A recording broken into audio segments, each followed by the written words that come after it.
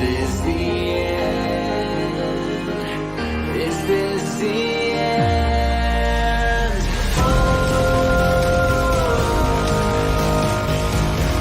I'm burning in the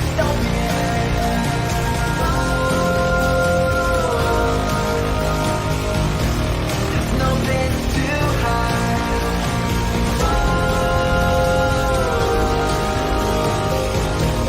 I'm burning in the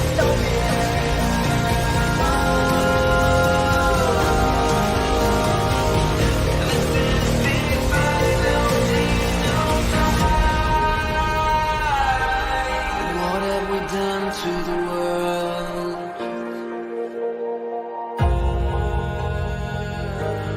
What have we done to the world?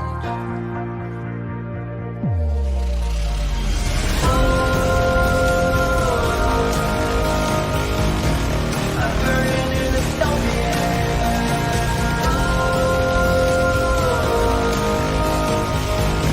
there's no place to hide.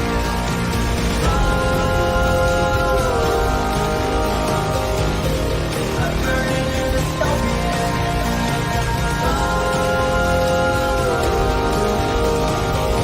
This is the final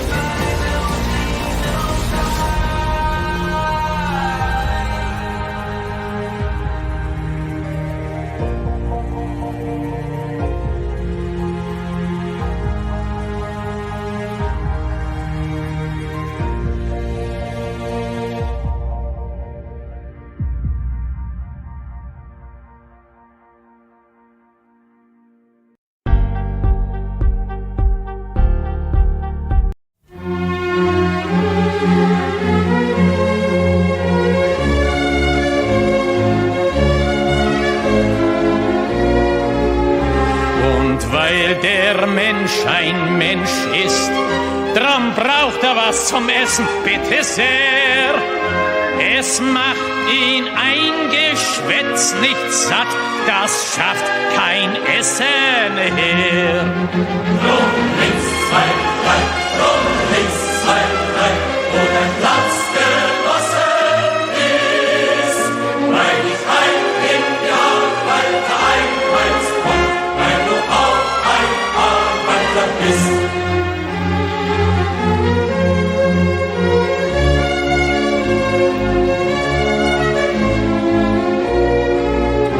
Und weil der Mensch ein Mensch ist, drum hat der Stiefel im Gesicht nicht gern.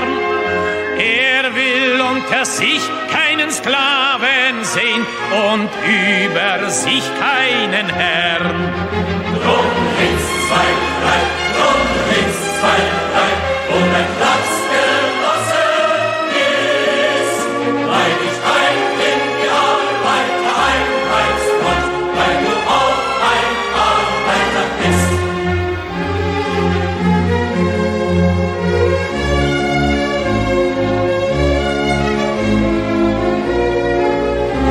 Und weil der Prolet ein Prolet ist, drum wird ihn kein anderer befreien. Es kann die Befreiung der Arbeiter nur das Werk der Arbeiter sein. Rum links, zwei, drei, rum links, zwei, drei, wo dein Platz genossen ist. Weil dich heim in die Arbeit einheimst und weil du auch ein Arbeiter bist.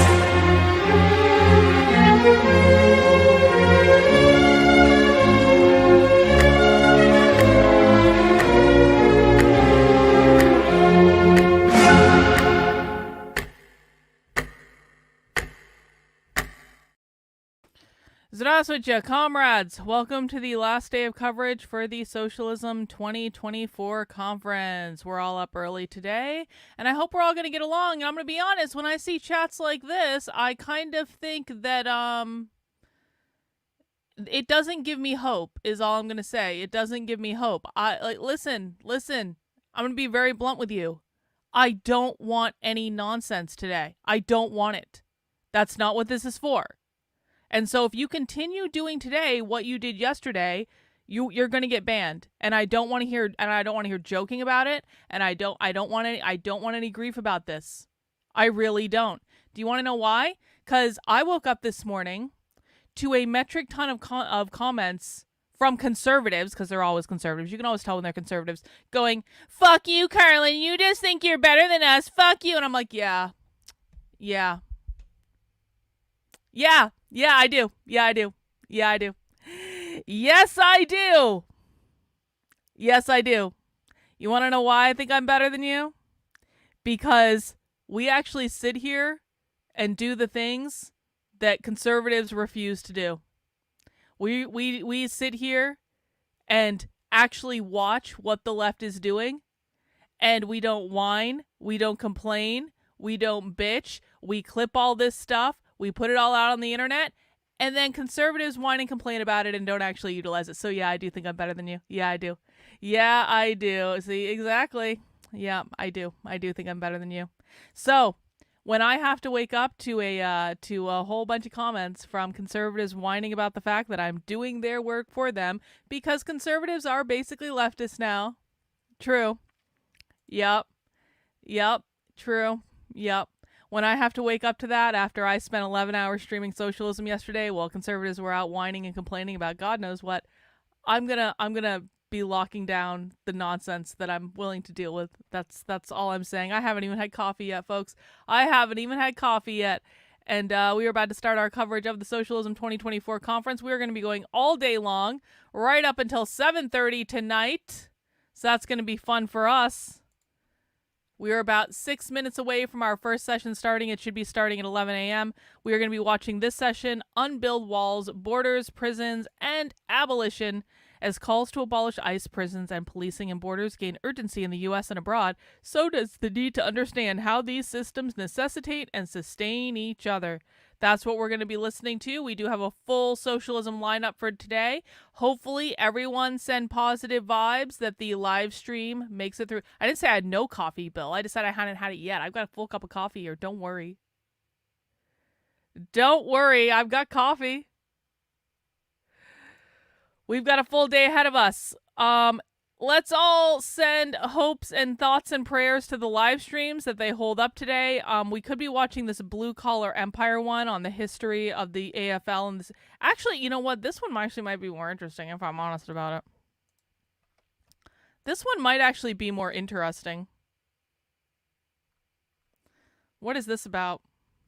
A conversation about a new book, Blue Collar Empire, which recounts the AFL-CIO's global anti-communist crusade in the late 20th century, shows how, no, it's a history lesson. Like, we'll watch it if we have to. I'm not in the mood for a history lesson. We're going to go straight to abolition. Oh, I did not see it. Okay, thank you. Be a model conservative for Carlin University. Degree in gain-of-function Marxism. Don't argue, listen, and remember to define capitalism as private property ownership. Yeah, that is. Thank you for the super chat, LK, kicking us off on our goal for today. Yeah, that is the question, right? Because anytime a conservative tells me that they understand socialism, the very first thing that I ask them is, okay, how do you define capitalism? Or excuse me, how does the left define capitalism? And they never know the right answer. And so I put out this video last night that's kind of like making the rounds on all these platforms where I'm basically talking about, like, conservatives think they know what socialism and communism is. They have no goddamn idea. And I've got all these conservatives in my feed replying. They're going, we know what it is. It's X, Y, B, and Z, and it's grooming and pedophilia and QAnon and blah, blah, blah, WEF, blah, blah, blah. And it's like, you're proving my point. And even the ones that are like, Carlin, I get all these comments, Carlin, I really appreciate the work you're doing. And I watch all your stuff and I read all your stuff. And I just think you're doing the best work. And I just don't understand why you're putting out this video saying we don't know what you're talking about. And I respond to them and I go, how does the left define capitalism? And they never know the answer. You know how I can tell if someone watches my stuff or not, or reads my stuff or not? The people that actually watch my stuff know how the left defines capitalism. I mean, it's like, I just love your stuff, Carlin. I just don't know how to define capitalism. Okay, well, sure. All right. I might be descending into lunacy today, guys. If you want the full schedule, if you want to see that video I was just talking about, head over to the Substack, carlin.substack.com. You can find it right in the middle of the page there. It's also on my YouTube channel. Yeah, you saw a bunch of those this morning, didn't you? Yep. You can also find the streaming schedule right up here. We're going to be going, let's see. We're doing Unbuild Walls right now. Next up is going to be at 1 p.m., the political economy of COVID. Then we've got an hour and a half break. We might fill that with something else depending on if they upload a video from yesterday or not. If they don't, we'll just take a break. That's fine. 4 p.m. to 5:30, Lenin and the Politics of Rehearsal. And then 6 p.m. to 7:30, Dare to Win. And then after that, we will retire to the supporter Discord for a festive, relaxing viewing of one of my favorite movies, A Clockwork Orange. If you're not yet a member of the supporter in the Substack, please consider becoming a member today, guys. Listen, can I just be blunt for a second? I stated a goal the other day of getting 100 new members on my Substack because the Substack is what funds all of this.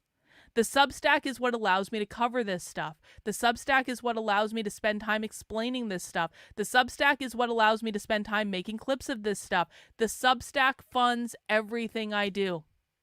I'm a little off the numbers I need for the Substack. It's been a tough year for people, and I understand that. But the other day, I set a goal of getting 100 new paying supporters in my Substack for $8 a month. $8 a month. That's it. You can do $80 a year too. Of course, I appreciate $80 a year, but like $8 a month, that's less than I pay for a cup of coffee at Starbucks. And I need 100 new supporters to kind of get me back on track to where I need to be able to financially justify all of the work that I'm doing. I put out that goal the other day.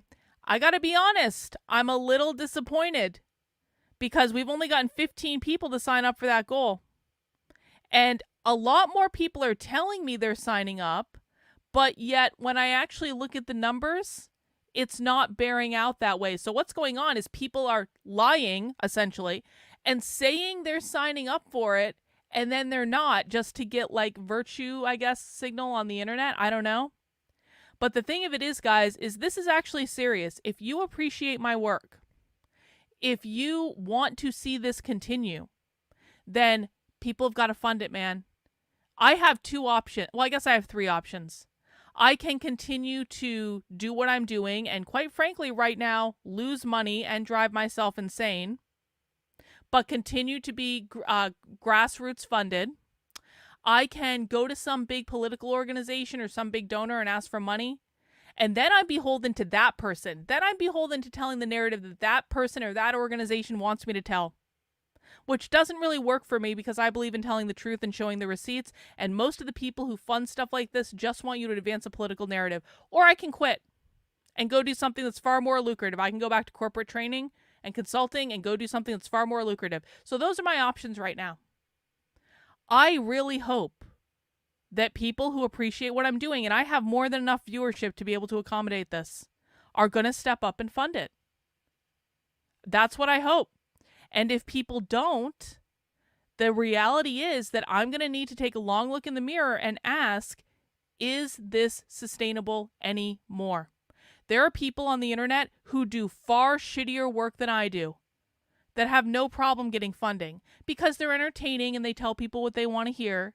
And maybe that's what people want. Maybe that's the realization that I need to come to. Maybe that's what people want. Maybe people just want me to, like, really show off my tits and go to the gym and lose weight and dye my hair blonde or something, and, you know, and be like, ha ha ha ha ha ha ha ha ha ha. Maybe that's what they want. Maybe that's what they want. Maybe they don't want meat. Maybe they don't want nuance. Maybe they don't want to know what's really going on. They just want to be entertained. It is a reality that I need to start considering.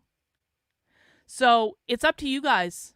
It really is. It is up to the people watching. If you want this work funded, then you got to step up and start funding it. If you don't want it funded, then, and you don't want, if you don't want it to happen, if you don't care about this, if you don't value it, it might go away. And I know I keep saying this, but this is just the reality. This is the reality that I've been fighting against for a while now. And I keep justifying it.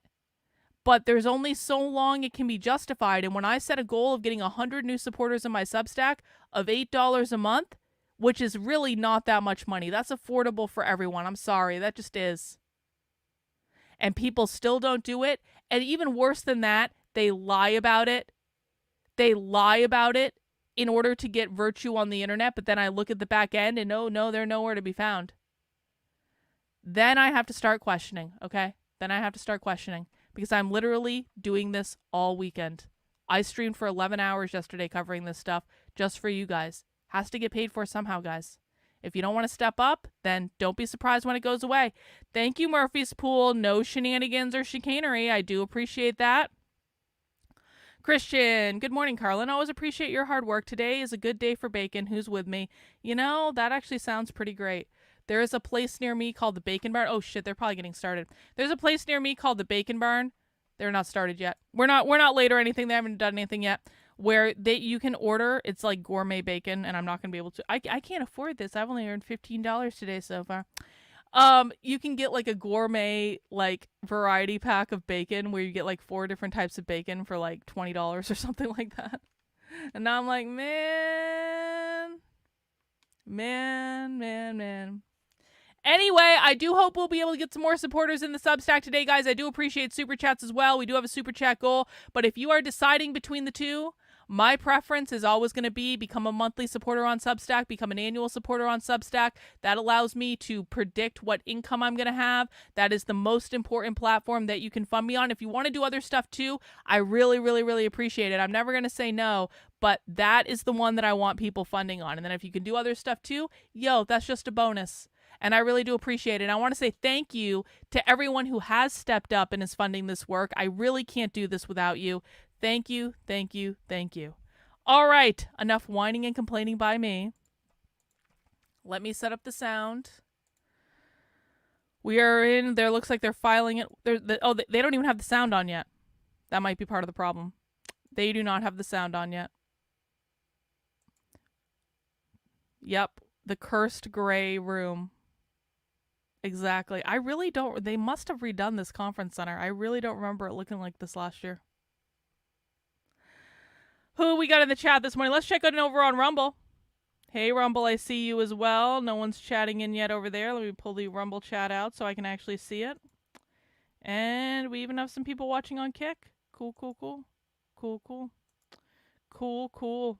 If you sign up as a supporter for the Substack, later today I will be sending out a link. I will be sending out the Unwoke Roundup email. That is going to have the link to the supporter Discord. If you are a supporter on Substack, please make sure you join the supporter Discord. We do movie night every single Sunday at 8 p.m. We will be doing movie night tonight. Like I said, we'll be watching Clockwork Orange at 8 p.m. Eastern Time. I will be hosting it. I will not have trivia or anything like Jennifer does, but we're going to watch a movie and we're going to talk about it. And I'm sorry if people want trivia about A Clockwork Orange. I just don't have... Well, I guess I can probably look up some trivia and stuff, but, you know.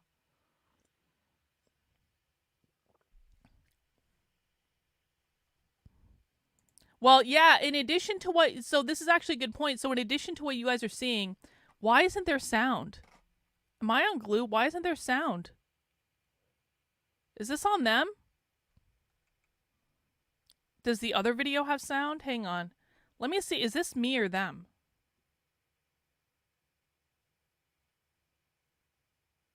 Oh, that's...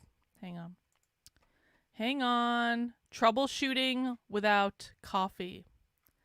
Troubleshooting without coffee is what's going on right now. Oh, God! No, the other one definitely has sound. The other one definitely has sound, I'll tell you that. My ears literally just got blown out. Well, they're allowed to participate in capitalism because they use capitalism to... First of all, they exist in a system of... This is what it says in the Communist Manifesto. They exist in a system of capitalism, so they have to survive in the system of capitalism. They are also allowed to engage in capitalism when it comes to engaging in the revolution against capitalism. So, yeah, they all engage in capitalism. They're allowed to. They're allowed to. It's in their documents. All right. This is on them, guys. The sound is not on because they have not turned it on. We are having another socialism moment. Can everyone tweet at the socialism conference and tell them that their fucking sound is off? Hey, socialism conference.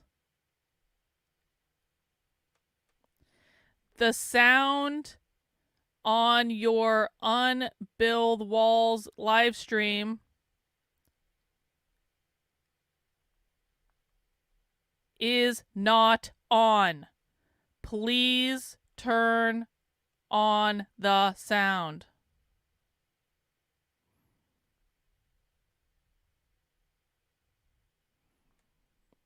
Idiots. Idiots. Idiots. This is socialist technology, guys. I already said it was them. Literally did. So we do have the closed captions. The closed captions are working, apparently. So I guess we can look at that while we wait for them to turn on the fucking sound.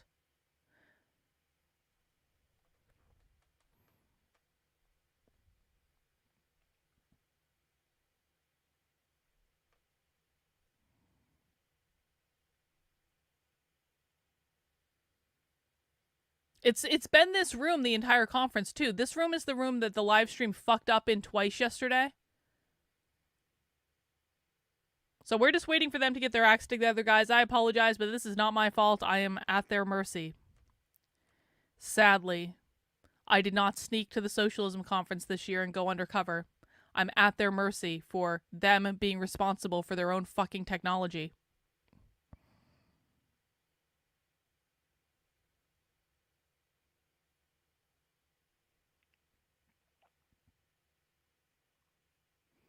We might just go over to the other one if they don't turn it on soon. And of course, they have the chat turned off on there, so no one can tell them, like, your sound is off, bro. Your sound is off. Your sound is not on.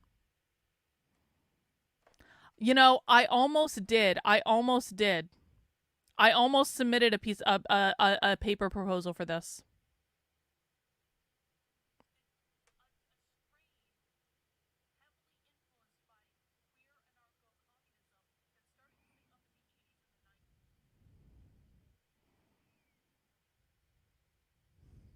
Hey, Fluffy Cow Respecter! Fluffy Cow Respecter is back.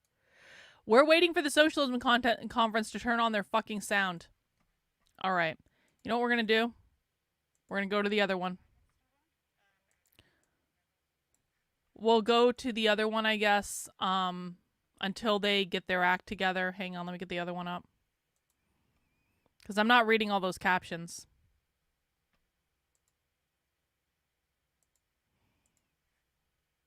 And if they turn up the sound for the other one, we'll go back. Around the world. This is about so that's obviously unions. not the reality, right? Union density is more like 10%, and the biggest companies, all the biggest private employers socialist. in the country are still pretty much entirely non-union. But in the mid-20th century and right after World War II, that it actually was the reality. There was 35% union density. The biggest industrial corporations in the country, like U.S. Steel and General Motors, General Electric, were wall-to-wall unionized. 1 in every 3 non-agricultural workers was a union member. And so unions, the labor movement, had incredible economic and political strength compared to right now and compared to any other time in U.S. history. So, like, what did the labor movement, and in particular the main labor federations, the AFL and CIO, which then merged in 1955 to become the AFL-CIO, what did they do with that fleeting power? Did they organize the unorganized? Did they organize the South? Did they, achieve single-payer health care? Did they hinder U.S. militarism and imperialism abroad? We know the answer is no. That's not really what happened. And that's what this book is really about. And a big reason why has to do with the Cold War. A major reason for why union density grew so dramatically to 35%, the highest it's ever been, that happened within a 10-year time span, more or less, between about 1935 and 1945. But a big reason for that growth was the CIO, which was a breakaway from the AFL, more progressive and more focused on industrial organizing, organizing workers regardless of their skill level or race, gender, or where they were in the economy.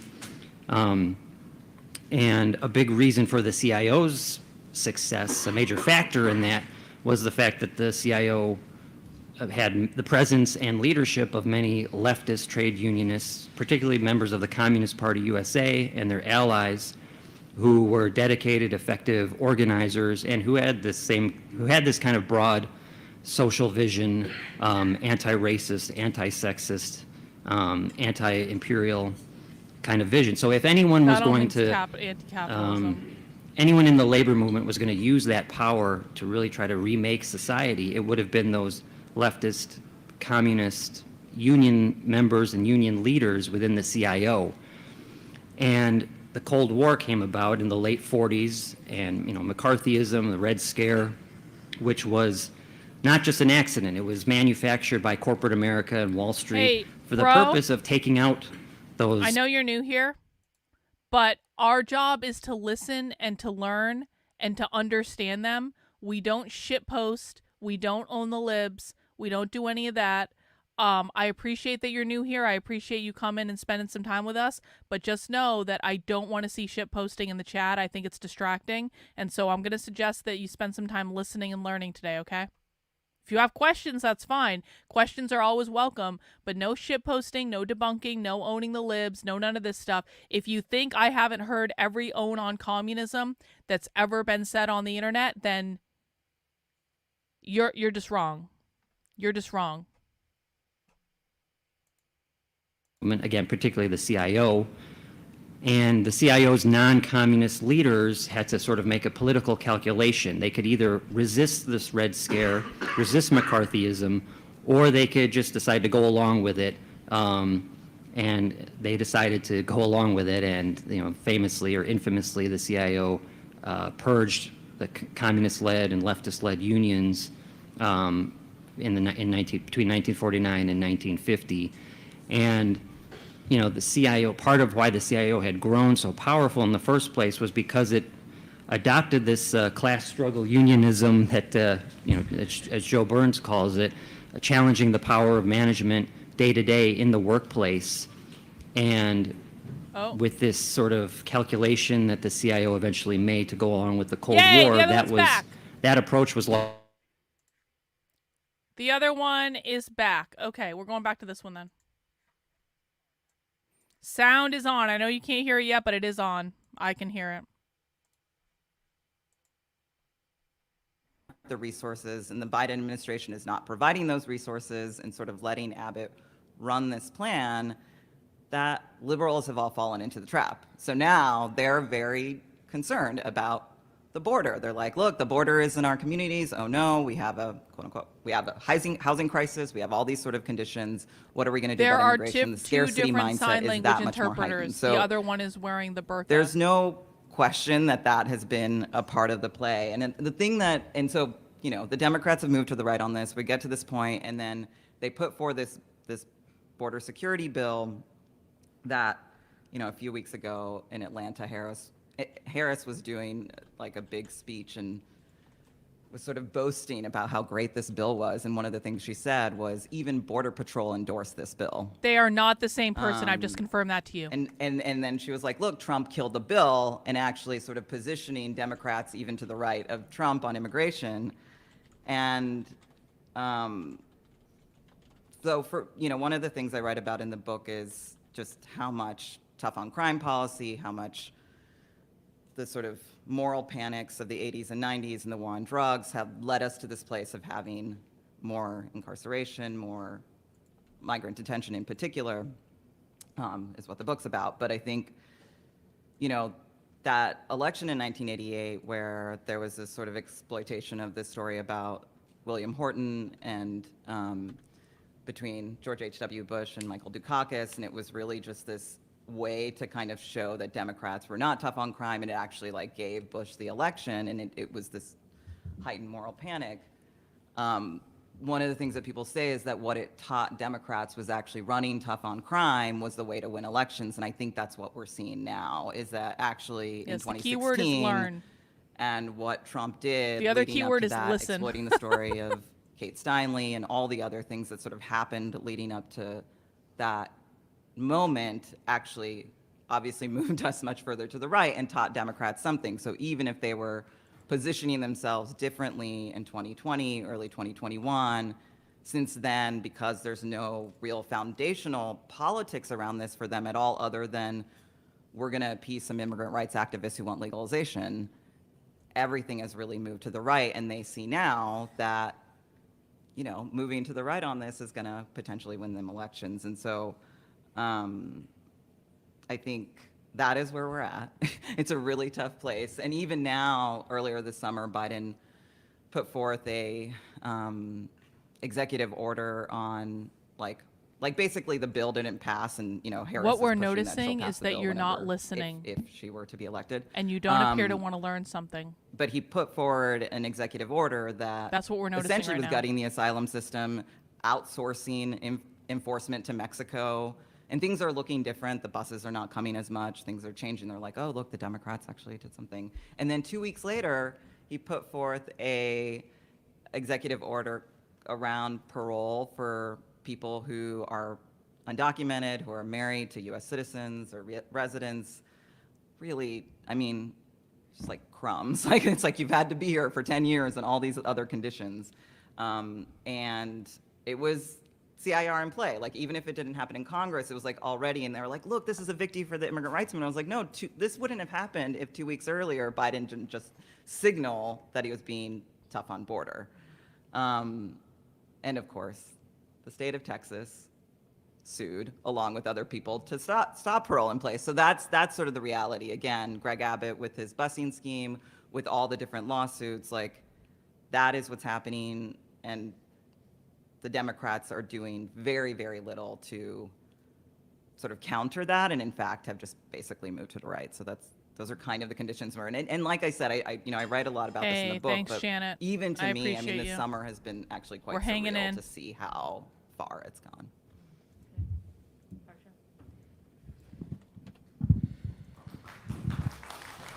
Thank you, Silky. Everyone pick up Silky's new book.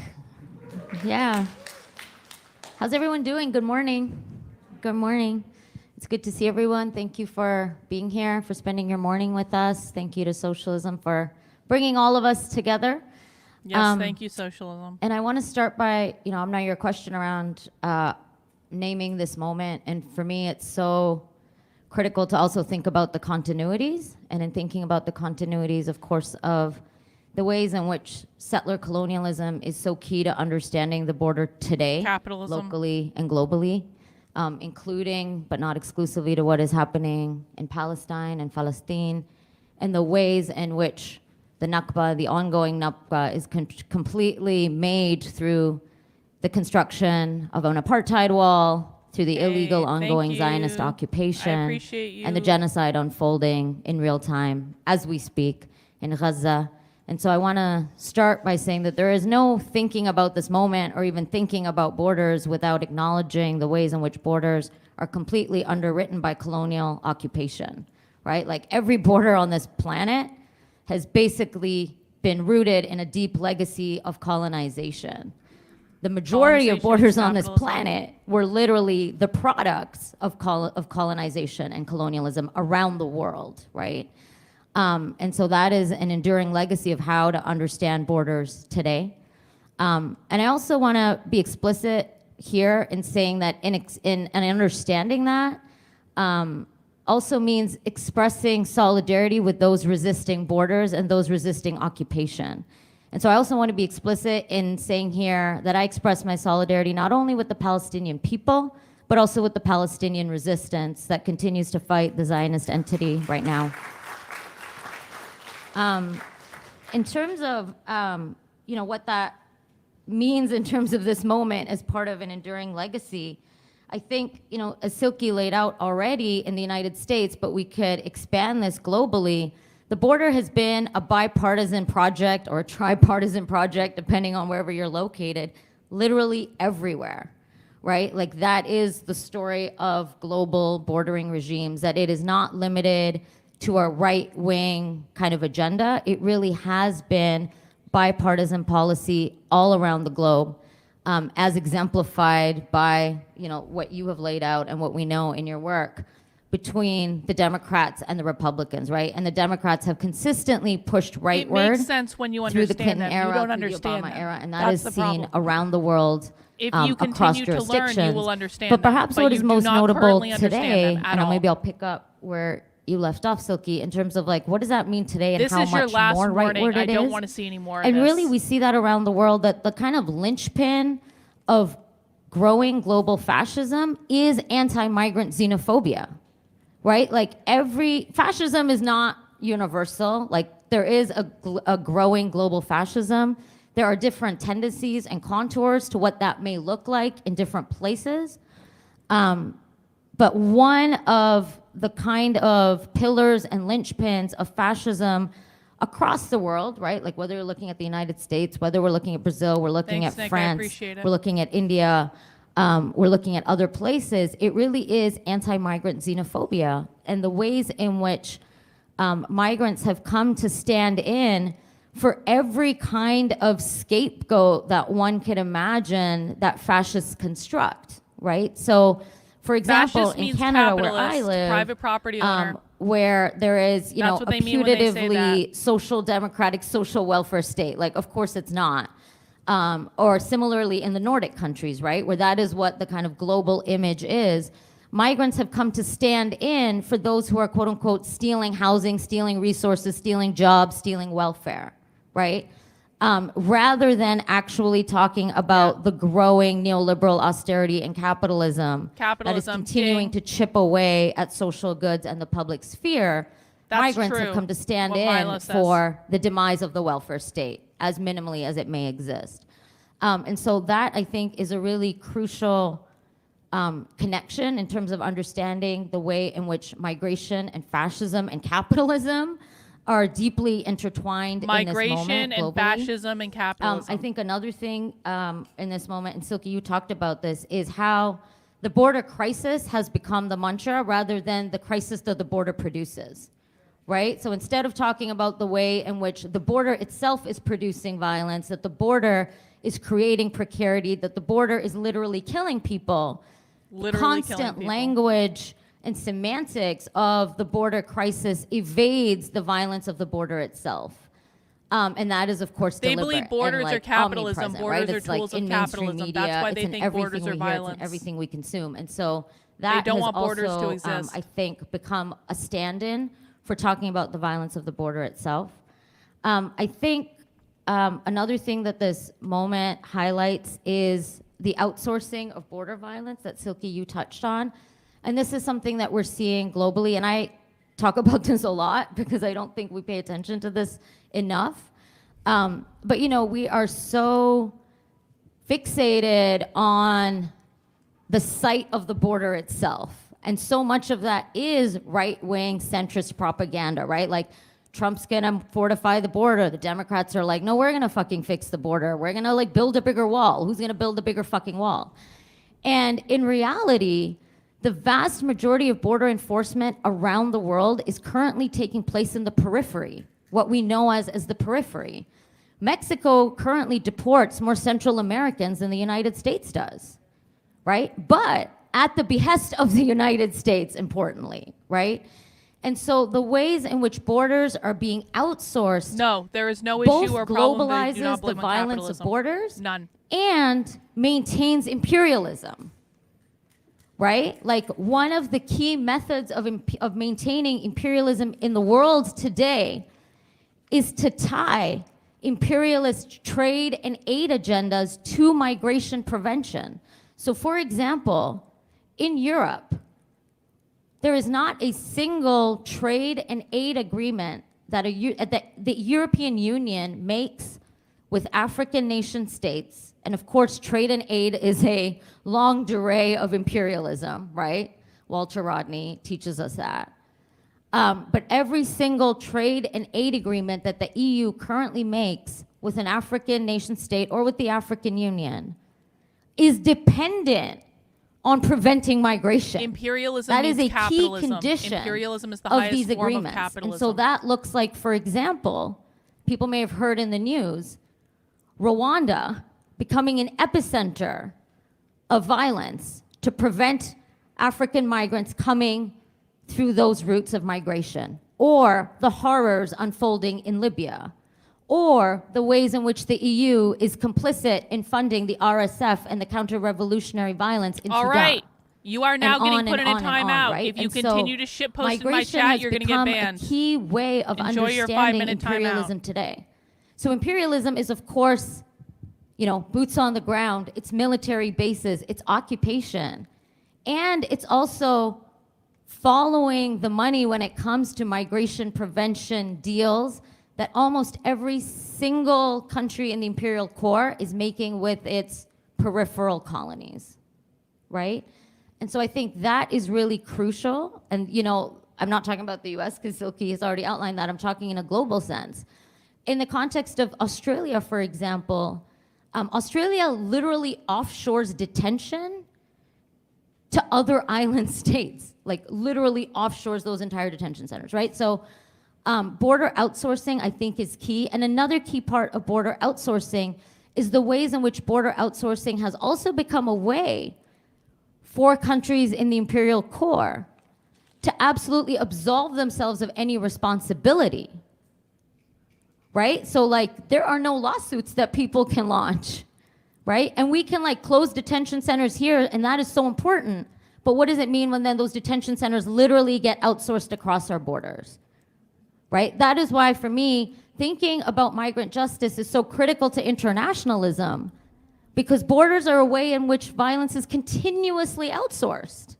We can't, it is this key method of thinking against NIMBYism, right? Because that violence is constantly being outsourced. No matter, we try to stop something, and it's not just in someone else's backyard within the border. It literally gets outsourced to another country. And so that becomes so crucial to think about, because it becomes a way to evade responsibility, right? And this is playing out in the EU right now every single day, where people are trying to launch accountability campaigns. They don't believe and the in EU's borders, so we're no, not they don't responsible believe for in the what's happening in sovereignty of Libya. countries. We're not responsible for literal enslavement in Libyan detention centers of North African migrants. They don't believe borders should because exist. that's a quote unquote over their problem, right? Borders so it are also a tool of reproduces capitalism. racial regimes of how we imagine the quote unquote other places to be, right?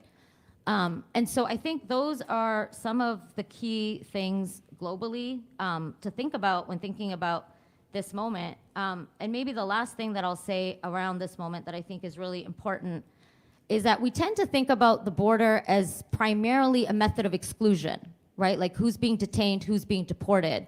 But I think the last thing I'll say that is crucial in this moment in the United States and elsewhere is that the border is not about excluding all people. It is about creating the condition of deportability, right? We know that places like the United States could actually deport every single person that they wanted to, if they wanted to, right? Like there literally is the surveillance and carceral power to do so.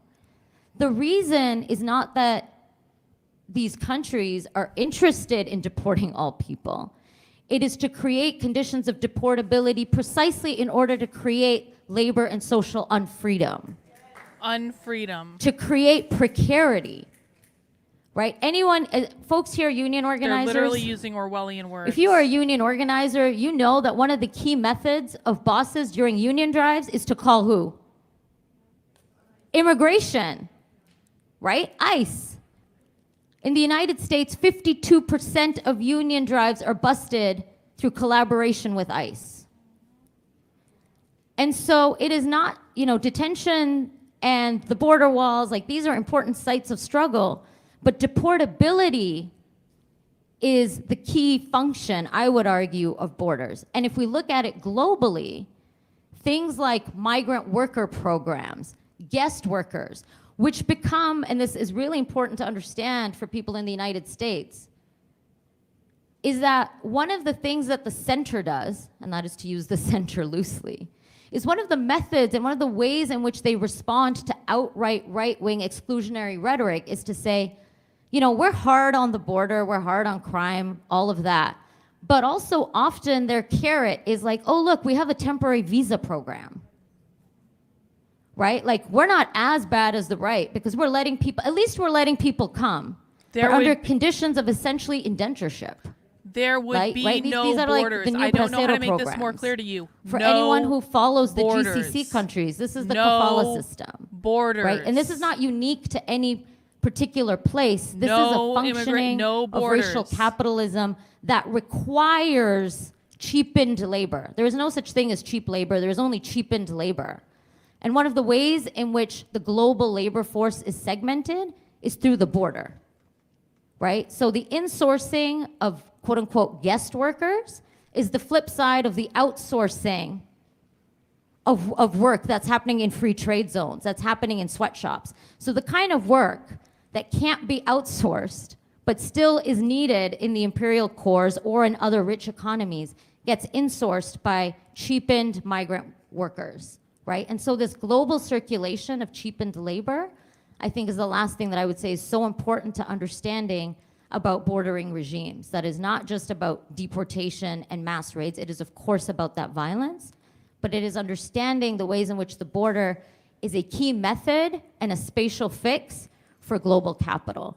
And so to dismantle the border is a method for and fix like for at capital. its core and bordering regimes The is border to is capitalism. undo and dismantle racial capitalism, is to undo the global apartheid that endures in this world. Like who can live where and under what conditions is determined, not exclusively, but including primarily through Okay. borders. Well, right? if Like, the who 10 has the planks right are all to you life need to and know, under you what don't need to be here, conditions? go the fuck And I away. think in an We era are of not global doing this in escalating the fascism, chat. I have asked you to stop several we fucking have to times. understand that fascism is constituted through the Stop. border. Fascism is constituted through the border. Fascism means capitalism. Fascism is constituted through the border. All right, I want to ask both of you now to Bro, bring in define some capitalism sense, for us. We're going to put you on the left spot. You into know the everything, right? picture, Define, what does the because left mean when as they we say all know, capitalism? we've This is been only for this living person. No through one else do era this. of We're putting this protest asshole. and You want to movement come in and say you know around the everything? world in some real sense. You don't even spend And more than so 5 in the minutes United listening? States in particular, of How course, does the we've left had define a capitalism? If you resurgence can't of a answer, you're going to range get of banned permanently this movements time. And modes of resistance, prison abolition and migrant justice, indigenous sovereignty, environmental That's how I justice, handle and people so on this channel who think they know And of everything when course, they know each of your nothing. books, one of the things Thank you, Jay that's Coney. really I appreciate you. remarkable and important is that you push us to think about these struggles together and celebrate that the connections between our struggles is central. The next thing out of to that guy's our mouth is not a theories definition and of practices capitalism. He's social going to get change permanently as it banned. should be. And that's not, but the way that we've kind of gotten there in the United States, kind of understanding the connections between these struggles is not simply because in abstract they are, or in practice they are. It's also a product itself of organizing and activism. So if the first question was kind of asking us to narrate the moment in terms of border politics and migrant enforcement, where are we now in terms of left movement politics paying attention to the question of migrant justice? You don't and get it. immigrant You think you organizing? do because you're lying to yourself. You do not get it. I know that based on what you're saying. You need to listen. Well, I want to go back a little bit and It's talk going to be a about long how fucking day, I'll tell you we that. got here in terms of the Damn it. like where the movements are at, and I think so much of The fuck? That's my fault. conversation is happening about abolition right now, and I feel like in the context of immigration, we saw in the 80s and the 90s this sort of merger of the systems of immigration enforcement and the criminal legal system, and I think that that sort of happening more and more sort of required this sort of better understanding of the criminal legal system actually by immigrant rights, immigrant justice activists. And so when you think about it, post 9/11, I think a lot of people think about it as this period of a lot of injection of resources into militarism and the war on terror abroad, but the domestic war on terror actually functioned through the criminal legal system. That's how it operated in so many ways. And whether that looked like ICE police collaborations or even as we saw prosecutions go up at the border of people crossing the act of migration, which meant that people would get 6 months in jail if they did it twice, 2 years in prison, in federal prison, more than that, or if they had other crimes, 20 years in federal prison, and we just see this really expansion of No. not just quote-unquote civil they're not immigrant cool with them at detention, all. where people No, are going through wrong, administrative incorrect. process about No. their status, but also This is not the through the WEF. criminal This is legal not the system NWO. and the federal They are not cool with them at courts. all. And by That is 2004, conservative actually, bullshit immigration propaganda. crimes are the #1 crime in the federal courts in the U.S., which is a lot of what brought me to the work when I was organizing in Texas. We just saw actually this, like, post 9/11 was a prison boom at the border. That's what we were seeing, and we were trying to stop it. And there are these particular moments in 2006, and some folks might remember this or have heard about this, but there was the WEF largest has immigrant nothing rights to do with the marches far we've seen left in the at all. U.S. Millions of people on the streets, especially like places like Chicago and LA, and it was a rejection of what was happening. There was a bill that was moving to say, like, make it a felony to be in the country without status, and millions of people were brought to the streets. But again, what we saw was this sort of effort by Beltway groups, DC lobbyists, I to can say, this is absolutely about point out legalization, this conservative is about talking points. In citizenship, fact, I this just is about did. being patriotic and moving the bill in that way. And through that, during that period of time emerged, a more radical immigrant youth movement that didn't sort of accept the frame of There's a we lot came of here talking in at the no, chat as no today, fault of not a our lot of own, and listening. started to sort of really like reject those questions. But at the same time, and this is what I think the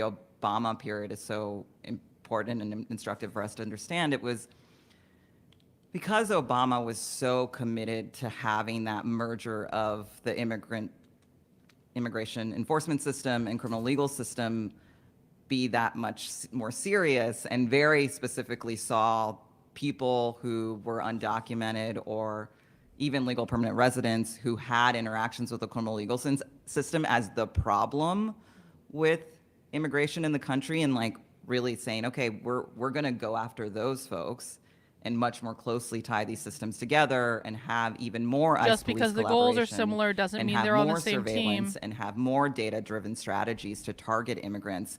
That's Deportations a fallacy. They're skyrocketed. not on the And same that team. Just because meant they want the that same thing doesn't mean they're on the same immigrant team. youth who are now being targeted, and even beyond that, people who are feeling their loved ones in their communities be targeted, an expansion of the detention system, all of those things happened. They started to have to really understand the criminal legal system. They're like, wait, how is this happening? Why, just an encounter with police or in booking or anything, it's just sort of a gateway to the deportation process, essentially.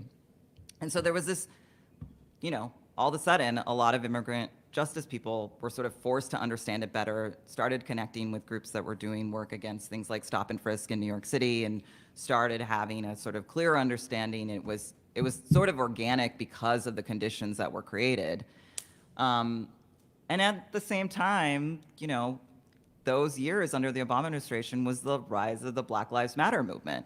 And all of a sudden, this movement that was like basically a movement for legalization, not actually a movement for racial justice or migrant justice or an anti-imperialist movement, definitely not, started to kind of see those connections, and immigrant youth and young Black and brown people who are also being marginalized and Just said being Black targeted by Lives police Matter was were not an making those anti-imperialist connections, movement. and that also started to shift the conversation and get to this place where,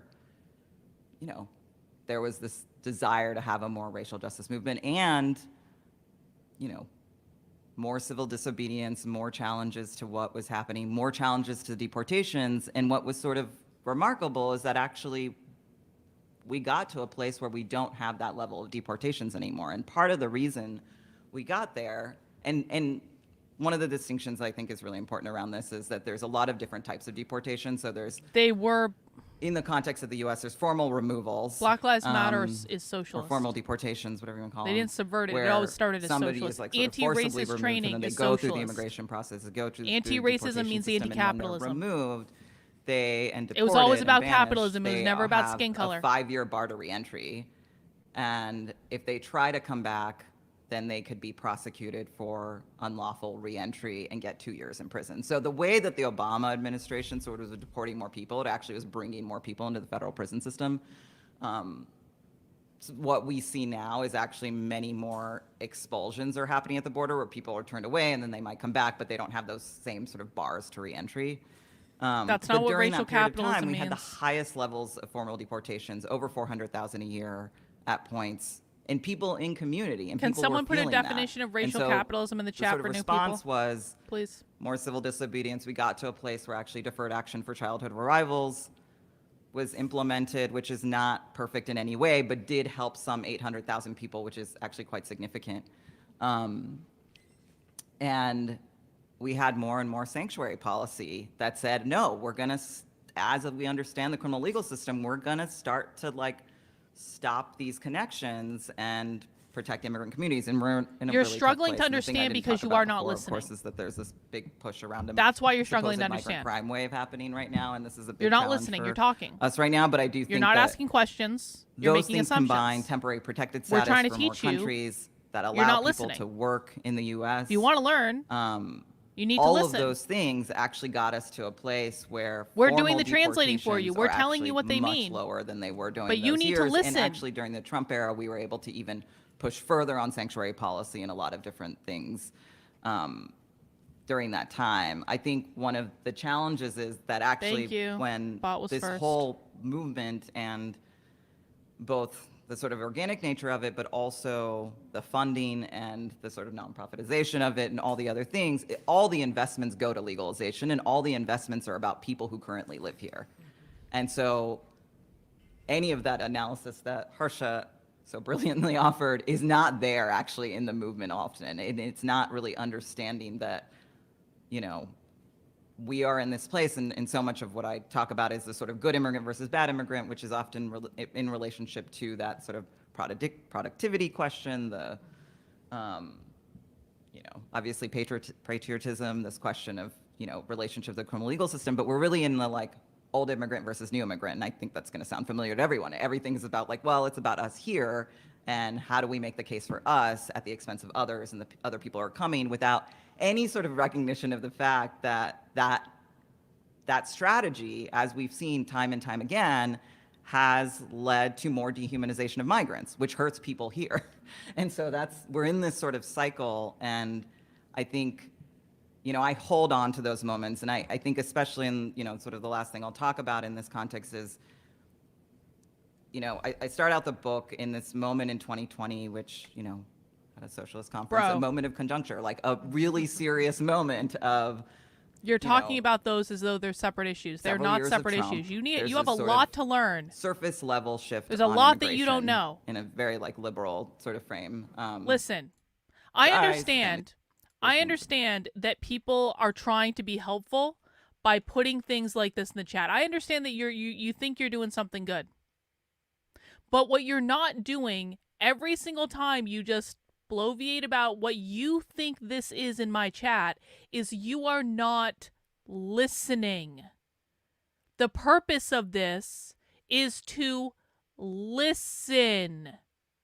What the left thinks about the gender binary, because they call the patriarchy is actually called the gender binary to the left, because you don't know that.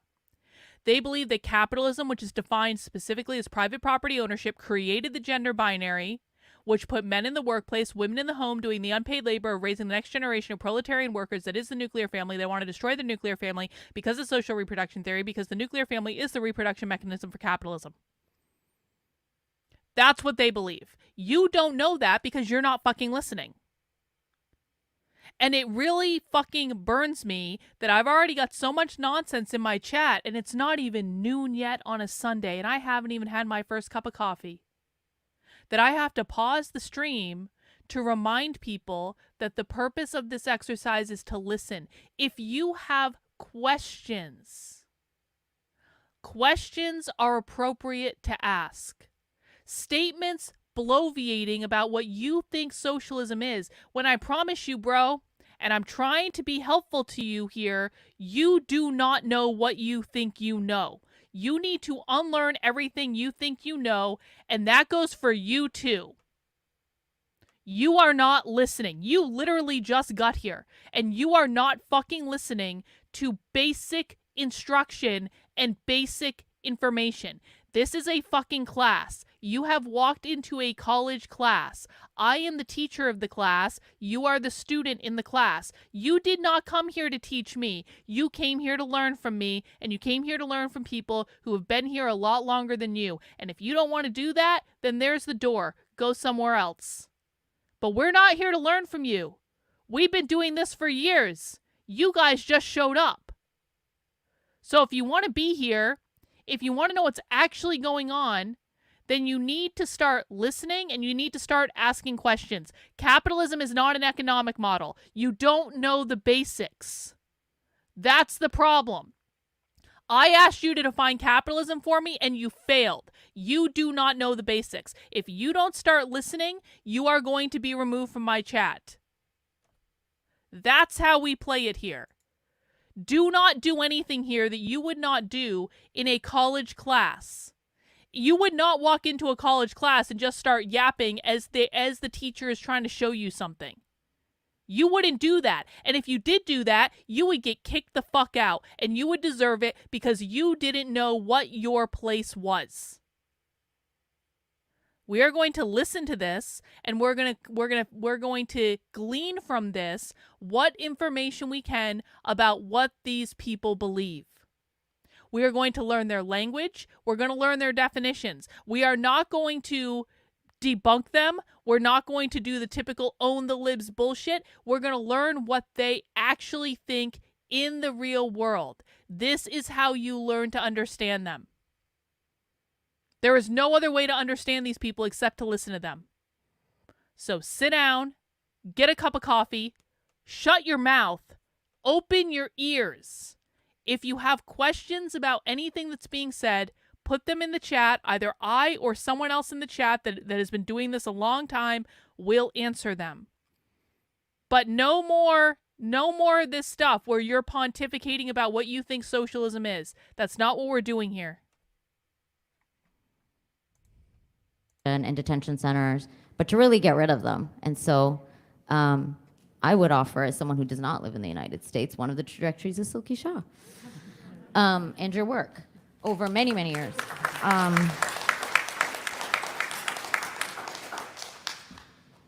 mean, this question is obviously hard for me to answer because I'm not in the United States, and so I'm offering some very humble observations as someone who's not here.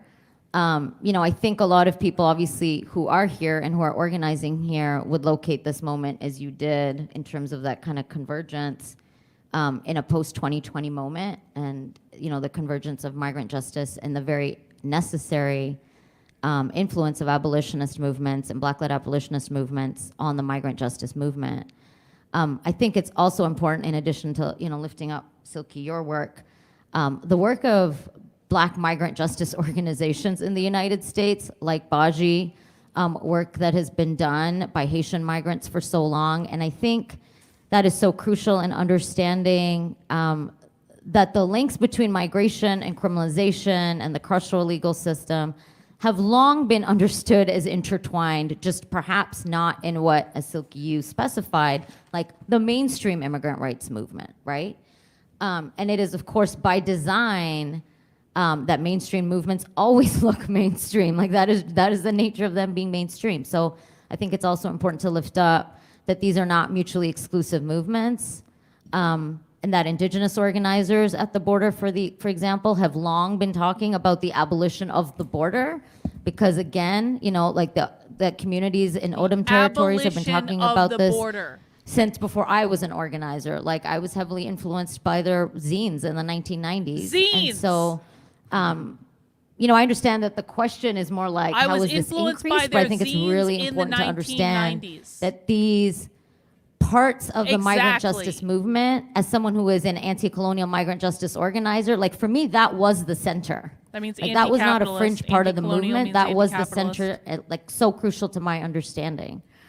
And I would also offer, so again, I'm not in the US, so I can only offer this as someone who organizes in so-called Canada. Borders are a way of when I started organizing in No One Is Illegal, like in. that actually was Borders our are a way of analysis. owning land. And I don't mean this as a like, we did it first or any of that. I just mean like in many parts of the No, world, zines does not mean the magazines. migrant justice It movement means has zines. always There's a different understood thing. itself as part of a anti-colonial analysis. One of the refrains of "No one is legal in Canada" is "No one is illegal, Canada is illegal." Gladys may remember this. Gladys actually was one of the folks who marched in "No one is legal" marches and helped and was involved in organizing in so-called Canada, like, I don't know, over 20 years ago, right? Like, this is not a So-called 2020 Canada. moment. Jack may remember this. And so If you don't think borders that should was, exist, and you you know, don't this think is also not countries just should about exist, Canada. guys. Like in many parts of Europe, the sans-papiers movement in France, which is primarily led by Algerian migrants, has so critically articulated the relationship and the colonial relationship between France and Algeria, and how that is a precondition of the so-called migrant crisis of Algerian migrants in France, right? Or in Greece, where some of the front lines definition. of abolitionists in Greece are black and brown migrants on the streets of Greece, who since the 1980s and 1990s have been fighting the pigs on the streets and building mutual aid networks and building self-defense collectives. Like, these are the center of those movements, right? Or in the Their UK, rights what are we're not seeing now dependent upon has the a long land. legacy in the United Kingdom of migrant justice movements that are anti-racist, that are anti-colonial, that are abolitionist as we understand it, right? Who are against the cops, who want the end of prisons, of police, and the conditions that allow for the rise of policing, right? Like, not just the end of police and prisons, but an end to the social and material and economic conditions that allow for the rise of the prison industrial complex. So that has always been critical She's saying to borders migrant creates justice prisons. movements in many other parts of the world. I certainly can't The talk rise about of the every prison movement around the industrial world, but I would complex. just These guys offer want that to in a abolish humble all way, prisons. that perhaps what is located right now is a new moment in the mainstream migrant justice movement or immigrant rights movement in the United States is actually how most migrant justice movements already articulate themselves, because these connections are so intrinsic, right? And maybe I would love to hear from folks who are here, but Yep. when I got this question, I was thoughtful also about the fact that maybe there's a part of US left memory that has been lost. Because when I think about the organizing against Gitmo, against Guantanamo Bay, right? Like, that was not, so everyone knows Guantanamo Bay, so, yeah. And so, some of the first organizing against Gitmo was not to like reform No. Gitmo. It was to shut Gitmo the fuck down. And that was led by Haitian migrants, right? Who were incarcerated in Gitmo and like the incarceration of Haitian migrants and refugees in Gitmo really foreshadowed what we now know as the detention centers, right? And the mass explosion of detention centers through the 90s. And so that movement was to shut it down. When I think about the sanctuary movements in the United States in the 1980s, the sanctuary movement in the United States in the 1980s had a deeply anti-imperialist analysis. Like, the entire analysis of the sanctuary movement was that people were taking quote unquote Being illegal, born. extra legal action rights are and not granted by countries. They don't believe countries should explicitly exist. drew on abolitionist histories, explicitly talked Yup. about the relationship It of does. freedom, right?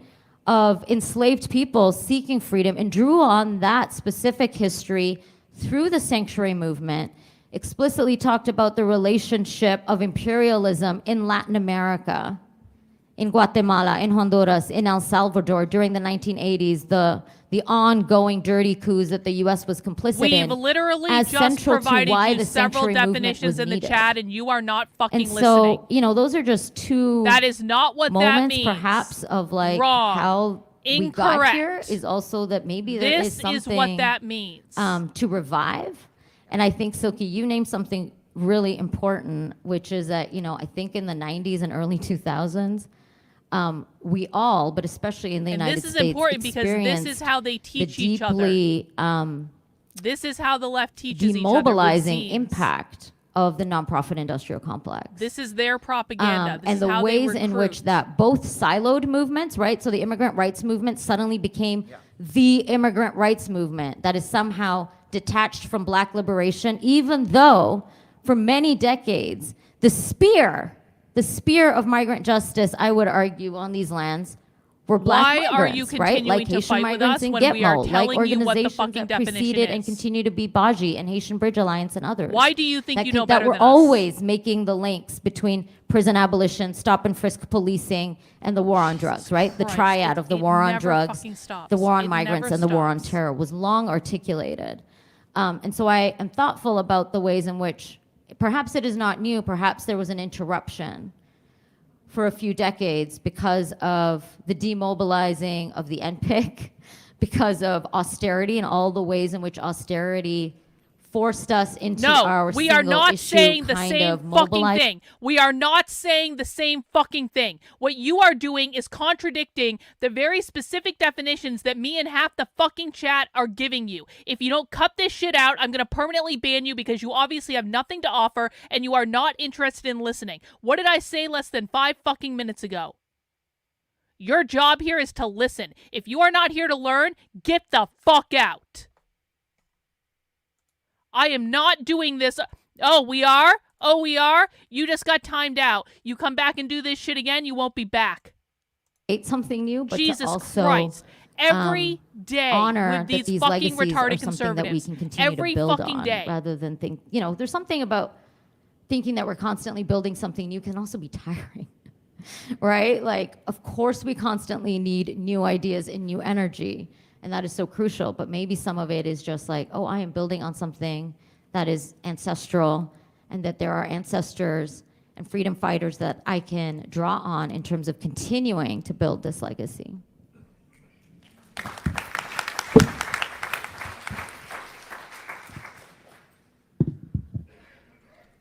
You two are really incredible, and this is a very, very rich and helpful conversation.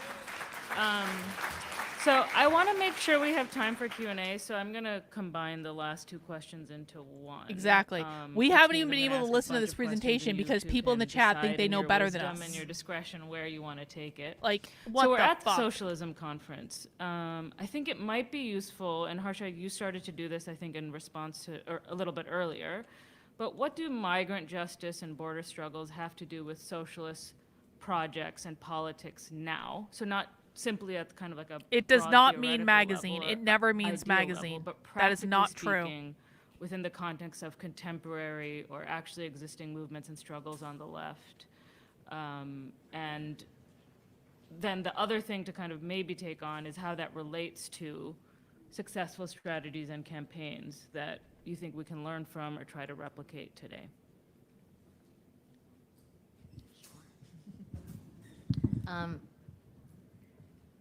I think migrant justice struggles. I am obviously on like a single track train here today. I think they have to do with literally everything. And in terms of like actual concrete, like you said, socialist projects, not just theory. Again, it is impossible to think about, Silky, as you were saying, what does it mean to think about the border? Means to think alongside what it means to end displacement, right? And to end displacement means an end to occupation, to end to colonialism, and end to capitalism. And so organizing End to against colonialism, those end to forces capitalism. in the concrete, like They're the same thing. ending the genocide in Gaza means that people are not being forcibly displaced, right? That is part of the fight. That is so central to the migrant justice fight. In the kind of UN liberal policy speak, Palestinian refugees are considered the most quote unquote protracted refugee population. And it's like, the reason it's fucking protracted is the ongoing Zionist occupation of Palestine, right?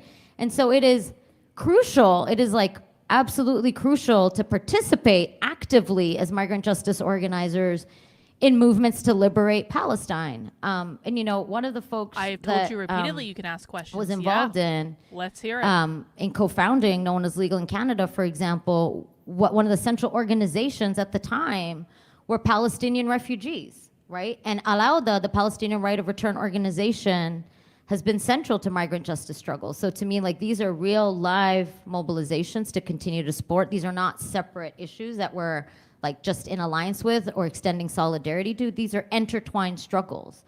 I think also struggles for real, meaningful climate justice, and all of the things that are happening around that. And I think, for example, not Green New Deals that are greenwashing or that displace green technologies and extraction to the Congo, for example, right? Like those are real live projects that are deeply connected to migrant justice. They don't want any banks to exist. They don't want money money to are exist. Increasingly the primary method of displacement right now for people. Every 2 seconds, someone is displaced by climate disasters.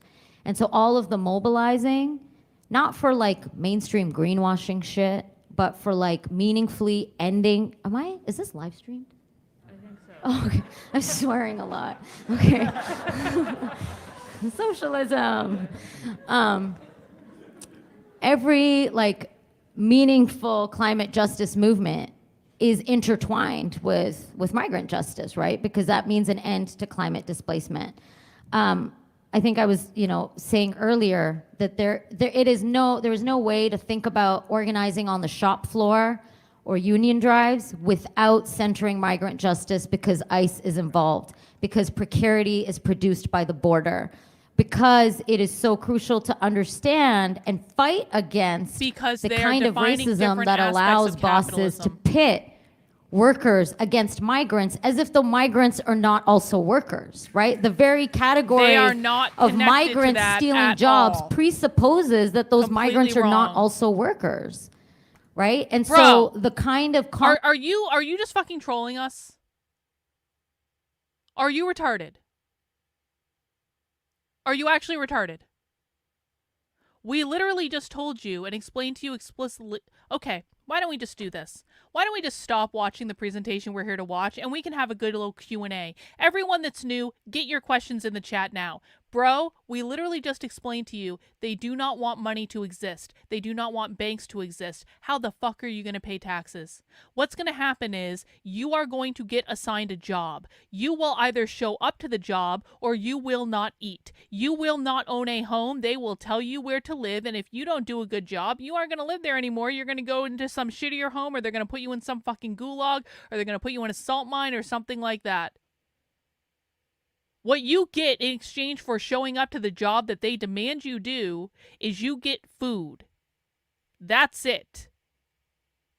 You've got a lot to learn. They are not connected to globalists. They're not connected to the EU. They hate the neocons and the libs. This is all conservative bullshit propaganda that is not real. What other questions do people have? Why do they use different names when they end up meaning anti-capitalism? Because they are describing different aspects of capitalism. They believe capitalism created every problem in society. Therefore, there are lots of different problems in society. You need lots of different names for those things. But if you understand what the problems are as they define them, it is inevitably leads back to capitalism. But you usually do not understand what aspect of capitalism they're talking about. They will say capitalism every single time when you listen to them. They will associate all these words with capitalism because that is the root cause of all the problems. Everything else is just a distraction. What other questions do people have?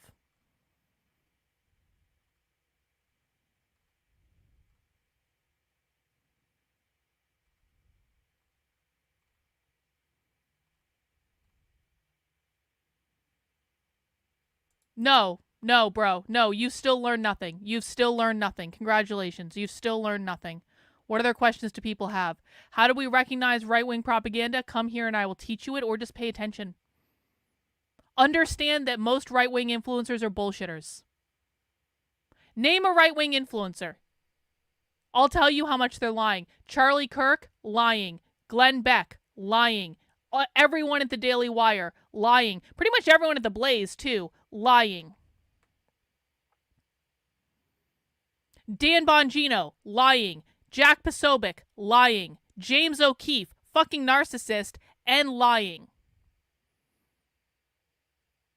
I have a brain. That's my evidence. I can look at what they're saying, and I can look at what's going on in the real world, and I can know how much they don't know. That's the evidence. Do you want me to stop this entire stream to go through all of the things that I've gone through before a million times? Is that your expectation here?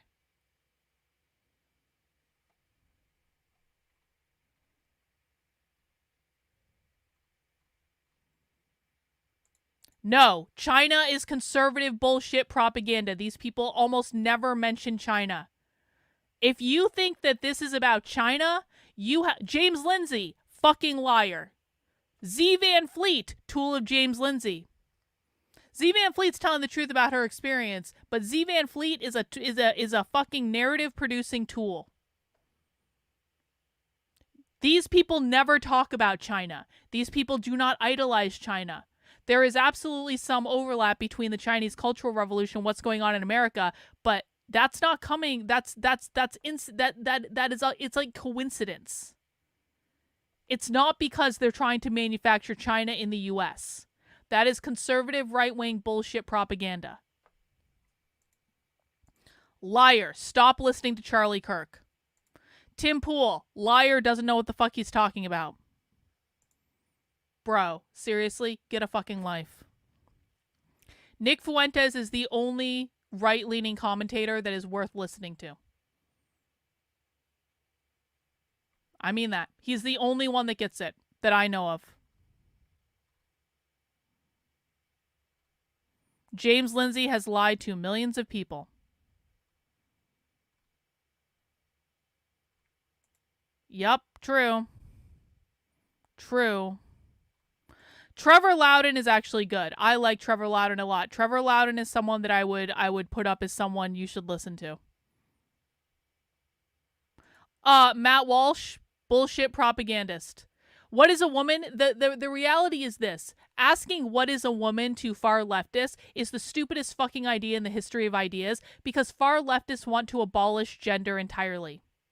Far leftists don't give a flying fuck what the definition of a woman is. They don't want women to exist. They don't want men to exist either. They don't want gender to exist. That's what non-binary means. Non-binary means no binary. They want to abolish all gender. So Matt Walsh going in there be like, ha ha ha ha ha ha ha, what is a woman, bro? What is a woman? They don't give a fuck.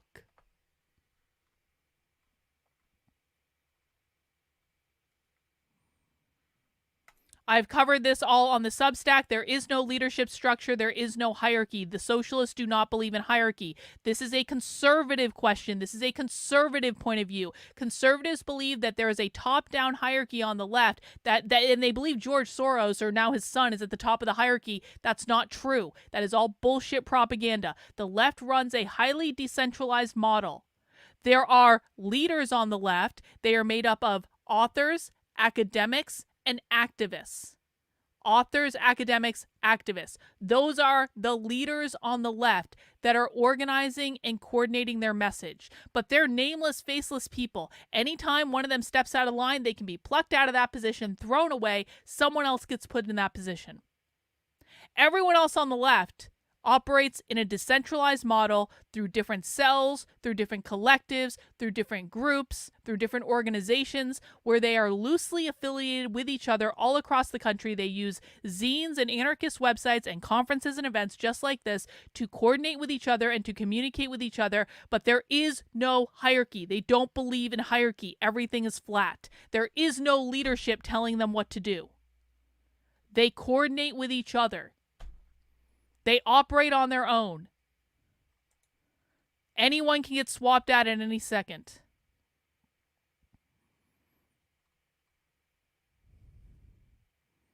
Yeah, why doesn't Matt Walsh explain in his groundbreaking documentary, What is a Woman, that they want to abolish the gender binary?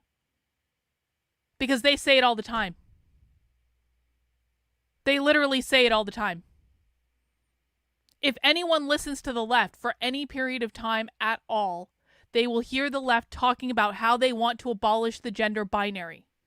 So why doesn't Matt Walsh explain that to people? Why doesn't James Lindsay explain that to people? Why doesn't Ben Shapiro explain that to people? Why doesn't Glenn Beck explain that to people? They all bitch and complain and whine and moan about the far left all the time. None of them know the basics.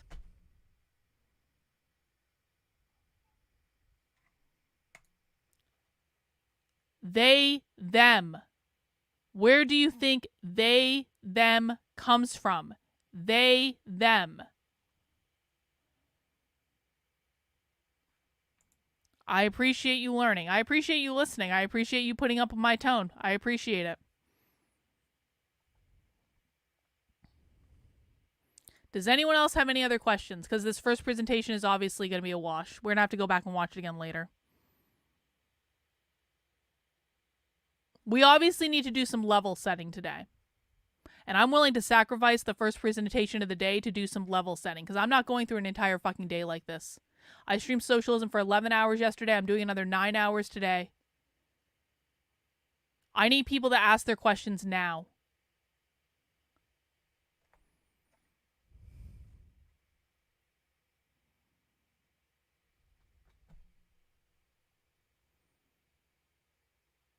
I've had fucking conservatives in my comment all morning. You think you're better than us. Yes, I do.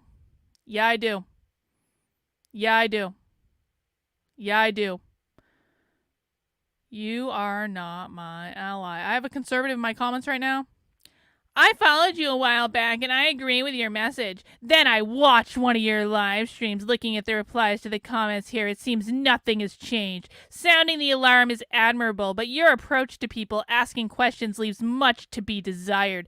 Being condescending and acting like your viewers are a bunch of rubes could end up drowning out your message, so it will go ignored. That's what my comments are full of all the fucking time. Literally every day for the last fucking 3 years.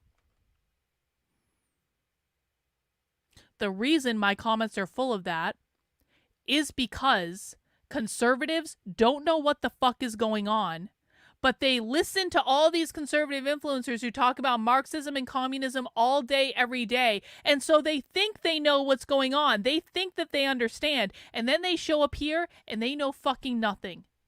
And we will point out to you how little you know. It's not your fault that your influencers have lied to you. However, when you show up and you are presented with primary source evidence and you refuse to listen and you refuse to learn and you refuse to pay attention, bro, you're just a troll, okay? You're a troll. You're a troll. So we're going to time you out for the rest of the day. You don't need to be here, bro. Your job here, if you come back, Steve, your job is to listen. And obviously you aren't going to listen if I give you the ability to chat. So you're getting timed out for 24 hours. You're getting timed out for the rest of the day. You will have no choice if you're going to stay here but to sit here and listen.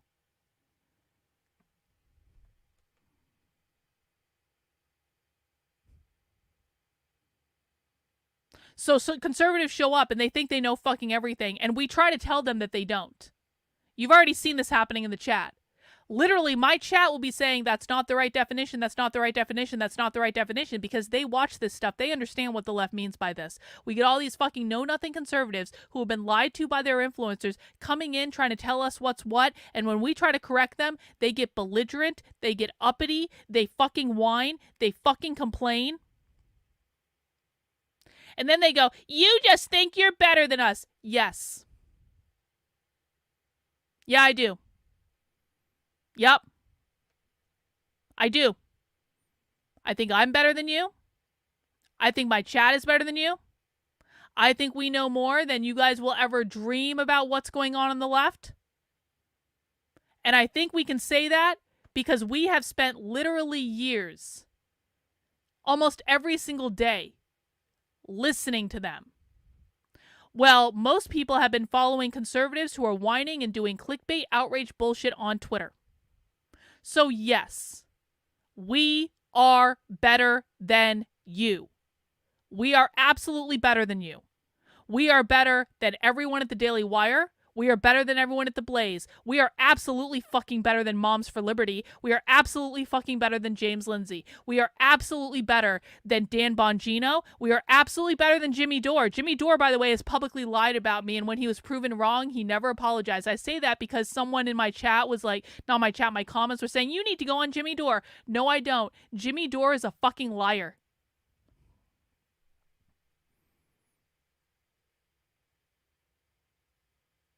The job here is to learn. That's what we're doing. That is all that we're doing. And if you don't understand what's being said in this video, then you need to ask questions. And if you don't feel like doing that, then go somewhere else.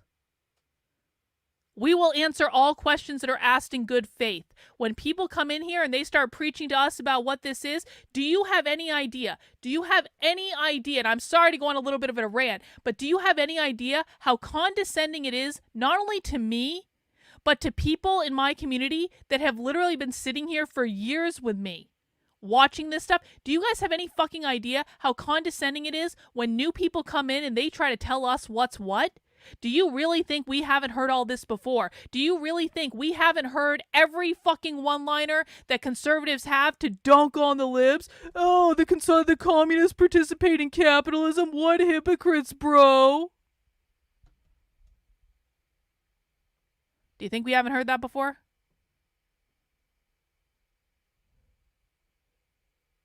Come on. Come on. Tommy says, let's see more. Hey, I appreciate that, Tommy. I appreciate that, my friend. I appreciate that. Let me go to some other chats. We will be returning to socialism, guys. I'm going to call this presentation a wash, honestly. I think if they understood, like, queer Marxists being the farthest left to the Democrats, farthest right on the left, with many, yeah, I mean, the Democrats and socialists are not the same thing. By the way, stop listening to any person on Twitter or any commentator that calls Democrats socialists and communists. I'm being serious about this. Stop listening to any commentator, to any pundit, to any influencer who says that Democrats are socialist or communist, or that Kamala Harris is a socialist or communist. Just stop fucking listening to them. And yeah, that includes Trump. Trump doesn't know what the fuck he's talking about. Kamala Harris is not a communist. You might not like Kamala Harris, and it's fine to not like Kamala Harris, but Kamala Harris is not a communist. In fact, the real socialists, the real communists, have been complaining about Kamala Harris and the Democrats this entire fucking conference. I got no less than a dozen clips yesterday of the real socialists and the real communists talking about how much they hate Kamala Harris and they hate the Democrats. They hate Kamala Harris and the Democrats far more than they hate Trump and the conservatives. They were literally, these were the people that were protesting outside of the DNC. They hate them. So anyone, and I mean anyone, that is saying Kamala Harris is a communist, they're either a paid influencer who are being paid to shill a political narrative to get you to think something that is not true for money, or they're just ignorant. And either way, why are you listening to them? Why are you listening to them either way?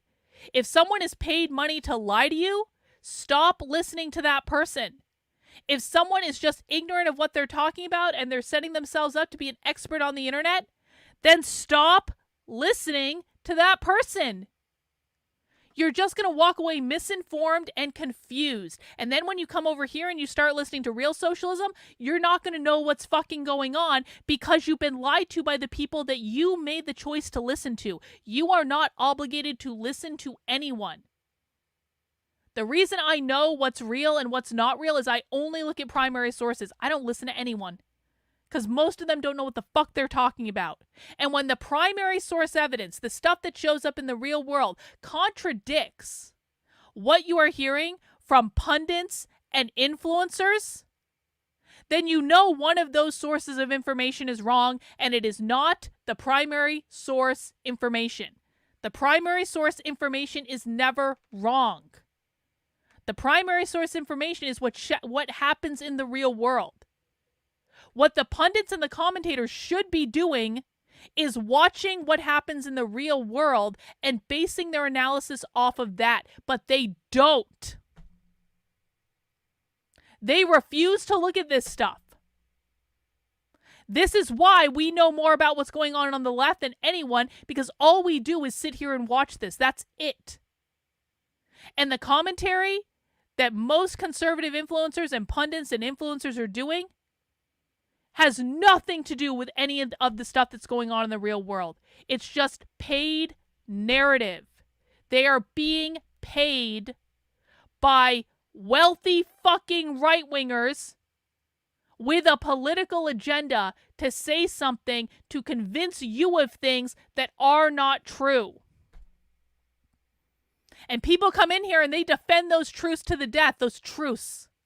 Those things that they're hearing from paid influencers. They come in here, they're like, no, Carlin, I heard this and I heard that and I heard that other thing. Congratulations, you listen to people who lied to you. That is not my fucking problem. That is your problem. I'm trying to show you what the truth is. I'm trying to explain it to you. My community is trying to explain it to you. Why do you continue to listen to people who are paid to lie to you? That's like paying money to eat sugar every single day and then wondering why you're getting fat. You know why you're getting fat? Because you are literally paying companies to make you fucking fat. You're making the choice to do it. You could eat chicken. You could eat vegetables. You could have a protein shake. You could do any number of things. But no, you're literally handing your money over to companies who are just serving you up fucking processed sugar. That's all you're doing. So don't be surprised when you get fat because you made the choice to do it. And it is the same thing with information. If you are paying people to lie to you, if you are paying people who are only going to shill a political goddamn narrative, then it is your fault when you are misinformed. All of the information is out there. It's all out there. It's right in front of you. And instead, people are coming in and putting the narrative that they have been sold by people who are paid to lie to them, and they are not listening to what is actually being said.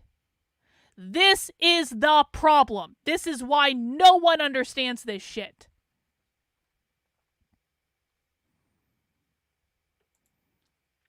I'm sorry to go on a bit of a rant, but I feel like this is necessary right now. Is it a shock to realize you've been lied to? Yes, but consider sitting down, listening, and judging for yourself. We watch primary source evidence. You can observe it. Carlin has taught me so much over the years. It all just clicks now. It's like learning a new language and then suddenly, boom, you can understand everything around you. I'm bilingual. Exactly. Thank you, LK, for the super chat. The 4 goals of the influencer right. Gain as much money as possible, destabilize people who know what they're talking about, attack communism without understanding it, and own the libs. That is exactly right, LK. That is exactly right, LK. Stop listening to people who say Kamala Harris is a communist. Exactly, Mitchell. Conservatives don't like hierarchies just like the left. Carlin is the top of the hierarchy here. Conservatives deal with it. Yeah, exactly. I am at the top of the fucking hierarchy on my own channel. Exactly. Kama is literally quoting Mao. This is a moron that listens to conservative talking points. You're saying someone who says will be undone is quoting Mao and that's proof that they're a literal communist? Tell me you've never listened to literal communists in your life. Tell me you've never actually listened to real socialists in your life. If you think Kamala Harris is a real communist, a real socialist, you have literally never listened to real socialists in your fucking life. Yes, they want to abolish all prisons. They want to free all prisoners. They believe that rape and murder will not happen in a society in which they abolish capitalism.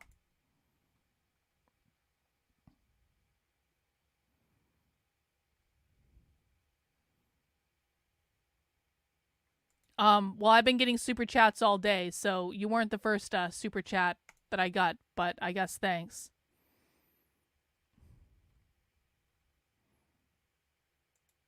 Well, they believe that crime would not exist in their utopia, no. They believe that if they abolish capitalism, they abolish all crime.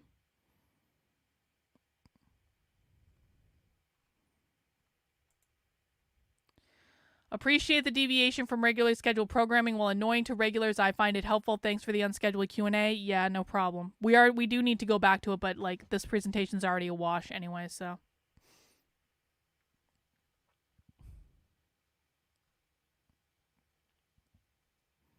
Yeah, for real. Imagine giving money to the Daily Wire. For real. For real. Clip this rant. Alright, I'll clip it later. I promise. Yeah. Socialists and communists believe that capital, and by the way, guys, the words socialist, communist, and Marxist are pretty interchangeable. If I say socialist, I mean communist and Marxist. I don't distinguish between the three because they don't distinguish between the three.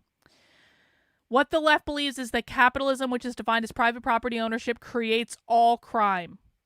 They believe if they abolish capitalism and everyone has access to all of the resources, then everyone will have access to everything they need. They believe that if everyone just has access to unlimited free mental health care paid for by the state, there will be no crime, there will be no rape, there will be no murder, there will be no theft, there would be no need for theft because they're going to ban money. And they're going to give everyone everything for free. And so they believe that if they get rid of capitalism and replace it with communism, then there will be no crime.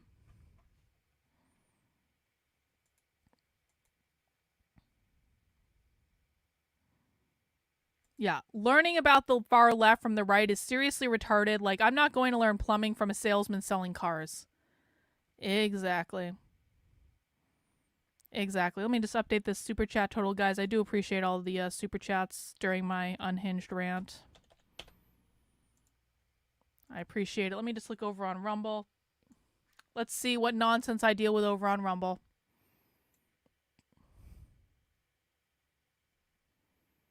Oh, wow. On Rumble, I think I'm being called a blob. That's great. So I've got conservatives on Rumble calling me a blob. That's awesome.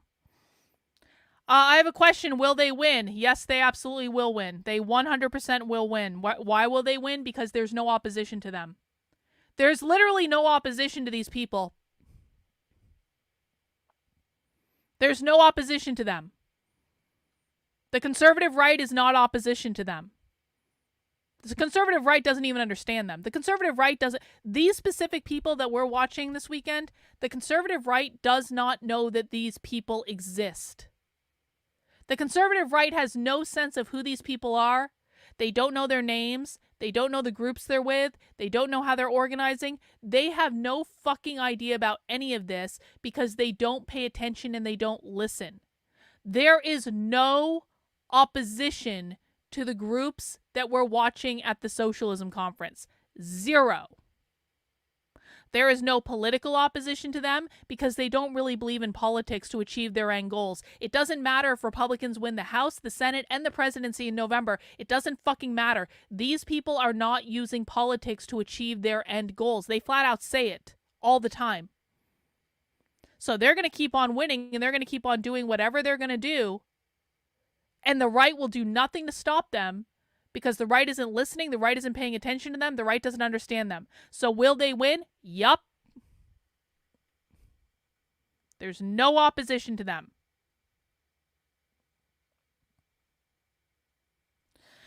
She's such an obnoxious bitch. Hey, you just got permanently banned from my chat. Goodbye, Woody.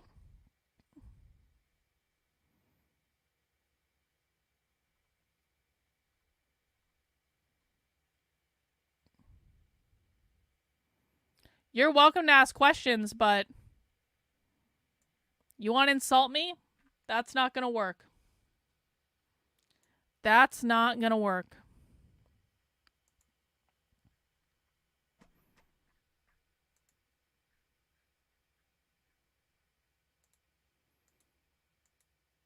All right. They're about to wrap up this panel and go on a break. I guess let's tune in the last couple minutes. If we build it, they will come. So to produce criminals, they had to create these laws. And I had a question that I haven't heard it be addressed, and that is the way that it's important to manufacture a definition of security and safety and sell it. And in fact, if we redefine security and safety I worked in domestic violence, and the way that I see the use of those words is a sort of gaslighting. Like, you're not They're trying to secure, define border you're not security safe. as unsafety, I'll as take not being care of safe. you because you can't take care of yourself. And They're trying to say we should I redefine wonder, safety when we to have mean we should manufactured allow as that many kind of immigrants in as possible. insecurity, when in fact we are far more threatened by an Exxon corporate executive or Nestle's corporate executive that says water is not a right, than we are from any individual criminal, if you will. So they're kind of redefining this whole thing. We are far more because threatened that by makes it capitalism easier to than we make are these by criminals. policies That's what she just said. palatable to the mainstream. They say, oh, I'm not secure because of this. If we just redefine what that means to be safe, to be secure, Just redefine to safety. have sanctuary within our own bodies. Safety means allowing and across unlimited the world. immigration because borders are capitalism. So safety must mean no borders. That's what that woman just said. Okay, that was a lot, and I know we're out of time. So, a couple things I'm going to say. I appreciated that point about just sort of the narrative is so like these individuals are desperate and they're needy and they're vulnerable and all these things and all this stuff, and it like takes away from the agency of all these people who are trying to migrate, who actually have a lot, who've like made really hard decisions for their lives. And like it's a weird thing. It actually takes away. There's so much. I mean, part of the things it's such a hard thing with the immigrant rights movement because there's also such an obsession with it being, you know, lawyers who are the saviors, but like the savior complex is so strong, and that actually takes away so much from our ability to build up movements and struggle in all these ways. And so I think countering that is so important. And then this last comment, I really do, you know, the lie they constantly tell us is that immigration is a public safety issue and that immigration is a security issue. It's not. It's about, as we've talked about, it's about labor, it's about family relationships, it's about seeking refuge. That is what immigration is about. And so I think we desperately need to counter that constantly and not just accept that frame. And so many people just accept it. And so that has to be a central piece. And that's a lot of what the book is about. And the one thing I'll just say, since we're closing, is that we actually have a reading and discussion guide that was written by Rachel Zephyr, who's incredible. And it's on the Haymarket website now. If folks plan to read the book or want to do it in a study group, it's available. So here it is. And yeah, thank you all for coming. And yeah.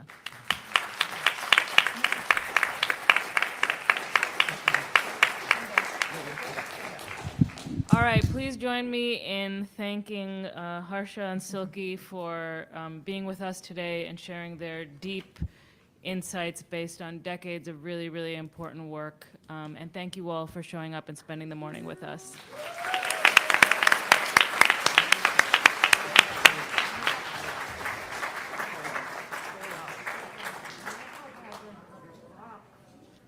That was so Hang on. good, you guys.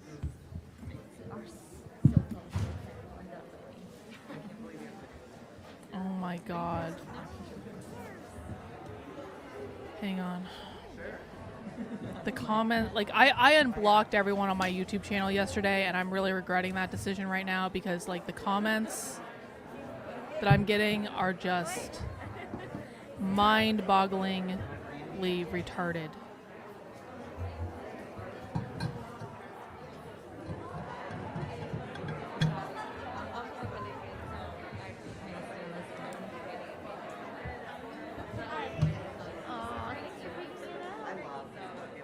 Actually, you know what? I'm not going to bother responding to this person. We're just going to ban them from the channel again.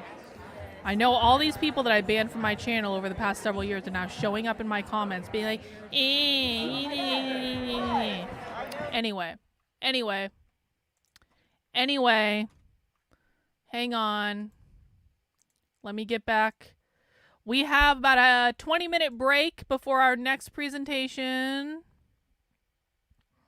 Actually, let me just share the screen. We'll do some housekeeping.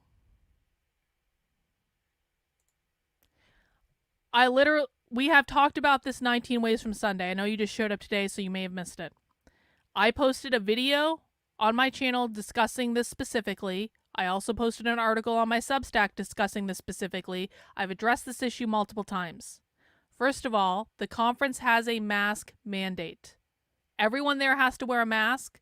The only people who don't wear masks are the sign language lady and the speakers while they are speaking. Everyone else has to wear a mask. It is not to protect their identity. This is their own private conference. It is because of they believe it's their responsibility to care for everyone else. It's called community care. They really do believe COVID still exists. Go watch the video I posted. Go read the article I posted. They all still wear masks at their events. So, yep, Jules Gill Peterson is next. Actually, the next presentation we're going to watch, The Political Economy of COVID, might speak to this issue specifically. So we'll pull this up. We'll get this ready to go. The next presentation we're going to watch is there is at least one person on here that is a crazy person. Jules Gill Peterson. No. Why do you think that they would accept one state? First of all, they're winning across the country. Why do you think that socialists would accept one state? They're already winning in California. They already own California. They also own most of the country. So why would you expect them to accept that? They don't believe borders should exist. Why do you think they're going to agree to confine themselves based on borders? They don't think borders should exist.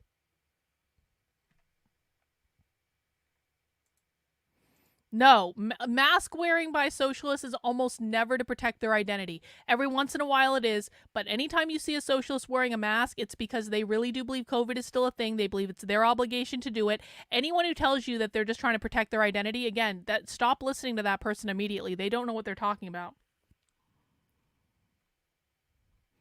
Let me see, I had a super chat from Dragon Balls, so I'm going back. Thanks, Dragon Balls. Appreciate it. And I appreciate everyone that appreciates my rants about this stuff. I'm sorry, guys. Yesterday may have broken me. Covering socialism for 11 hours straight may have actually broken me. And I have no more patience anymore. I'm done. Do you think Vivek just played dumb when he spoke to the RCA? Yup. Maybe he used that to bring attention to them because, no, Vivek didn't understand the RCA at all. Actually, I won't even say this is playing dumb. I was so disappointed in Vivek interacting with the Revolutionary Communists of America because Vivek was treating the Revolutionary Communists of America as though they're Democrats. He was speaking to them like they're progressives. And I'm like, bro, these are communists. They're not progressives. They hate progressives.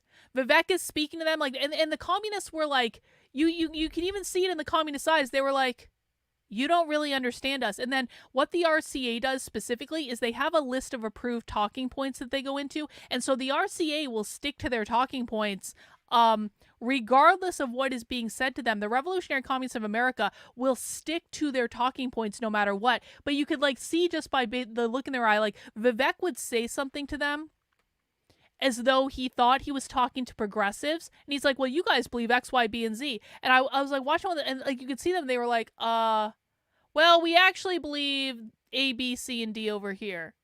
Like they were sticking to their talking points, but it was like, I was so disappointed in that.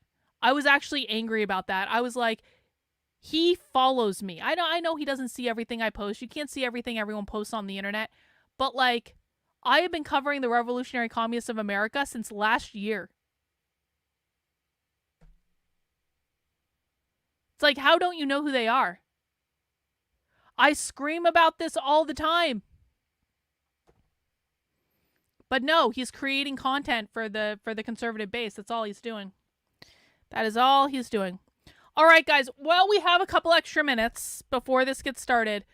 I want to go through some stuff. Now, first of all, if you are new to me and you're wondering why I'm screaming on the internet, it's because I think that the left is going to win. I think the left is kicking all of our asses. I think that most people don't understand the left. Unless you've been watching my content for a long ass time, you probably don't understand the left. I'm not saying I'm the only person talking about the real left on the internet, because I'm not. I think Andy No does a really good job. Andy No is incomparable. I have nothing but respect for Andy No. I think Trevor Loudon does a really good job. He's got a really great resource with his Key Wiki. I absolutely support and endorse it. But but most people, unless they are on the ground actually doing real, like the guys that go in, like what is it, like the people that go in and film protests, those guys are doing a great job. There are a bunch of people that actually go and just film protests and that's all they do. Those guys are awesome. There are a couple of journalists that do a really good job. Aaron, last name starts with an S. It's like Sibrium or something like that. He's with the Washington Examiner. Is it the Washington Examiner or the Washington Free Beacon? Maybe the Free Beacon. I think it's the Free Beacon. Aaron does a great job. There are select people who cover the left really, really well. I don't want it to make it seem like I think I'm the only person on the internet doing this, but the reality, Stu Studio, yes, thank you, Nick. Stu Studio does a great fucking job. There are people out there who are doing good work. The common denominator between the people out there who are doing good work is they deal almost exclusively in primary source information. They're not taking stuff off of secondary sources. They're not clipping things out of context. They deal almost exclusively in primary source information. So the reason that I think that the left is going to win is that most people are not paying attention to the right sources of information. And because of that, the left is operating in an environment in which there is no opposition to them. The conservatives are not opposition to the left. The Republican Party is not opposition to the left. Donald Trump does not even know what the real left is. Donald Trump is not going to save us from socialism, guys. He's not. He is not real opposition to the left. I cannot understate this. People ask me, they're like, Carlin, what do we do? What do we do? What do we do? What do we do? Listen, I wrote a book entirely about tactics. It's called Actively Unwoke, the ultimate guide for fighting back against the woke insanity in your life. I've literally written a book where there's 4 chapters worth of checklists telling people what to do. But the mistake that I made when I wrote that book is that I thought people understood more than they do. What you actually need to do, so it's not like I disavow that book. There's still a lot of good stuff in that book. I wrote that book at the beginning of 2021. I wrote that book over 3 years ago. So I'm not disavowing it. If you want to get it, fine. But the mistake that I made when I wrote that book is I didn't realize how big of a disconnect there is between people who believe they understand the left and people who actually understand the left.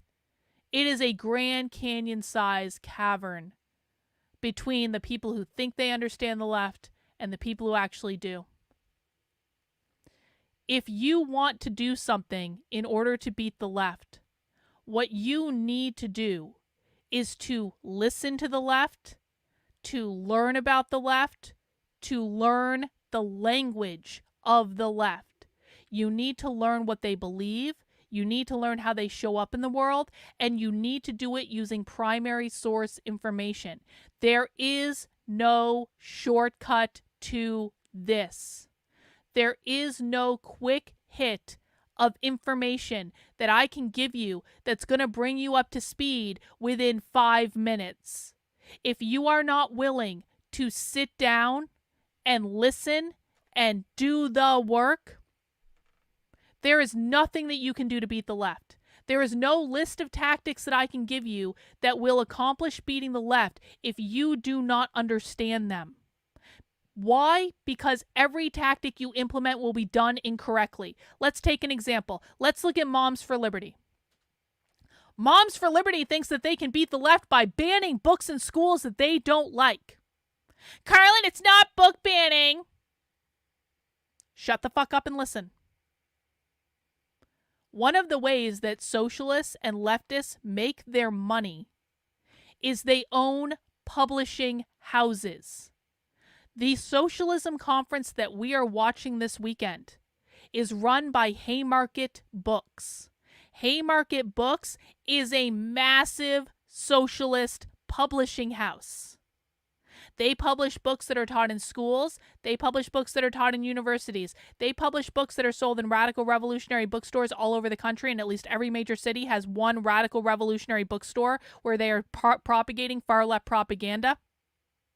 They also publish children's books. They publish coloring books.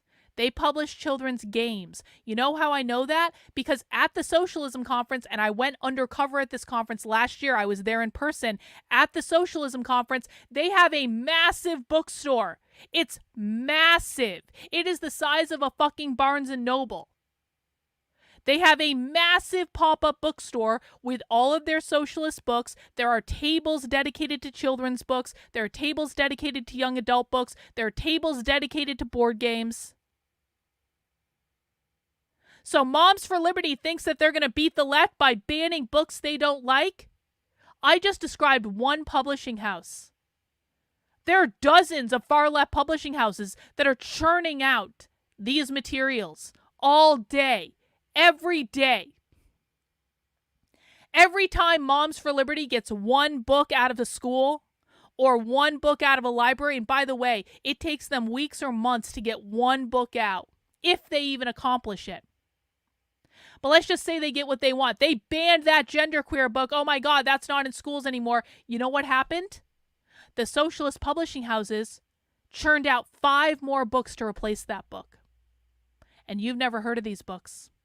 And they're going quietly onto the shelves of the libraries, and they're going quietly onto the shelves of the bookstores, and they're going quietly into the classrooms. You don't know about them. Because socialists don't release press releases. Hey, Moms for Liberty got genderqueer banned out of that library. Well, you know what? We're going to replace that with 5 more books. Socialists don't do that. They don't do that. They operate quietly. You don't know what they're doing unless you're paying attention, unless you're looking right fucking at it. You don't see them sliding the new books in to replace the old books that you just spent months banning. And so Moms for Liberty has the entire conservative right literally chasing their fucking tail. That's what they're doing. They're chasing their tail, and their god James Lindsay, who they just gave an award of a giant sword at their conference over last week. James Lindsay is leading the charge of the chasing of the fucking tail. Lying to millions of people saying, if you just do this, we're going to solve this problem. If you just do this, we're going to solve this problem. Listen, I'm not trying to shit on normal moms and dads that are in Moms for Liberty. Those parents are just trying to help their kids. They're just trying to understand what's going on in the world. But the national organization and James Lindsay are leading people in completely the wrong direction, and you're in a perpetual game of chasing your tail. They're not accomplishing anything. Conservatives are paying tens of millions of dollars to these organizations that are not accomplishing anything because all they're doing is chasing their tail. And the real left is laughing at them every step of the way. This is why we're going to lose. Because the very first thing that should have been done was that people needed to sit down and understand the problem that they were fighting. And they didn't do that. All conservatives want to do is own the libs on Twitter. They want to debunk them. Do you think that can you name me a country where real socialism has worked? Do you think I haven't heard that 19 Ways from Sunday every day of my life for 3.5 years? Can you name me a country where real socialism works? If that type of behavior was going to accomplish anything, then we would already be winning. We're not winning. We are losing. We are losing badly. If calling them pink-haired retards was going to beat the libs, then we would already be winning. We're not winning. They are. Badly. And the reason the left is winning so badly, and we are so far behind, is because people refuse to listen, and they refuse to learn, and they listen to the wrong fucking people. So the exercise that we're doing is about learning about the left. If you are new to my content, then first of all, welcome. You picked an interesting day to join. But what I will tell you is this. I'm not going to coddle your fucking feelings. If that message hasn't been received yet, I just don't know what to say. I'm not going to coddle your fucking feelings. I'm not going to tell you what you want to hear. I'm going to tell you what the real far left is doing in the real world. If you want a way to get up to speed quickly, there are resources that I have for you over on my Substack. One of those resources is if you go to my Substack, and that is carlin.substack.com. You should be able to find the link somewhere in the chat or on the page you're watching on. Go to the How to Speak Socialist section up at the top. At the very top, the first thing, the pinned post, you are going to find a 4-hour on-demand crash course called How to Speak Socialist. This is where I am breaking down what the far left believes. This is where you can see clips of the best training, the best clips from their trainings that we found over the last 3.5 years.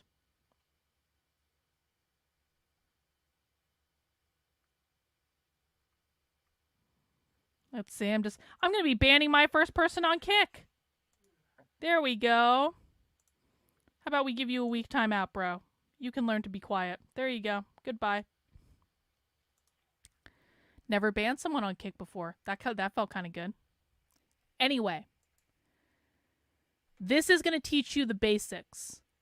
This is going to show you in their own words what their definitions mean, what are the issues that they care about, where are all of these ideas coming from.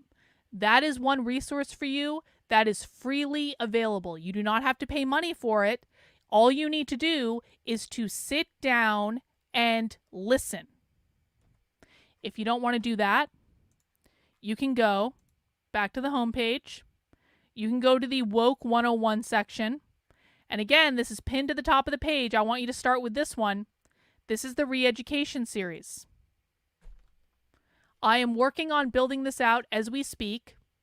There are, I think, 7 articles so far. There's going to be many more to come. What I am doing in the re-education series is writing very quick articles that you can read in under 5 minutes that explain different far left concepts. I'm not giving a lot of evidence for this one. I'm just saying, here is what they mean. Here is your quick hit of information. If you want more information, I have it. I have thousands of video clips. I have thousands of hours of this stuff recorded. So if you want more information, you can have it, but start here.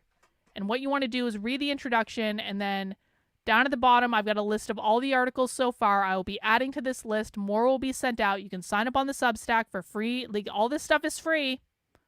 I am funded when people decide to fund me. But I'm breaking this stuff down for you so that you can understand. If you are new here and you want to get caught up to speed, those are resources that are freely available for you. If you don't feel like using them, that's fine. You can come to the streams. But just understand that it's going to take you a lot longer if you are not using the resources that have already been created for you and that are being created for you. I'm actually new to learning all this, so I legit don't know, and honestly, it was James Lindsay that set off my alarm bell, so I'm a bit confused why you say he's lying. Seems to be the same message. No.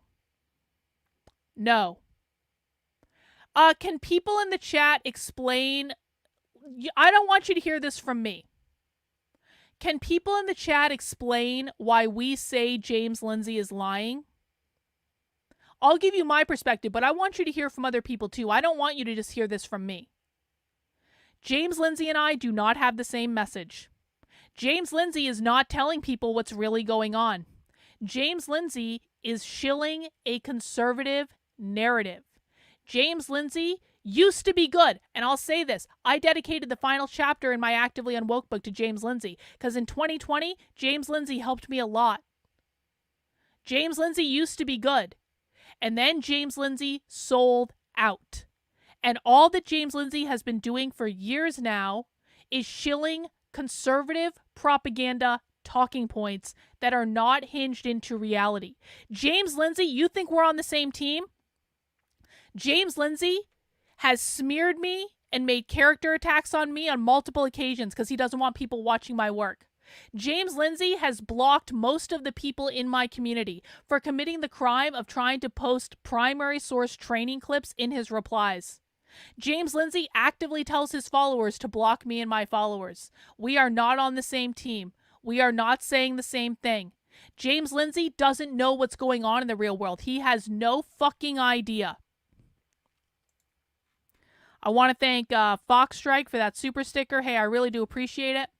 Wellbeing says, thanks for letting me learn even though I caused disruption in the chat before. I promise to do my best because nobody else bothers to do it like you do. Listen, man, there's a learning curve for all of this. I appreciate you sticking around. Let's see what other people in my chat have to say about James Lindsay. James Lindsay is lying because his fantasy world starkly contradicts what real socialists are saying. What James Lindsay is teaching people is not backed up in the real world at all. It's just not. The evidence does not bear it out.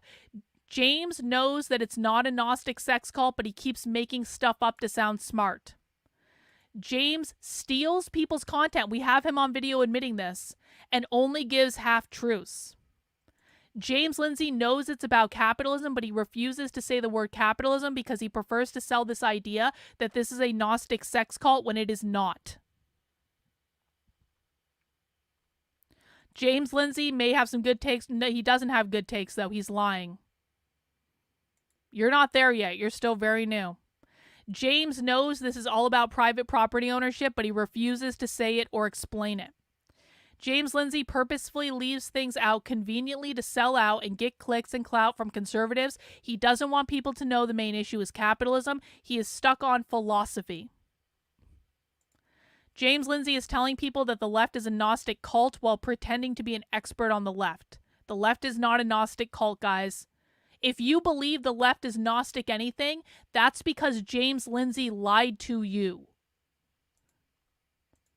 James Lindsay has lied to millions of people about the far left being a Gnostic sex cult when presented with first-hand evidence that says otherwise. He smears people and steals their work so he can make money.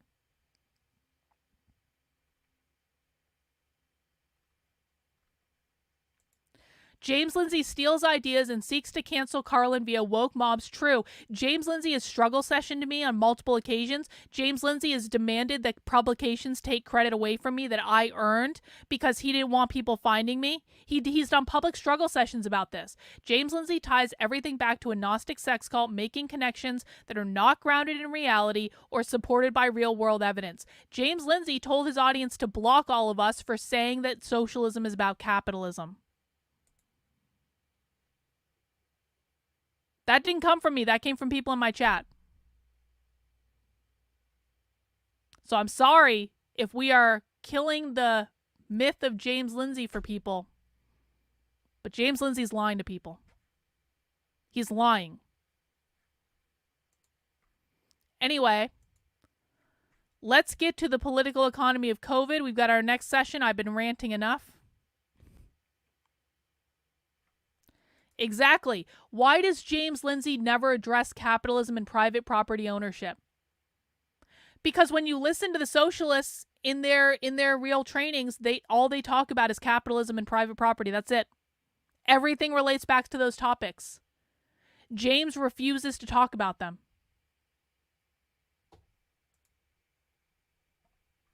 Anyway, let me get the sound set up here.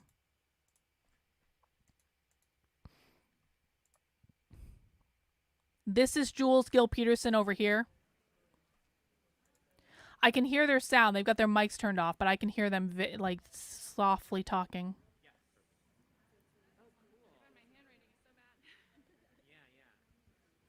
Hey, good night, Dragon Balls. I appreciate you. So welcome. We'll show you the real stuff, bro. And I will always use primary sources to teach you. You will never have to guess what people mean. So you don't have to like me, you don't have to like my tone, you don't have to like my attitude. You can think I'm fat and ugly, which James Lindsay has literally called me all the time. And so you can think what you want about me, but I will always use primary source evidence to teach you. So you can just look at the primary source evidence and decide for yourself what you think. You never need to take my word for anything. I will never obfuscate. I will never deflect. I will never cherry pick sources based on what's convenient. All we do is watch primary source information. That's it.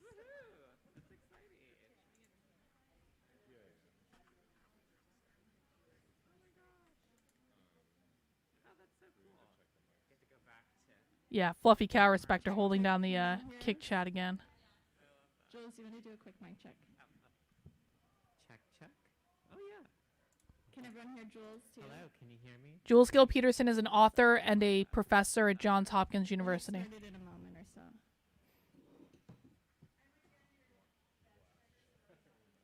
I know, I'm surprised I didn't smash a glass last night.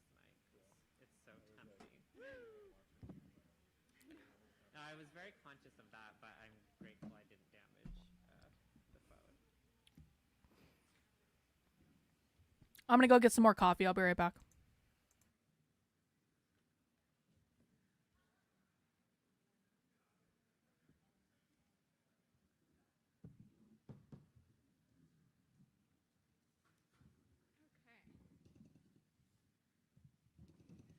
Should we get started? We get to go live streaming? All right. Hello and welcome to everyone in the room and everyone tuning in from home into the live stream. This session is called The Political Economy of COVID. My name is Beatrice Adler-Bolton. I'm joined by my Death Panel podcast co-hosts, Artie Bierkamp and Jules Gill Peterson. First, I'm going to briefly introduce, the community safety guidelines, COVID guidelines, then I'll introduce the session, and we'll get started. So, some ground rules. At the Socialism Conference, all participants play a role in keeping one another safe and making sure that folks feel supported and comfortable over the conference weekend. Toward that end, I'm sharing a few important reminders. First, remember that conference attendees are required to wear N95 or KN95 masks while indoors in conference spaces. Speakers from the front of the sessions may remove their masks in order to deliver their presentations, but only while actively speaking, and audience members are still required to wear masks even while asking questions or making comments. At this session, we're going to remain masked while speaking. Second, please make sure to wear your conference badge throughout the weekend and respect the badge checkers at the door of meeting rooms. They're part of our community safety plans and they're here to support a safe conference. Third, please keep in mind that the Socialism Conference aims to be a space that encourages genuine learning, discussion, and debate among folks from across the left. We ask that all participants help to foster a culture where folks feel comfortable expressing questions and sharing different points of view. I can hear that. All participants should keep in mind that the conference is a relatively public space and take that into account when you decide what to share in your contributions during sessions. God damn. Finally, we have some attendees Loud. who require translation services, so please be respectful towards comrades who may be talking quietly to each other during the session. Finally, as a reminder, Sorry, I didn't know it was gonna to be that all loud. participants here in the room with us today, this session is being live streamed. The discussion portion of the I session is take being my live coffee streamed. with coconut So creamer. please take that into account when considering what you're going to share with the room. When you come up to speak, you don't need to say your name. You don't need to say where you're from. That's because of me. That's because of me recording them Don't last share year. anything private. That's because of me. When we get to the discussion, I'm going to ask those who would like to speak to please raise your hand. We'll take a quick stack in groups of maybe 3 or 4.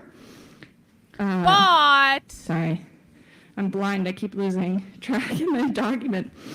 When we get to the discussion, I'll ask those who would like to speak to raise your hand. I appreciate you. We'll be taking stack in groups of 3 or 4 with a 3-minute max time limit per person so that there's time for everyone. We're going to call that the Then we'll Carlin have disclaimer. The panelists respond and move on to the next group and stack. So what We happened encourage- is I went undercover at this conference last year and I secretly recorded them.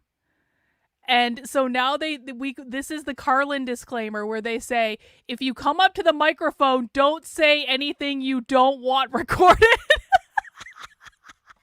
They did not have that last year. All right, that's it for announcements. The Carlin disclaimer. This is the political economy of COVID.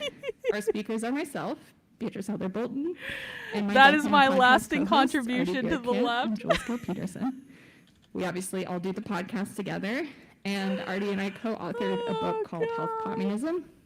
Jules is the author of several books, including a recent book called A Short History of I Trans bet there's a Misogyny. picture of me. Both books are available, They all have I it think on their still phone. available at the conference bookstore. So today, this session is going to All right, explore everyone how focus. over the last several years, No more the Biden tomfoolery. administration has overseen a rapid, dismantling of the US COVID response, alongside an effort to normalize the virus as part of everyday life, even as COVID continues to negatively shape and impact our daily lives and movements. We're going to discuss the political, economic, and abolitionist perspectives on COVID and how this rush to a premature end of the pandemic was accomplished and presented as an apolitical and technocratic matter of just changed circumstances. Thanks so much, B. Yeah, so we're really thrilled to be here, and today we're really going to talk about how the COVID crisis, as we know it, is really a crisis of political economy, and from there, really how, as a result, we need to take COVID really seriously in organizing across all of our movements. So that's sort of the arc of what we've got for you today. And to set up, I suppose, some Jules of Gill Peterson the is trans. terms of art or the ways that we think about this. One of the And a things that's been professor really at important Johns to our work Hopkins as University. the death panel over the last couple And of recommends years, that people self-administer hormones. is trying True to story. understand and analyze how it is that COVID has remained a threat, as B was already kind of talking about. That COVID has remained a threat even as the Biden administration has been able to gradually declare what it has called victory over the pandemic, encouraging us all to just sort of accept the ongoing burden of COVID while stripping away government social supports and protections that it put in place for the virus. What we've decided to call this, or what we've been trying to talk through this as, is something that we've called the sociological production of the end of the pandemic, which is something that we've used to describe essentially how the state, as well as actors who sort of support and advance the state's agenda, have successfully re-narrated the pandemic as though the pandemic is over, rather than actually sort of doing anything about it and ending it. Absolutely.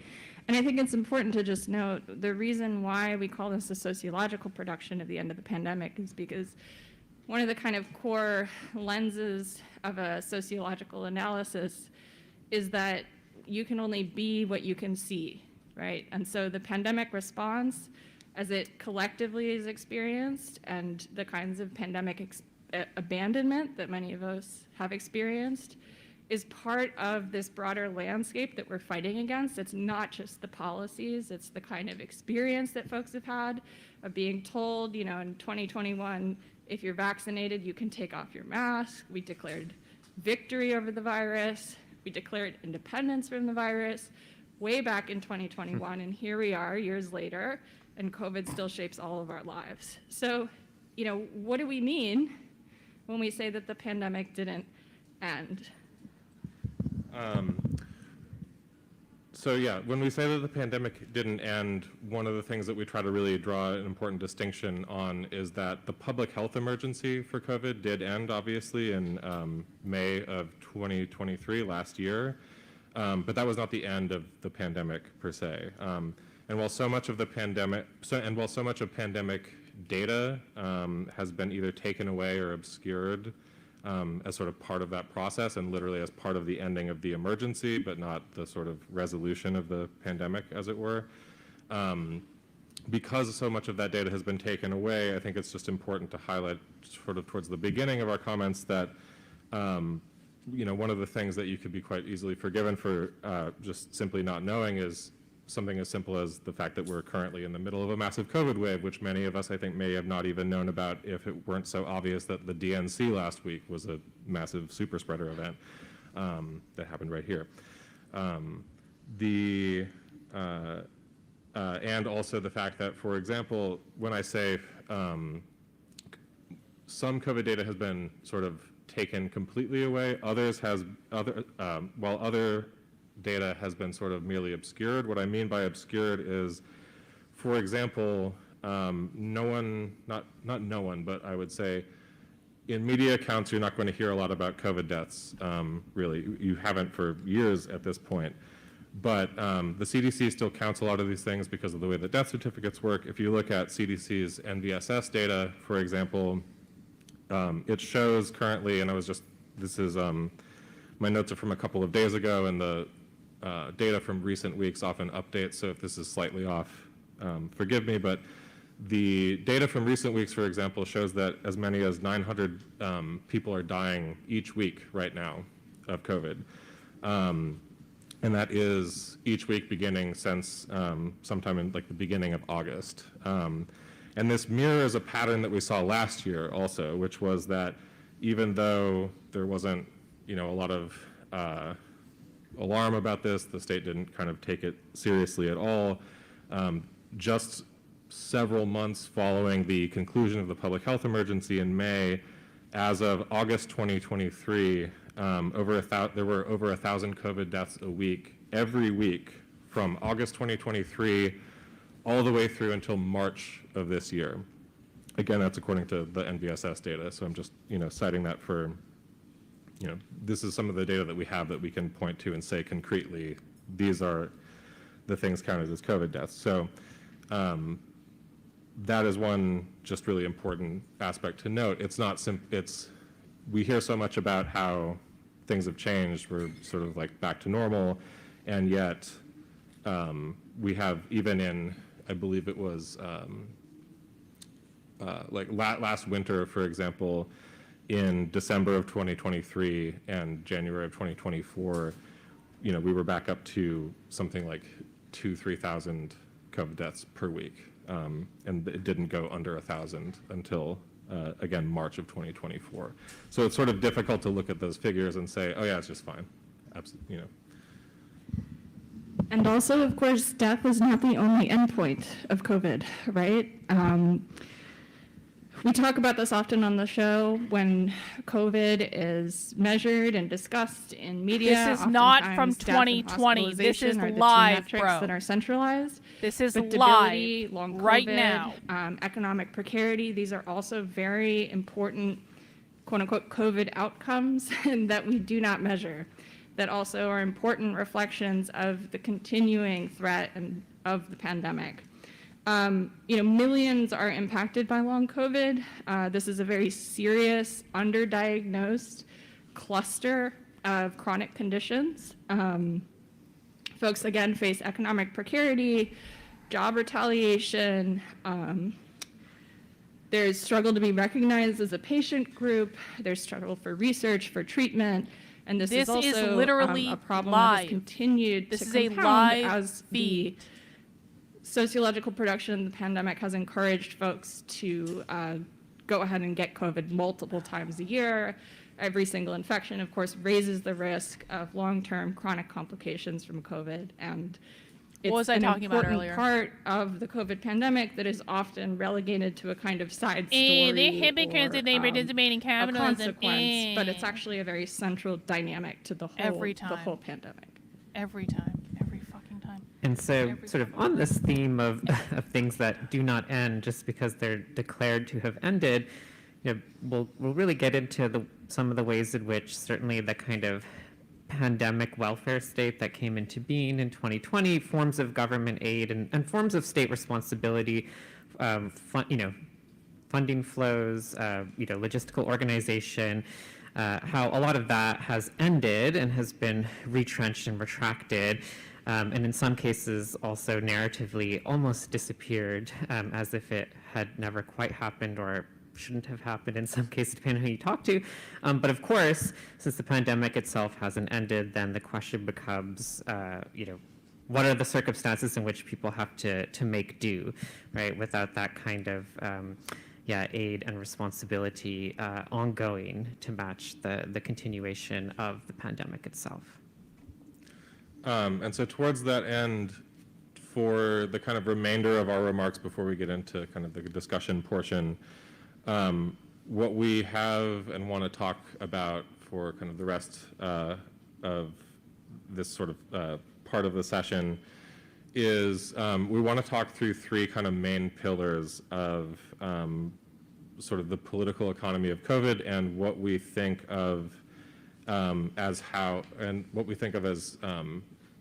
sort of, again, these central pillars of why, of where COVID and the political economy of COVID touches issues that are really important to the left and why it should, and why so many of us across so many different movements need to kind of incorporate this into our work. The three kind of aspects that we want to talk about, and we'll do this in this order, is that COVID is something that we can talk about in sort of the simplest leftist terms, in terms of like issues of as being COVID as a labor issue or as class struggle, COVID as an economic justice issue, perhaps. The second is COVID as a matter of disability justice, that our disabled, ill, sick, and mad comrades need all of us to stand in solidarity with them.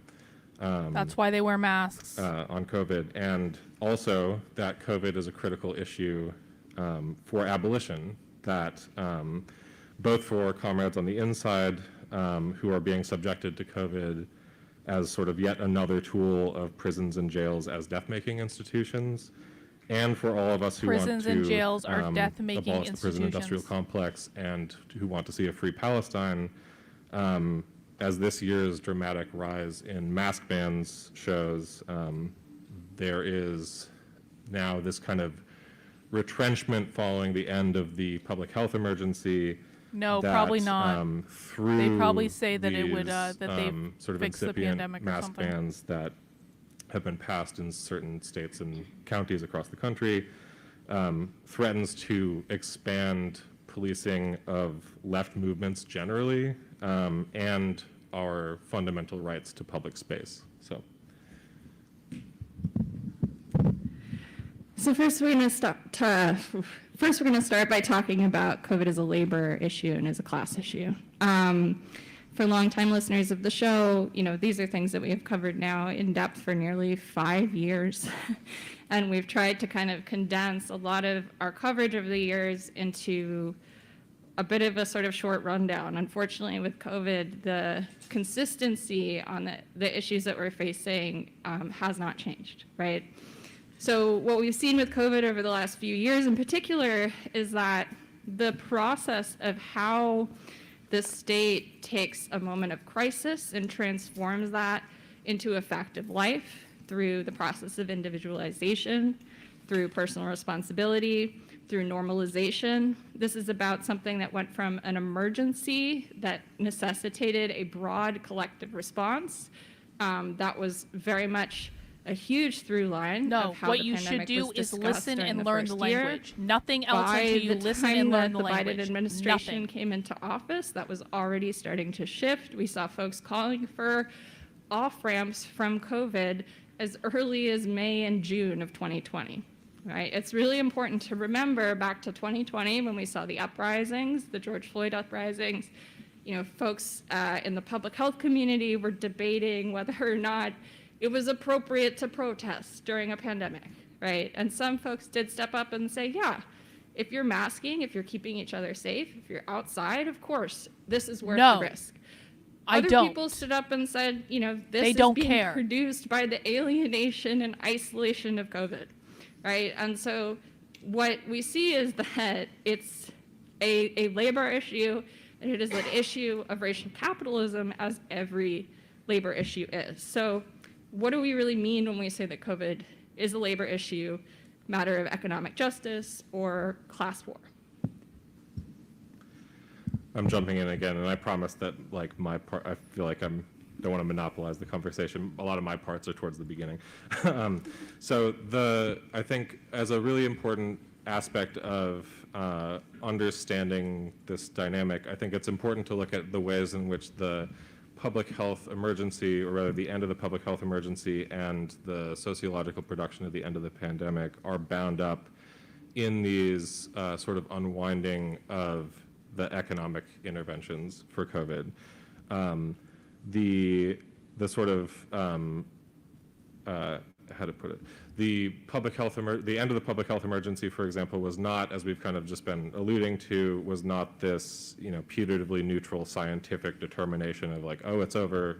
Again, you couldn't really say that with currently 900 people dying every week of COVID, 900 or more. Where does he get that number? It was instead one of this 900 or more people dying a week of COVID? Bullshit, bro. This slow process of dismantling what we've called the pandemic welfare state, which was something that was comprised of Bullshit. interventions like free vaccines and antivirals, which now is gone at September 1st, right? Actually, so Today. bridge access is over, which itself was extremely not. I don't even know why bridge access was. I'm sorry, this is being live streamed. I'm not going to get into like a weird digression on bridge access. No, I'm but frozen.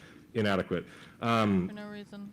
It was, the pandemic welfare state, of course, was also comprised of all these other interventions, which were kind of encouraged to not ever fucking talk about anymore, like Medicaid expansion. We just saw the unwinding happen over the course of the last year and a half, leading to something like 25 million people being cycled off of Medicaid, kicked off.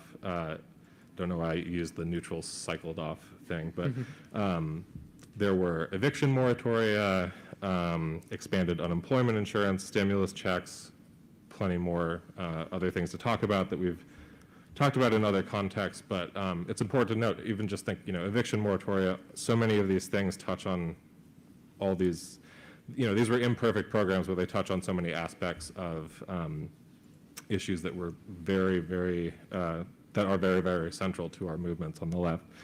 And then, of course, critically removing pandemic protections, and critically also the sort of undoing of the public health emergency also meant the removing of pandemic protections that over time might have maybe been able to evolve into a new baseline for what could have been demanded in terms of workplace safety.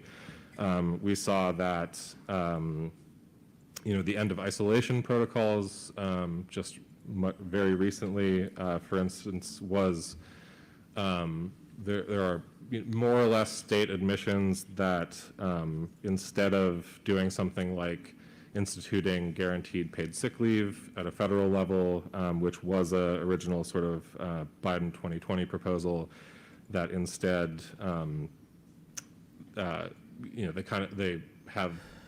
they removed isolation protocols, making it kind of even less possible for a worker to then be able to sort of show like, okay, I'm not even supposed to be in now, taking away that sort of bargaining chip, as it were.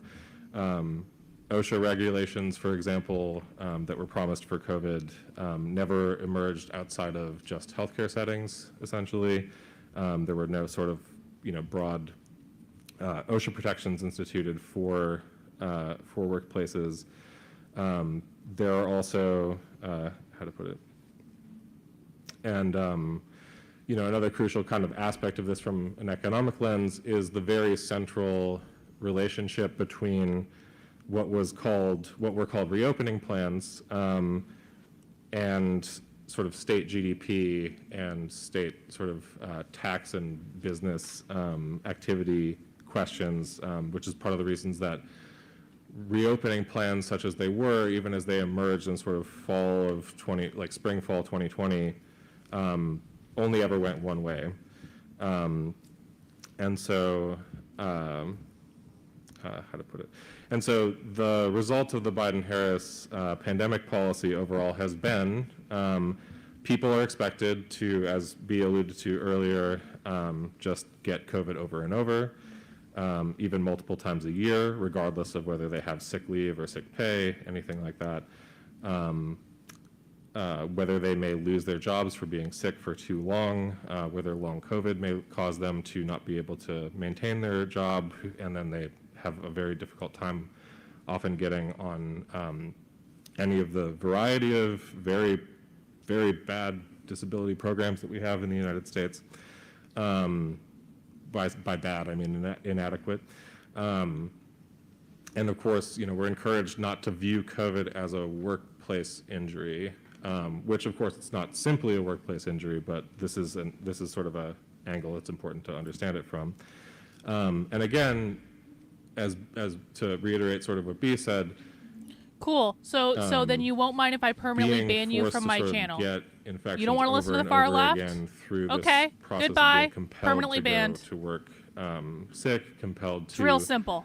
Go to work over and over. So many friends I have even are forced to basically choose between their paycheck or holding to principles and being able to mask at work.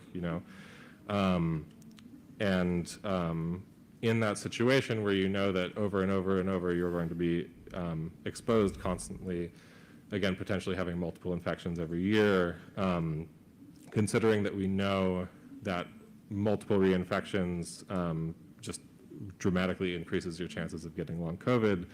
I mean, from a workplace, you know, from a sort of working and economic justice perspective, noting that even the Brookings Institution, no friend of any of ours here, estimates that something like 4 million people have at one point been out of work because of long COVID. Literally just this week, the Wall Street Journal ran an article called "Long COVID Knocked 1 Million Americans Off Their Career Paths." So, maybe not my top priority here, but this is, I mean, it's a weird way to put it, but sorry, go ahead. Yeah, well, just the places that data points show up and narratives still do emerge kind of on the periphery are always really interesting to keep an eye on, especially when they're Wall Street Journal. But of course, I think, yeah, that's really helpful to think about this as a workers' issue, right?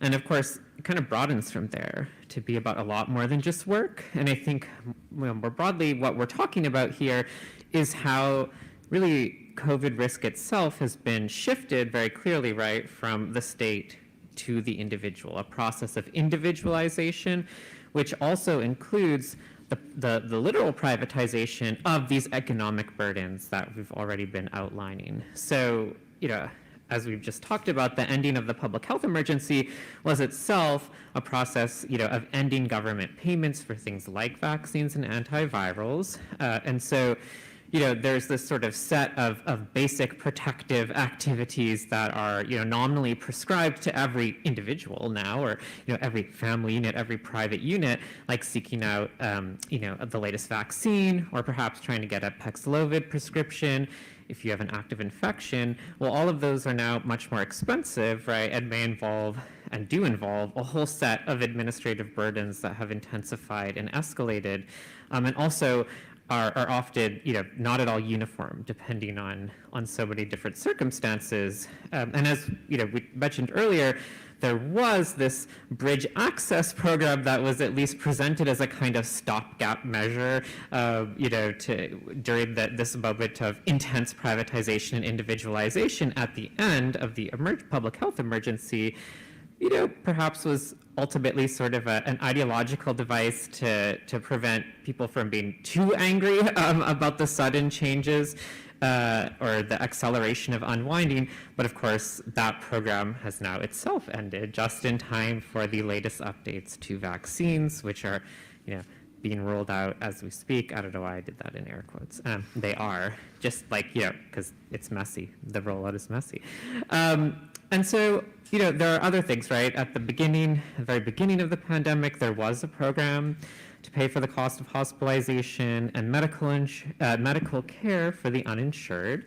But now, right, we're in a situation where it's entirely up to the existing, right, well-known predatory and extractive health finance system, the baseline U.S. health insurance system, to manage those costs. And then I think, also very importantly, and something that doesn't get talked about a ton, is that, there's just now basic private costs of COVID protection, like masking. Not cheap, right? Not simple, not easy itself. It's an ongoing and sort of omnipresent burden. We're really happy to donate hundreds of masks to this conference, and also wanted to shout out Mask Blocks in general for getting masks to the people, because this, I mean, it is a really serious economic burden. Certainly KN95 and N95 masks and respirators in particular are incredibly expensive. And that really does add a kind of prohibitive layer of cost to the very, baseline acts of taking care of one another. And of course, COVID is a disability justice issue, right? I mean, this is one of the primary lenses that has been part of the discussion of COVID since the beginning. Folks within the disability justice community very early on we're warning about several very important frameworks that have come to be incredibly dominant in how we all understand COVID. Part of that is the individuation, part of that is the connection to work, part of that is also the production of disability at a mass scale. But it also has to do with disposability and the kinds of ways that we value protecting each other, we value our own health, and we evaluate what our health is relative to other people, right? In the context of looking at COVID as a workplace injury, we actually see some really interesting ways of entering it from a disability lens, right? So there was a series of court cases that happened called take-home COVID court cases. Has anyone heard of this? Okay, so take-home COVID is where you get sick at work and you bring it home and you get your family, your kin, your friends, your neighbors, your comrades, anyone you're interacting with in your community or daily life sick, right? The idea was to test in courts whether or not employers were liable to harm that happened for a lack of protections at work and what happened when someone left work sick and brought it home. They were trying to figure out exactly what is the kind of extent of liability that can be applied here, right? And what was really interesting is what we saw in these court cases is that they used asbestos as an example. And when it comes to asbestos, if you are exposed to asbestos at work and you bring it home on your clothes and you expose your family to asbestos, your employer is liable for the cancer that your family might get, right? Now, in the case of COVID, the courts decided something different. They said it was a slippery slope, that if we were to allow that kind of chain of liability, right? If we were to connect workplace protections with the production of disability at a mass scale, that this would be a flood of a flood of legal challenges that would be so overwhelming that it would completely fuck up the entire court system. And this was the reason they said it didn't count, right? This is the reason they said it doesn't matter if your boss gets you sick and you bring it home to your immunocompromised partner and they get sick and they're hospitalized and they die. Your boss is not liable for that. They're not liable for the care. They're not liable for that ICU bill. And they're certainly not going to give you any bereavement time off of work, right? Like, we understand these are the conditions of labor. These conditions are also what produces the burden of COVID as a mass disabling event. It's not just the fact that COVID is spreading, it's that we have also disconnected infections from being sick with COVID. We've disconnected us having COVID from us passing COVID to each other. COVID spreads when we come together in rooms like this, right? We're all safe here because this conference has multiple layers of protection in place. We are all masking. As Jules mentioned, this is not an inexpensive proposal. In the disability community, we often talk about a disability tax, the idea that there are things that you just have to pay for when you're disabled that raise the cost of living, that raise the cost of daily life, that also shape the kind of material landscape that you're up against, right? Obviously, this then begins to kind of get more difficult over time because folks, especially if you have long COVID, you don't want to be exposed again, you're masking at work, you might face retaliation at work. That's a disability issue. Facing retaliation at work for wanting to keep yourself safe, this is like the context of disability. And COVID is becoming what's called an expected impairment. Has anyone heard of that? Okay. So an expected impairment in capitalism, this is the way that we budget for a right to maim and disable. We use things like workers' comp and liability laws to try and create a general sense of what kind of jobs are going to produce what kind of disability generally. Now, COVID becoming an expected impairment means that it's not something we're going to prevent. It's something that we're going to statistically account for and move forward regardless. And this is the kind of way of thinking about workplace conditions and disability that begins to show you also how disability exists relationally within the context of the state and the workplace. Because in many cases, an expected impairment is also going to disqualify you from continuing to work. And it's not necessarily going to guarantee you access to the bare minimum kind of disability supports that are available. Does everyone know about the disability supports that you can get in the United States? Have you heard of SSDI? Have you heard of SSI? Do you know that if you have not worked enough, you can't get SSDI? SSI is much less per month. It's usually under $1,000. Folks who haven't earned enough work credits have to live with less than $2,000 in assets, or else they're punished with a dollar amount taken away every month. They're given $700 sometimes, maximum. Food, shelter, all of that has to come out of that SSI check. Any help that your friends or family, neighbors might give you, a couch to sleep on, this counts as a kind of currency in kind, as a gift, as an asset.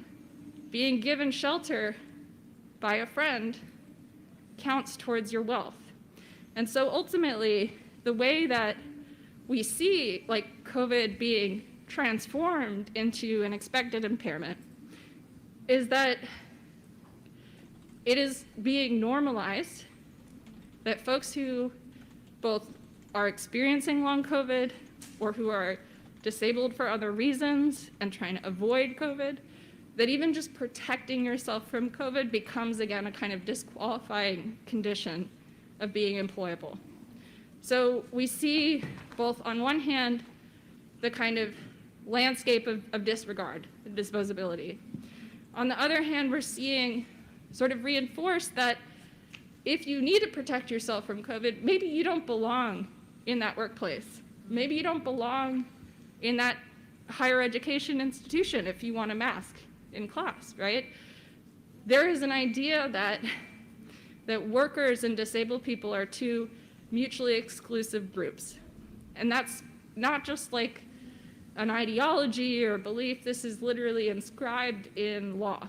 This is how we evaluate whether someone is disabled enough for SSDI. It's not about how sick you are, not about, how many doctors verify your condition.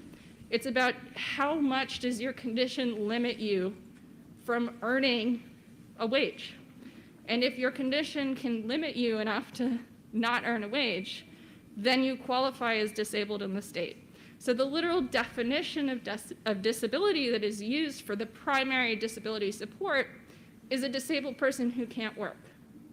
Now, again, this is also paired with the idea that the only people who are vulnerable to COVID are those who are already unwell to begin with, right? That there are healthy people out there somewhere. Love to meet one. That healthy people don't have to worry about it, right? Like the New York Times last week, there was like wow, why does everyone not care about COVID anymore? Who could have done this? Oh my God. And in the article, they're like, we did a survey, and 51% of people don't care about COVID anymore, and 90% of those people rated their health as good, right? So what we've been asked is that we've been asked to both leave disabled people, sick people, immunocompromised people behind as COVID protections have gone from, a community standard about keeping each other safe to an individual protection that has come with the expectation that folks who are more vulnerable to COVID, like myself, I'm immunocompromised, I'm expected to sequester myself in order for folks who are naively under the impression that they are healthy and impervious to COVID can go, you know, to their day job unmasked at a hospital, for example, providing my care. So ultimately, the CDC's guidance essentially boils down to, if you're vulnerable, you know, and you should take precautions to remove yourself. And that anyone else who, for some reason, might join that group of vulnerable, it's something that you did wrong, right? And it's going to now come with economic consequences. It's going to come with no protections legally if you get your family members sick, if someone dies, if you're sick through the context of work. And ultimately, the political economy is not supportive of those who are not able to be easily extracted for surplus value, right? If you're sick, you're disabled, you're an inefficient worker, you have higher healthcare expenses, you know, whether this is gonna change what your health insurance plan is gonna cost your employer or not, they might be under that impression and preemptively let you go anyways. This is like the landscape that COVID is entering into. The political economy of health that's pre-existing is one of disposability, death, maiming, and abandonment. And COVID is simply layering on top of all of that. I think this is a really important aspect of both sort of, I think an important way to understand COVID, but also an important way to understand the sociological production of the end No of the one pandemic at this itself. conference This is a idea meme that Bea is board or talking shitposter. about No one. our sort of fantasies of sorting populations between sort of the inherently healthy and the inherently unwell. Never the twain shall meet, or sometimes you pass between the categories, and then, you know, someone has to come in and draw up the rubrics for whether you qualify for one of these programs, for example, or, you know, whether you can have a sort of validated identity within one of these sort of state-prescribed categories. Again, this sort of fantasy of sorting these populations, I think, also got, so it's important to say, got so much bound up in the end of the pandemic itself. We saw this, and I think a way to think about this is sort of, over the last few years, we've seen this construction of ideas, or perhaps reconstruction, I suppose, of ideas of vulnerability. And just to name them very briefly, I think this is why, for example, looking at, and this is also sort of why talking about it as sort of a sociologically produced process, or a socially produced, socially and politically produced process, is important, because this is what, for example, in many people probably here in this room will remember, for example, the pandemic of the unvaccinated line. This is sort of aspect within it.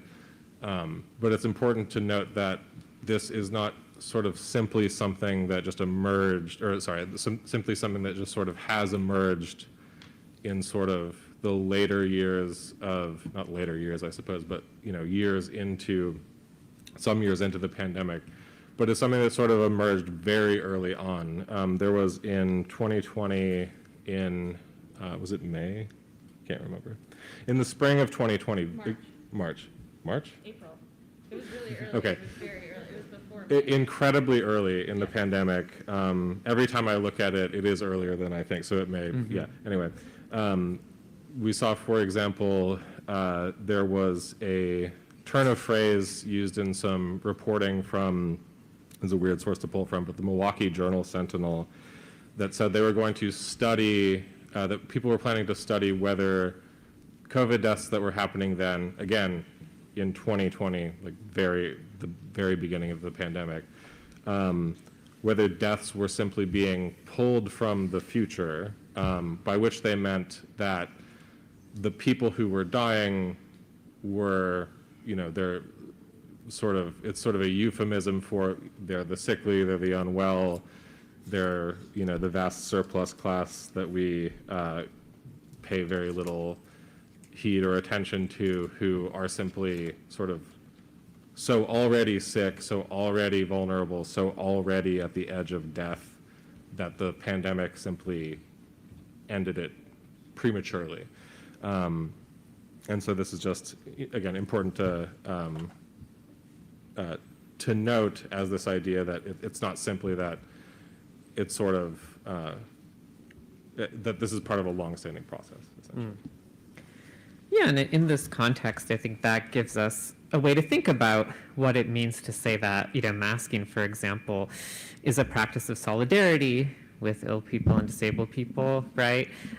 Sometimes I think, or we think that phrase kind of gets digested slightly differently to mean that, the point is like, okay, if you aren't disabled or if you're one of these New York Times healthy people, right, then, maybe you'll wear a mask in the sense that you're taking COVID precautions for the sake of people who really do need to mask, right? You're doing it to protect other people and protect them kind of alone in this sort of one direction sort of way, or actually in a kind of hierarchical way, right? That maintains that distinction between ostensibly the healthy population and ostensibly the sick or unwell population. But in reality, right, the practice of masking as solidarity is collective. It's about protecting everyone, right? So it means that Masking as when we wear masks, solidarity it's is to protect collective. each other because COVID is a threat to every single one of us, right?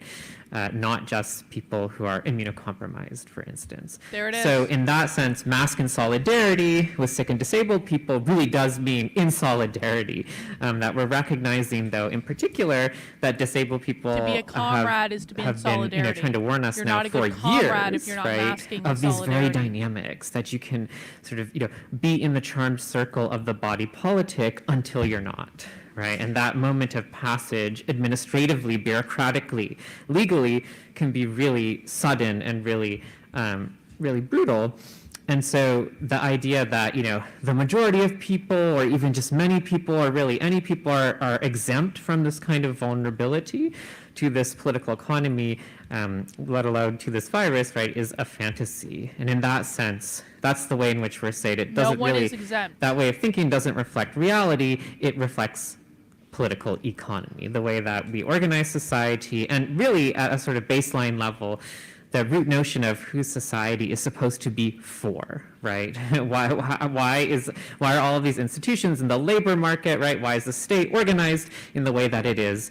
Who is society itself supposed to be in the service of, right? And who is sort of then again in the surplus or kind of excluded from that charmed circle. And also, it's just worth saying that keeping each other safe is like one of the core central themes of disability justice. Often the term that folks use is community care. This can have a broad meaning in a lot of different contexts, and disability justice has a very specific meaning with a historical lineage. The disability justice definition is about recognizing interdependence and also taking responsibility for each other's well-being, because we know that the state won't. Knowing the limitations of that as well, again, in contrast to other definitions of community care. It's doing what you can when you can, helping each other survive in very big ways, but also in very small ways, because we know that we only have each other. Disabled people have been surviving together like this for a long time, but COVID means that more folks need to step up and take responsibility for each other. Because what makes us sick is the air that we share. When we come together, the economic consequences of getting sick, the death making in and of itself, right? These are the things that we're also sharing. As Sins Invalid puts it in their 10 principles of disability justice, when discussing collective access and interdependence, quote, "We meet each other's needs as we build towards liberation. No body or mind can be left behind. Only by moving together can we accomplish the revolution we require. We move together as people with mixed abilities, multiracial, multigendered, mixed class, across the sexual spectrum, with a vision that leaves no body-mind behind." And of course, there is a lot of discussion around mask bans and ADA and whether or not that is the right venue to fight back on mask bans, and we're going to get into mask bans momentarily. But again, part of the reason why we're calling for folks to step up more broadly is because a lot of the tools we have to fight these things on the grounds of disability law are incredibly inadequate. And we need to fight them on things like the First Amendment right to protest and protest accessibility. And we need to be fighting them on the grounds that disabled people have a place in our movements and are wanted on the streets and is part of organizing and is part of anything that might be subject to additional policing under mask bans. As part of society, also, just generally speaking.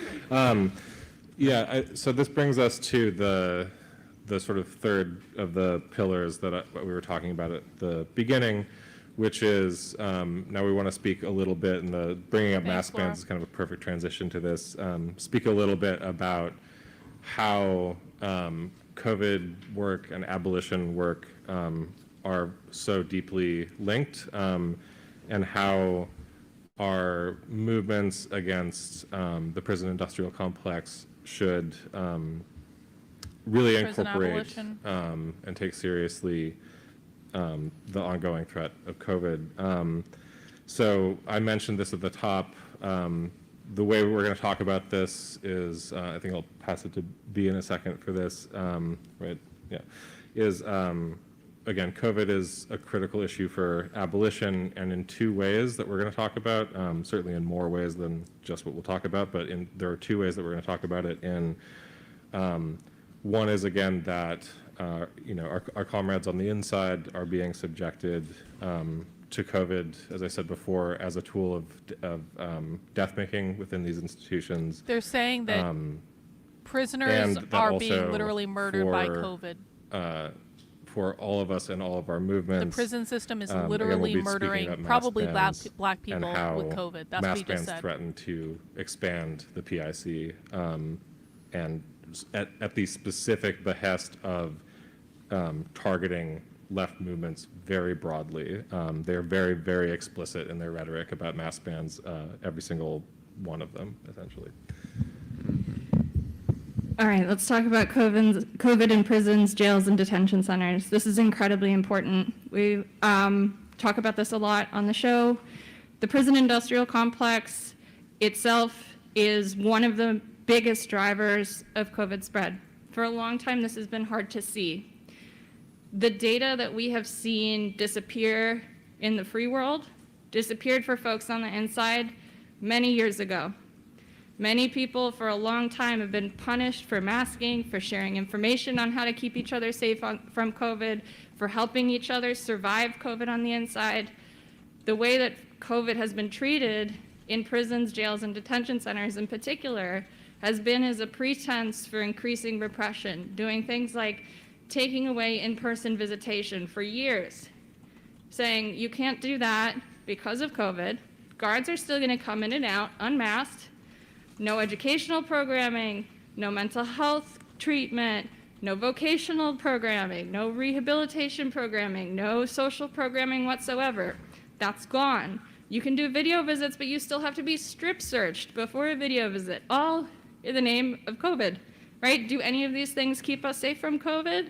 Not in a prison that is staffed by guards who are not masking, who are out in the world, getting COVID however many times a year and bringing it inside, right? And when folks are then punished for taking measures to protect themselves, when the punishment for a positive COVID test is not just being sick with COVID while being in a cage, which in and of itself is punishment and is torture, right? Folks are put into solitary confinement, where entire dormitories of people are quarantined together because they don't want to test anyone. They don't want to either have to report it, they don't want the cost. They lump folks together, so one person in your dormitory may be sick, they're going to lock everyone down, and it doesn't really matter to the people running these facilities if everyone in that ward or dormitory ends up with COVID. That's just how things are running. Now, as you can see, the way that COVID has existed for folks on the inside for a long time, this was quite early, March, April, May 2020, Victoria Law's book, Corridors of Contagion, which is available in the bookstore. We have a great interview with Victoria coming out probably next week on the show. Details the experiences of 5 incarcerated folks throughout COVID, particularly just looking at the period of the federal public health emergency, which for many of us is going to probably live in our memories as like the moment that maybe COVID was taken seriously by the state. And what we can see is that the experiences of folks on the inside, the lack of access, the lack of care, punishment, increasing criminalization, repression, forced exposure, no treatment, expensive treatment that many can't afford. These are the conditions that we saw first on the inside. These are now the conditions of COVID that exist for all of us. The problem is that doubly fucks folks on the inside, because our COVID infections out here don't stay out here. They come into prisons and jails, they come into detention centers, and the important thing to remember is that also for folks who have been inside this whole time, to them, COVID just means punishment. It just means the state torturing you, right? And so this is, I think, the biggest and most important thing that folks who consider themselves part of, like, you know, the COVID conscious community or who care about COVID, this is crucial for us to incorporate, because there are so many folks who've been exposed over and over and over again. Some of them have life sentences without parole. We have a responsibility to protect our comrades. It's going to be difficult to find ways to protect them without fighting to free everyone. Decarceration must be a central demand of all COVID movements. Decarceration means Period. abolishing prisons, abolishing all prisons, setting everyone free. 2025, I would love to see Free Them All for Public Health come back. Free It is them just all as for relevant public health. In 2020, Prisons this is are a central public demand. health crisis. The United States uniquely escaped decarceration during 2020. A bunch of other countries let people go. It was not perfect. It needed to be done more. The United States let fewer people go. When they say in abolish 2020 prisons, than they 2019. mean abolish The vast majority prisons. of people who were released from prison, federal prison, in 2020 were already scheduled for release. We only released about 35,000 people, despite hundreds of thousands of applications for folks who had medical conditions. We know that prison is a death-making institution. We know that folks go in disabled, become more disabled the longer they're inside, and only 35,000 of the hundreds of thousands of people who qualify as vulnerable in 2020, the many hundreds of thousands who may qualify as vulnerable now, right? Only 35,000 people were let out in 2020. And so decarceration, we know, would do not just a lot to help folks on the inside, but because of the way that detention, prisons, jails are engines of COVID and are places of capture where COVID can spread, mutate, face selective pressure, rip through a population, and not stay inside of the institution. I think it has to do with why COVID has been so bad in the United States. I don't have the data to tell you why I feel that way, because as we all know, the data has not been made available to us. Even as early as fall 2020, we saw states like West Virginia changing definitions of COVID cases to say that everyone who has COVID in one congregate facility, be it a psychiatric facility, a long-term care facility, a nursing home, prison, jail, detention center, or college dorm, one case per congregate facility. No matter how many people are sick, it counted as one case on the West Virginia map, right?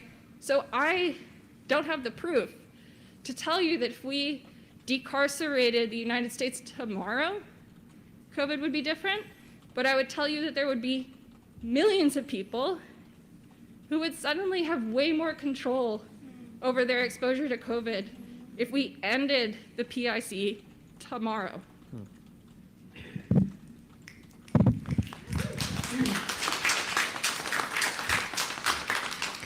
So, yeah, that brings us to talking about how we've moved from a period that now feels well, it was several years ago, of mask mandates to an era of mask bans.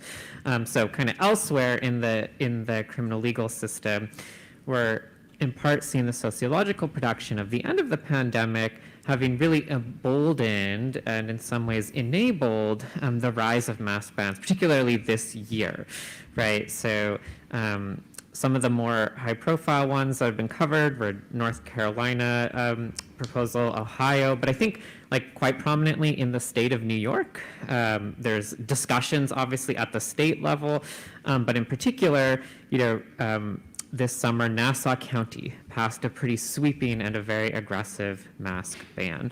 And so one thing that we feel is really important to say about mask bans just right up front is that mask bans themselves are a health threat, right, in and of themselves. The enacting of these kinds of policies and legislations themselves are a health threat. And they're happening, right, again, in the context of this prior discourse that this kind of promise attached to the declaring the end of the COVID pandemic was that you do you kind of model, right? That people could be free to take the COVID precautions that they felt, were right for them, very a la carte, menu situation. But here we are, right, just, a year into the end of the public health emergency, and both state and local governments want to, and some have right now, literally made it a punishable offense to make those individual choices.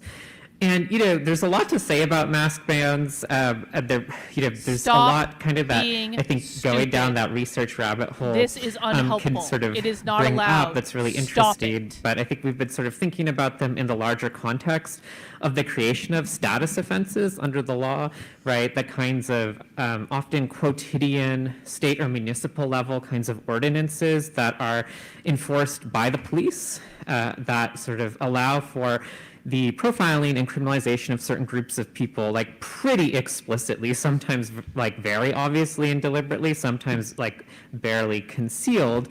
And so under that sort of broader rubric, right, it's sort of interesting to note that in most places in the United States, the kind of masking, that we saw take off in 2020, right, actually really generally was already criminalized in most jurisdictions. There actually is not a right to wear public face coverings in many places in the United States. And that's based on laws going back, in many cases, centuries, and laws that particularly rely on policing as their mechanism of enforcement, very much then tied to the prison industrial complex.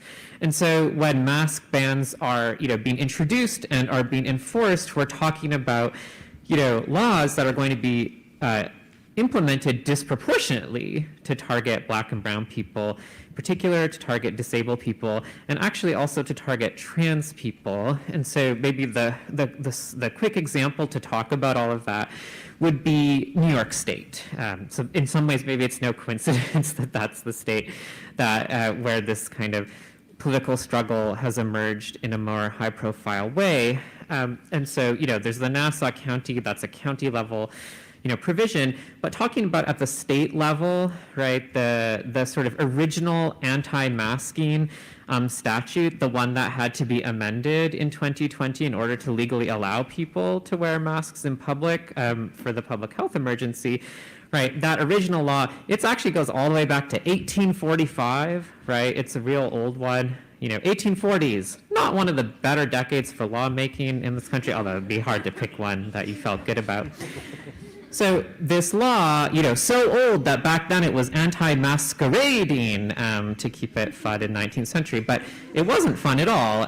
This law, originally emerged, was originally passed to crush an anti-rent strike that was spreading through upstate New York, where you had tenant farmers rising up against this really brutal landlord system. And in that context, their different tactics of public protest and of exerting collective political power, right, involved different forms of disguise and dress. It was very theatrical, and so the state created a really effective kind of policing law that criminalized the appearance in public, right, basically to allow for rounding those people up and breaking that movement. Now, over time, that law went on to basically convert itself, as many other kinds of laws did, into the original, the OG anti-cross-dressing statutes that, endured very long in this country, well into the 1970s in Mask many laws places. are transphobic. Holy and so, hell. part of what I think is really important to think about then, particularly when we're thinking about political solidarity, is like how policing will operate, right? And therefore, depending on what's bringing you to mask it into that politics of solidarity, how you can think about, right, that practice, if these laws, have this incredibly long, right, anti-left, anti-working class, anti-labor history of usage, an explicit anti-black, right, history of policing, and actually also an explicit and documented anti-trans history, then none of this is hypothetical about application. We already know how these laws are going to be implemented. And we already know who is going to be targeted most often, right, on the streets. And that gives us, I think, a lot of really clarifying political kind of information to galvanize and to organize. And it's really a way for us to think about unification, right, in the on the left around showing up in solidarity for our comrades who are most likely to face the brunt of the police enforcement of these kinds of mask bans. Mask bans are literally capitalism. Also, mask bans are literally violence, which is literally capitalism, which is literally a death machine. Too, because these mask bans are being brought forward, I was going to say in many cases, but literally in every case, very explicitly to target the left, very explicitly to target solidarity encampments, anyone involved in movements for Palestinian liberation. It's important to note that this is, a good way to think about this is that this is literally, we are being targeted for our solidarities. It is not an accident that so many people at we are being targeted because we are literally comrades. Were masked. That was the product of a lot of work that a lot of organizers did to convince a lot of people, whether it was for reasons of OPSEC, whether it was for COVID, that it would be cops are the defenders of capitalism. That's for why community protection. Cops are the managers of capitalism. And so that's why they don't like them. Again, this is sort of deliberately something being forged to target all of us, no matter sort of what angle we're coming at this from. Mask bans are oppression under capitalism. Exactly. And while we know that the solidarity around masking at encampments was not universal. Nope, that's conservative bullshit. Visible. Stop listening to conservative propaganda. That's not true. Responded to universally by the state. And finally, we just wanted to share a statement from our comrade G in Gaza. This was a part of an episode that we did earlier this year. G's been perspective. We hope G is still running a one-man mask block out of Rafah. And he said, quote, "It can be hard to get people to care about COVID when there are bombings all day and night, snipers, drones, block-by-block warfare. But all day long I am making masks out of whatever materials I can find and handing them out. It is very hurtful and alienating to see people in the global north say that our deaths are taking away from necessary attention to COVID. The exact opposite is true, and more attention needs to be paid to the ways that COVID is overlapping with this attempt by the settler state to make die that is happening at a scale I have never seen in my lifetime. I talk about long COVID and COVID to everyone who will listen, and while many people say that I am crazy, many are also learning that COVID is still an ongoing pandemic because of calls to mask at protests and solidarity with Palestine happening in the global north." There are literally socialists that are demanding people mask in Gaza. We're going to wrap up now, I think, and move on to our discussion portion. We'll introduce that in a second. B will take stack. But to that end, just to sort of conclude our comments, we want to thank also, just publicly thank the organizers of the Socialism Conference this year for their work to incorporate COVID protections into the conference. We know, and I'm sure that anyone who self-selected to come to this session today, as the pandemic has worn on, of course, we've experienced not just a substantial drop in masking in public spaces, but also, as we were talking about, the outright criminalization of masking, not to mention many cases of situations like whether it's in the psychiatric system or family policing or just in everyday interactions with practitioners being sort of pathologized for masking, for continuing to mask no matter what. Hey, Mary, they've literally had rabbis speak at this conference, Mary. They're not anti-Semitic. You're listening to conservative liars. I can say without we hesitation, know who you are, Mary. Mind-boggling to me that you're the clown, Mary. I have seen more masked if you took the faces time this to investigate the weekend truth, Mary, you might actually understand the world, but you don't. You just listen to people who lie to you because you're a fucking clown. Go away. Percentage of masked faces. You're not smart enough to be here, Mary. This conference than at any point in the last year, other than literally this time last year at the conference, which also had a mask requirement. And I think it's very important to, for me and for us, I think we just, again, wanted to sort of publicly express our appreciation for that, because it's important, I think, to show that doing this it should not actually be that complicated. Being able to sort of take care of each other, it's something that I think it's important, especially for events like this, to stand up and demonstrate that it is so fucking possible. And I think the contrast could not be bigger between this event and, again, as I sort of mentioned before, this event, and then just looking simply to the DNC that happened here last week, where the official policy of the DNC was that you could have a mask if you, what was the quote? If it was, quote, necessary due to a disability. Again, this construction of vulnerability written right into the sort of security policy of the DNC. And so, in any case, I think just important to acknowledge that and to show this is I think a perfect demonstration of the sort of contrast between what we can all do if we work together in spaces like this, and obviously beyond in our own organizing in our own spaces, and what we are being elsewhere demanded to accept. So.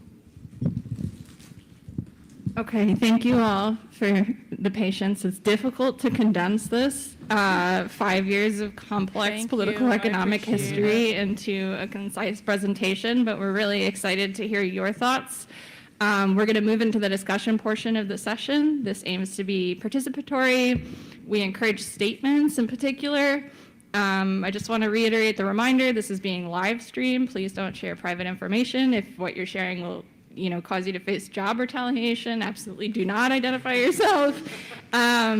So if you'd like to speak, please raise your hand. I'm going to take stack. Okay, I think we might have time for maybe like 5 comrades. And we'll start. Okay, so we'll do comrade in the front in the black shirt. Sure, and do comrade. Yeah. The me clause. Here. The me clause, exactly. Comrade in the back with the white shirt and the black mask with the yellow font. Hey, comrade Maria. in the left in the yellow shirt. Thank you, Maria. I appreciate you. Blue shirt comrade with the black mask. Comrade. And, comrade. We should retake that comrade class. We for should do yours that as one well again. with the red hair. If we don't get time for everyone, please also make sure to distance and maybe sit down in between. Don't be too close to each other in front of the mic. And we are doing a Death Panel listener meetup during the dinner break. Literally at 6:30 not. Across the street. So if we don't Literally get a chance for your comment or question, if that's Artie what and I you're are gonna taking be away there from this hanging bad out cat, during you need dinner to just start across the street, listening way by the better than you benches and are. The lawn. So we're more than happy to get in a deep discussion then. All right, comrade, go ahead. Hi, I was curious as to why. Yeah, socialist tattoos on this one with the yellow. If you have any insight on why hospitals aren't like the leaders in this instead of being completely complicit in especially employee policy, internal policy, and the way that they interact with patients. Thanks. Thank you so much, comrade. Great question. Hello.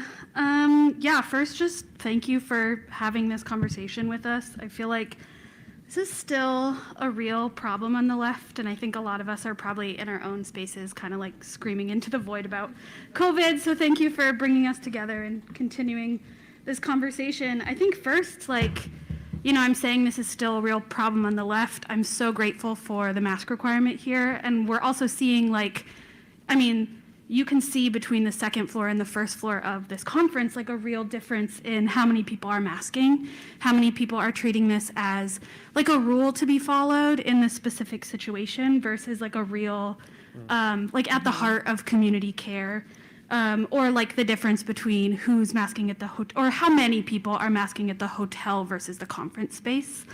So I just think that's important to note. And then I just really want to bring children intentionally into this conversation as well. I think one of the really amazing things that was happening at the beginning of like the really scary pandemic as it was sort of beginning to be in our public consciousness is like the idea that we could kind of build a new world from this. One thing I want to note when we were talking about sort of the economic changes is that schools got a tremendous amount of extra funding, which is, I believe it's in its last year right now. So it's about to be cut, but that provided huge like extra staffing, extra support, particularly mental health services for children. And now we're very much back to this like individual system for children as well. And we have created a society where children don't have, like, we haven't given them the ability to consent. So they're in schools where I've their already adults, timed you their out once. Do I need to educators, ban you? Their school leaders are This making is the a decisions class. for them about how You are a safe they can student be, in the class. which is very, very You are not the scary, teacher of the class. and is also No creating one a is here to system learn where from you. teachers are Sit required down to police their and listen students if or we want to leave. keep them safe, which is absolutely Jesus bananas. Christ, these and I'm fucking sure we can all retards. agree is very scary.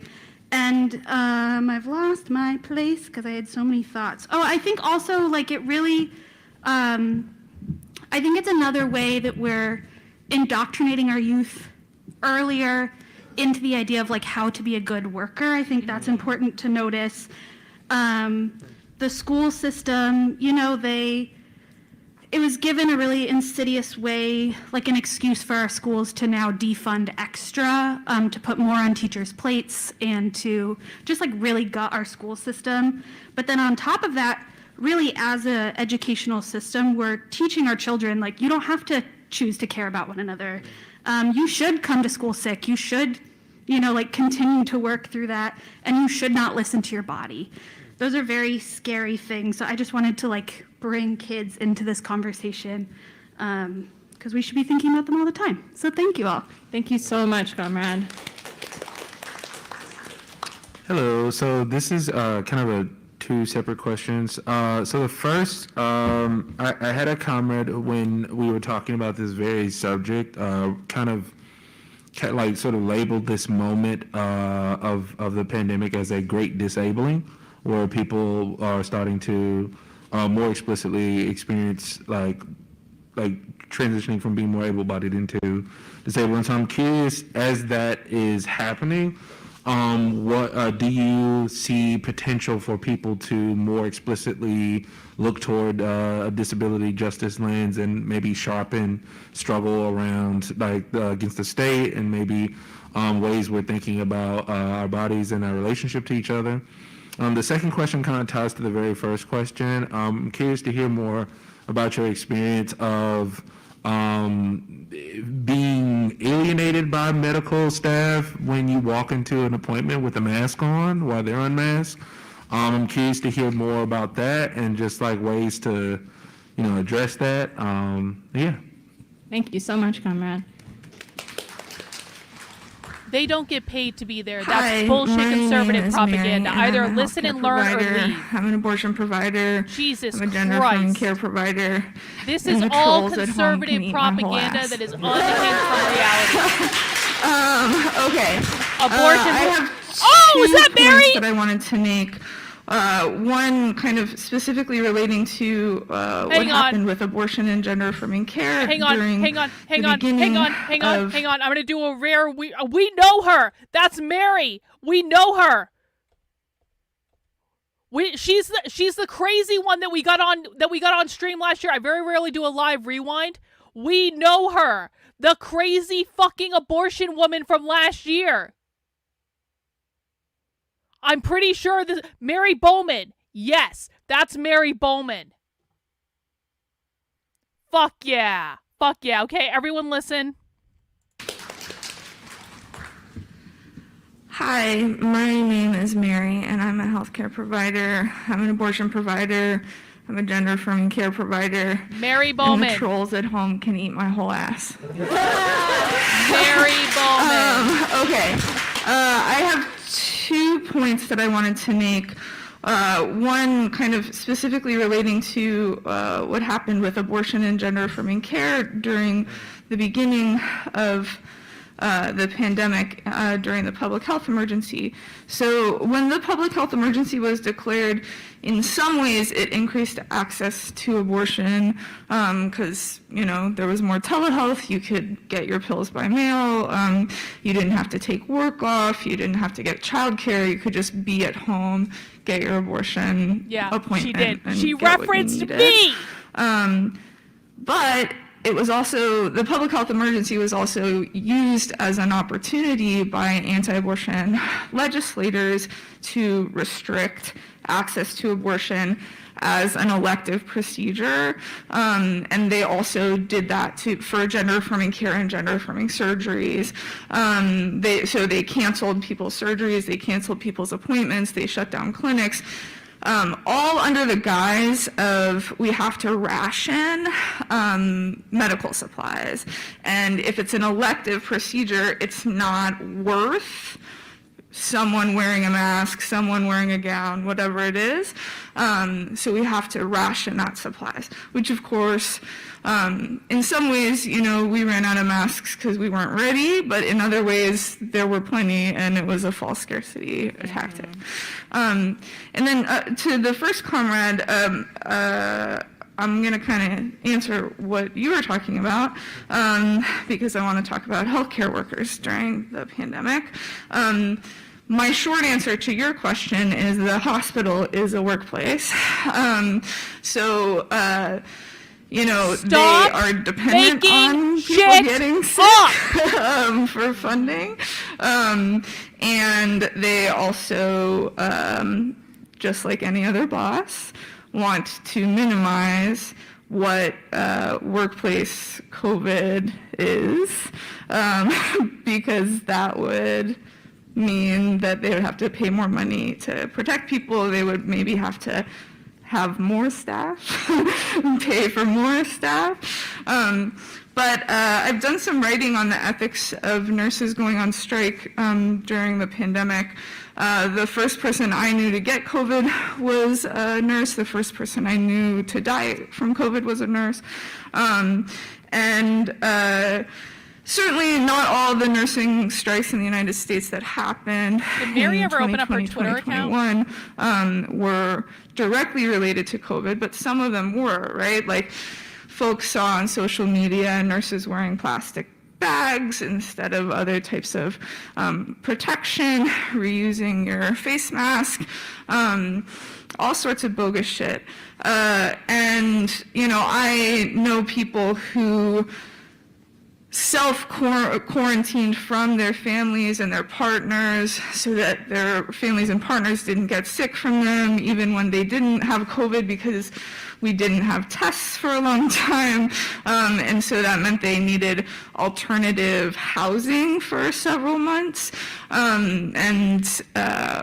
Some hospitals would pay for that like a hotel when someone was sick for a limited amount of time.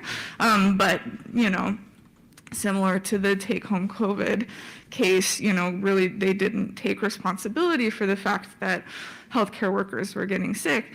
To say nothing of how the state treated healthcare workers Nah, she's still private. During the beginning of the pandemic. Everyone follow Pots and Mary and pans. tell me what she's doing. Just follow her. Cool. Thank you for thanking us. But we're dying en masse and nobody fucking cares. I worked in, at that time I worked in an outpatient clinic, and there was a point at which we got in trouble for wearing masks. I think after Biden was like, we did it. And some of us still wanted to wear masks, and the CEO of our company, might be Planned Parenthood, said, don't wear a mask because it's unnecessary now and it's freaking out patients. Oh, God. So I broke the rules and got in trouble. But, so even for healthcare providers, it's a workplace issue, and especially so before we had testing, before we had vaccines, when we were just expected to go to the hospital and do our jobs under very, very, very dangerous conditions, with the hospital basically taking no responsibility for that. So it's a labor issue for healthcare workers especially, and we did see some people use the strike weapon to try to get better protections, and they typically won. But yeah, it was hard for us. So I wanted to bring that into the labor conversation. Thank you so much, Comrade.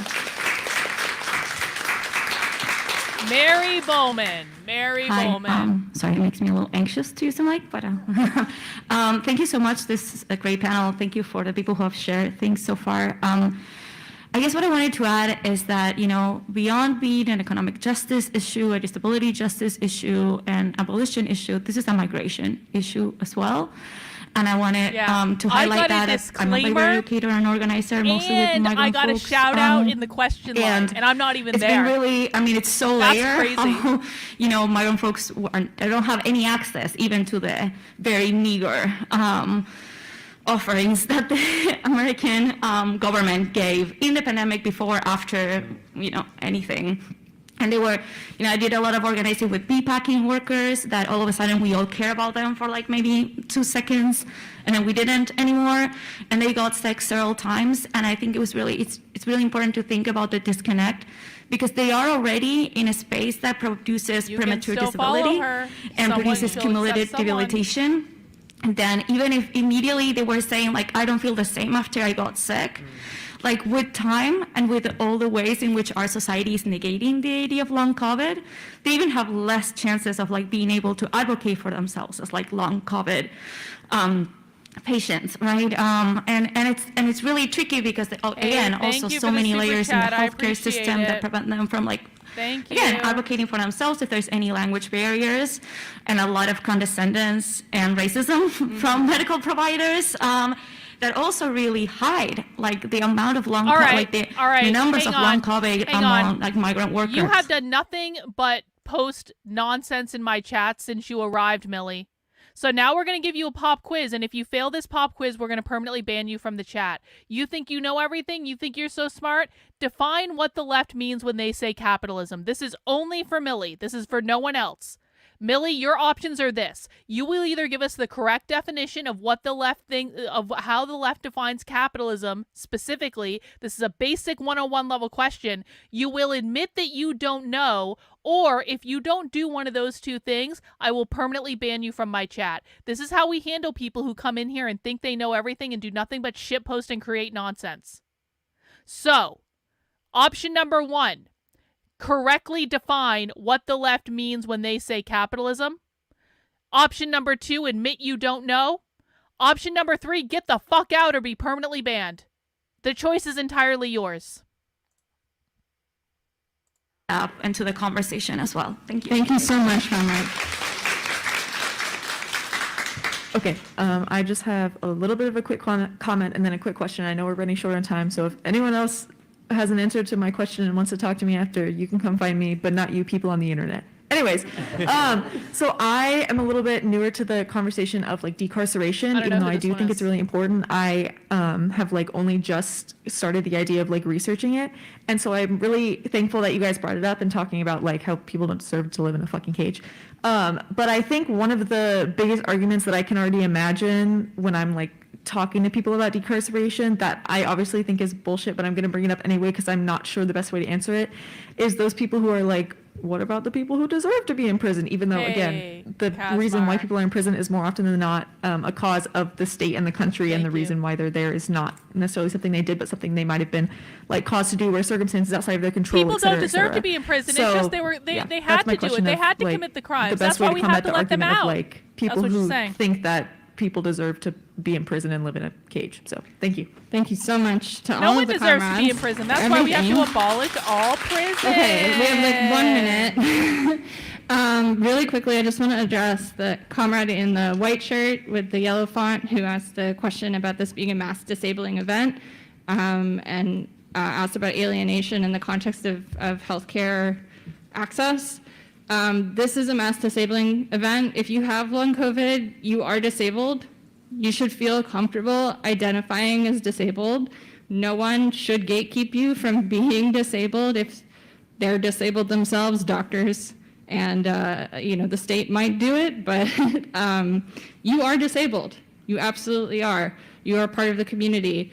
There is a history of previous mass disabling events in this country, one of which is the polio epidemic. The polio epidemic is also the origin of the disability rights movement that led to things like the Americans with Disabilities Act, that led to things like disabled people being able to get a high school education and go to college, because before the 70s, it was very difficult to go to school if you were disabled. Yep. You weren't guaranteed placement Isn't it funny beyond how they just go away grade school, essentially. when you call them out? Isn't it funny? Every time. The problem with the disability rights movement is that it was not a liberatory movement. This is not to discount the wins and the important history of disability rights. However, this is to say that many of the people involved in disability rights were conservative Republicans who were building a libertarian vision of disabled people being incorporated into the labor market. We have a chance to build a disability justice movement out of this mass disabling event, and it is very important that we do not repeat the mistakes who were of the recent history of disability rights, a disability because movement. U.S. disability rights are treated as the gold standard internationally for disability rights, and this can't be, the top line that we're fighting for. We have to push much further, and this is an opportunity, I think, for a lot of people to begin to understand that disability is not such a neat category with boundaries that are very clear, but this is a kind of state that also people come in and out of. Maybe at several points of their life. Maybe, you're never going to be lucky enough to be disabled. You might not be lucky enough to be living with long COVID. Disabled. COVID might kill you, right? So disability is an important lens. It's an important point for us to come together, but we also need to spend the time and energy to thanks, Elena. embed ourselves in the history of the movement, learn those Appreciate lessons. it. Thank you. We have a lot of resources on the show that we've made over the years, so please come and find me. More than happy to talk about this for hours. But it's really crucial, and I really appreciate you raising that. Anything else either of you want to address last minute? Not really, but we can wrap up. Yeah. Yeah, I think that's actually probably a really appropriate. I mean, there's so many things that we could address. Again, I would, as B said, encourage anyone who wants to talk about. So many things obviously to talk about here. Anyone who can, we're doing what time is it? Never. At 6:30, we are doing Never, not Death once. Panel listeners meetup out there, outside. Not one single time. Across the street. That's the point. So we will be around and hanging around for that, but I think, we're out of time, unfortunately. I will also just say, comrade who had the question about dealing with the hard questions around abolition, I would encourage you to come to a session at 3 o'clock that is Liat Ben Moshe, Leah Harris, and Sasha Warren. They are fantastic thinkers on how to talk around nope, they would disability you and need to abolition stop in and you need to start listening. And Liat you Ben need to Moshe's stop. book is a great resource for trying to get You keep comfortable putting misinformation in with the language on how chat. to push I don't back on like those it. arguments from multiple angles. You're thank not you all so listening. much There- for there's coming, no and thank you universe. for everyone for your contributions. All right, Deeply appreciate it. There is literally no universe in which they would euthanize the disabled. That is conservative bullshit propaganda. And I keep seeing, I know you're new here, but I have emphasized this to you several times. Your job when you're new here is to listen and to learn and to ask questions. It is not to muck up the chat with all sorts of crazy shit, because when you muck up the chat with all sorts of crazy shit that is unhinged from reality, that comes from the conservative right propaganda apparatus, you only confuse people. You confuse yourself and you confuse other people. Mucking up the chat with crazy shit does not help anyone to learn. It does not help to beat the left. It is completely distracting. Please stop. Socialists fear euthanasia more than conservatives do. That is absolutely true, Sam. That is absolutely 100% true. Absolutely true. Okay. I think we've got a little bit of a break right now, so we're going to do some housekeeping stuff. Laura, thank you for the super chat. Hey, thanks for buying me a beer, Laura. I do appreciate it. I appreciate everyone who's giving me super chats today, even though I'm in a pissy mood. I'm in a pissy mood because covering socialism for 11 hours yesterday broke me. And so I appreciate the support. Hey, we're almost to our super chat goal. That's pretty great. We have a super chat goal today of $200. Now, if we hit that goal, you can keep giving me money. We're going to be here for at least another 5 more hours. 5 more hours of socialism. It's like the did anyone ever see the movie Last Night? Last Night is a little independent movie about the end of the world. It's one of my favorite movies. It's really, really, we should watch it for movie night sometime. Last Night is essentially, it is the last day on Earth. And everyone knows the world is about to be engulfed by the sun. Everyone in the world is literally going to die at the stroke of midnight. And in Last Night, there's a woman who's just running around going, 5 more hours! 4 more hours! It's here! To count down the impending apocalypse. That's what I feel like right now. 5 more hours of socialism! It's a great movie. It really is. It's a great movie. It's like, what would you do on the last day on Earth? If you know you're going to die, you know everyone you love is going to die. There is no escape. There's nothing you can do. What happens? What do you do? What do you do at that time? People do all sorts of crazy things. Anyway, let's do some housekeeping issues. Hey, we got a $5 Rumble rant over on Rumble. Let's see. Are they not concerned? Thank you, NGG, for the $5 Rumble rant. Look at that. We're going to make our goal. It's going to be great. Then we can work on our Substack goal. Let me see what this says. NGG says, are they not concerned about psychopaths that do weird, crazy shit? How about all the baby parts that come from abortions? Do they not? Okay. You're obviously conservative. So we need to bring you up to speed on a couple of things. Let me just show you guys. Here's what I'm going to do. I'm going to show you guys the chat that I'm actually responding to. I'm going to show you the chat that I'm responding to so you guys can see. Can we make it bigger? No. Can't make it bigger. Can I zoom in? Ooh. Wait, hang on. Can I zoom in and make it bigger that way? All right. Well, that's going to have to be good enough. Actually, that's... Ah! I just made it worse. Hang on. I made it worse. Okay, well, that's good enough. All right. So, this is something that a conservative would ask. I know that. Don't even bother denying that you're a conservative. I know you're a conservative. First of all, the left is never going to care about abortion. Not in the way that conservatives do. The left cares about abortion to the extent that they believe that abortion should be free, unlimited, on demand, up until birth. No questions asked. Abortion at any time for any reason. The left is never going to respond to any of the arguments you guys make about baby parts. The left is never going to respond to the gross pictures that you guys post on Twitter showing abortions. And in fact, that shit pisses a lot of people off. I don't want to see that shit either. You just turn people off when you do that. And so the reason that the left is never going to respond to that is because the left believes that abortion, which they call reproductive justice, frees women from being from the gender binary. The gender binary is also called the patriarchy. What they believe is that capitalism, which is defined as private property ownership, capitalism has created all problems in our society. That goes to the prison thing you asked about. We're going to go back to that. Capitalism has created every problem we have in society. If you want to understand the left, you start with that. Private property ownership, private property being defined as your ability to own a home, your ability to own land, your ability to own a private business, your ability to own an apartment rental that you rent out as a landlord, your intellectual property, your parental rights are considered to be a form of private property, your individual liberties, your freedom of speech, your freedom of religion are considered to be forms of private property. That is what the left means when they say capitalism. Private property ownership. They're not talking about crony capitalism. They're not talking about corrupt capitalism. They're not talking about any of that.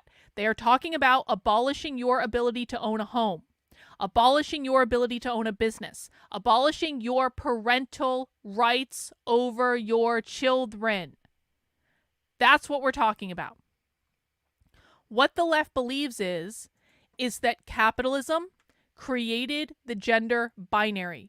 The gender binary means men and it means women. That's it. Men and women. That's the binary. Okay?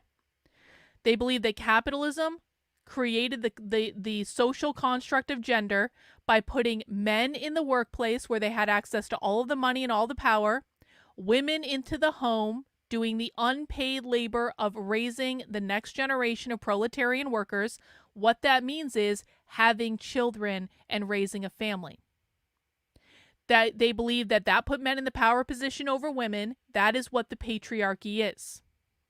In order to free women from the gender binary, which they want to abolish, by the way, they want to abolish all gender. Non-binary means no binary. They, them are not, people with they, them pronouns are non-binary, no binary. They do not identify as men. They do not identify as women. They want to create an entire world of non-binary people. We've heard them say this. Google break the binary and see how many things come up. The reason the left will always and forever support abortion, free, unlimited, on demand, up until birth, and there is no argument that you can ever make that will prevent them from doing so, is because they believe that capitalism has put women in the position of doing the unpaid labor of raising children in the nuclear family, which perpetuates capitalism. They believe the nuclear family is what creates and reproduces capitalism. And so the way to free women from the gender binary, to free women from the patriarchy, is to allow them to abort their children whenever they want to. And that's never going to change. You are never going to convince them otherwise. Stop trying to. It is a waste of fucking energy. And by the way, you guys piss off people who could be on your side when you do this grotesque baby parts bullshit. I know that you feel very strongly about this, but every single time you guys bring up this grotesque baby parts stuff, you drive more people over to the left. I hope you understand this. I say this as someone I'm pro-choice. I'm for first trimester with exceptions and all that stuff. But I'll tell you what, the left's position on abortion actually made me more pro-life. For a while there, I was getting to be very, very, very, very, very pro-life because of how excessive the left is about abortion, and quite frankly, it grosses me out and I don't like it. And then the right, with their focus on doing the most grotesque things possible to try to prove their point and own the libs, the right actually made me more pro-choice. And I'm stuck in the middle where I'm like, I think women who are raped should have a choice in the matter. I know maybe I'm crazy. The right would say women are never raped, and I would say, well, I was. I distinctly remember being raped. I distinctly remember being held down by a man that was bigger than me, and I remember this, so don't tell me that shit doesn't happen. And the left is like, shout your fucking abortion on demand, and I'm like, that's fucking gross. So I'm stuck between two crazy sides, and there ain't no escape because neither side understands the other, and neither side understands why the other does what they do, and here we are. And in this fight, the left will win. You want to know why? Because there are more women voters than there are men. That's just reality. And then you're going to go, repeal the 19th. And I'm going to go, that's fucking stupid, bro. That's literally never going to happen. Do you know how hard it is to repeal a constitutional amendment? That is never going to happen. And you're just going to turn people off, and you're just going to drive people to voting for the left. And you will have done it yourself, and you have no one to blame but yourself. Anyway, that is a long-winded explanation for why this argument around abortion is never going to work on the left. Let's do the first one. Are they not concerned about psychopaths that do weird, crazy shit? What this person is talking about is the left's position on prison abolition. And we've heard this several times throughout the Socialism Conference, but I'm going to explain it. The far left wants to abolish all prisons. That is what they mean when they say abolition. Sometimes they mean other stuff too, but primarily anytime you hear the term abolition at a leftist conference or a socialist conference, it is going to be a reference to abolishing the prison industrial complex. They want to abolish all prisons. They want to defund the police. All of this stuff around defunding the police, abolishing the police, that came from the radical, revolutionary, far left. The reason that they want to abolish the police and abolish prisons is they believe that the police are the managers of private property. The police are the enforcers of capitalism. Remember, we just talked about this. The root cause, the left believes the root cause of all societal problems is capitalism, private property ownership. We just discussed, okay? So if you believe all problems come from capitalism, and you believe the police are the organizing arm of the state to enforce capitalism, then the police are going to be something that you want to get rid of. They believe, and we heard it in that presentation. We heard it from the woman in the line. There was a woman in the question line. Actually, let me just pull it up. We have some time. We're on a break. Let me go back and let's just listen to this real quick because I kind of talked over it a little bit. Let's go back. I just want to listen to this woman in the question line at the very, very end because she literally said this. It's a red-haired woman. Hang on, I just need to find it on the stream. And I think it's important that you guys hear this stuff. This is why I use their trainings as tools to teach. I think it's important that you hear this from them. Let me just get to the point. Okay. What you're going to hear this woman say is she's going to be talking about people in prison, and she's going to say that the only reason that people are in prison is because society made them commit crimes. Society, because of all their constraints, made them commit crimes. They're not in prison because they're criminals. They're in prison because society put them there. When she's talking about this, what she is talking about is the system built on capitalism. Our capitalist society just forced these people to commit crimes, and that's why they're in prison. I want you to hear her say this, and then I'm going to explain more about what they want, why they are not actually afraid of letting people out of prison. There is a reason for this, but I want you to hear this first. Okay, I just have a little bit of a quick comment and then a quick question. I'll turn the sound on. Hang on. Time. So if anyone else has an answer to my question and wants to talk to me after, you can come find me, but not you people on the internet. Anyways, so I am a little bit newer to the conversation of decarceration, even though I do think it's really important. I have only just started the idea of researching it, and so I'm really thankful that you guys brought it up. I have told you several times to stop the shit posting. Stop. But I think one of the biggest arguments that I can already imagine when I'm in fact, you're getting talking to people about decarceration that Jesus I obviously Christ. think is bullshit, but I'm going to bring it up anyway because I'm not sure the best way to answer it, is those people who are what about the people who deserve to be in prison? Even though, again, the reason why people are in prison is more often than not a cause of the state and the country, and the reason why they're there is not necessarily something they did, but something they might have been caused to do, or circumstances outside of their control, et cetera, et cetera. So, all right, we're going to go back. We're going to listen to that again to make sure that the shit posters in the chat were not distracting. And this is why I don't allow shit posting in my chat. This is why I continually beg people to stop shit posting, and then they ignore me and they do it anyway, and then they get banned and they wonder why, and then they go and complain, because when you are shit posting in my chat, that means you're not listening. Is everyone ready to listen? This is what the left believes about why people are in prison. about the people who deserve to be in prison, even though, again, the reason why people are in prison is more often than not a cause of the state and the country, and the reason why they're there is not necessarily something they did, but something they might have been like caused to do, or circumstances outside of their control, et cetera, et cetera. So yeah, that's my question of like the best way to combat the argument of like, They're not in prison because they're criminals. They're in prison because the society put them in prison. They did things that they were forced to do, and that's why they're in prison. It's not because they're actual criminals. So now going back to this question. Are they not concerned about psychopaths that do crazy shit? If the left believes, as they do, that the root cause of everything, every problem in society is capitalism, private property ownership, the goal of the left is to overthrow capitalism, to get rid of it entirely. That means you don't own homes, you don't own land, you don't own a private business, you don't have intellectual property, you don't own apartment units that you rent out as a landlord, you don't have any parental rights over your kids, you don't have free speech, you don't have freedom of religion, you have no individual liberties at all, you are at the will of the collective. That's what that means. If the left overthrows capitalism and institutes a society built on Marxism, equity, they believe that by giving people access to everything in society, that there will be no more crime. They believe if there is no capitalism, there will be no crime.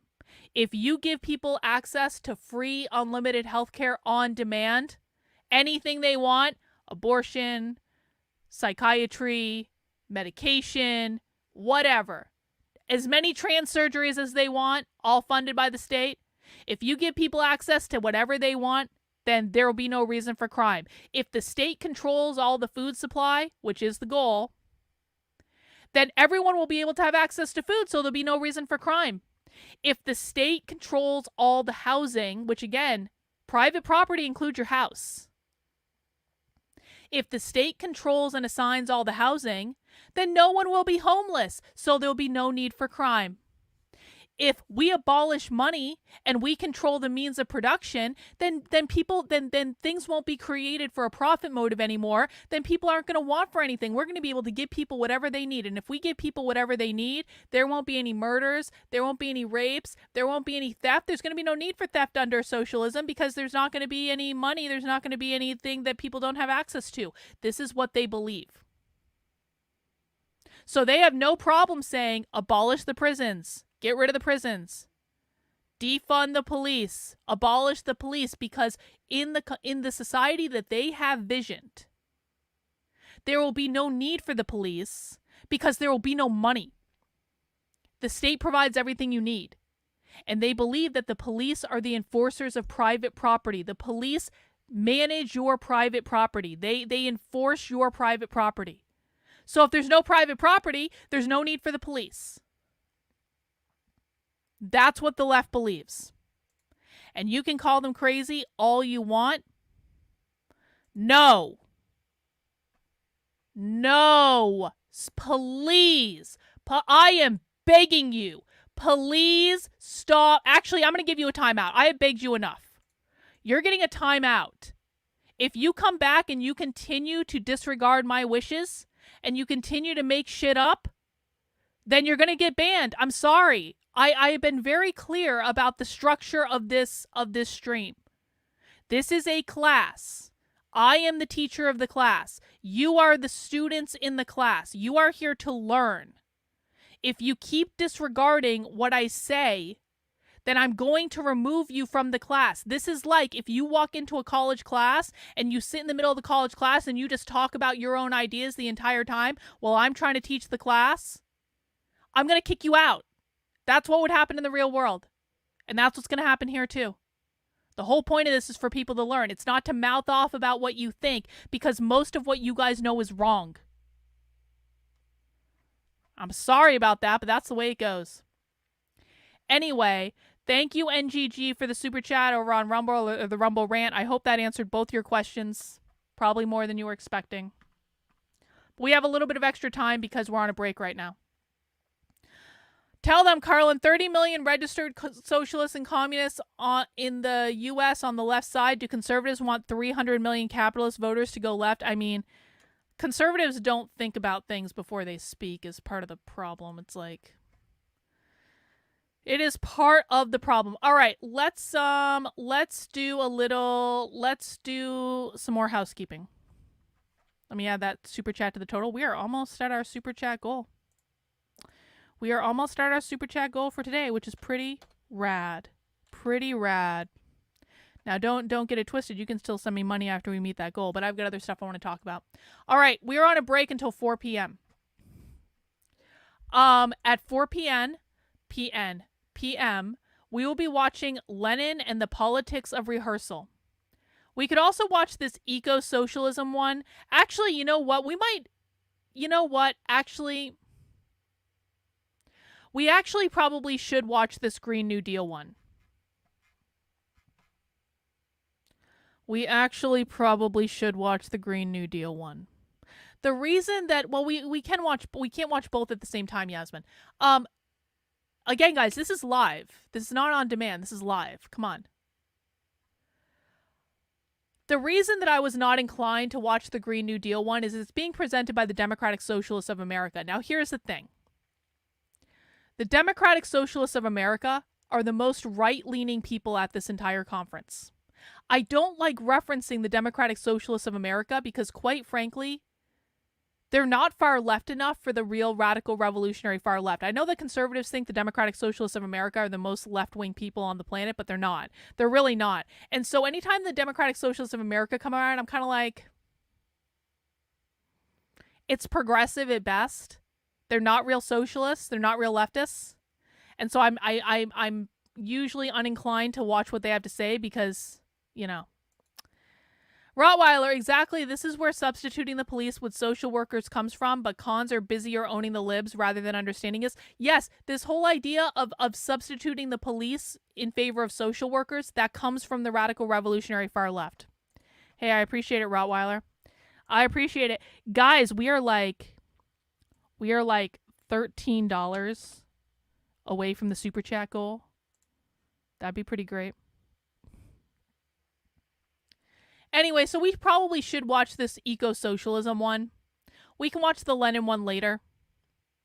I am interested in the Lenin one, honestly. Well, let's look at the descriptions real quick. Let's just see. This one is done by Ruth Wilson Gilmore, who's one of their patron saints. 100 years after Lenin's death, his extortions to learn and think in concrete remain urgent for our movement. What does it mean to approach our political practice not as an abstract set of rules, but as a collective rehearsal for the coming worlds? How can we perceive... Okay, so this is going to be a history lesson about Lenin. Thank you, Bad Cat. I appreciate it. I appreciate it. Thank you. Now I have to do math in my head. There we go. And then this, we should probably watch the Green New Deal one. Oh, I hate Democratic Socialists of America. Presented by Climate and Community Institute and the DSA. That's why I was off on this one. 5 years ago, the Green New Deal transformed climate organizing. It's time to take stock of successes, setbacks, and strategies. How can we confront the climate crisis at scale while advancing internationalism, racial justice, and worker power? Okay, fine, fucking fine. We're watching the Green New Deal one. That's what we're going to do at 4 p.m. We have an hour until then. And I think that I would like to take a little break. But I think what I would like to do during the break is play one of the presentations. And that way, if people want to sit here and watch the presentation, they can. I need to take a break because I need to get something to eat. Honestly, I haven't eaten yet today. And so people can take a break. People can get some food. But I think I'm going to just play one of the sessions from earlier today just so I can make something to eat. And then I'll come back and watch it with you guys. So, but I got a couple other orders of housekeeping. Number one, I did just send out the Unwoke Roundup email on my Substack. What this means is if you want to come and watch a movie with us later tonight, at 8 p.m. tonight, we are doing movie night in my supporter Discord. And we are watching the timeless classic, A Clockwork Orange. Because we have been punishing ourselves with socialism for the past 3 days. And now it's time to unwind and kick up our feet and watch a really relaxing, definitely just totally normal movie that is going to be uplifting. A Clockwork Orange is really a story of hope. It is a story of hope. It is a story of human kindness. It is a story of forgiveness. It's not any of those things. It's a dystopian. It's a dystopian hellscape. But we are going to be watching A Clockwork Orange tonight in my supporter Discord at 8 p.m. Eastern time. No, it's not relaxing at all, but it's yeah, that might have been sarcasm. Yeah, that was sarcasm. Yeah. If you would like to come and watch A Clockwork Orange with us, what you need to do is head over to my Substack. I will put the link to the newsletter in the chat. And my Substack is how I fund this stuff, guys. My Substack is my primary source of funding. And if you would like to come and join us in the supporter Discord to watch this movie, what you need to do to get access to it is go to the Unwoke Roundup email. Again, it's like literally right front and center on the homepage right now. And you need to sign up as a supporter for $8 a month or $80 a year. And then I need you to scroll all the way down to the bottom of the newsletter. And underneath this red box, you will find a link to the supporter Discord. You need to get yourself into the supporter Discord. You need to go to the verification channel and say, I am such and such a user on Substack. Once I verify you, you will be led into the supporter Discord. You're going to get access to a whole bunch of our projects. You're going to see our Unwoke Zine project. You're going to have several discussion groups that you can join. And you're going to get access to movie night and the voice chats and stuff like that. And so we do movie night every single Sunday at 8 p.m. If you are currently a supporter on Substack or on Locals, I hope you'll get signed up for the supporter Discord. If you don't want to watch Clockwork Orange, that's cool.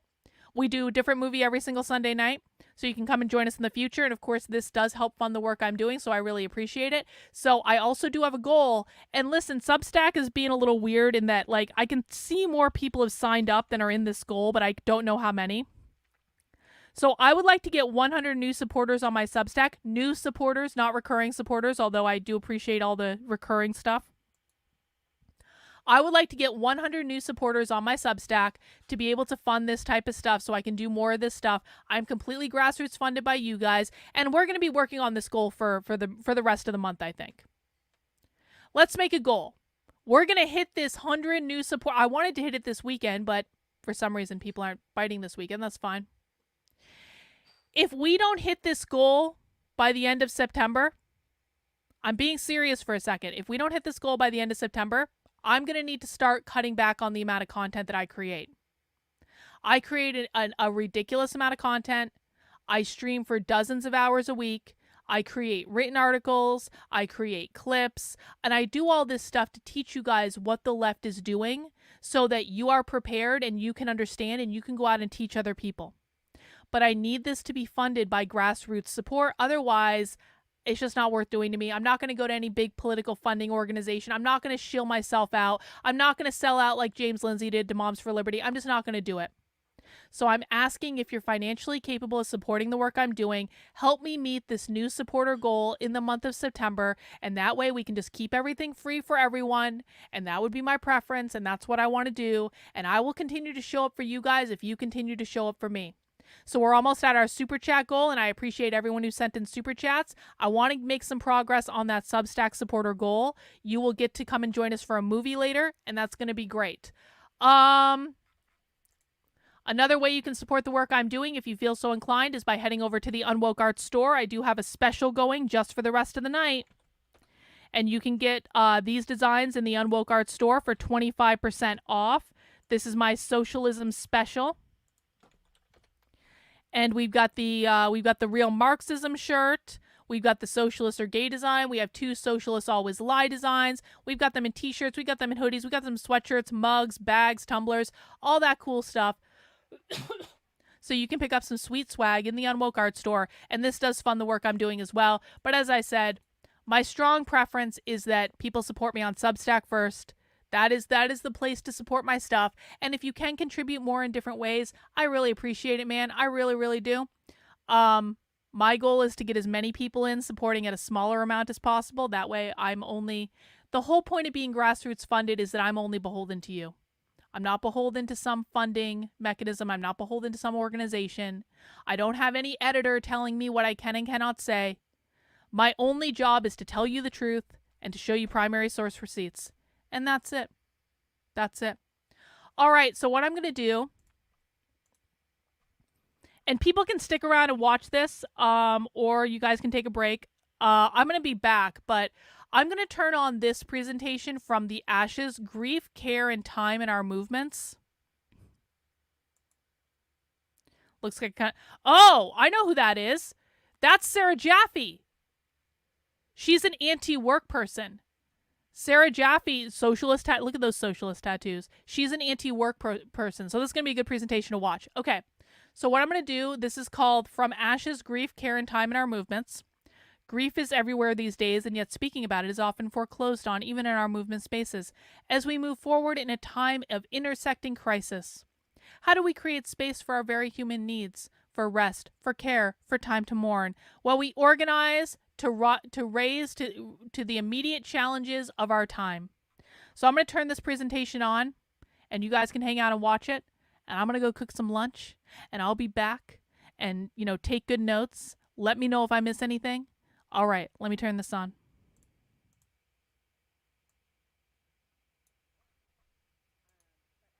Oh, shit. You can't hear it. You can't hear it. Almost messed the whole thing up. You can't hear it. Guys, the next live presentation is going to be starting at 4 p.m. So if you need to take a break, just be back by 4. The book is kind of a memoir, and the reason I did that was I felt like I couldn't ask people to tell me about the worst things that ever happened to them without sharing with them the worst things that ever happened to me. And I had to put that on the page as well as in the interviews. I had to bring it with me everywhere because otherwise I was just a monster. I was just holidaying in other people's pain. And to that end of being vulnerable with all of you and with each other, I want to ask everybody to take a couple of minutes and just talk to somebody, make some new friends if you're not sitting with people you know.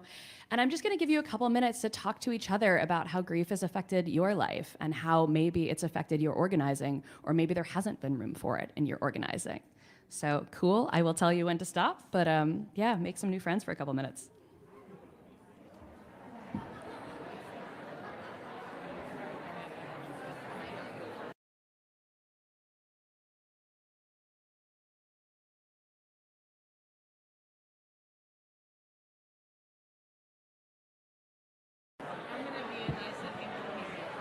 We're all going to be.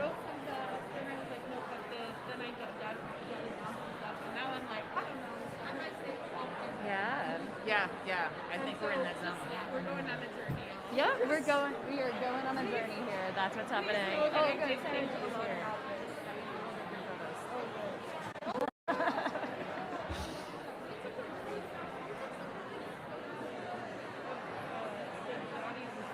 Yeah, I'm always sharing their photos on Instagram, so I'm excited to have their photos of me. Oh, yay. People who are just walking out are like, what's going on in this room?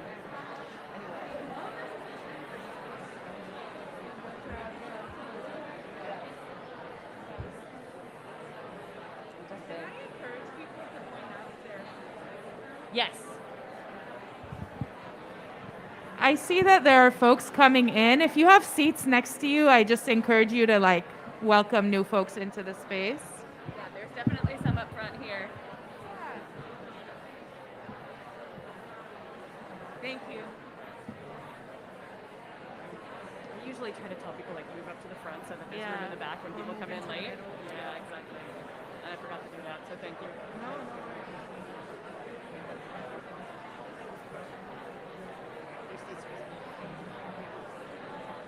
I know I've fucked up the live stream. It looks like doing this, but oh well. Those two can be closer together. Are they looking for food? Yeah. There are two over here. I'm just gonna go tell them. Okay. I'm gonna give them one more minute. Looks like people are actually having conversations, and that's good. Yeah.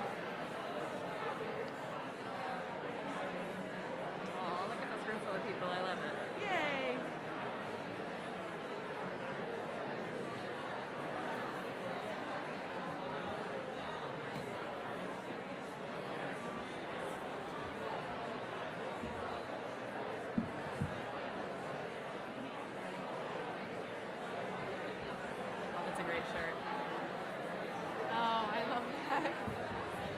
shirt. Yes.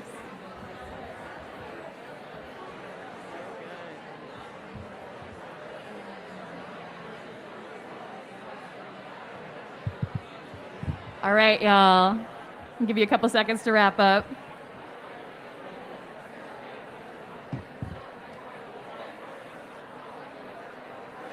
Everybody's getting excited. All right. Okay, can we come back here? I encourage these conversations to keep going later, but I love it. This is great.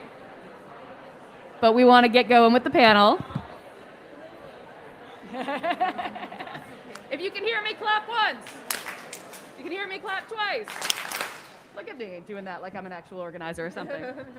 Anyway, thank you for doing that for me. It looked like you were really enjoying it, so that's great. So I'm going to let my panelists take it away a little bit and just talk for a couple of minutes about why they're here. So, Imad, go ahead. Thank you. First of all, thank you so much for convening us, Sarah. And I just want to say that, first of all, this book is gorgeous, and thank you for writing it. I kept having, I'm usually like a speed reader, and I kept having to put it down, which I think is a testament to how beautiful it is and how much I want to sit with it. I think that we, so there's many ways that I want to think together today about grief. But one of the things that I want us to sort of celebrate as a baseline is that we're doing collective grief right now in this room in a society that is constantly pushing our grief into atomized, either into ourselves as something that we have to sort of like deal with, figure out, heal, and then reemerge into society as the perfect workers and mostly workers, really. That's really all they care about. Or into these dyadic relationships that are characterized by our relationships to psychology or psychiatry, right? And there's been so little, my co-author from Everything for Everyone, Emmy O'Brien, yes, we love her, has often pointed out that we have gone through so much collective trauma, and there have been no invitations for us to talk about the dead bodies in the trucks by our houses during COVID, right? There's been no memorials, there's been no conversation, there's been no attempt, right, to get together and say, like, we all just witnessed a thing. We just lost millions of people as a collective. And we can, and that situation, right, is something we experience as a collective and can deal with as a collective, right? The fact that we reserve memorializing and collective grief for state violence, right, is not insignificant, is not coincidental.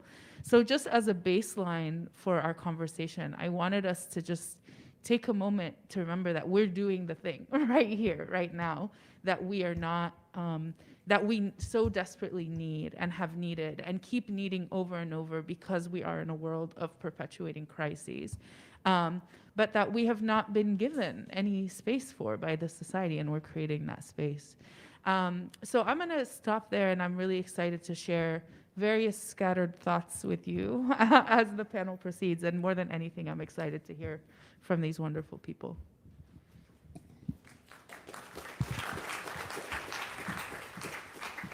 Thank you so much for that.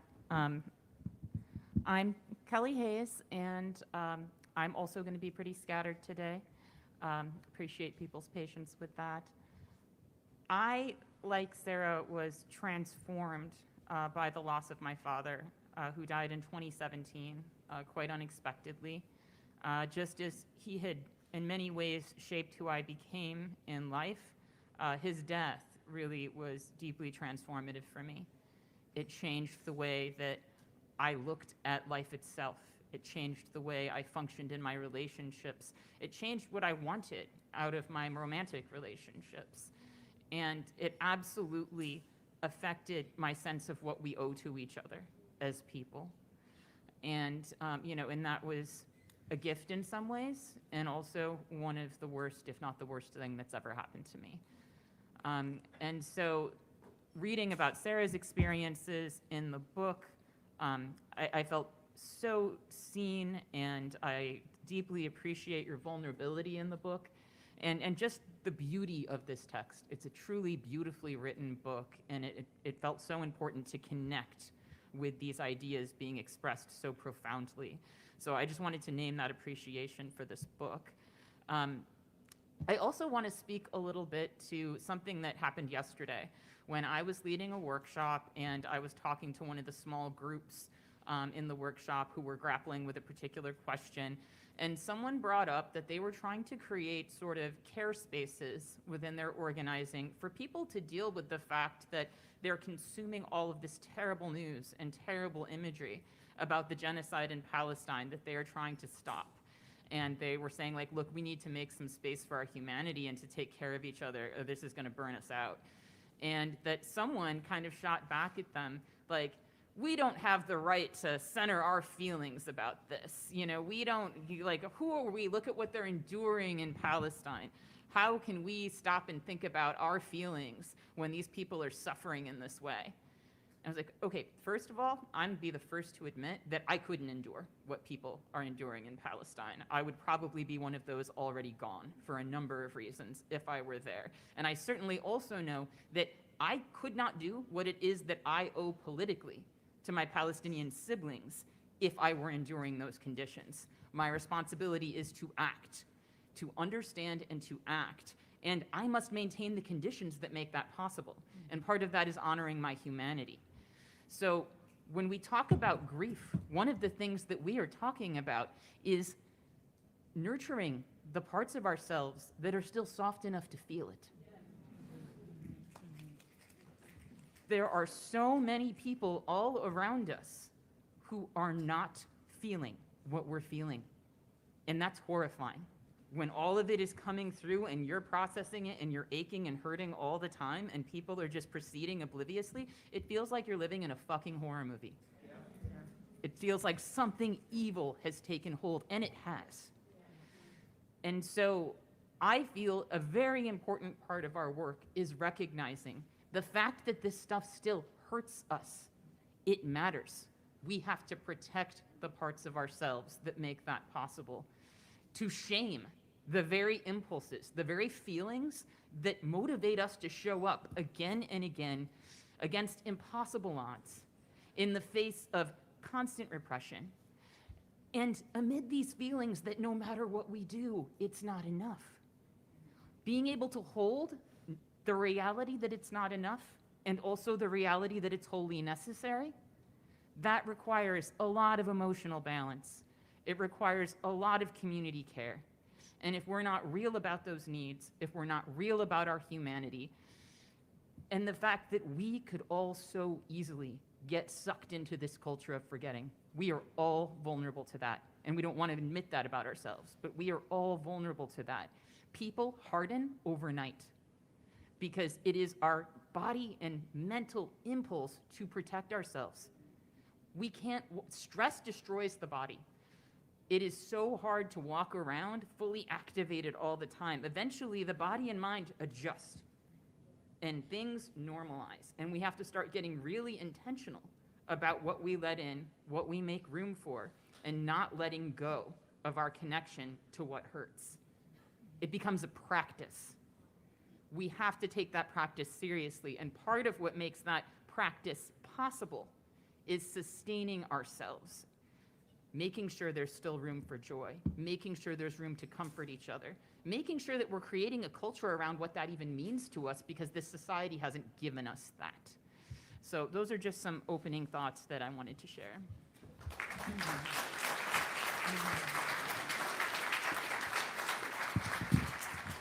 Thank you so much for all of that.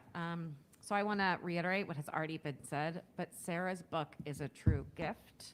I had the pleasure of slowly also reading it. I also had the pleasure of talking with Sarah routinely, basically through the whole process of writing the book. And Sarah kept saying, is it too much? Does anyone care about grief? And I said, Sarah, who doesn't care? This book is right on time. It is what we need. And the vulnerability that you bring to the text is incredible, right? So many of us who write books, right? We write books at a distance. And there is something profound, beautiful, deeply feminist, unabashedly so, right? In this commitment to actually saying, I am a person who is messy and has feelings of all kinds of ways that of course show up in also the reporting that I do, right? Which is not how journalists are supposed to be, but is the deepest kind of journalism that I think that we can have. So I want to really encourage everyone to please go get Sarah's book yesterday if you don't have it already. It is a true gift for all of us. So as Sarah mentioned, I've lived full to part-time of my life in New Orleans for about the last 18 years. And New Orleans is a city that grief is everywhere. And I mean grief is everywhere on multiple registers. So if anyone heard me say this yesterday, today is September 1st, which means we are 19 years and now 3 days since the federal levee breaks that led to the drowning of New Orleans. It also means that, you know, we are approximately 14 years and a handful of months since the BP oil spill took away all kinds of lifeways for all kinds of people across the Gulf Coast. And I could rattle off so much more. And so I say this because there are a couple of truths that New Orleans has taught me in these years and this time, right? One is the ways in which the grief of New Orleans and the Gulf Coast that looks like sometimes acute crisis, like when a levee breaks or when the BP's, the oil is getting pumped into the Gulf of Mexico for over a month without any end in sight. The city smelled and the area smelled of oil during that time. It's really hard to explain what those days felt like. But also, it's a place that knows how to talk about grief in public and to express grief in public, right? What it means to be in a city where it is commonplace for there to be jazz funerals, for people to publicly actually have a cultural tradition that stretches back to the Jim Crow years, right? During an incredibly other very difficult political moment, right? It's no coincidence that is the time that this tradition comes into being, of people being able to both march with the dirges in the street, and then in the kind of parlance of New Orleans, at the point of the internment of the body to let loose, and then to also have the joy, right? So how do we actually have those spaces of both deep feelings? And then what does it also mean that those are also traditions that get brought into political protests and all kinds of other things, to be able to hold it at a time when I keep thinking about this. For instance, in the days after Hurricane Katrina, in the months, it was very common to be told, folks in New Orleans, to be told by folks nationally to stop having so many feelings, right? That their feelings were getting in the way. And again, if we don't remember, we never knew, 80% of the city was underwater. The city was evacuated, and you could not enter the city for months and months and months. There wasn't water supply, right? And people's houses, literally, I will never forget, right, were on their sides in the streets in much of the city. And in this context, right, you had well-intentioned, good leftists showing up at leftist health clinics and putting up signs that said, less tears, more action, right? Can you imagine? Can you imagine? And can you imagine that not only for what that read to all of the kinds of New Orleanians who are coming in for healthcare in one of the most incredibly stressful contexts that one can be, but also what that meant for the folks who are experiencing in very true and profound ways all of the kinds of secondary trauma that those of us who did not experience the storm directly but experience the months aftermath of it is to also shut down those feelings, right, in that political moment, right? And to keep it, I think it's so well hardened up, right? What does it mean to not want to feel what it's like? And I'm not from New Orleans. My godmother's from New Orleans, but I still remember, right, the first time I drove into the city post-Katrina, having to pull over on the side of the road and start sobbing of what the city actually looked like, right? And knowing that there are so many ways that that was something that at that time still felt like it had to be done in private, right? And that was less important. And what does that actually do for us long term as various kinds of climate crises are just keep coming? So how do we actually hold the space for these kinds of movements? There's a lot of other things I want to say also about the ways in which state violence and criminalization also create those spaces, but also how do we hold the space for the feeling, not as a hindrance, right, but a way that really helps to fortify and deepen our relationships that we need for this kind of long haul organizing work. I'll stop there.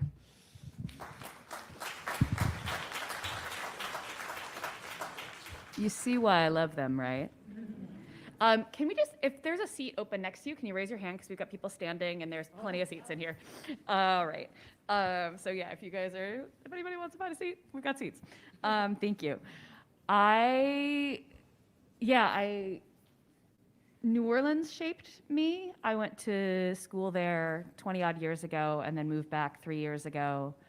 So New Orleans helped make me the person who wrote this book. Being Jewish, frankly, helped make me the person that wrote this book. My years of doing various political work in the US South, in the Northeast, in various other places. Now lately it's been England and Ireland.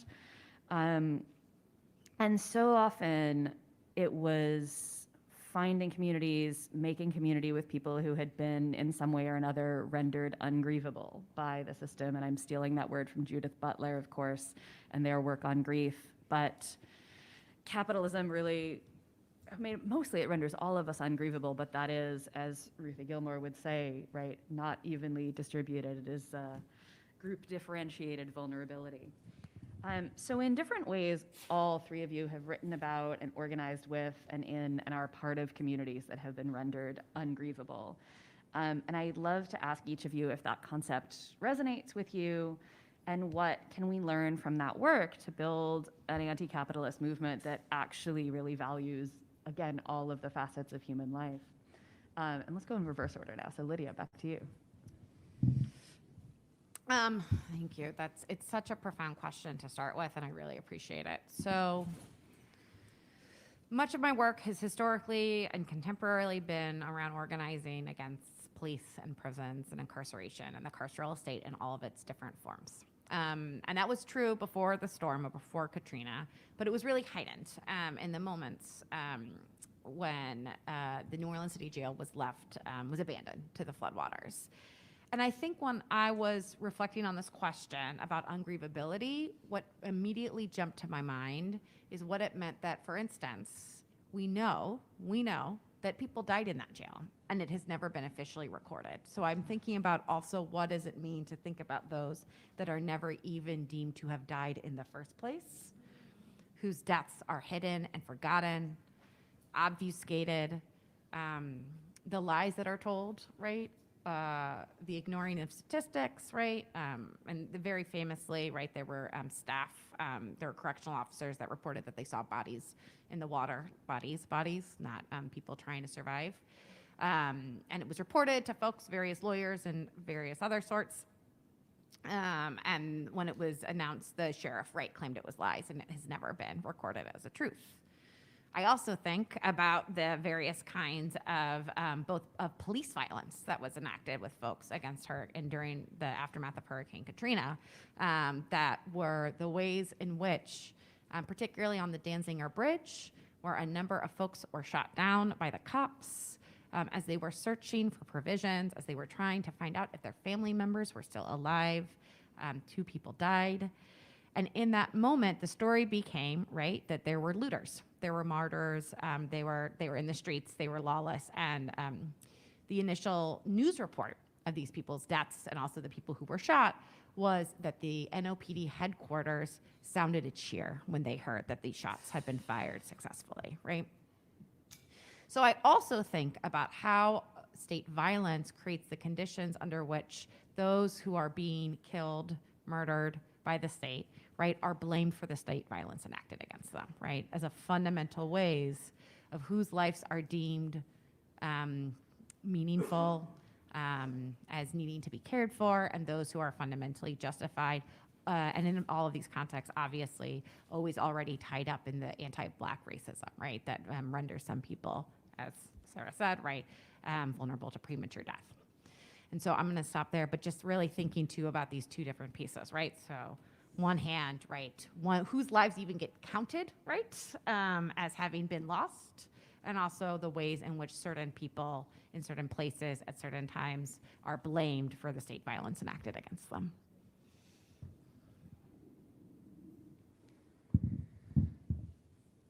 So I don't usually use the language of ungrievable in my work, not because it's not valid, but because in my experience, the sort of dehumanization and erasure of our humanity begins well before death. And so I'm usually talking about things in this more holistic way in terms of the process that even makes that possible. I want to say a couple words about fascism. As we know, there are elements of fascism woven into the fabric of our society, right? Even in the absence of something like a MAGA movement. Nazi Germany took multiple points of inspiration from the United States, from its concept of homeland and expansion, from the genocide of my people, from the realities of Jim Crow. Does that mean that the United States is inherently fascist? I would argue no, not everything that is settler colonialism, not everything that is oppressive and even annihilatory is necessarily specifically fascism. But the elements are there, right? And as Ruth Wilson Gilmore has talked about, we do live in a moment now where we have this openly sort of fascistic movement vying for power, and on the other side, a party that wants to basically domesticate elements of fascism to make them more palatable to the public. And so within any form of fascism, you have people who are considered subhuman. You have people who are scapegoated and sort of targeted for annihilation, displacement, all of these things. And we are seeing the expansions right now of who is considered subhuman and who is considered disposable in the pursuit of not even greatness, but normalcy. So I spend a lot of time thinking about this. With the MAGA movement, we have trans people as subhuman. We have migrants absolutely as subhuman. And so we have this advancing sort of threshold on who really doesn't have a right to exist or be among us and who is responsible for other people's hurt, such that folks are given license to take delight in the bad things that happen to these people. And then on the other side, you have this normalization of, calls for tougher border restrictions, the criminalization of homelessness, which we know is a bipartisan product, and that liberal mayors are some of the primary innovators behind how that is deployed and how that violence is enacted. And so what we're looking at from really any ruling perspective in a capitalist state right now is something I call the collapsing box.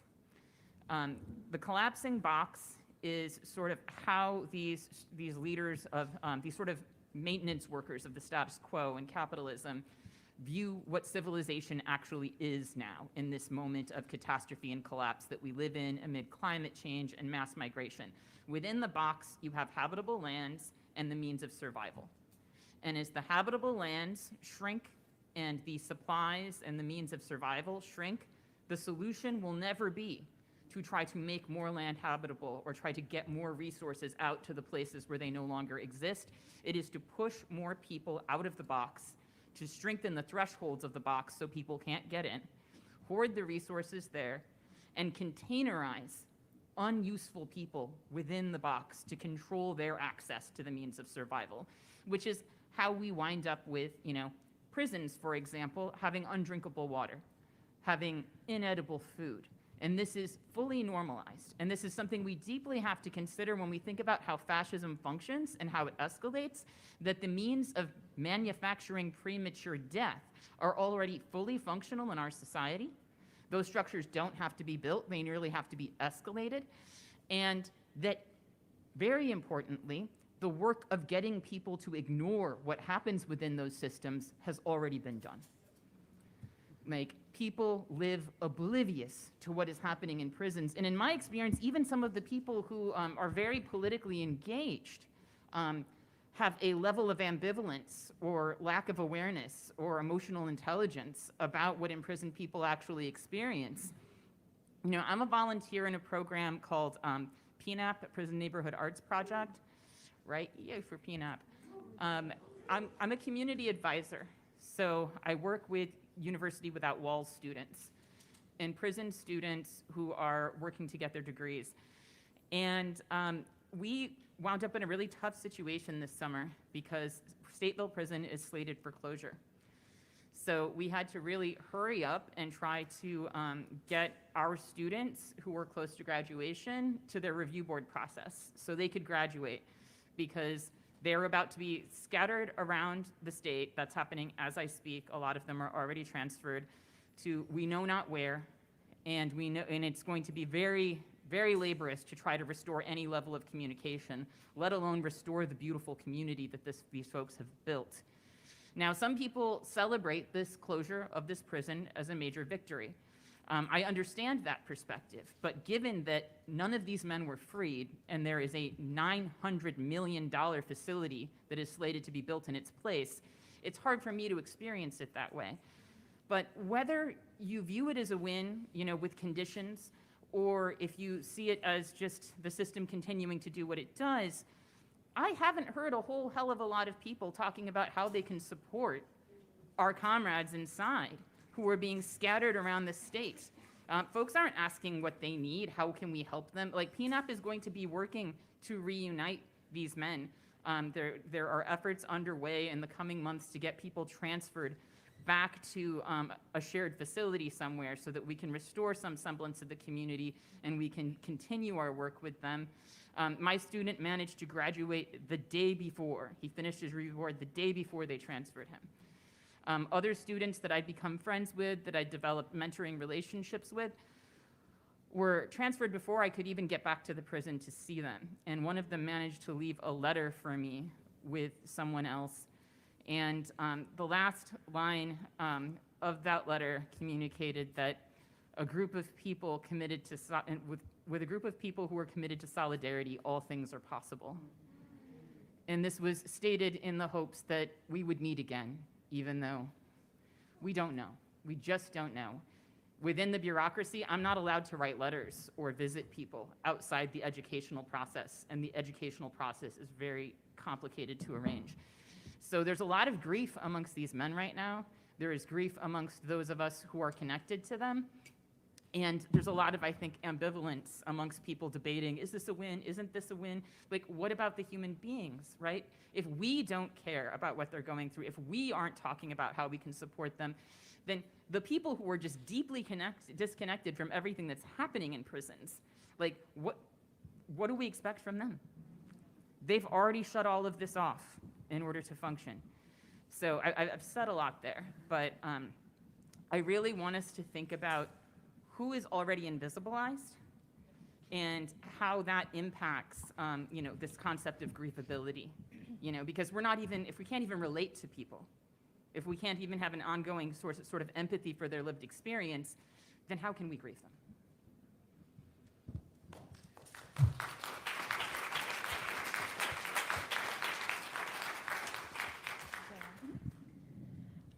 Thank you all so much. I was going to speak,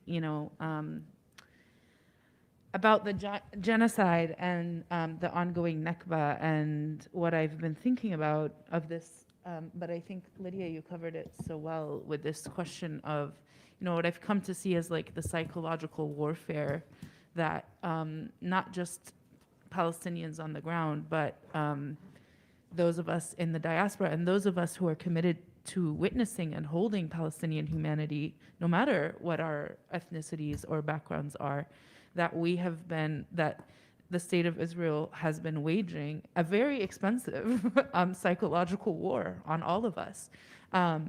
When they, bomb hospitals, they tell us that Palestinians bombed them themselves, right? That when we count our dead, they tell us that those numbers are made up. And the reality is that this is an extension of over 75 years of this war on Palestinian memory and on Palestinian existence. And so I think you captured that very well, right? How do you grieve something that is constantly contested in itself, right? As so much so that your own vision of reality, right, is constantly being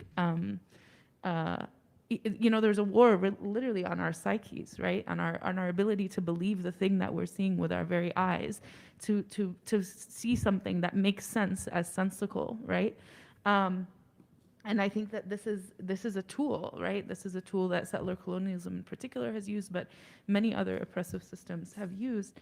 And I think, Kelly, you talked about, the dehumanization aspect. And so I think that I think you both covered two of the main things that I wanted to talk about. So instead, I'll focus on how do we grieve something that's never ended? Something ongoing is ungrievable, right? Like a death in our, as a migrant, one of the experiences that I've had, and I am going to cry for sure, is that the number of people that you lose and you're not able to participate in any of the rituals, right? Like my family is half Egyptian, half Palestinian, and on the Egyptian side of my family, much of my family is politically exiled. And my grandmother recently passed away alone in her apartment, unable to be reached by any of her family members who had all been exiled. And I recognize this as a recurring experience of people just disappearing and us not getting to be there, right? Like, how do you grieve when you can't go to the funeral, when you never get to wash the body, when, you never get to pray in the mosque after they're dead, and I think that there's this way in which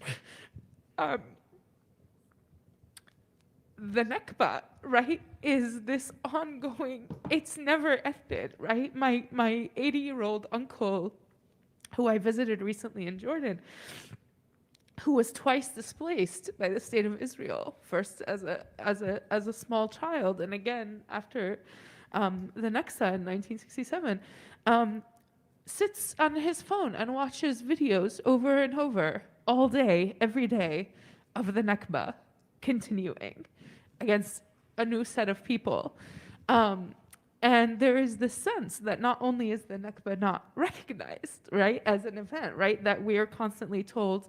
I remember giving a presentation about Palestine in junior high, and this Zionist kid in my class, after the presentation, he turned to this map on the wall of the class, it was like geography class or whatever, like world studies or whatever, and he said, well, point to Palestine on the map.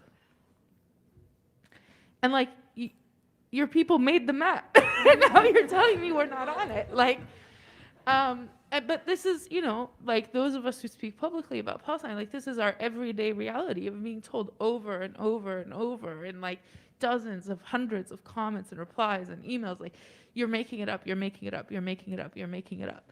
And that has an enormous toll, right? So it's both the never ending and the unacknowledged quality, right? And the inability to participate in, for those of us, especially in all of us, really, the inability to actually do any of the things that you're supposed to do to grieve our dead, either individually or collectively. And I think ultimately, as leftists, right, to zoom out a little bit more and stay with me here, that we don't get to grieve the version of our lives that we would have lived in a liberated world. Like, that we are constantly being gaslit, just like Palestinians are being gaslit about the Nakba, right? We are all being gaslit about all of this, right? We are being told that, like, if you're on the streets, it's your fault. If you have credit card debt, it's like you weren't responsible enough, right? Like, that, like, if you can't manage childcare, it's because, like, you're just, like, a bad time manager, right? It's not because, like, you've been given an impossible task, right? If you can't, like, if you haven't figured out how to, like, if you haven't figured out how to, like, get out of fucking bed in the morning after watching, like, dozens and dozens of people die on your phone in the most horrific ways with your money, then you're just too sensitive, and you're being too, and like the reality is none of this is normal. None of this is just. None of this is good. None of this is fair, and it could have been different. It could have been different. We could have led different lives. And so like the colonization of our minds to think that this was all inevitable and that this is all too complicated to fix, right? Bars us from the right to grieve what could have been, to grieve the liberation that we're still working for. Hey guys, I'm back. And I happened to jump in on that part where she was talking about the colonization of the mind. Have people, first of all, have people who've been watching this been enjoying it? I was in and out. I was doing the very arduous task of ordering a pizza. And so I had to get pizza. And I have a whole fucking thing. Anyway, this actually, what I have heard of it, it sounds like a relatively good presentation. I just want to pause on that point about colonization of the mind. What does that mean, do you think? Pop quiz for the chat. What does that mean, do you think? Colonization of the mind. I also have a very magical elixir with me now called beer. Look at this. Look at this beautiful beer. This is a peanut butter and jelly beer. Look how beautiful and thick and lovely that is. And alcoholic. What does colonization of the mind mean? Yes, Brian. Yes, they do. Yes, they do. Yes, they do. Yes, they do. They do really believe what they say. That is true. That is true. Hey, Christian, no need to apologize. It's just like we have rules, and I know that you're new, and I know you're excited. Nothing wrong with being new, and nothing wrong with being excited. We just want to keep things on track, so I do appreciate it. Thank you for the super chat. Colonization of the mind means the indoctrination into a capitalist mindset. So what she was saying there, oh, so good. So good. It's called Who Would Steal 30 Snack Lunches? Peanut butter, grape, and marshmallow and vanilla. Colonization of the mind means that you have been indoctrinated to accept capitalism. Essentially, what she was saying, none of this is normal. We shouldn't have to be dealing with this. None of this is normal. They believe that we all have a massive case of Stockholm syndrome in which our capitalist colonizing oppressors have convinced us that all of this pain and all of this suffering that we're experiencing under capitalism is normal. Remember, these people believe that capitalism's created all the world's problems. They believe that capitalism as a social construct created everything. Therefore, if we just get rid of capitalism, everything goes back to normal. They view a collectivist society as the normal of society, not what we have now. So, yeah, they believe that our minds have been captured under the oppressive force of capitalism. This is why I always emphasize when you hear the term colonization or decolonization, usually it refers to land. In the case of Palestine and Israel, when they call Israel the settler colonists, they're referring to taking of indigenous Palestinian land and privatizing it under the oppressive force of capitalism. They think that the Palestinians are decolonizing, taking the land back from capitalism. But colonization and decolonization don't always necessarily have to do with land specifically. It can do with your mind. It can do with an education curriculum. Exactly, Brian. Teaching people to think like a capitalist. Exactly. Accepting capitalism, having Stockholm syndrome to accept capitalism. Colonization of the mind suggests embracing or accepting capitalism and its values. Yup. We've all been indoctrinated into capitalism. Exactly. You did get it. You did get it, LK. The mind which has been captured by supporting capitalism. Exactly. Exactly. All right, guys, we got a couple more minutes of this. I'm just going to sit here and enjoy my pizza and my beer. And then at 4 p.m., we're going to watch the DSA Green New Deal presentation. Welcome back. That when I think about my life, that I'm at 35 years old, that like I've already lived 35 years under this and I don't know how many more I'm going to live. I have a right to grieve that. You have a right to grieve that. So yeah.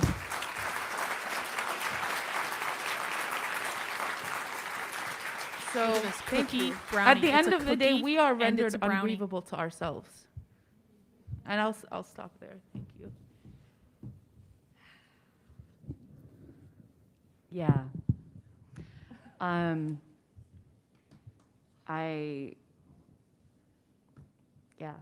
I've spent a lot of this year feeling this way. and not being able to get out of bed. And I think we've all been there, probably. It just feels like the extermination is speeding up. Somebody that I love very much, Peter Fraze, wrote a book called Four Futures, and one of those futures was called exterminism. And I keep messaging him and being like, so, how we doing? And it's real. And I think Kelly sort of beat me to what I was going to say about fascism, which is that it is a system that takes pleasure in the death and the destruction, and that it offers that as a compensation for actually making anybody else's life any better, right? It's not even going to make life great for like the straight white married dudes that Trump and JD Vance are sucking up to. It's not even going to make their lives better, but it's going to give them the compensatory pleasure. I absolutely need to go back and watch this, don't I? I really do. I missed out. You guys are the winners in this whole affair. Of enjoying our misery and enjoying our deaths. And like, absolutely fucking not.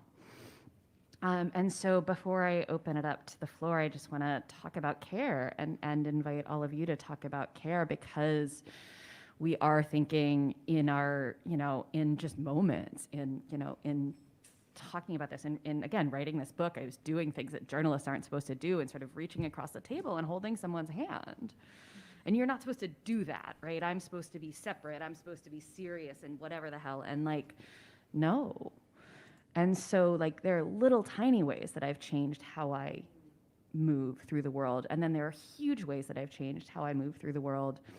And I've talked to so many people about like, what does a movement look like that has space for our whole lives? And one of the places that I found this actually was talking to former coal miners in Britain. And because the nationalized industry, they felt like it was theirs, even though it was still really dangerous and it still was more likely to kill you thank you than for the not. super chat. And the union Appreciate built this whole world, you Yeah. know, and it built the Miners' Yeah. Welfare Hall, which Well, they have to convince themselves that they're losing, because if they don't convince themselves that they're losing, then they can't have their perpetual revolution. So they will always, in their minds, and they really do believe this. I have gotten in arguments with socialists where I've said, you're winning, right? And they're like, fuck you, no, we're not. And I was like, yeah, you really are. They're like, no, and they get pissed. They get pissed off when you tell them they're winning, which is part of why I do it. It's kind of fun, right? But like, they need to believe that they are losing. They need to believe that they're the underdog, because they're in the perpetual revolution, the perpetual struggle. Can't keep a revolution going if you're the winners. Nothing exciting about that. They have to convince people. It is on us. It is our response. We have to overcome. We shall overcome. which was where you had a beer after work, but it was also where you got married and where you had your funeral and where your kids, had their birthday parties, and it paid for the football pitch where your kids played football. And when the mines closed, they lost all of that. And that was what the movement looked like, right? It was a space for your whole life, not just for where you organized the strike. And yeah, I just keep thinking, like, how do we build those spaces? And this conference is actually like a lovely place to prefigure some of that. But yeah, so before we open it up to the floor, I just want to ask each of you to talk about how care is showing up in the organizing you're doing. Do you want to start, Kelly? Sure. The first thing I want to name is that care, very much like grief, is rebellious work in these times, because both of these are about a refusal to abandon people, a refusal to simply let the dehumanization and the annihilatory violence proceed without any kind of intervention. And I'm thinking about the legacies of harm reduction in our communities. That for some people, direct action and care work have always overlapped. People have always had to defy laws and norms in order to keep each other alive and do the things that would help them get through yet another day. I experienced this myself in my 20s. This year, I have 15 years of no longer using heroin. Thank you. And in that context of active use in my 20s, I both witnessed the ways in which some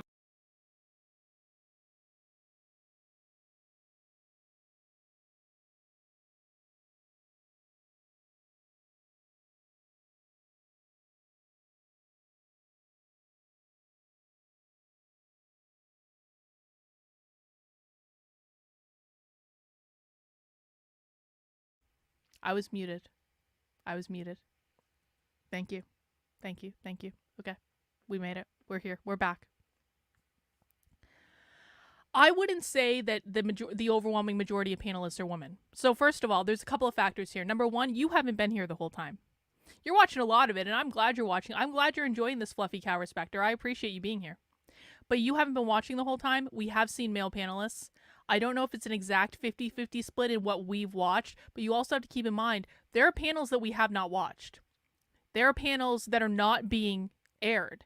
So you can go onto their website and you can see, I mean, I don't know if it's exactly a 50-50 split, but there are as many men involved in this conference as there are women. And I think that it's easy for people, when they specifically want to say this is a woman problem, this is a woman problem, this is a woman problem, which is the space that you come from.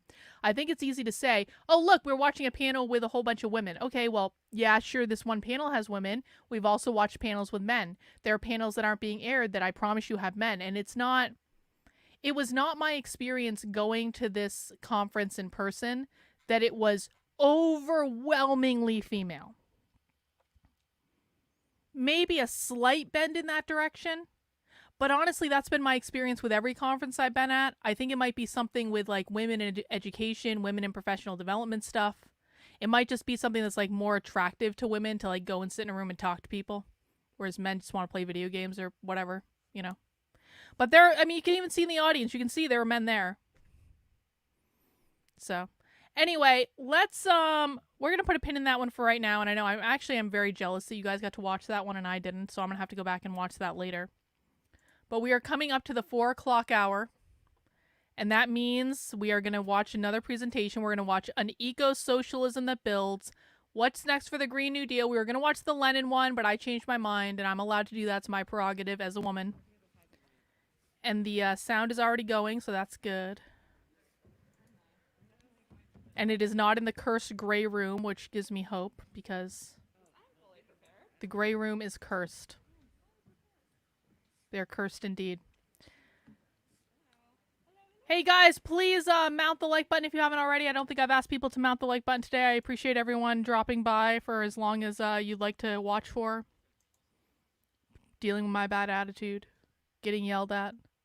Getting pissed off. Getting blocked. Getting banned. All that stuff. I just want to create a nice environment for people to learn about socialism. Asking too much. But we're waiting for this to get started.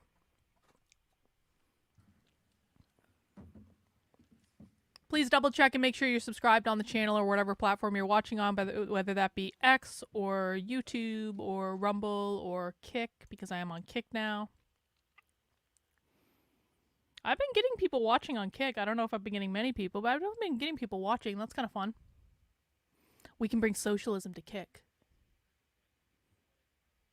I don't know if it's actually going to play well there. I mostly just got on Kick because of the something controversial stuff, but I don't know. Maybe socialism will take off on Kick. Maybe people want something a little bit different than fucking around playing video games. Who knows? Maybe not. Probably not. Probably not. That's okay. Oh, have I turned the sound down? Yep.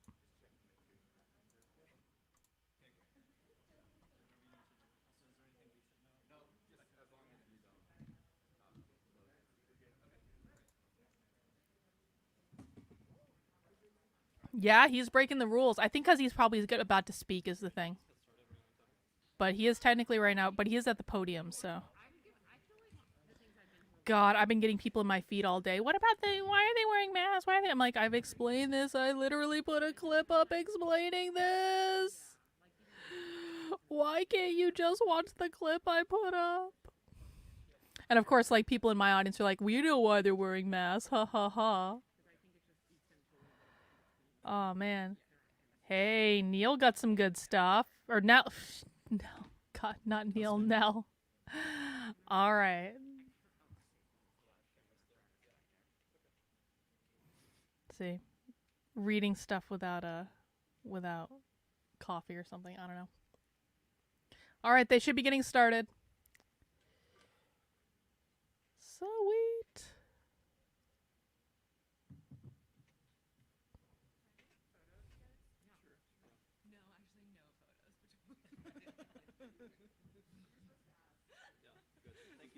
Yes, thank you. No, it makes sense. Yeah. Okay. I'll send it to you. Yeah. They're gonna turn the mics up when they get started, so. 1, 2, 3. Okay. Yay.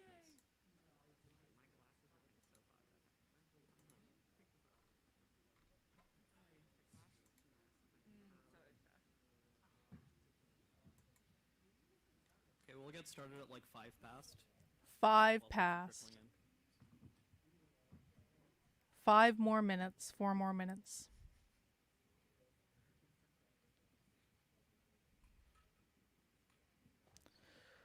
Oh. How's everyone's day going? How's everyone doing? Are people going insane yet? Is this a lot of socialism or what? Remember, I had to sit through all this in person. I couldn't even knit. You guys don't even know. You don't know how hard it was for me last year. I couldn't bring my knitting. I have not been to a conference in years where I had to sit there for 3 days just listening to this stuff, knowing I had a secret recorder in my pocket, and I couldn't knit. It was the most torturous experience of my life. And you guys are getting a little taste of it right now, except you can do whatever you want when you're in your home. You can knit, you can crochet, you can do stuff on the internet. No, I didn't do slime yet. No, I just had to sit there. It was excruciating in a way that I cannot. Yep, the disclaimer for me is coming. I did see that knitting video too, ladies. I did take a quick look at it. I can't believe they made a disclaimer for me. No, I can believe it. I absolutely can believe it.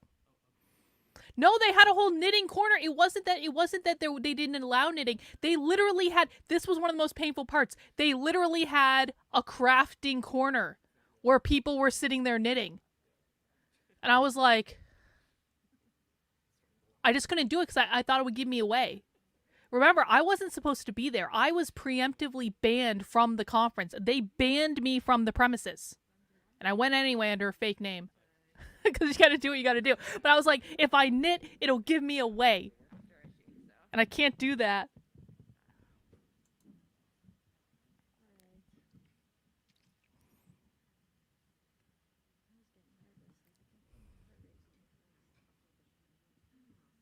It would be so much nicer if they could just invite me to go. I'll be like, I promise I won't secretly record anything. They'll be like, we don't believe you, bitch. I'm like, yeah, that's probably a good idea.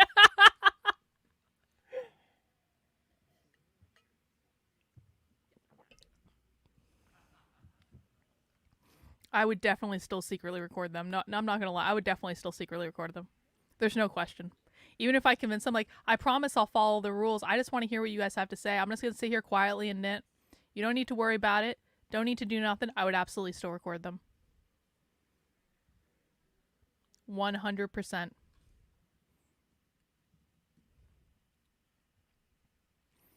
The flavor of this beer, it is from Kettlehead Brewing. It is called What Would Steal 30 Snack Lunches. And it is a peanut butter, grape, marshmallow, and vanilla beer. And it's very thick. And it's 6% alcohol. And this is one of my favorite peanut butter beers. It does taste like a peanut butter and jelly. Started. Okay, we're starting. The room is Everyone filling be up. Thank you all for being here. My name is Ashik Siddiq. I am one of the co-chairs of Democratic Socialists of America. And I'm very excited to moderate this panel. It's a very personal one for me. So we're talking about an eco-socialism that builds. What's next for the Green New Deal? And as we were putting together the panel description, so the panel description says 5 years ago, the Green New Deal transformed climate organizing. And it's actually 6 years ago that in 2018 that the Green New Deal kind of broke through to the popular consciousness in the United States. But just as we were thinking about this and talking about what we discussed for this hour and a half, just a lot of, it just feels like we've been really in a reflective mode, like everybody who's been involved in climate organizing, and just thinking about, my own trajectory as an organizer. I started climate organizing in 2014, which is a decade ago. I joined DSA and started organizing through it in 2017 after a few years of climate organizing with the organizations, and really started to feel the limits of sort of nonprofit-based activism and feeling like there was a lot missing in what we were advocating for and how we were advocating for it, and just the theory of change as we were, becoming conscious of the climate crisis and realizing just how much needed to change, how quickly against the scale of the climate crisis. It's just really vast. And like 2014 was the year that Naomi Klein published her book called This Changes Everything, Climate versus Capitalism, that I read that year as I was becoming politicized very quickly. So that really crystallized a lot of my thinking and understanding that, yeah, capitalism is the problem. It's the reason for the climate crisis and the reason that the most powerful industries of all time are able to, have just total hegemony over our economy. I, along with many other people in the country, just were learning how we face the scale of that crisis. Now a decade later, we've been through a lot, like as a movement, and I use climate movement very expansively. The definition of that, I think, has changed a lot for those of us on the stage and many of you over the past decade. It's time to, really take stock. Like, what have successes been? What have been the major setbacks? And there have been huge setbacks. We have to be real about that at this point. And for strategy, like what has been working? What are the pathways ahead that feel viable when we still have no time to waste? Like, the urgency hasn't dissipated at all. It's only getting more intense. But our theory of change really has to be longer term now, as we have to really reckon with and grapple with what it takes to build the power to overcome this incredibly powerful and very entrenched system. So, there are a lot of ways that people are effectively confronting the climate crisis at scale while still advancing and realizing that it's actually crucial and core to how we do things. We have to center internationalism and racial justice and worker power. There are no shortcuts to achieving the world we want, the world we need, without organizing for those things through, those are what can make the other world possible that we know is possible and is necessary. So, when I was coming up as a climate organizer, like in those years, it was kind of a common mode to be like, oh, we have to tell our story. Like, it's really important that we tell our climate story and like have our, we need to tell the truth. So I'll just like very briefly, I think, do that through introducing the panelists, because each of the folks here represents a crucial terrain of organizing and thinking about the climate crisis. And I also have personal relationships with a bunch of them that are feeling really resonant in this moment. And also just reflecting on being here at Socialism Conference. I was here last year where Naomi Klein gave a keynote address that was about her new book called Doppelganger, that really is about grappling with this decade of organizing on the left through a period of Occupy Wall Street and the climate movement and Black Lives Matter and the Bernie presidential campaigns and all these big moments of uprising and rocking the political establishment and feeling like there was so much sense of possibility, and especially on climate terms, there was this real sense of urgency baked into that organizing. Like, we have to organize to change everything over this next decade, starting in 2020 when we could elect a socialist president in the United States. And all these things seemed possible, and then that didn't happen. And then the pandemic happened, and just so many hugely disorganizing things happened that stalled the momentum and just really made everybody have to reevaluate what we were doing and how we were doing it, and realizing, there really are no shortcuts to any of this. So in that moment of reflection, it just really, I remember Naomi speaking and giving this very moving, account for over half an hour, and just I was sitting around comrades from DSA, many of whom had been doing eco-socialist organizing, and we'd all come up over the past decade in the same way, and just some people started crying and just reflecting on that sense of loss and grief of all the sense of possibility that it felt like we had, and just realizing how long the struggle really has to be and how deep the organizing really needs to be, and just feeling like, oh, okay, it feels like kind of some cobwebs are clearing up in our minds, hearing it articulated this way, reflecting backward on everything that happened and some of the real successes that have happened that we have to keep building on. I'll just start introducing the panelists on that note. So in 2017, I was living in Washington, D.C. I started organizing with DSA because it was an organization on the ground showing up to protest against Trump.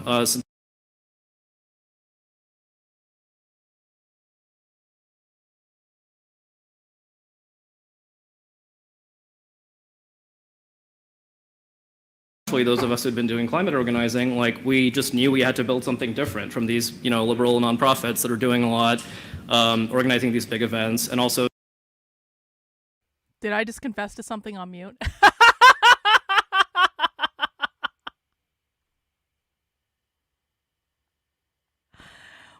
What I said is, well, I smoked a joint on the break, and then I got some beer and some pizza, and now I just sat down, and now I'm just sitting here, and we're just chilling. We're chilling. That's it. That's the secret. The secret is weed. That's it. Sort of the smaller, more still very rigorously helping us think about how we organize for a campaign to divest the city of DC from Wells Fargo and move funds into a public bank in solidarity with the water protectors at Standing Rock, who had been organizing against the Keystone Pipeline for the past year, which is a period where a lot of us were hugely activated by that movement and showing up in solidarity for it, but then starting to realize things like, part of why that stalled, the efforts to stop the pipeline, is because there were labor unions, major trade unions, who were supporting the pipeline. And actually, we really need to reckon with that. If we're going to organize to change the entire energy economy, we need to build a real just transition that is by and for the workers there. We also need to engage public institutions like city governments to transfer things. So anyway, I met Johanna through that, and I learned through working with her that she was actually a preeminent scholar on public power. So it's just a great example of a scholar and also organizer whose critical research on how we build the alternative is grounded in real organizing experience. So we learned a lot that year through organizing. Daria Francos is somebody who I also met through organizing in those 2 years from 2017 to 19 through DSA, through our local campaigns and a lot of chapters of figuring out how we build eco-socialism as we're developing that concept and learning about what a socialist alternative can be to liberal environmentalism. Thea was an organizer based in Providence, Rhode Island, who was pioneering a campaign for public power in Rhode Island, taking on National Grid. So there was a campaign called Nationalized Grid that was just about how we take over the corporate utility to build a public alternative. So that was very inspiring. Most of us had never seen a public power campaign and still didn't really understand the energy economy. So Thea was just a really relentless but very cheerful and motivating organizer. And through doing that, I also learned, oh wow, she's also a preeminent scholar on resource extraction and all these other things that she can talk about if she wants the next hour. That became a model for a lot of chapters of DSA that were growing very quickly in those years to try out public power campaigns and figure out the limits of that, which we learned very quickly. There are hard limits to organizing if you don't have certain factors, which we could talk about, where public power campaigns have succeeded or built real momentum. There are certain things that had to happen, and we learned that from experience. Brandon Mancia is the regional director of UAW 9A. Yes, they consider themselves to be socialists. God damn it. Really, I was gonna stop muting myself, sorry. UAW has just been one of the most inspiring things, to a lot of climate organizers, but also to the left in the United States. Is just one of the best examples of workers in a union organizing as rank and file workers to reform a pretty corrupt leadership establishment that had prevented a lot from happening for many decades, but through really relentless long-term organizing. Yeah, so what I was saying is, the DSA does think that they're socialists, but they also know that they're not as far left as a lot of the organizations at this conference. And so it's they think they're socialists, but not everyone there thinks they're socialists. That's it.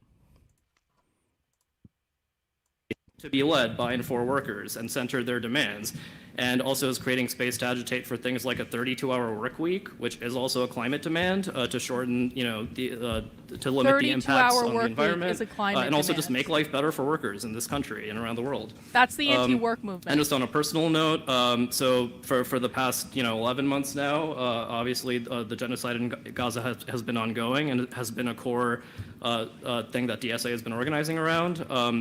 I participated in an action back in December, or early December, a 5-day hunger strike in DC in front of the White House. And day by day, there were just different kinds of actions and rallies happening around that. And on the 4th day, there had been a temporary pause in Israel bombing Gaza. And then on the fourth night of our action, they started bombing it again. And that was just a very bleak moment for everybody participating in that action.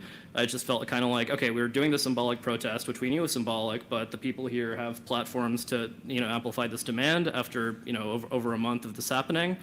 And it felt like a real moment of loss, like I remember very viscerally. But on the fifth day, we had planned a labor rally where UAW-9A was like one of the regional unions that had already come out for a ceasefire, like one of the union locals that had been amplifying this demand.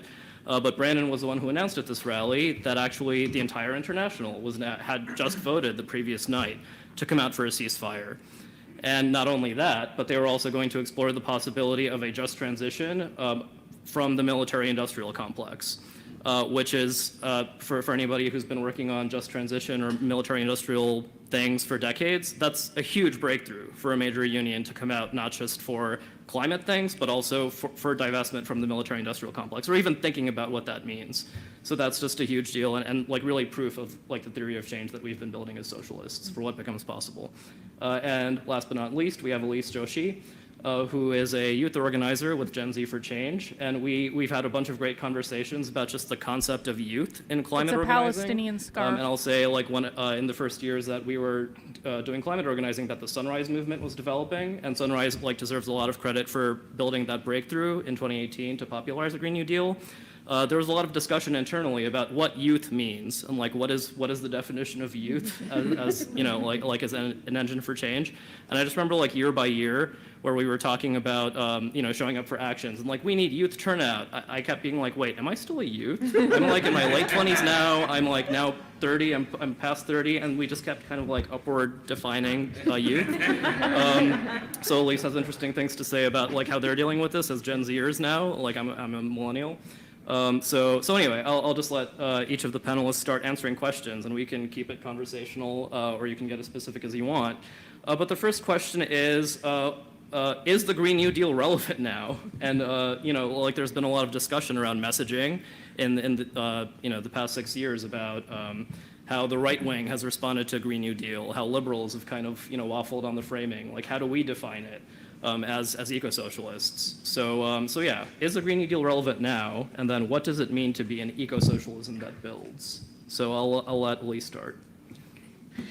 Hi, everyone. I just want to say thanks first for having me. I'm 22, and I feel like with that, I have so much to learn, and just being on this panel is very humbling, and I've just learned so much from socialism in the past few days, and I'm just really grateful. Yeah, I work at Gen Z for Change, and I would say at this moment, I'll be more positive later, the Green New Deal as a movement is not relevant to the masses, and as a result of that and many external influences, it's not really relevant to the people in power who would implement a Green New Deal hypothetically. I think that came it was proof at the CNN interview with Kamala Harris, where she reversed her decision for the 10th time on fracking, and then also bragged about approving new oil and gas leases through the Inflation Reduction Act. So she's bragging about the worst parts of IRA in an interview. So, I mean, of course, we have to acknowledge that COVID-19 took a huge wind out of the sails of the climate movement. But I also want to argue that the movement needs to evolve in addition to that.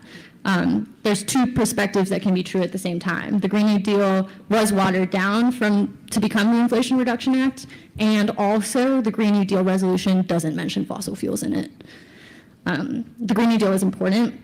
We do need public sector, working class mobilization to combat the climate crisis. And at the same time, this is our moment to course correct, to bring anti-imperialism into climate messaging in our climate organizing, to discuss the need to leave oil and gas in the ground but leave no worker behind, to stand in full solidarity with the Stop Cop City organizers who some definitely define themselves as climate organizers, but regardless of how they label themselves, they're fighting against the demolition of precious forest and against militarism. Additionally, it is our opportunity to have what Theo was describing yesterday as the element of surprise that I think the climate movement has really lacked in recent years. And to not we're repeating the same tactics that our opposition is very familiar with and has repeated over and over again, and they know how to respond to. I can speak to Stop Willow as one example of creative tactical organizing that I was a part of. I made the first video on TikTok to get people to sign letters to the Biden administration to stop to reject approval of the largest proposed oil drilling project in U.S. public lands, that's Willow. It eventually garnered full attention of the TikTok For You page and generated over 1.1 million letters to the Biden administration to stop the project. And it took the government, the Biden administration, by surprise. They truly did not understand how that happened, creative messaging that was in full alignment with frontline organizers and indigenous communities. Very creative digital tools could, take over the internet in this way. And I mean, it was the first time since 2019 that climate was in the mainstream conversation. And it was proof in the polls. After Willow was approved, youth support, 18 to 29-year-old support for Biden's climate and environmental policy dropped 13% from 48 to 35% approval. And so when that happened, the Biden administration was scared. I mean, Kamala Harris is now bragging about leases, so, we still need to reflect, but clearly they were spooked by that. So yes, we need diverse tactics, and we must expand our priorities to address militarism, big oil, and more. Another point I want to make before handing it off to other folks is that the youth that propelled Stop Willow haven't just withdrawn and backed out. We are organizing on our campuses, and to ignore the youth that are fully aware of the climate crisis and also organizing for divestment again from genocide and apartheid is to not address the full scope of where the climate movement is at. We're aware, and we're just aware that this is a poly crisis, and in this moment we're addressing climate change by divesting from weapons manufacturers. Instead of competing with Palestine for attention, I think the climate movement needs to do a far better job in working with and in full solidarity with Palestine and other movements, however we define climate movement. So with that, I'm excited for a resurgence of militant, creative, intersectional climate strategy. Eco-socialism that builds is one that understands that despite the urgency of climate change, we fail if we leave behind communities. And I know there's other folks that are going to speak to that as well.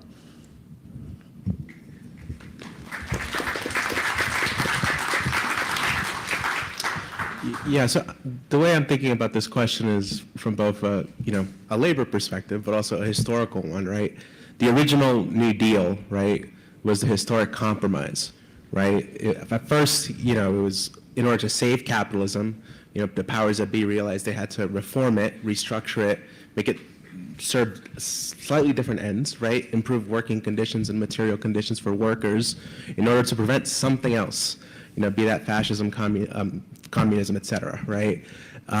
So under that assumption, right, and that mission, right, by the elite in this country and the FDR administration, what was propelling that was a fear of what labor could do, right? And I think the formulation of the Green New Deal and all its policies, and we can talk about, I guess other speakers on this panel can speak more to the IRA and everything that happened under the first 2 years of the Biden administration.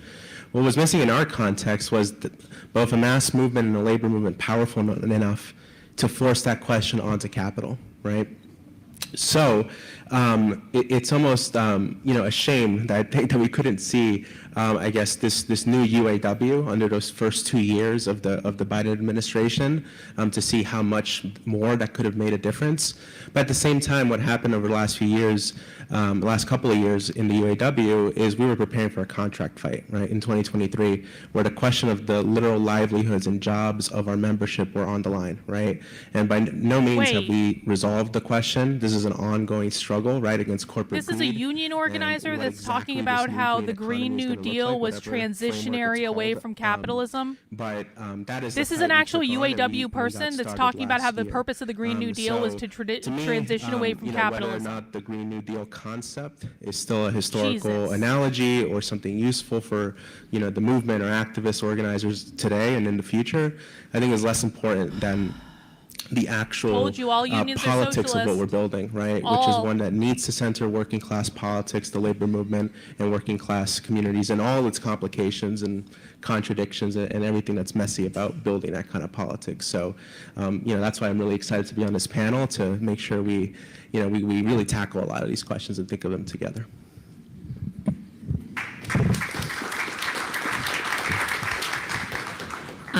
I'm so glad you brought up the New Deal and like sort of coalitional analogy. I'll talk about that a little later, but I want to circle back to that point about what coalitions mean and what it might look like in our moment to have a Green New Deal or whatever we call it coalition. But I want to start kind of somewhere else around this question of the Green New Deal. Is it a relevant concept? What does it mean today? And why are we talking about an eco-socialism that builds in the framing of this panel? I think a common criticism from liberals and centrists and the kind of rest of the political establishment of the Green New Deal when it first emerged in the 2018-2019 moment was that it would slow things down to make them so complicated. Like we should just institute a carbon tax or figure out this one kind of market fix kind of policy and not add on things like worker empowerment and racial justice and healthcare and schools and transit and all these other issues. Those are just like unrelated and we shouldn't mix things up because it'll just slow down climate action, right? Not at all confronting none of that was the reason that climate action had been slow, the reason it had been fossil fuel lobbying and all sorts of other reasons that we know actually hold back climate action.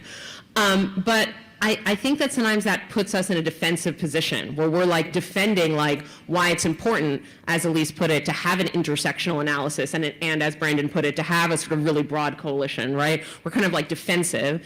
And I want to kind of just flip that on its head a little bit, just as a kind of opening thought, which is that, I think that basically the opposite is true. Like the policies that we're advocating for and the communities and constituencies that those policies would bring along and lift up are the fastest, most urgent, and most rapid and holistic way to address the climate crisis, right? So if we look at something like transit, is it the fastest way that we're currently doing it, which is sort of to nudge and encourage individual households to maybe buy an EV at some point when their car like kicks the bucket and like is, they're done using it and maybe in 5 years they might buy an EV and they might get a rebate if the IRA is still on the book? Like, is that the fastest way to decarbonize transportation?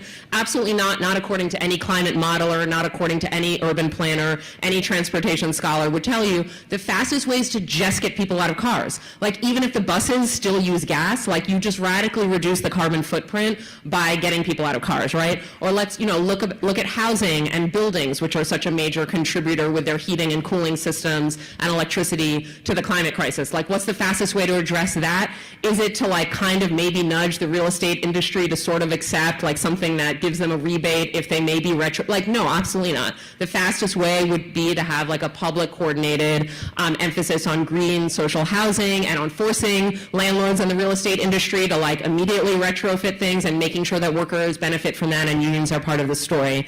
And we can just look at like every single issue from the grid or transmission lines, like what would be faster for climate and is the same thing that in many cases would be better for social justice, which is like a public sector coordinated transition that is built through empowering working class communities that would be the ultimate beneficiaries of those green and clean services at the kind of end of the line. And so I think what ends up happening is that we're, being told that we're slow because there's a confusion, in my view, between what might be politically expedient, like for mainstream climate policy or for, establishment politics, and what the climate actually demands, right? And we should never let them claim that what might be politically expedient, again, for kind of centrist politics or bipartisan coalition building is the same as what's fastest for confronting the climate crisis, right? And I think that, I even sometimes get tricked by those things and feel defensive, but I just think we need to claim that like an eco-socialist approach, a Green New Deal approach, a worker-led approach, whatever we want to call it, and I think all of us are kind of agnostic as to the specific labels, would absolutely be faster than this like chaotic corporate-led transition, if we even want to call it that, because we're not actually transitioning away from fossil fuels right now, that is kind of currently on the table. So I think once we kind of clarify that, then the question is not like, is it faster or slower to do an approach that is actually a holistic approach to the climate crisis? That would obviously be faster. The issue is that we don't currently have the political power to win things like green social housing or green mass transit or a publicly owned grid or the managed phase out of the fossil fuel sector. Like, we don't have that power right now. We have it in pockets and places, and some of those areas have seen victories, but on a sort of national scale, let alone kind of an international scale, obviously those things aren't happening at the speed and kind of scope that's necessary. The question, I think, is just one of the lack of power, not one that like our policies or our frameworks or our coalitional kind of strategies are what are slowing things down.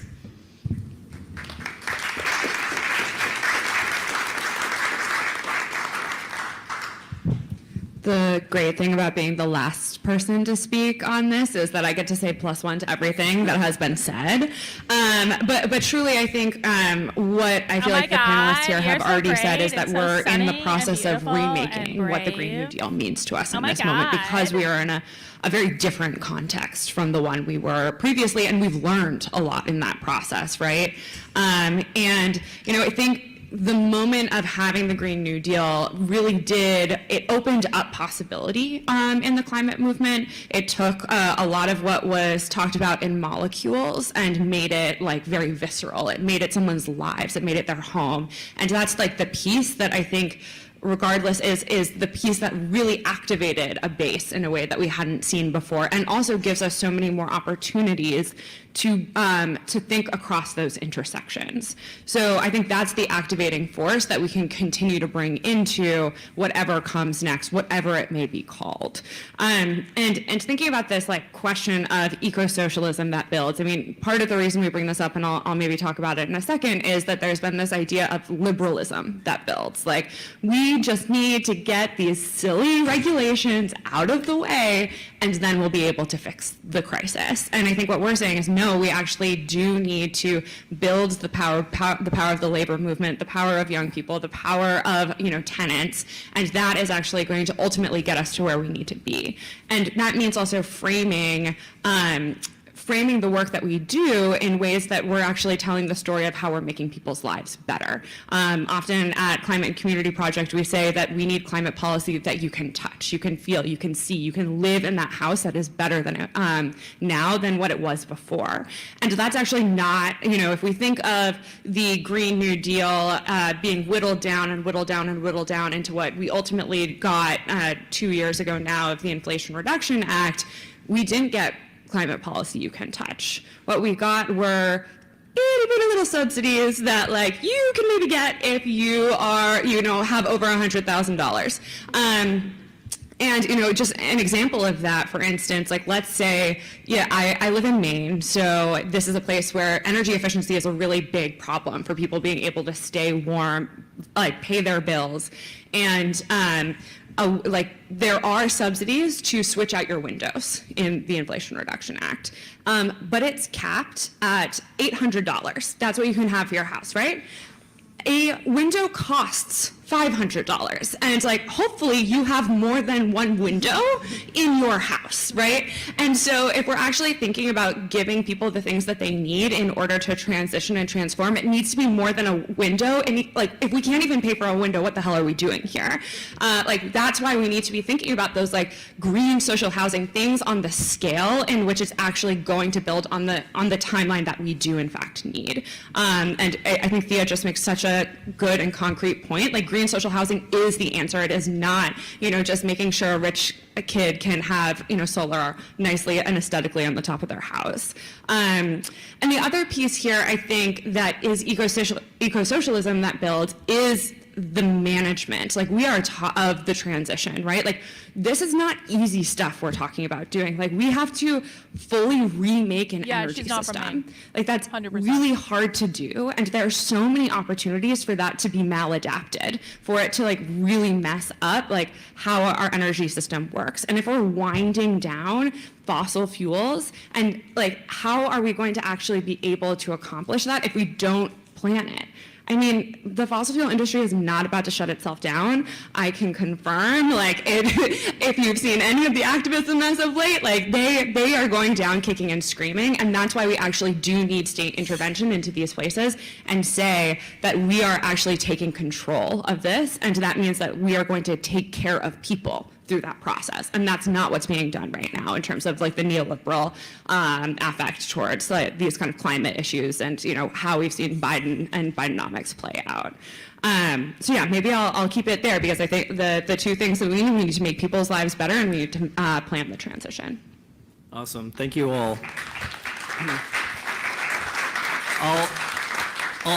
I'll just briefly answer my own question a bit from the DSA eco-socialist perspective. So since 2017, we went through a whole like years-long process of trying to define like what are our eco-socialist principles for a Green New Deal, like understanding that even if, you know, the whole program AOC laid out in 2018 were accepted by Democrats and, you know, by a president like Bernie Sanders or maybe pressuring somebody like Biden, the march through the institutions would totally just water it down and make it the most liberal compromise version of it. So as socialists, what do we want? So we talked to a lot of our own members about it, and just very clearly things came out like, okay, public power, public ownership, worker ownership, just internationalism. These things need to be baked in. And then, okay, now that we have this great set of principles that has a lot of consensus within our organization, how do we organize for it? So especially after 2020, when it became clear that at the federal level of government, just the avenues are closed after the whole Build Back Better situation happened, and there were a lot of efforts to organize around it. You guys remember Build Back and we Better? got what we got. Oh, But then we really decided to focus on supporting our chapters to organize at the state and local level for municipal or state level campaigns. And a few things quickly emerged as the ones that felt viable. One are public power campaigns with certain conditions and, you know, criteria that we learned about Are you through the one that made experience that about what comment on makes my those Twitter? viable. Public transit campaigns, green social housing for public and collective housing, and then green public spaces. Like these are things that just demonstrate clear value to working class people, and if you can organize to win them and organize a lot of people into the coalitions to win them, then that just raises expectations and helps people organize for and win more. So if anyone's interested, you can check out ecosocialist.dsausa.org and check out the Building for Power campaigns.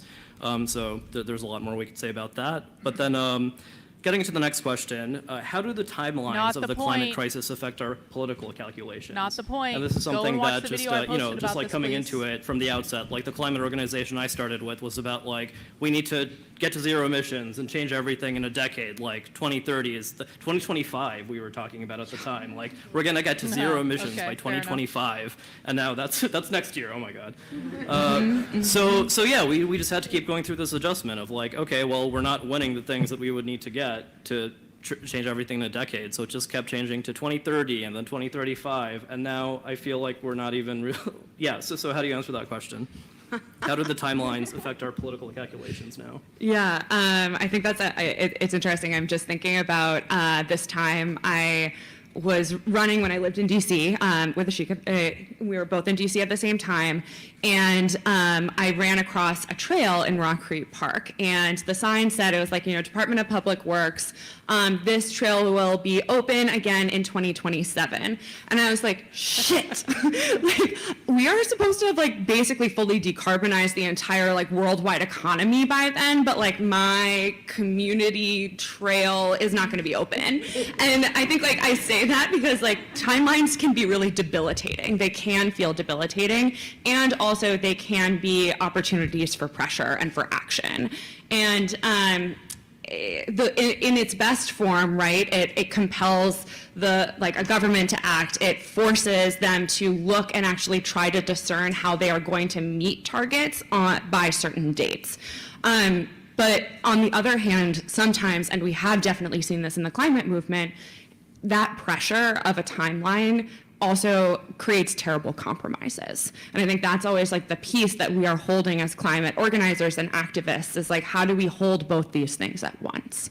And, you know, to just talk a little bit about timelines, as I described, like I don't love always talking in molecules or like dates, but to mention some that I think many of you already know. It's, you know, 2015, so it was 2015 now, you know, almost 10 years ago that the Paris Agreement was signed. We said we wanted at that point that they were, countries were committing to 2 degrees with an intent to get to 1.5. And then in 2018, the Intergovernmental Panel on Climate Change actually interrogated what does it mean to get to 1.5. So this is an example of like that pressure is helpful, right? They had to go through and actually ask the question of what does a 1.5 versus 2 degree world look like. And it's radically different. It is, in fact, the difference between, massive swaths of the global south living in poverty versus not, right? And like, I think the difference between 1.5 and 2 degrees is like, you could have 50% more water, potable water.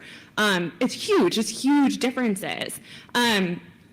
And right now we've actually surpassed 1.5 degrees for the first time this year. That doesn't mean it's irreversible, but it is a truth that we're now living with.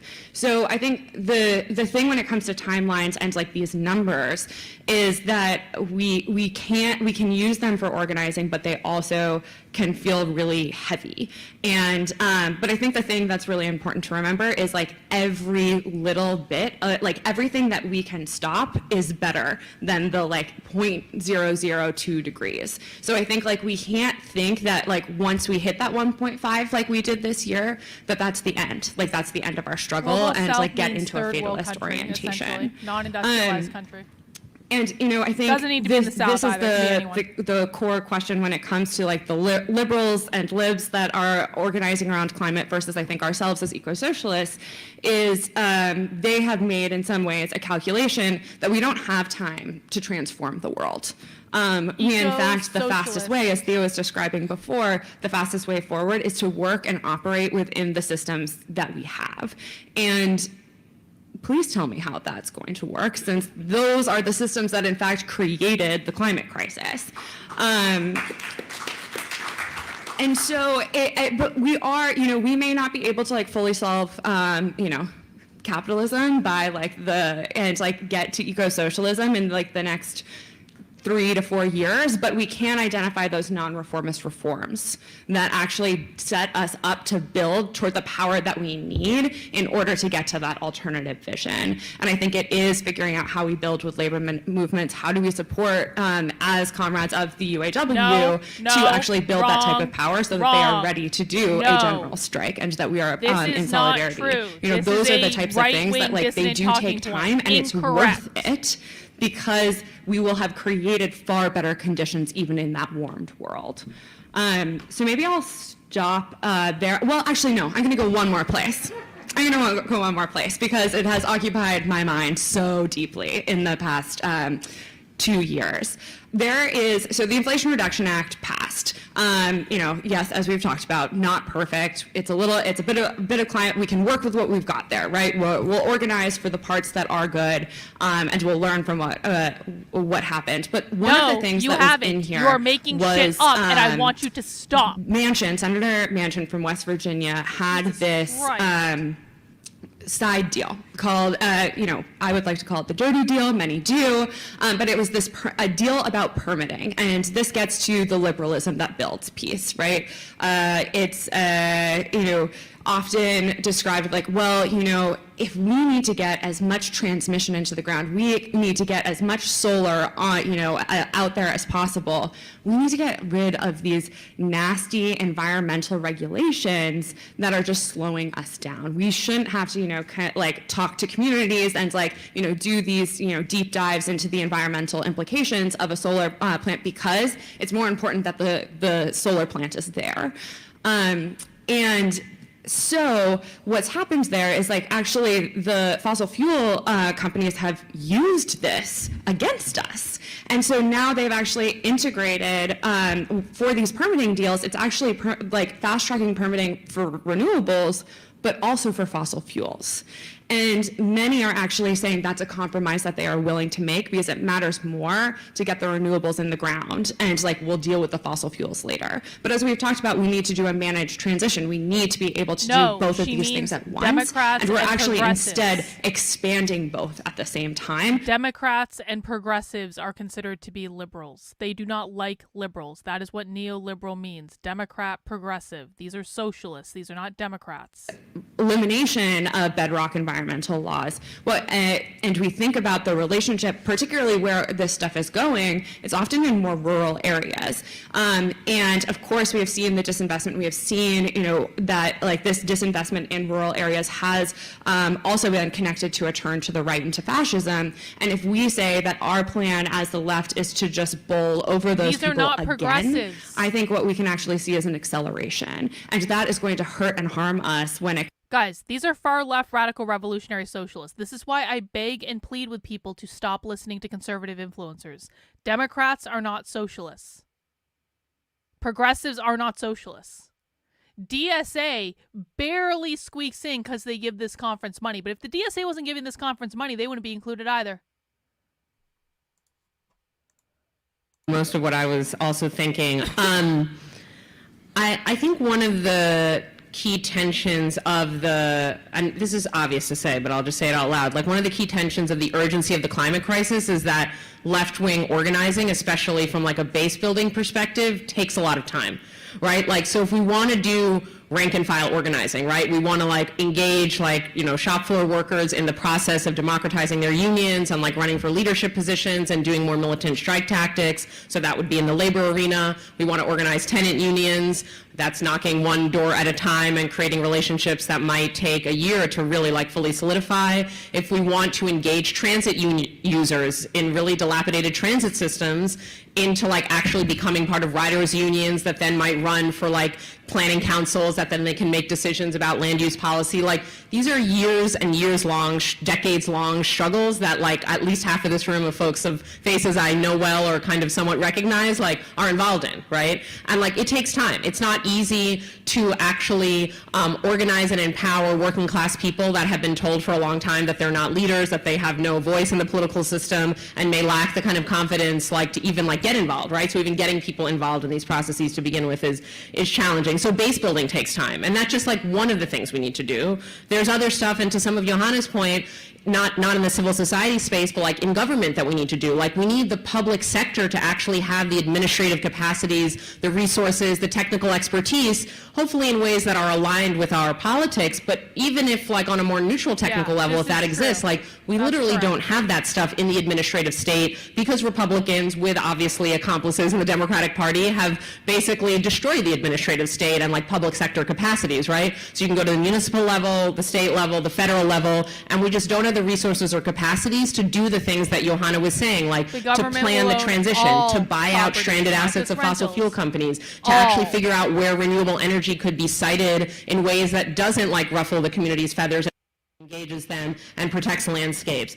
Even just economic planning is a skill that we basically lost since like World War II, which was the last time that the US had like a major initiative of economic planning, right? So all of those capacities, whether in quote civil society or in the state or among like workers, like take a very long time to build, and we just simply don't have time, right? So I think that's a real contradiction that we need to grapple with, and there's not really a way, I don't think, to like resolve that contradiction. I think it just is a tension of our work. But I will say, and just coming back to something Johanna was saying and something Brandon was saying earlier, that it's extremely important to ensure that we are in that long time horizon that will exceed our lives on this planet of building the capacities to create an eco-socialist society, that we are gaining material gains that are visible, that are more short and medium term, and that are immediately like materially beneficial to working class people, which the Inflation Reduction Act hasn't done. It's not even, and I don't know that I would name that as even my primary critique of it, because I have a bunch of critiques of it,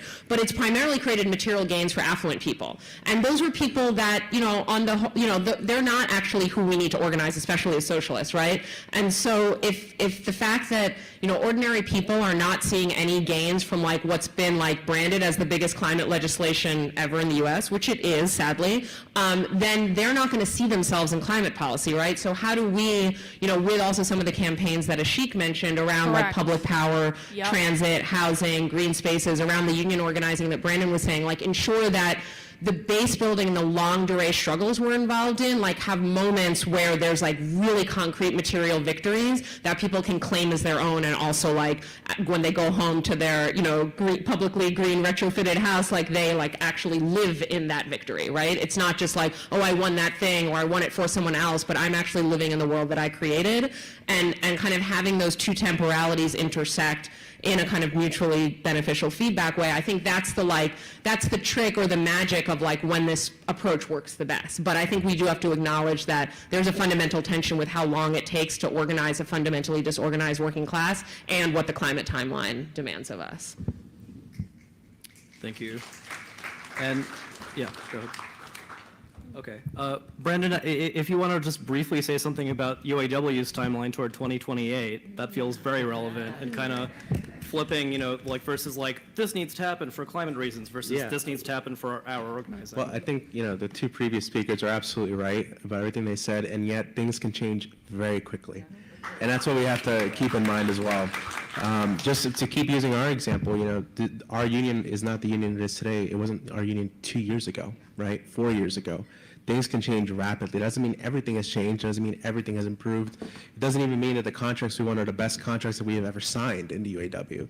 It just means that the terrain of struggle changes very rapidly. So the most important thing to build, as organizers, is the capacity amongst, rank and file members to build their leadership power, right? It means winning concrete gains along the way, right? Even if if it feels small or medium compared to the large tasks ahead of us. And it also just means being prepared, right?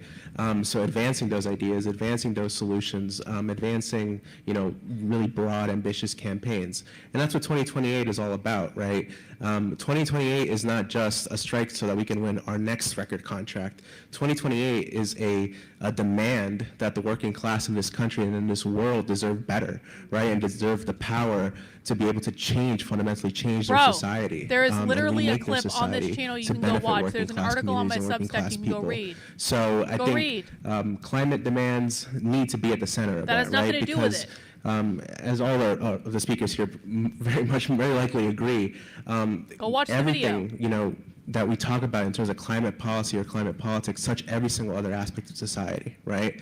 So if we want, child care and elder care in this country to be universal and free, right? If we want to be able to, reinvest in our communities, right? If we want to change industrial policy, if we want to change housing policy, we need to make sustainable pro-worker, advanced pro-worker policies and movements. And so the timeline question to me, yes, it is dire.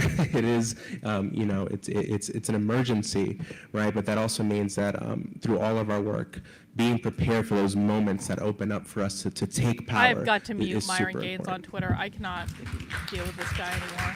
He's such a moron.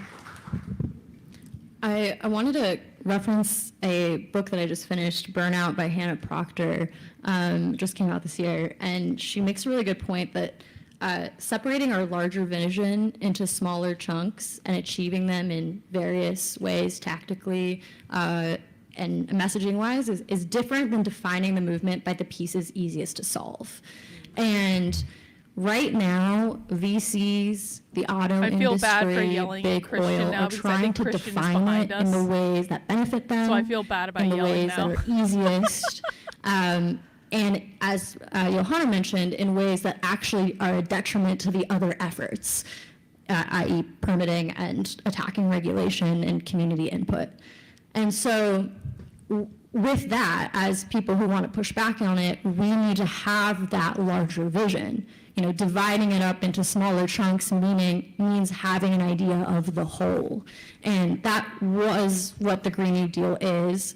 And whatever we redefine it as, we need to be on the same page of.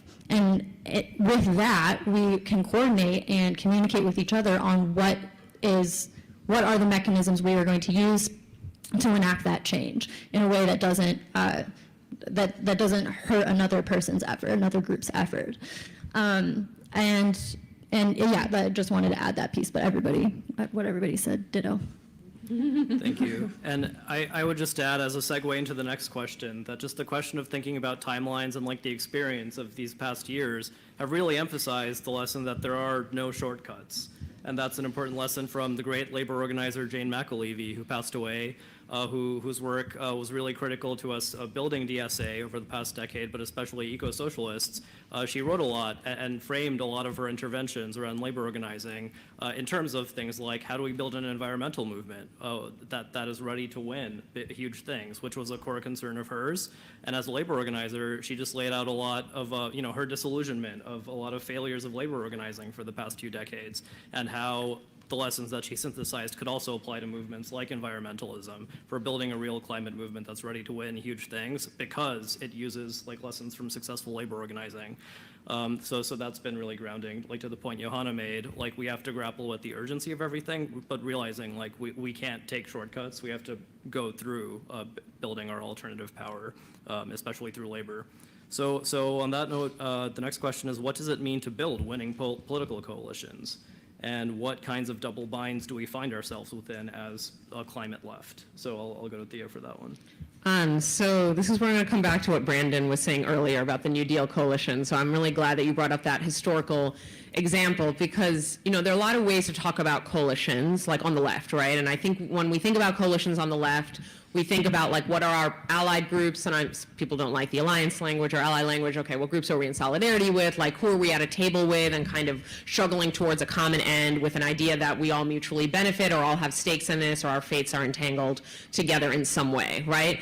And that's one way to think about a coalition, and I think it's a powerful one, and I'll sort of come back to that in a moment. But I want to think more almost on the level of like just formal political change or change in the political system, which is why I think the New Deal example, which was not our coalition, meaning if we go back to the New Deal, we would pretend that we were around in the 1930s, and like, would we as socialists have seen ourselves in the entirety of the New Deal coalition? No, there were literally like large-scale manufacturing interests, there were a lot of industrial economic sectors, and just economic sectors writ large that were part of it. Yes, labor was also at the table. Yes, it responded to rank-and-file action, right? So labor and working-class people were key protagonists, but they weren't the only agents of change. Capital was at that, it was a cross-class coalition, right? And so we could think about that as socialists, what we might think of, would a Green New Deal involve a cross-class coalition? Not. I'll try to come back to that in a moment, but I just want the example in our head, and then let's just go to something more recent, which I think perfectly illustrates this, which is the coalition that won the Inflation Reduction Act, right? In which I would not say we're exactly at that table in any way, shape, or form. A few of us may have been in organizations that were indirectly, I'm not sure, but that was very much a deal that was made between like a still very powerful fossil capital, like fossil fuel companies literally signed off on the IRA, and there's reporting on this, it's not like a conspiracy theory. They were fine with it, they got tax credits, and they really didn't like lose from it in any way. So they gave their like rubber stamp to it. Then we have what we might call like green capital, which we could debate whether it exists or whether it's a contradiction in terms, but I'm talking about things like the EV industry, the battery industry, solar industry, wind developers. Those people and their lobbyists were at that table, and they wrote sections of that law, right? Then of course we have people who are probably not mostly in this room, but who we might be a little closer to on the political spectrum, which is sort of like the mainstream climate advocates, right? Like these are the big green, they were certainly at the table. I don't want to say we're closer to them, but they're climate people, right? And they don't have a vested economic interest in this. They were there in order to promote decarbonization and climate policy, but in a very mainstream centrist way that we've already kind of discussed. Who wasn't at the table, right? The EJ movement, the environmental justice and the climate justice people were not at the table. Frontline people were not at the table. They really got kind of left out of that. Labor, I would say, was and wasn't at the table in the sense that like labor won some things, in terms of like some more tax credits for companies that have like project labor there's sort of these very technocratic things that can benefit labor organizing maybe, but they didn't get some of the big demands, which are like these tax credits should only go to unionized workplaces, right? That was a major demand that was in Build Back Better, but got like totally taken out of the final Inflation Reduction Act. So what I'm trying to say without getting too into the weeds, which maybe I'm already a little too in the weeds, is just to paint a picture of what political and economic forces were cobbled together in order to pass, again, what is sadly the biggest climate legislation that we've had in the United States to date. And like, what would it look like for us and a coalition that we are actually a part of to win something of that scale or bigger scale? We can already see that that's like a complicated task because we don't have like powerful economic forces allied with us. We're a lot of groups that are actually marginalized from the conversation. So how would we build a coalition? I think it's clear that like our imagined and in some cases actual practical coalition is the labor movement, community organizations, frontline communities, everyone that we've talked about, youth, like everyone that we've talked about today.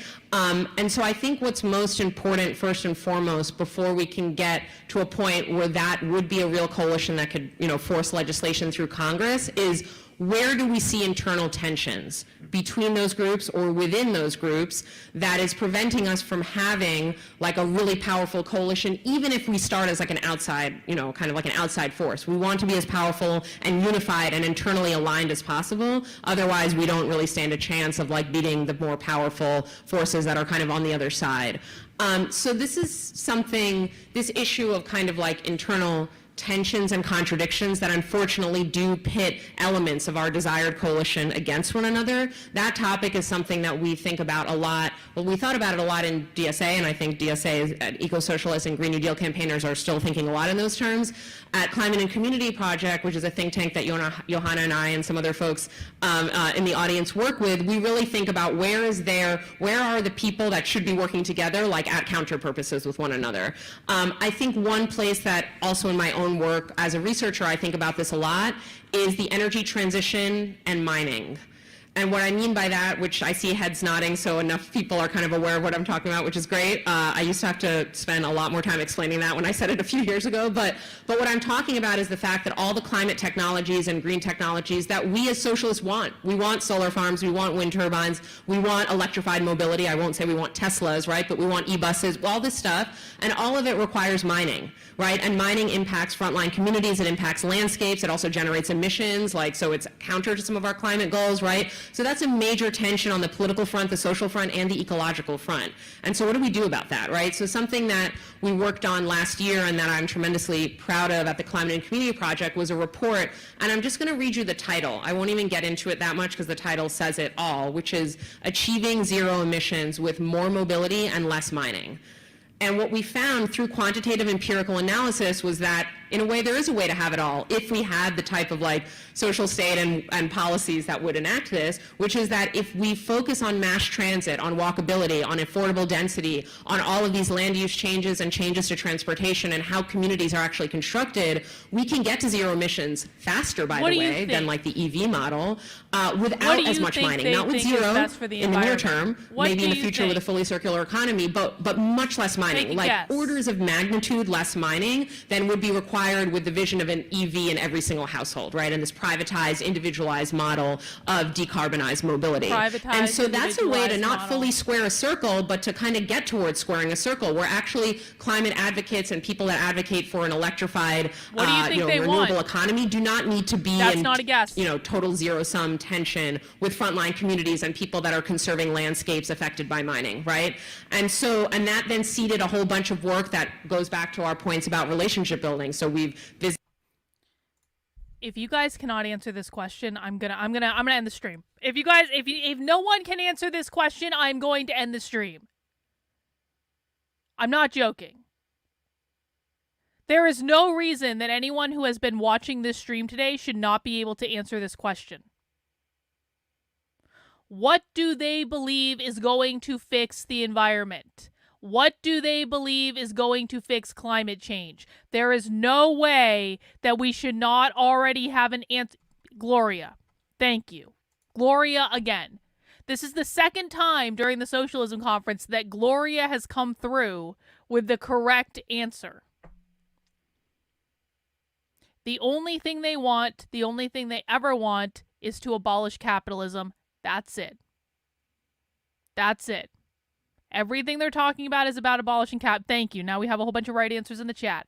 Thank you. Gold star again to Gloria. Fewer jobs for working class people in the auto industry and more deindustrialization in the Rust Belt and destruction of the social fabric there, right? And so that now is beginning, and again, people in this room are folks that we're actively working on this with, a long-term strategy around how can we think of ways, again, not perfectly square the circle, but to have auto workers and battery workers at the front lines of a struggle of a future in which maybe they're building e-buses more than e-Hummers, right? Or like a future in which like something like retooling a factory could be retooled towards something for social need rather than like what the most profitable like big EV is, right? And so what would a shorter work week look like in terms of like having enough work to go around that's dignified and well remunerated, but without it depending on the like mass production of vehicles that really aren't actually solving the climate crisis, right? But that means relationships, it means conversations, it means trust. It takes a long time, but I think like we need to just isolate those places and zoom in on those places where there are clear material trade-offs between different constituencies and different struggles, and think through like what is the holistic policy platform, not to sound like a wonk, but I think policy is important, but also No. There is no better reasoning. There is never better reasoning. That is all that they want. to like political strategy to, as much as possible, like align the material interests of different constituencies in a kind of eco-socialist vision. Thank you. So I'm just gonna ask one more question before we go to Q&A from the audience. So what organizing strategies have possibility right now or durability on the longer term? So I'll go with Brandon for this one. Yeah, so I'll connect that with some of the thinking that I was doing while Fia was gone, explaining, this framework. Labor, and definitely not the UAW, we were not at the table with the IRA. And with ultimately what the plan was for the electric vehicle industry, which was to subsidize the big three and others, but especially the big three and these joint ventures that they were developing with companies like LG and SK and others to basically subsidize their transition to the future. With no real commitments that they were actually going to do that transition, by the way, and with no real commitments that it was going to be on the timeline that everybody was promoting, right? So what did that mean? What that meant was what happened to Lordstown, which is in 2019, GM shut down the Lordstown assembly plant. 2,000 workers, which meant an entire community dependent on these good union, industry-leading jobs at GM in Ohio, were now out of work, and their communities was going to be shattered, right? 2 years later, what happens? GM partners with Ultium Cells, right, an LG subsidiary, to develop a battery plant there. Pay at the GM plant was $32 an hour. These same workers, many of them who found jobs within this new battery facility, was $16.50 an hour. Basically cutting 50% pay cut, right, in order to produce the battery cells for these future EV products, right? That is the first thing that Sean Fain told Joe Biden when they met for the first time. It's like, this is it. This is the problem with everything that's happened in this country over the last 30 years, right? It's that anything you say that's supposed to be progressive, anything that we're moving towards the future in, and you're in total pro-labor posture, and you're letting this happen, right? Because you're promoting this transition in this way. And that's what our strike was about in many ways, right? It wasn't just about COLA and the cost of living and everything else that we want in this contract and everything to come. It was about the fact that this so-called transition, right, subsidized now by our government, which was definitely a turn away from a certain kind of neoliberal economic order that preceded it. It was different, but it was still just a corporate handout in order to just basically do away with union labor, right? And that is what we were able to fight back and win back through our contract, right? Was guarantees that Ultium was now going to be in the national agreement. Workers were now going to make $35 an hour, right? So back up and beyond what they were making 4 years ago. By the end of the contract, over $40 an hour, right? The revitalization and rebuilding of that community, and a transition plan for the other companies and the ability to win unions in those companies where facilities are still being built, right? And now we're fighting Stellantis, right? Stellantis did the same thing in Belvedere, right, in Illinois, here in Illinois. And they are walking back that promise, those assurances in the contract, right, in writing. And what do they want to do? They don't want to do anything until 2028. Why 2028? because that's when our contract expires and they can walk back those commitments, right? So what we need to do is have them start putting product back into Belvedere now, build that new EV facility now, and everything else that they committed to doing in Belvedere, right? So, and because we're able to strike product investment and commitments, right, if they don't follow through, we have real strike power against companies like Stellantis, whose corporate greed is driving them to do these policies that eviscerate working class communities, right? So when we're talking about organizing, right, yes, there's massive questions to ask about the EV industry. No auto worker is a fan of EVs, right? Because what that means right now is job losses. But that also means that if we're organizing, right, if we're organizing around a future that has a bigger, broader plan about what kind of society we're building, that is how you get unions and the labor movement on board, right? Not every labor union, right? Some labor unions are just as opportunistic as the companies of the workers they represent. But for unions that are building this movement, right, and building towards a vision for a just future, those are the kinds of questions we're going to have to ask. Okay. And any Democrat- I need to pause this. I know this is live, but I can still pause it. We have a little bit of a break after this, so I can get away with this. He is specifically taught. This is the second time he's done this in this presentation. He works for the UAW, the United Auto Workers. That is one of the biggest unions in the country. He is specifically talking about how the unions are trying to transition the country to socialism. The unions are trying to create a more just world. That means socialism.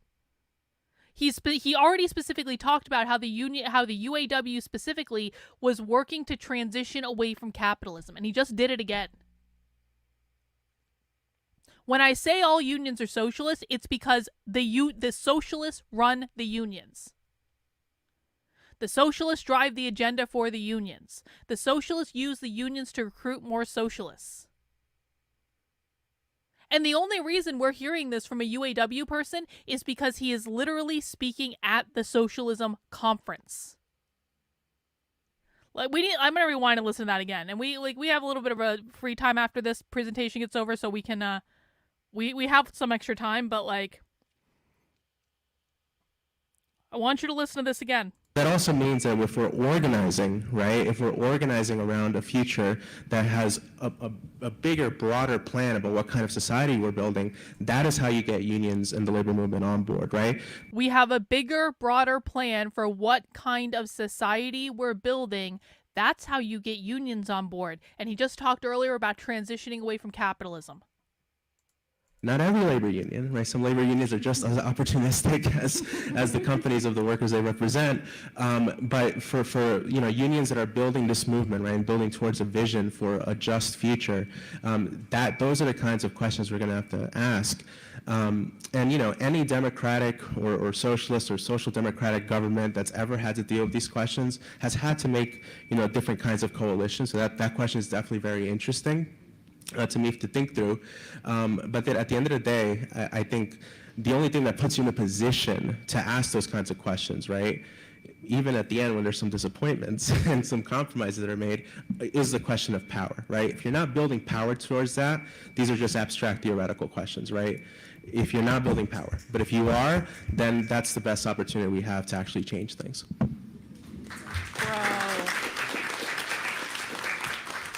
Thank you. So we've got about 20 minutes left, so let's take some questions from the audience. If folks could start to line up here, and then we can take maybe 3 at a time, and then let the panelists answer. Yeah. Yeah, and just for timing purposes, if you could keep your question to a minute and just minimize the comments, that would be great. Thank you.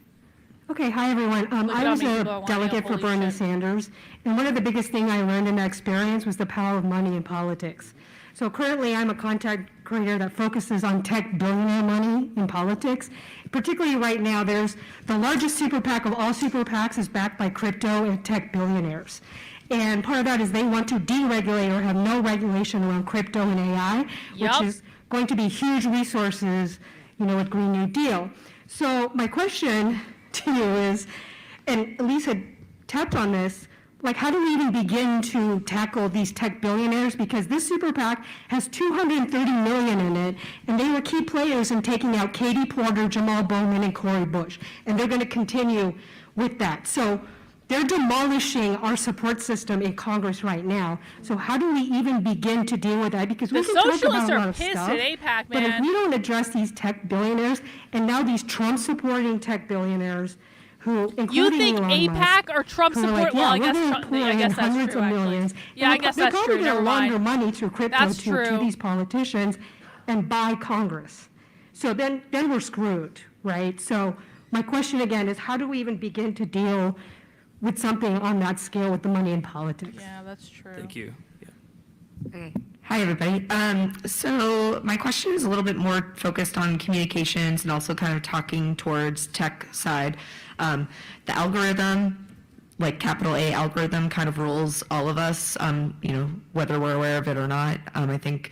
So my question is a bit to Elise and to everybody else is how do you all envision kind of creating these creative strategies and these creative opportunities to break through and kind of combat the algorithm ruling our lives in a lot of ways, but also how are we preparing ourselves for when that algorithm is targeting us a little bit more specifically, also thinking right now, like what Twitter has been going through since Elon Musk taking it over, where more and more things and communication, or conversations or press articles that are relevant to the masses, that the masses want to see, are being hidden and tucked away while far-right fascist propaganda is being amplified. My name is Mark. I'm from Chicago, and I'd like to present to you a simple argument, a syllogism, if you like. Oh, God, here we go. The first premise is that the climate crisis is the most important, the most urgent. Just so you guys know, this guy that's talking right now, this is how I feel anytime someone comes into my chat and tries to teach me about socialism. Thing before mankind at the moment. The second premise is that if Trump is elected, the game is over. I wish. The conclusion is we must vote for the genocidal Democrats. And I say that as a lifelong revolutionary Marxist. Oh, you're so and full of shit, bro. a man who has been a Jew who has been against Zionism for his entire life. Thank you. Yeah, Elise, you can start. Oh, that's it. Yeah, I can take. Yeah, that guy got the question on excused. Algorithm. The minute he said I actually want to speak to Democrats, a he was mistake like, I they're made like, early "You're on in making excused." content about climate. In like, oh, if I'm educating people on the state of the climate crisis, I'm gonna scare people to act. And I made a video about this document I had made about the Uninhabitable Earth book by David Wallace Wells, and talk to people about what was in it, like the state of the climate crisis now and the projections. And I got 700,000 views. I tied it to the IPCC report that came out in 2021, and it was the most viewed video about the IPCC report on TikTok. And every comment was, I'm scared shitless. And I didn't direct people into action. I just scared people. And the thing about the algorithm, it's very true. It incentivizes doom. And it's not just, this vague algorithm. It's also real people are scared and interact more with, fear-based content. And so you have to, as a creator, balance, prioritize content that's going to activate people over content that gets views. And unfortunately, the doom does well on TikTok. And so with that, also want to note that Turning Point USA and PragerU have $90 million budgets and are pouring misinformation on social media. So how we reoriented that at Gen Z for Change is actually using the algorithm to your advantage. Your For You page gives you, your For You page gives you everything that you want to see. If you're a socialist, you get socialist content. If you're pro-Palestine, you're going to get pro-Palestine content. And so then it turns out, okay, well, if we build tools that actually people who are interested in this this work can use to actually make tangible change on the ground, they're going to get this content, and then they can use this tool, and then we can actually enact positive change. And so that's kind of how we've reoriented. That Stop Willow is one of them.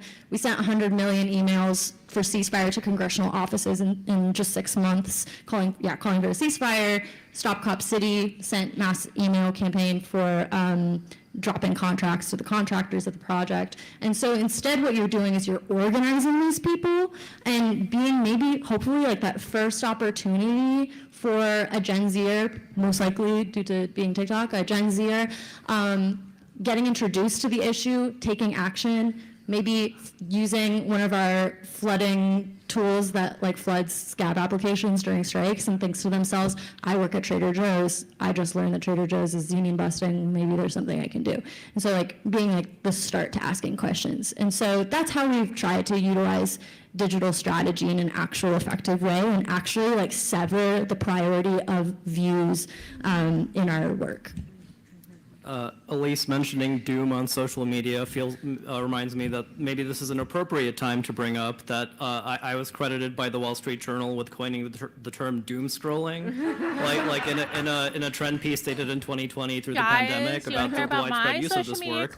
They found that one of my tweets from like 2018 was apparently the first time that they could see the word doom scrolling on social media, and it's appropriate to this panel because that was actually a reply to my great comrade Sydney Gazarian, who helped us start the Eco-Socialist Working Group in DSA, and in that time was just posting a lot of inspiring things that countered the doom that a lot of us were experiencing as climate organizers, just being immersed in the constant stream of horrifying stuff about the climate crisis and the political inaction against it. So I forget what she tweeted, but it was just like a really nice motivating thing, and I just replied, thank you for interrupting the spell of doom scrolling on my feed. So actually DSA Eco-Socialists can claim credit for doom scrolling as a concept, and that's kind of core to how we want to organize in DSA. It's just we have to we invented doom scrolling and we need to organize past it, and a lot of that means breaking past the bizarre social media corporate incentives and building our own internal communications to organize people to do things and not just be reacting to horrible things we see. Can I just shit on Big Greens for just 1 second? Please do. Also, in addition to our work, in reinventing the model of a classic climate campaign that revolves around list building on TikTok, if you make effective climate messaging on TikTok that gets people to use a tool that takes 1 click to send an email to the Biden administration to stop a bad project, you don't have to send an email to your list and prioritize that as your strategy, and you can actually just bring people in the fold constantly through each campaign. In addition, Gen Z for Change doesn't have a press person. We don't write press statements because every time one of these projects of flooding scab applications to support Kirkers workers in Southern California goes viral, the press comes with it. And I think that's one way that we can kind of rethink our strategy. And we were speaking before about diverse tactics in our organizing, and it's just one way that social media can be used to do that. Thank you. Does anybody else want to respond to anything, or we can go to more questions? I'll just say one very quick thing. I appreciate the comment from the syllogism gentleman. I don't know where he is now. Hi.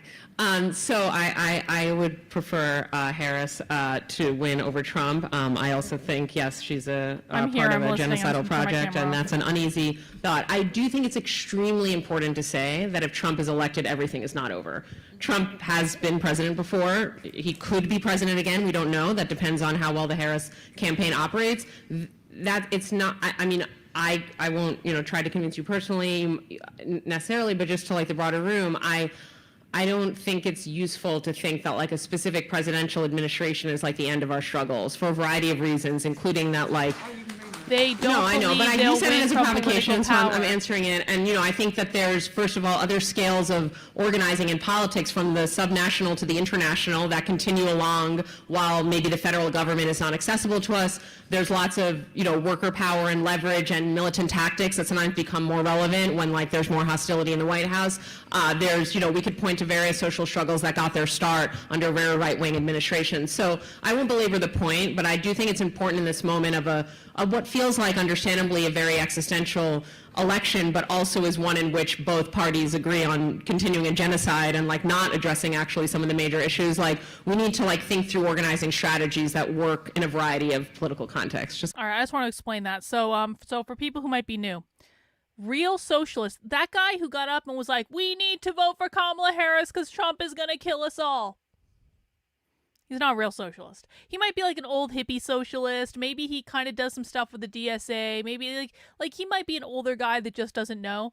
Real far left radical revolutionary socialists do not believe they're going to win via political means. They don't think it matters who the president is. They don't think it matters who's in Congress. They don't think it matters at all. They do not believe they're going to win through political means. They think they're going to win by gaining institutional power. They think they're going to win by destabilizing society, putting pressure on politicians, by causing a lot of problems that push get a short-term burst in pushing towards their goals. But they don't think they're going to win by getting elected. And so for that guy was, you can kind of tell he doesn't know where he is exactly, because when that guy got up and was like, we need to vote against Trump and blah, blah, blah, you can almost feel the collective eye roll in the room because he doesn't get it. He still thinks that elections matter. Most of the people in this room do not think elections matter. They say this out loud in their groups. They say it in the charters of their groups. They say, we will not win through political means. If they can get someone elected, they'll do it. But they're under no illusion about how they're going to get their revolution. Just to put that out there. Thank you. See, snaps in the so room. Let's take three more, and again, please keep your question to a minute. I'd just like to raise the issue of degrowth, which I think you all hinted at the fact that we have a polycrisis, as Elise said. Even within the ecological realm, sometimes I'm afraid that we play into the hands of capital by focusing only on climate when we also have an extinction crisis, habitat loss crisis, biodiversity loss crisis, pollution crisis, etc. I can go on and on. And it's clear that in order to meet the needs and provide a good life for people around the world, all people, we need to have a more reciprocal relationship with the rest of nature. We need to stop directing our productive activity toward the profit motive and start directing it toward people's needs.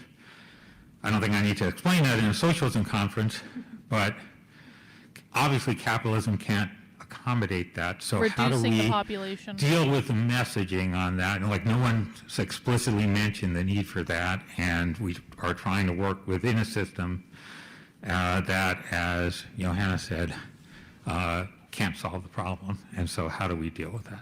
Thank you. Hey all, my name is Toli. I organize with the Rank and File movement of the UAW, Orchestra for Democracy, and also work in a GM plant in Detroit building electric Hummers, car that shouldn't exist. So I think the focus on scale in this panel is exactly right, and I'll posit that, despite recent victories and exactly because the left is very weak, that we should keep focused on that question of scale and challenging capital on that scale. And I want to just focus on the UAW as a good example. In my perspective, despite these recent victories, which Brandon described, capital is still beating labor. Capital is still building more plants that are not unionized in the South. The new battery work is still builds in a wage tier, and there's a lot of management rights that got built into that contract. And so, and jobs in general are going to decrease through the EV transition. Leverage, that means leverage is going to drop. So how do we square that circle that Thea was sort of talking about? And I'll posit that, we really have to take up that political demand of broadening the productive capacities of these factories beyond just the auto work. So how do we do that in the UAW? Because otherwise there's these fundamental contradictions. And I want to just bring that to the rank and file question, because what I see organizing on the ground, you're absolutely right, we have to build that. The Stellantis campaign is a fantastic opportunity to politicize these questions. But I still see this fundamental tension of, well, a sequencing problem. We have rank and file organizing on the ground that people scold, to be honest, scold socialists and leftists who say we have to bring in the political context. Other people say, no, we have to first organize, win that contract, and then we'll talk about the politics. These are just fundamentally at odds, and let's just be honest about it. If we're not, what strategy are we taking? What's the capacity of the UAW to lead there, and what's the capacity of socialists to be involved in those projects to resolve those tensions? Because those are just fundamentally at odds. So that's a question not just to the UAW but to the whole room. But I'm curious to get your perspectives on those. Thank you. Hey all, I'm Andrew Bergman on the steering committee of UAWD, our rank and file caucus, and I also, along with Tully, have the pleasure of building electric Hummers at GM Tractor Zero, which is, they're the stupidest cars in the world. So I just wanted to draw an analogy between Johanna's point that I really appreciated about state bureaucracies within the framework of a liberalism it builds. That's power being handed to unaccountable state bureaucracies to do permitting, streamlining what capital wants, the rules they've bought and paid for. So I want to analogize that to a labor bureaucracy that could function, similarly, which determines how unions will fight and what they'll fight for, instead of empowering the rank and file membership of those unions to decide what to fight for. Knowing that rank and file membership wouldn't be able to be co-opted by bosses in the same way that labor bureaucrats are being bought off, literally or otherwise. So, this brings. I really liked, I think, Thea and Brandon's last statements about kind of the balance that we have coming up. But I do want to disagree, Brandon, to some extent with some of what you said earlier on a couple of questions ago about how the UAW has changed. I think it has changed in many important ways, but I don't think our new leadership, or and I take responsibility as well, our rank and file caucus has developed a meaningful democratic approach for rank and file members to be able to engage in UAW strategy. And this includes what's going on at Stellantis right now, which a lot of rank and file members actually don't feel bought into, even though I'd like them to and others would. And it's also about 2028, where there's been virtually no rank and file engagement in building out what that means. And so unsurprisingly, there's really not much buy-in for that to happen. So I don't think the chance has passed. I think we have a lot of opportunities to still do that. But my question for all of you, Brandon, but others as well, is how do we actually begin to engage in democracy of strategy so that we get buy-in and we ultimately have democratic unions that want to fight? Thanks. Thank you. Who wants to take any of those? Yeah. Oh, me? Oh, yeah. I'll do a little degrowth. I'm gonna take on a little degrowth for a second because I actually wanted to connect up Here we go. the question about crypto and AI with and like mash it up with a little bit of degrowth because I think it is an interesting question because actually like if we're thinking about what we need, one of the things and like what's happening with AI takes a massive amount of energy. It's a huge amount of energy. It truly, we were talking about this at lunch, that like AI is actually becoming a massive like climate problem for us. And I think that, it's being used someone just told me about the dead internet theory, which I don't think we have to get into hugely, but it's like AI talking to AI. I tell you, I just learned about it. But I think it is terrifying to think that like we are decimating potentially like ecologically important land so that AI bots can talk to one another without any human engagement.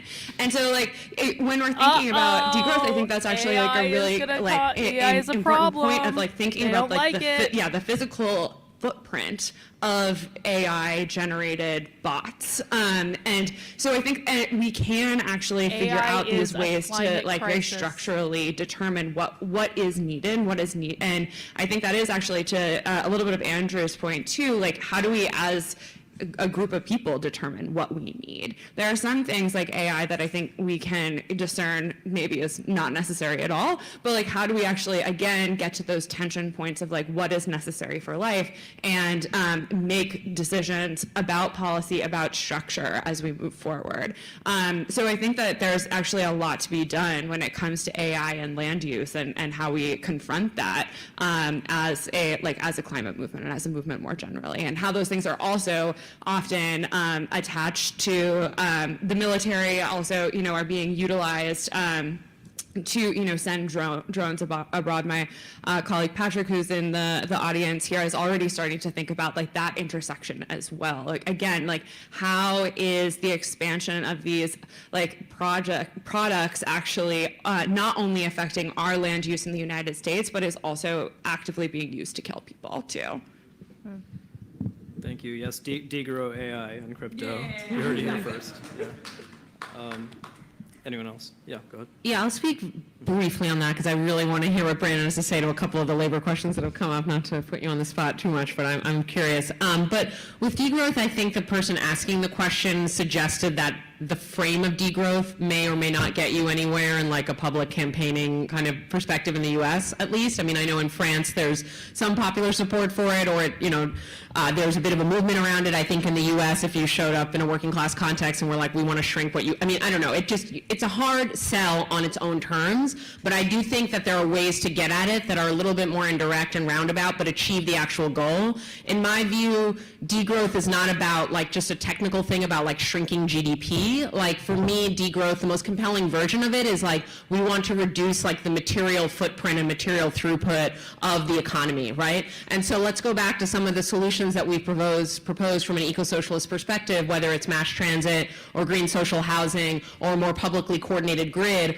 All of those, compared to their privatized, unequal, corporate-led counterparts, are actually much more rational. Nothing involves zero environmental impact or land use, but you can do a lot more with a lot less with like more collective and social and publicly managed approaches. And you don't have to sell that as degrowth. You can just sell it as like more frequent buses or like better insulated housing. You don't even need to say energy efficiency, which is itself a bit like wonky sounding. Like you can just like promote the actual like lived experience and community experience of these climate solutions that themselves would really reduce pressure on landscapes, not just in the US, but in global supply chains that produce the kind of raw materials for these goods to be made. So I think there's a way to get there. I'm just not always convinced that like the degrowth framing itself is a necessary word to use to promote them.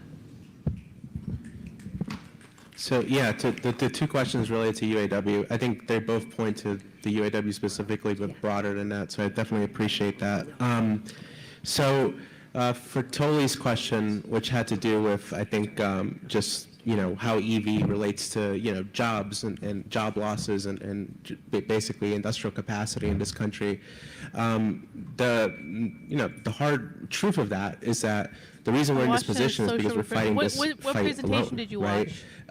The most important thing, in my opinion, that came out of this Biden administration was not the fact that he walked the picket line or that he passed the IRA. It was that it reintroduced the concept of industrial policy back into the country, So and AI that needs literally to be directed into is the point both that a AI pro-worker literally and a green reproduces direction, capitalism? right? So that's extremely important and needs to be. AI is bad and because is it for us, reproduces it's a pressure point capitalism? with the Kamala Harris campaign to make sure that she does not abandon that for the Ubers of the world. So it's the question of industrial Great. planning. AI There's a historical potentially could have example to given that, them their right? socialist Walter utopia and Reuther they're in the just shitting on it. 1940s, through the GM strikes, Great. wasn't That's fighting just just awesome. for higher wages and better health Yeah. care. He AI also wanted to facilitates win capitalism price and controls, data mines. basically, Great. right? So that if The our one workers keep saving making more grace of money and their something that wages could keep have going made a up because we socialist keep fighting utopia and work, bargaining and they're better against it. contracts, they're not making us pay the price for that and increase prices for goods and services Awesome. that we're the ones that Good provide news. anyway, Go right? team. There's a parallel today in that the companies are, because of corporate greed again, they're going to use our record contracts to go to Mexico, right? They're going to say, oh, it's so expensive in the U.S. Now they're also even saying it's too expensive to produce in Mexico, by the way. So that's how ridiculous they are. So there's always another external threat that the capitalists try to use, right, to undo us. So then the question of industrial planning has to be at the center of how we think, as a movement, but also how to coordinate that with the labor movements of other countries, right? In our case, for the UAW specifically, with the Mexican independent auto worker movement. So again, not an easy task, but definitely one we have to work on. On Andrew's question, I think the Stellantis campaign just, I think, blows up exactly Dumb. everything that These we've people had are to dumb. deal with as a These people are gay and transition retarded. administration in the UAW from this past administration that was corrupt and ultimately we defeated, to the one that we're trying to build now, which is that, when you take something over, right, you don't just radically transform it. it doesn't just change, right? You're still dealing with different levels of leadership. You're dealing with different practices and habits. Some of it, like people just, have learned and grown in a system and don't know any other way, right? Because they've never been in a fighting union before. Other things are mistakes you make as leadership, right? Things that you don't see, things that are blind spots, things that you yourself have to be challenged on. So I think it's a real, the UAW's last 2 years have been a real, I think, kind of study of like political leadership. I think that the left and the labor movement definitely should be following.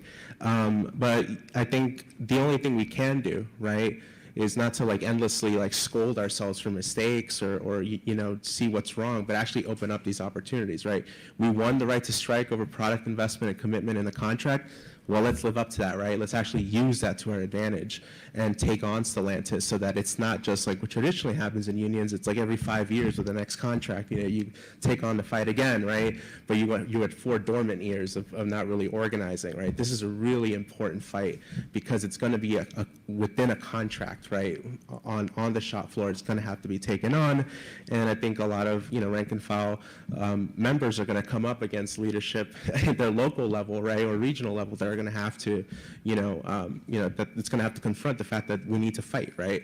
And the UAW and the auto industry, right, has just like auto workers have been through so much over the last 2 decades, 3 decades, right? So many losses, so many setbacks within the industry and within the union that distrust is absolutely natural. Like it's justified. Like I don't ever think that distrust is like something that as leaders we should like look down upon and reject. We have to engage with it and work through it. And Sean Fain has done absolutely that the entire time that he's been president.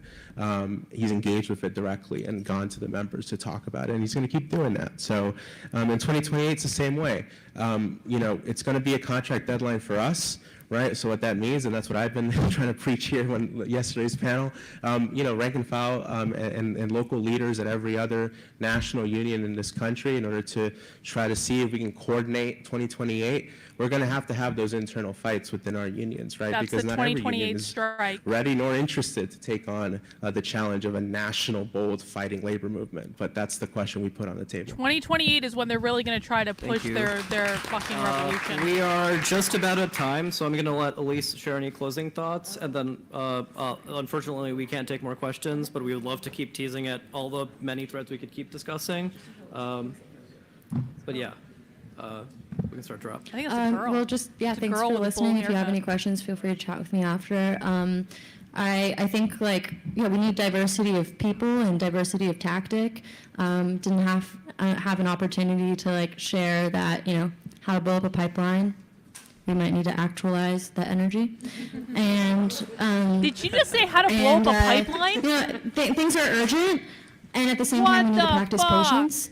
And just to better ourselves as organizers and to build stronger coalitions and be more effective. And I think urgency and patience can exist at once on an individual scale and a larger scale. So thank you. Thank you. So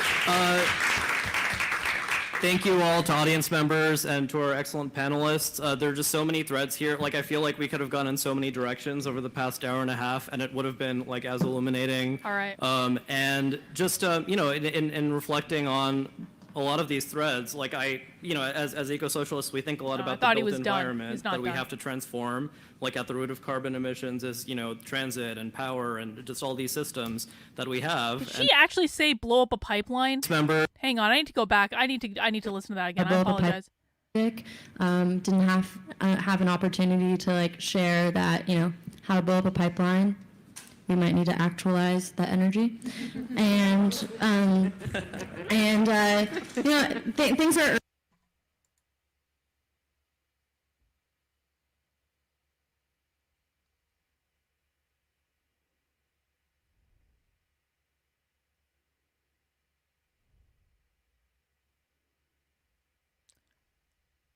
Again?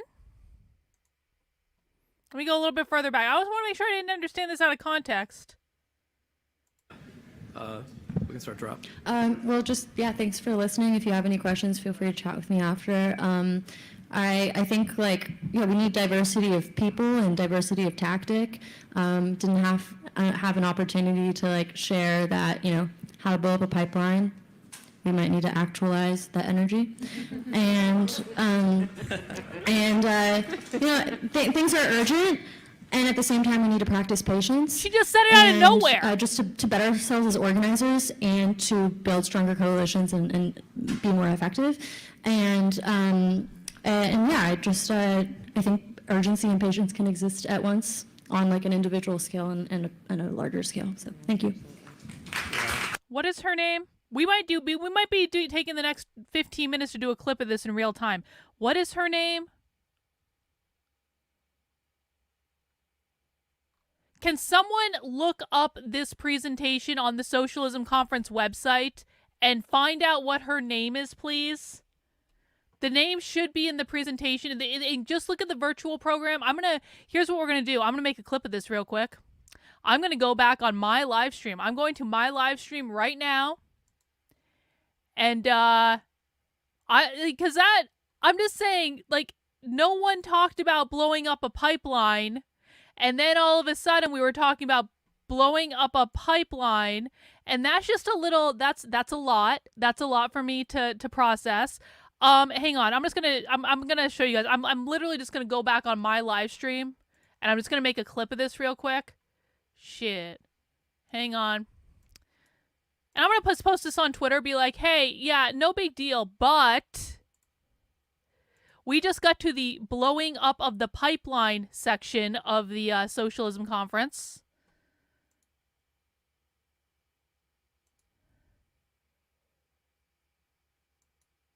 And I want to see if I have this in the right location. Literally or otherwise. So, yeah, I mean, this brings, I really liked, I think, Thea and Brandon's last statements about kind of the balance that we have coming up. But I do want to disagree, Brandon, with, to some extent, with some of what you said earlier on, a couple of questions. I don't think militant strategy actually growth for a second, because actually Come on, fast forward.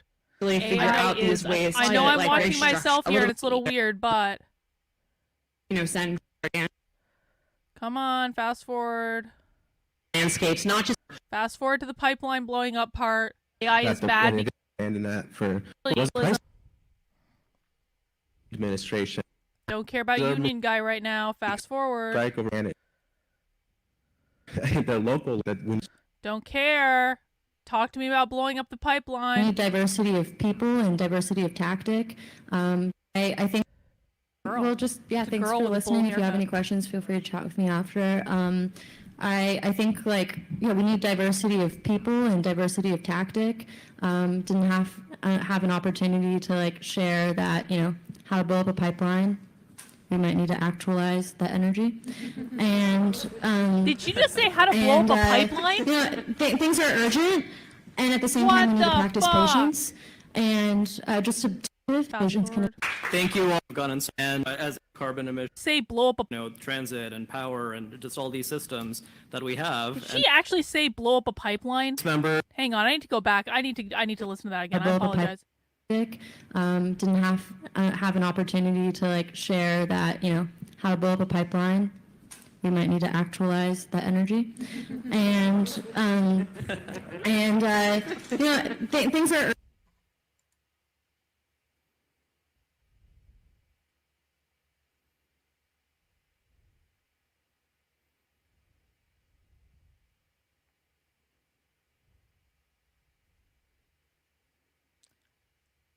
Again. Let me go a little bit further back. I always want to make sure I didn't understand this out of context. We can start drop. Well, just thanks for listening. If you have any questions, feel free to chat with me after. I think like we need diversity of people and diversity of tactic. Didn't have an opportunity to like share that how to blow up a pipeline. We might need to actualize that energy. And things are urgent, and at the same time we need to practice patience. She just said it out of nowhere. Just to better ourselves as organizers and to build stronger coalitions and be more effective. I think urgency and patience can exist at once on like an individual scale and a larger scale. So thank you. All right, I got my clip. What is her name? We might be doing. I got my clip. Does anyone have her name? We're doing a little project. We're doing a little project right now called making a clip of someone who just threatened to blow up a fucking pipeline. No! No! ScreenFlow, why did you do this to me? Don't make me go back! Come on! Seriously? Seriously? I might have to do that again. My recording. Yup. Yup. Yup, we gotta do it again. I apologize. My fucking software just updated and it fucked everything up. Record audio from, not from that, from the computer. Oh, God. It should be fine. All right, again, I apologize. We got to do this again because this sucks. Because everything sucks. Everything sucks. And my editing software sucks. Is the other one different? Okay, let's do this one. For some reason, I have two different versions of this software on my computer. We're going with the old. We're going with my editing software sucks method. Is the other one not full screen? I don't need that full screen. Maybe I don't do this to me. Come on. No! Okay, let's do this one. Hang on. For some reason, I have two different versions of this software on my computer. I'm trying to pause myself. We're going with my editing software sucks method. Is the other one not full screen? I don't need that full screen. Maybe I don't do this to me. Nothing is working. No! Nothing is working the way I need it to work right now. This is like, they're talking about blowing up a pipeline, and my ScreenFlow's like, Carlin, are you sure you don't want to update ScreenFlow right now? I'm like, no, fuck you, ScreenFlow. I don't want to update it right now. Okay, hang on.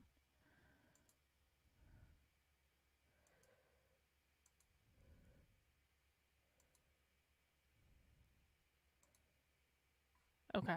To fit and work through it, and Sean Fain has done absolutely that. The intent to talk here when national unity, we're going to have to put on the table. 20 time, so I'm going to let Elise share any closing thoughts, and then unfortunately we can't take more questions, but we would love to keep teasing at all the many threads we could keep discussing.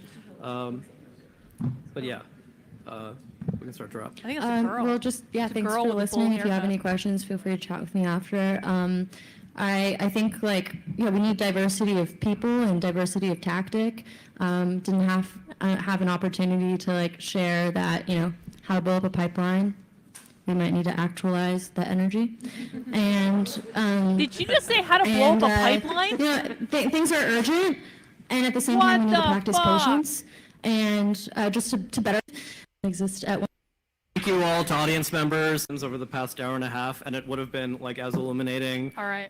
And just in reflecting on a lot of these form, like at the root of carbon emissions is transit and power and just all these systems that we have. Did she actually say blow up a pipeline? Member. Hang on, I need to go back. I need to listen to that again. I apologize. Didn't have an opportunity to, like, share that how to blow up a pipeline. We might need to actualize that energy. And things are.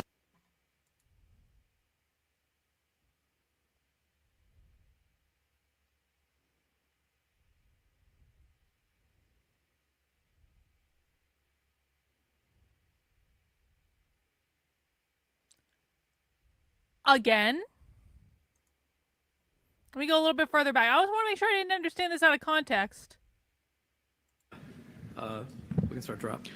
Well, just, yeah, thanks for listening. If you have any questions, feel free to chat with me after. I think, like, we need diversity of people and diversity of tactic. Didn't have an opportunity to, like, share that, how to blow up a pipeline.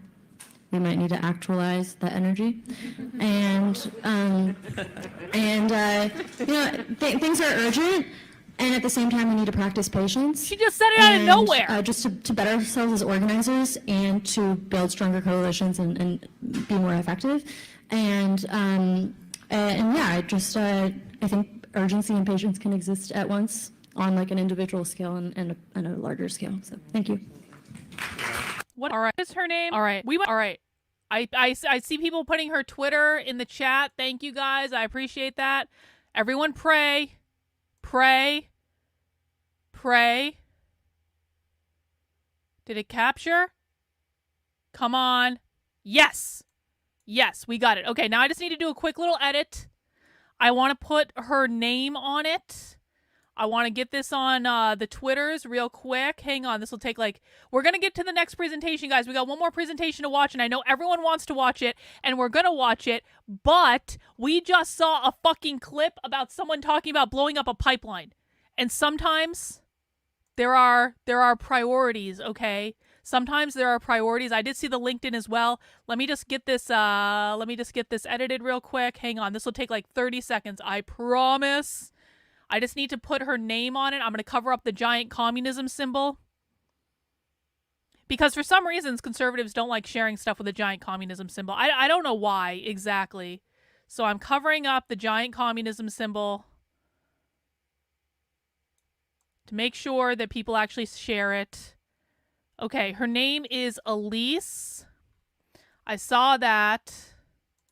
Hang on, let me get her Twitter up real quick. She is the executive director of Gen Z for Change. Did I get that correct, guys? Elise Joshi. There she is. 22. Yup, okay, I've got her. Hang on. Bear with me, guys. This is important. We are doing the Lord's work today. We are doing the Lord's work of communicating this information to the masses, and I just need a second to be able to edit this to make it kosher. In the meantime, please mount the like button for me if you feel like supporting my work on Substack, where I will be posting this tonight, if not sooner. Please go ahead and do so. I would appreciate it. Thank you for attending Socialism Weekend with us. We are grateful for your presence. Okay, let's see. Let's just cover up this giant communism symbol. Her name is... Hang on. Apologies. My screen is not big enough for this. Her name is Elise Joshi. Executive Director, Gen Z for Change, Presenter, Socialism 2024 Conference, Chicago, Illinois, September 1st, 2024. Hang on, just making this big enough to read. Thank you guys for bearing with me. Because you got to make this stuff presentable when you share it on social media. Can't have this stuff be shared without proper information and credit. Because that's just the way it goes.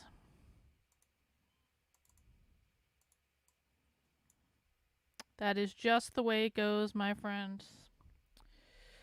Okay.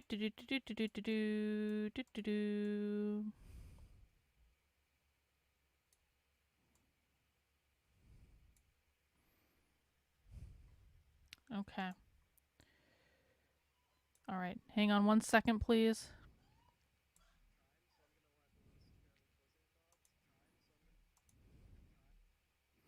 One sec. I just got to edit this quickly together.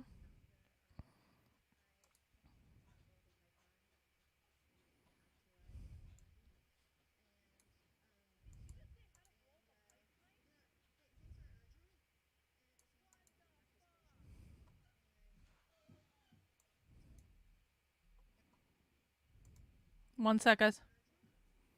One sec. I just got to edit this together.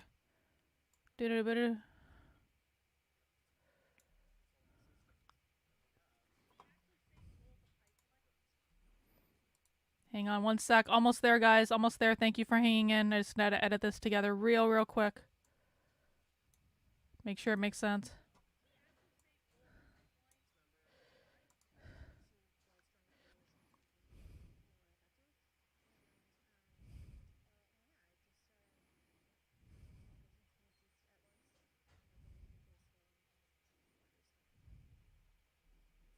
Okay, almost done. Almost done. Bear with me. Gonna export real quick. Hang on, hang on, hang on, hang on.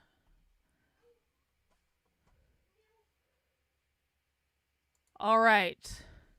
We're gonna call this clip Blow Up a Pipeline.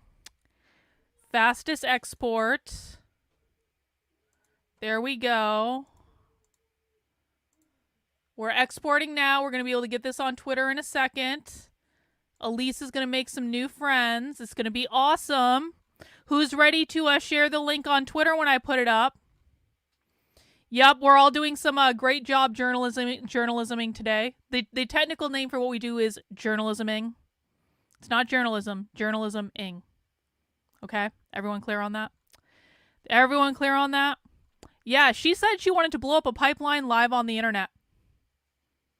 Yup. Yeah, she did. Yes, she did. Yes, she did say that. Okay, just got a minute left. Let me compose a tweet. We're going to do an old breaking news. Breaking news. Hang on.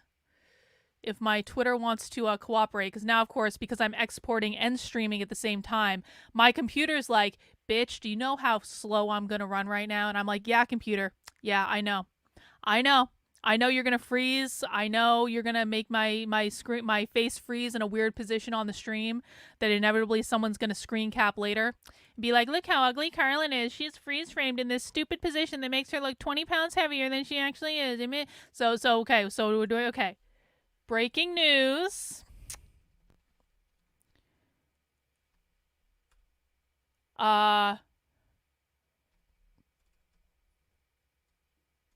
Elise, a presenter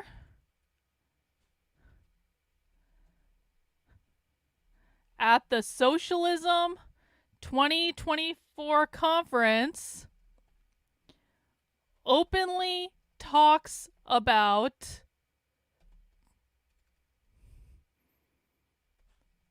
teaching about how to how should I say this? What should I say? What should I say? What should I say? How should I word this? The presentation was called An Eco-Socialism That Builds What's Next for the Green New Deal. Shit. What should I say?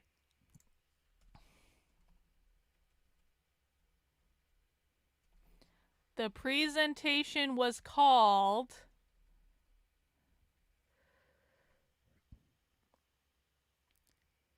Discusses Actualizing How to Blow Up a Pipeline. Promoted eco-terrorism. Thank you. Openly promoted eco-terrorism by... Oh, suggested fighting the climate crisis by blowing up a pipeline. Yeah. Openly promoted eco-terrorism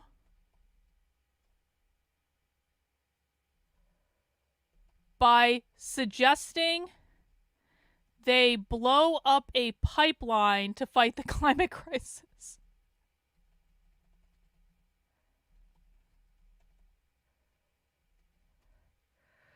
All right, let me put some little alarm bells around that. Today,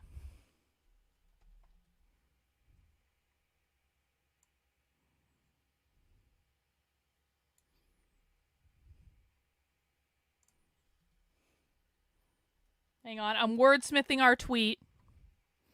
Okay, so I said, today, a presenter at the Socialism 2024 conference with her Twitter handle openly promoted eco-terrorism by suggesting they blow up a pipeline. They self-actualize. Well, by suggesting blowing up a pipeline to fight the climate crisis. Is that good? Today, a presenter at the... Hang on, I'll show you guys. Hang on. It was worse than January 6th. That's what I have.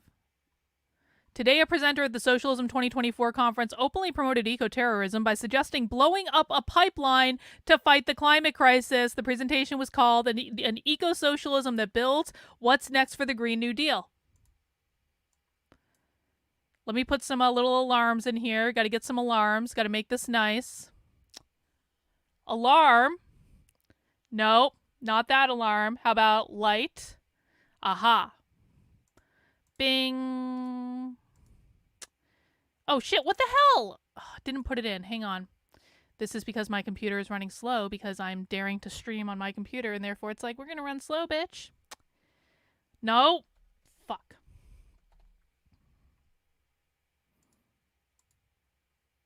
Come on, put it in the thing. Put the police in the thing. I'm literally clicking on, why aren't you working? Why aren't you working? There's no reason this shouldn't be working. No reason. All right, it's just not doing it. It's like, no, bitch. Nope, we're not going to do it today. Not going to do it. Not going to do it at all. I'm going to try one more time. Because there's no reason this shouldn't be working. No reason. No reason this isn't working. Nope, not going to work. Not going to work. All right, well, we'll just have to do it without that. Let's do a bold at least, I guess. Why isn't that working, though? That pisses me off. Why isn't that working? Let's try one more time. No, it's really not doing it. All right, Twitter's broken. Whatever. Whatever.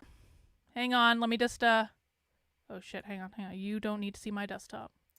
You don't need to see this. You don't need to see that. You don't need to see how many files I have on my desktop. You don't need to see that. It's nothing interesting. I swear there's nothing interesting. You guys just don't need to see it, all right? Blow up a pipeline is now uploading to Twitter. No big deal.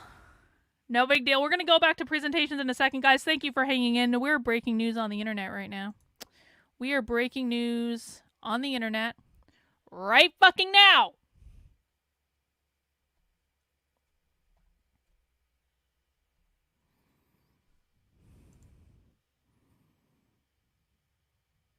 No, I don't think I should put quotes around blowing up. Well, actually, maybe I should. Suggesting blowing up a pipeline to fight yeah, that's probably a good quote, Reagan. Let's also do bold on that one and italics. Maybe not italics. Maybe just bold. All right, hang on. I have been streaming this conference exclusively. Support my work here. Hang on. Hang on. 1 sec. Almost there.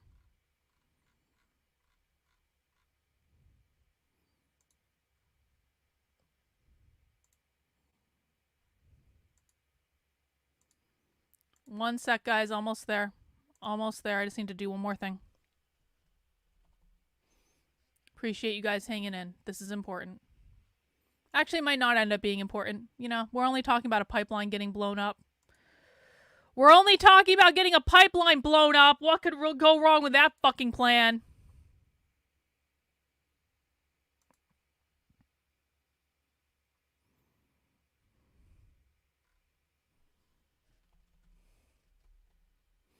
Covering the Socialism 2024 conference live.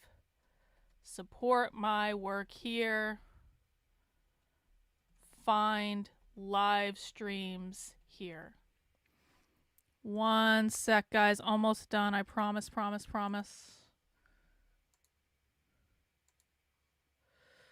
That actually paste? No. Come on. Do the work, computer. Come on. Okay. That pasted. Almost done. No, that wasn't what I wanted. No. There we go.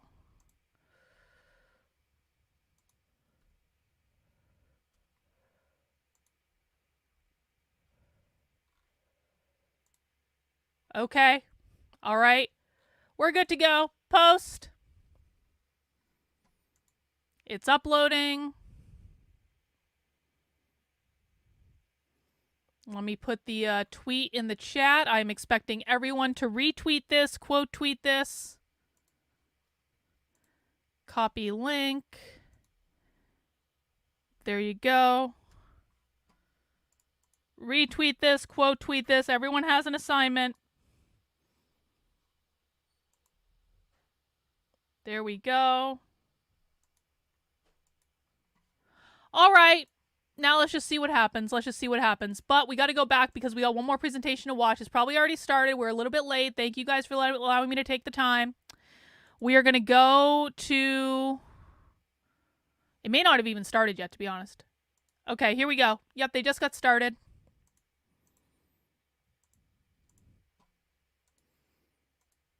Just got started.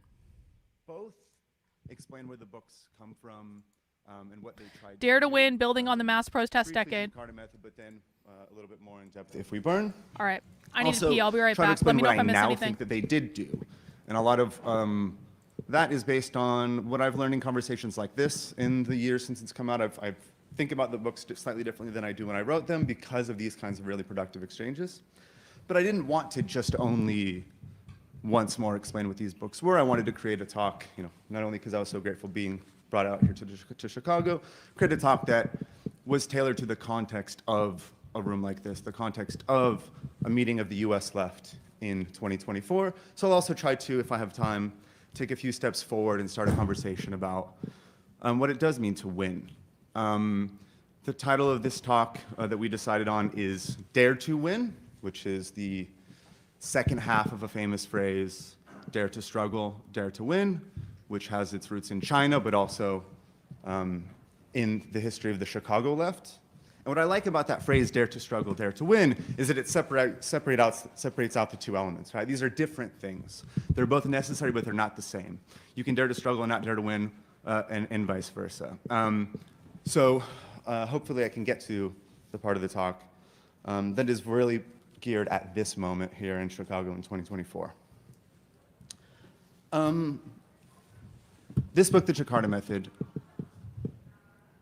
arose out of my personal experiences arriving in the capital of Indonesia in 2017. So I was sent there to cover all of Southeast Asia for the Washington Post. And I realized very quickly after getting there that you could not actually tell the story of contemporary Southeast Asia, especially the story of Indonesia, without telling the story of the US-backed mass murder of approximately 1 million innocent civilians in 1965. Nothing made sense. That story was lurking below the surface everywhere in contemporary Indonesian politics, was lurking below the surface in contemporary politics all across Southeast Asia and across India, the global south.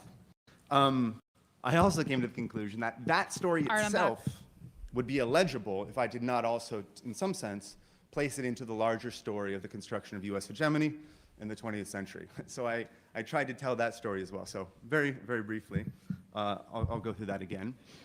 In the second half of this, well, after World War II, the United States of America emerged from that war as by far the most powerful country in the history of humanity. This was not something that was expected. This was a relatively young country. Despite the apparent or perceived threat of the Soviet Union was nowhere near as powerful economically or militarily as the United States in 1945. This was a real unique moment in world history when it comes to the predominance of one power. And the world in that time was divided into three worlds, famously. There was the first world, the countries of the North Atlantic, the countries of Western Europe and North America, that had participated in and profited from centuries of the exploitation of the global south in the era of formal colonization. There was the second world, which is the Soviet Union and its allies, the group of nations that were either in the Soviet Union or loyal to Moscow. And then there was the third world, the rest of humanity, right? So the vast majority of the people of planet Earth that were either still under formal colonizations or undergoing the process of nascent decolonization. So this relatively young, incredibly powerful country now finds itself at the head of the global system constructed by European colonization, creates the CIA. So unlike Britain, unlike even Russia, the United States did not have a clandestine service doing the kinds of things that MI6 have been doing for a very long time, running around the world trying to generate outcomes to suit the perceived interests of the United States. Now, it was very clear to the early CIA what to do with the Second World. You were supposed to crush the Second World. Problem was they failed immediately. Everything they tried to do behind the so-called Iron Curtain was a failure. They failed to make any cracks in the Soviet Union or the Allied Warsaw Pact countries. And when it came to the Third World, the United States government really didn't know what to do. They hadn't really decided how to deal with the process of decolonization in the Global South. They didn't really know how to deal with countries that chose not to directly align with the United States. There was an early period of the Cold War in which the United States government was not sure how to deal with non-aligned. This is a word that comes up later, but was not sure they would deal with countries that did not join something like NATO or the attempts at creating other very similar organizations like SEATO, Southeast Asia, etc. Now, no country was more exemplary of the uncertainty of US foreign policy elites than Indonesia. So Indonesia, now the world's fourth most populous nation by population, fourth largest nation by population, emerged from its own decolonization process as anti-communist enough, it seemed, for the US government. It seemed that the early Indonesia, under President Sukarno, would be anti-communist enough for the United States government to accept it. At the very beginning of the Cold War, it was apparently acceptable to be somewhat neutral in the Cold War. Now, all of this changed from the years 1953 to 1955. First with successful coups in Iran and Guatemala, and then with a few events in Indonesia in 1955. A couple things happened in that young country that year that make the United States change its mind about Indonesia. There is the fact that the unarmed and moderate Indonesian Communist Party is doing better and better in elections. And then there's the fact that Indonesia puts on the Bandung Conference, which for the first time in history brings together the peoples of the Global South behind a project to truly transform the global economic system along decolonial lines, truly decolonize the global economy, not just the national governments of individual states. So after that change in attitude towards Indonesia, the CIA and other other parts of the US states carry out 3 attempts to crush this new left-leaning, independent, and truly decolonial Indonesia. First, they intervene in elections trying to fund a right-wing Muslim party. This is similar to what they tried successfully in Italy earlier in the Cold War. That doesn't work. They try to foment, well, they do foment, and then they participate in a civil war in Indonesia, but they are caught. A CIA pilot crash lands and is discovered, and this is a failure. Ultimately, by 1965, the United States settles on a final solution of mass murder. And in the months of late 1965 and into early 1966, the US military, with active support from the United States government, carries out massacres across the country, destroying the largest communist party outside China and the Soviet Union, probably the largest democratic socialist party in human history. Now, unlike Vietnam next door, this had absolutely no cost, almost no cost for the United States government. No American soldiers died, people in the United States barely heard about it.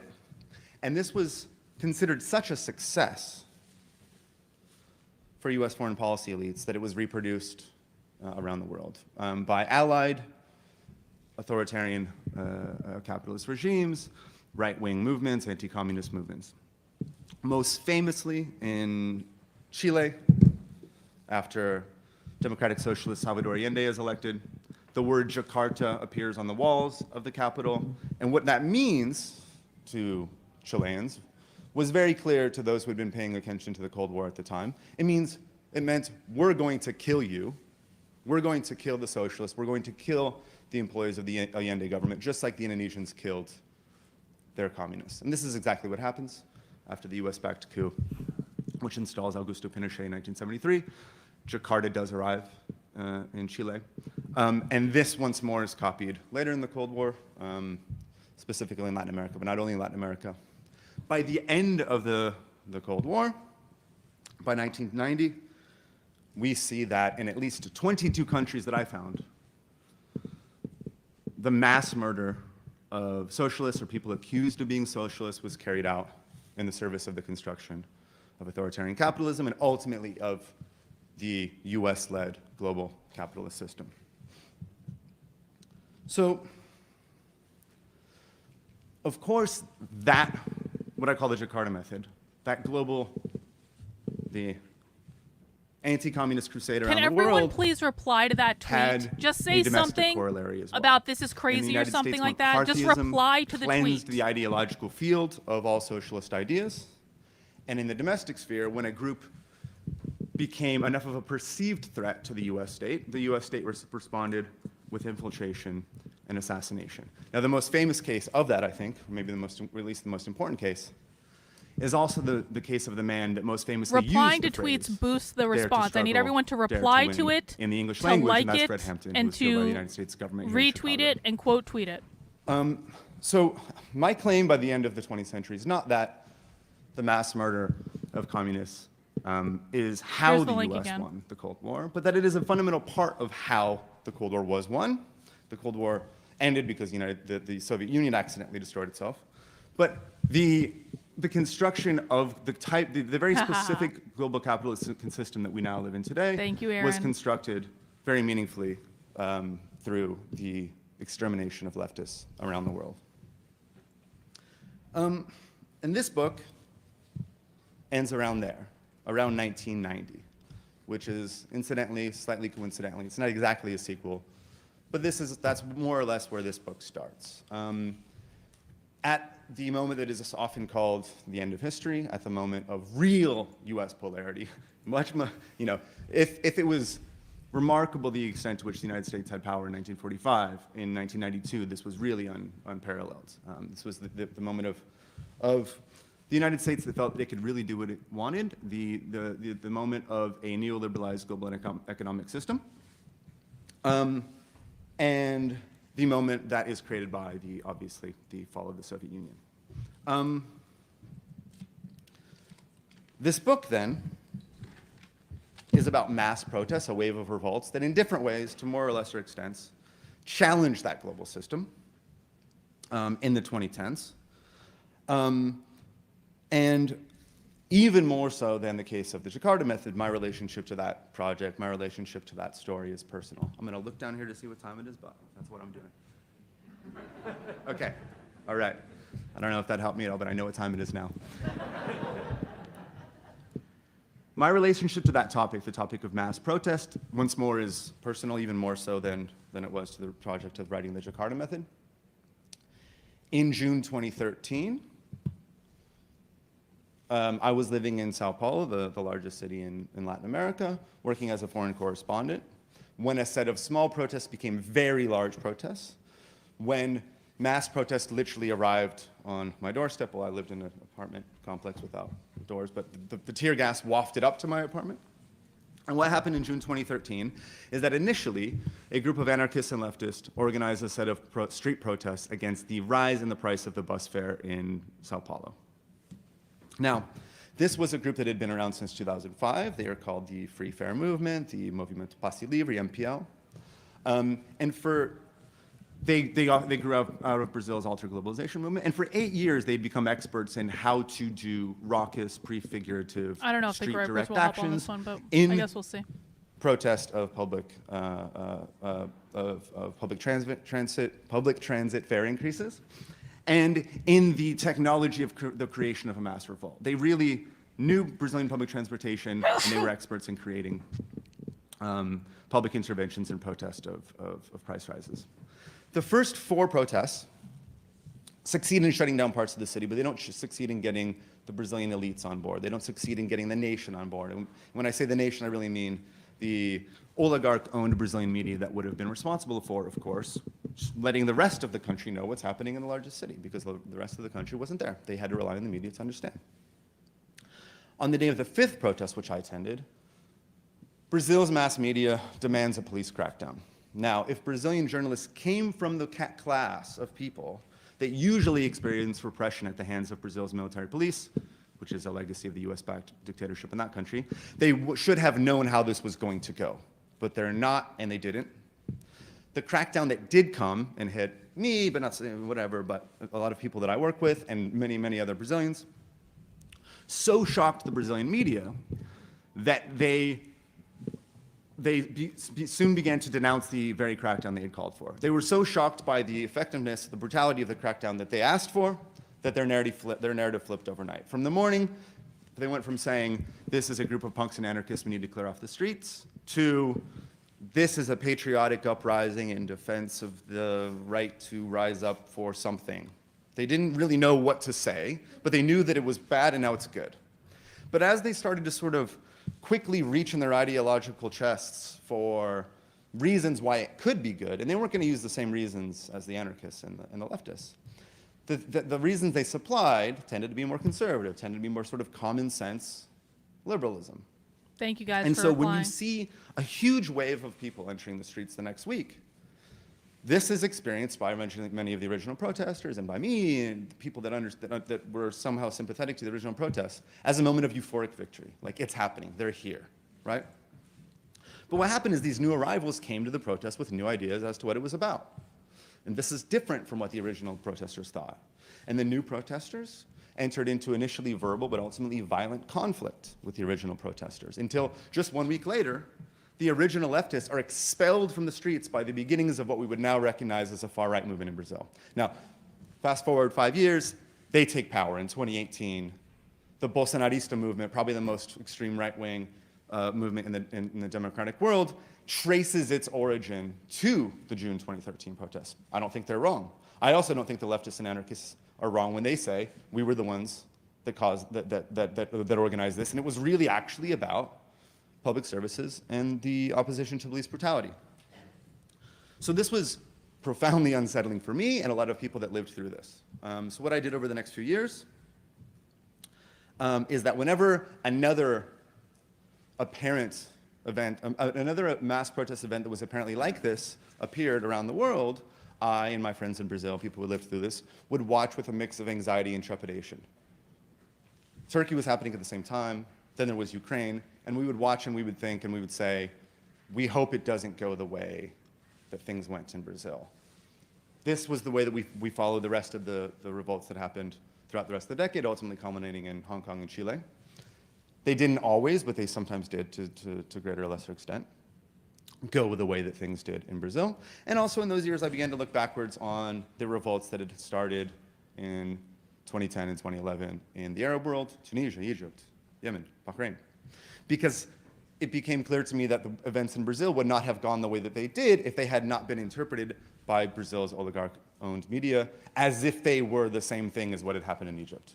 Yeah, quickly in there June was, 2013, you know what, that was like the intervention of God, wasn't it? Because we weren't going to watch that live. We were going to watch that later. Called this the and Brazilian a little voice in my Spring. head said, watch the well, fucking they're doing Green New Arab Deal Spring, one. but in Brazil. Well, the problem with that is that there was a democratically intervention elected from progressive God. president in Brazil, whereas in Egypt there was a dictator. So the project that I came up with. Oh, hey, Edwin, did you just see the for this tweet book I just posted about them was saying they're going to blow up a try pipeline? to tell the story It's of at the the top of my 2010s. feed right now. I hope you're well. Built around that phenomenon, built around the phenomenon of a protest that gets so big that it becomes something else. A protest that gets so big that either overthrows or fundamentally destabilizes an existing government. And you can't, of course, tell the whole story of a decade even when you build it around one particular phenomenon, even though I think that phenomenon is quite essential to understanding what happened in the 2010s. I mean, I think the war, ongoing horrible war in Ukraine, really starts with the Euromaidan. I think that you can't understand what's happening in Palestine right now without understanding the final outcome that was imposed upon the Arab Spring. So not only do I build it around that particular phenomenon, I build it around one question that I thought was, one that had really troubled me, and I thought that was really vital, which is how is it that so many of these mass protests led to the opposite of what they had apparently asked for? That's the project. My method was interview. I'm a journalist. All I've ever really done is journalism. And so what I was able to do, what I was lucky enough to do, was to run around the world and do 200, 250 interviews with people who had either organized these mass protests, participated in them, responded to them in the States, or somehow studied them as scholars afterwards. And then I put together this book, which is, I think, primarily a history, but also, it also includes me sitting down with all these people and asking them what they learned from this. What happened? How did that happen? Why do you think that happened? What would you do differently? What do we think we can learn from this? Now, the answer to that question, the answer to that profoundly troubling question, how is it that mass protests led to the opposite of what they apparently asked for, I think is a history itself. I think in every case it's different. That's why I wrote it as a narrative chronological history. I think one huge mistake that we made in my class was to treat things as if they were the same just because they looked the same. The global media would see a bunch of people in a square. Starting in 2011 and years, they would say, oh, look, they're doing Berlin Wall because it's the same image. And then in Brazil in 2013, oh, look, they're doing Arab Spring. But for a talk like this, I think it's possible to outline a framework that emerged from the investigation that allows us to understand more or less what happened in each country. And one thing, yeah, and another thing that I think is quite important to mention before I outline that is that by the end of the decade, by 2020, it had become clear. You can't really, I don't think you can really count these things, but the people that try to count these things came to the conclusion that this was the decade in which more people had protested in the history of humanity. So in the 2010s, more people took part in mass protests than any other period, any other decade in history, exceeding a month ago. Previous record. Studio retweeted it, and he said a month ago that woman was involved in the Progressives for Harris Zoom call. Everyone dared to struggle, but we dared to win. And I think that the record is really mixed. And so that framework that emerged is that I believe that by the 2010s, a particular set of tactics, a particular type of response to injustice, to elite abuse, became hegemonic, often even appearing as the natural way to respond to elite abuses, appearing as the only true way to respond when governments or elites abuse their power, no longer represent the people. 22 years old, yeah, she was sociological language is a repertoire of contention.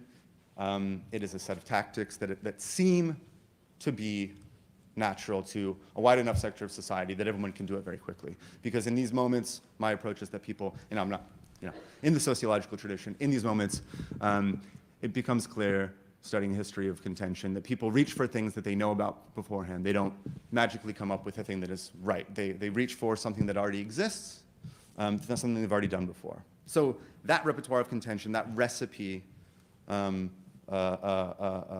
rebellion, that collection of tactics in the 2010s, I think, is the apparently spontaneous, apparently leaderless, digitally coordinated, horizontally structured mass protest in a public square or public space. Now, what's important for my approach is that all five of those, or all six of those elements, those ingredients, those six different tactical elements, all come from somewhere.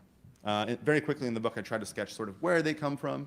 I think that's probably the easiest part of the book to contest. What really matters is that they all come from somewhere, and they come together for ideological and historical reasons. It's not just people doing what is necessarily always somehow deep in their soul the correct response to a given injustice. We can trace tactics and approaches historically and ideologically, and as becomes clear by the end of the decade, anybody can really use any tactic. Yeah, everyone go and bookmark that tweet too. Thanks, Misa. What happens often in the 2010s is that particular recipe, that particular combination, is far more successful than anticipated, far more successful than planned at getting people on the streets. Far more people pour into public squares or public spaces than anybody had ever planned for, from the organizers to the state, certainly. And two things happen. One of two things happen. Either so many people pour into a rebellion that a government is actually overthrown, or in less pronounced cases, there is such destabilization that existing elites come to the conclusion that they got to do something. They got to give something to the people.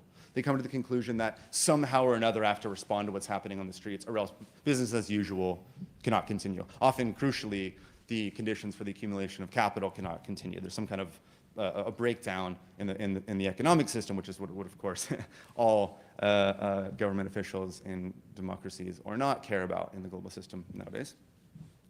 But what happens is that when these real opportunities are generated by the quantitative increase in the mass protests, when there is either a power vacuum because, in the more pronounced case, the dictator flees gets on a plane and runs and runs away to another country.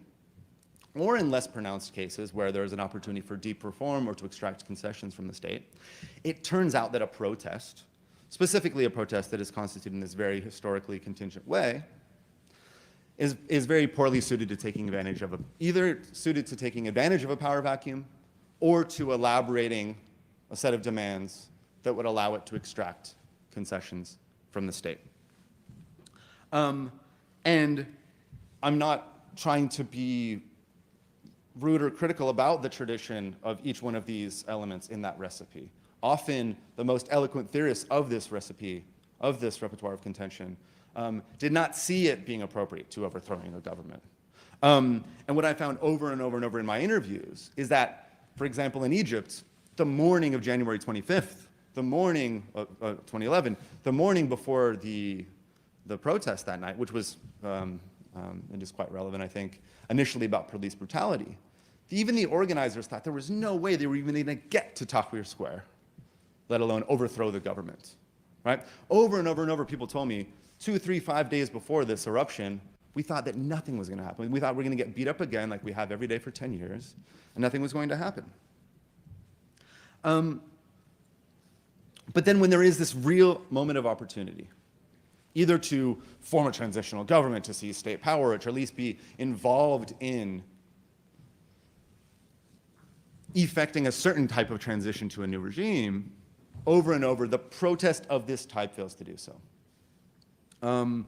Some people do in this moment dare to win, but they haven't even imagined what victory would look like in this circumstance. Other people, and I think this is a real minority, but in this kind of a horizontally structured protest, some people do not dare to win because they think there's something wrong with that. There's something, that the type of victories that were possible would somehow be a betrayal, somehow would be Bro, tell us you know nothing without telling us you know nothing. But that's less people. I think more importantly, and many Get people the fuck in my out if you interviews don't told me care. this, Go away. We don't care what really you wanted to have to say create a about mass it. revolt You're not in the smart case enough of to the be here. Brazilians. We didn't know what was supposed to. We thought that would take care of God. itself. We didn't have a plan for taking advantage of the opportunities created by a mass revolt. So, as a very simple rubric for understanding when it is that things go very, very poorly, how things end up the way they do, how there are some partial and limited victories in what I call the mass protest decade, we just have to look at who does take advantage of those opportunities, who does either rush into the power vacuum, or who does take advantage of the destabilization in order to further their own goals. If they are the enemies of the original protesters, as they are in so many cases, then we see a real and tragic and devastating reversal.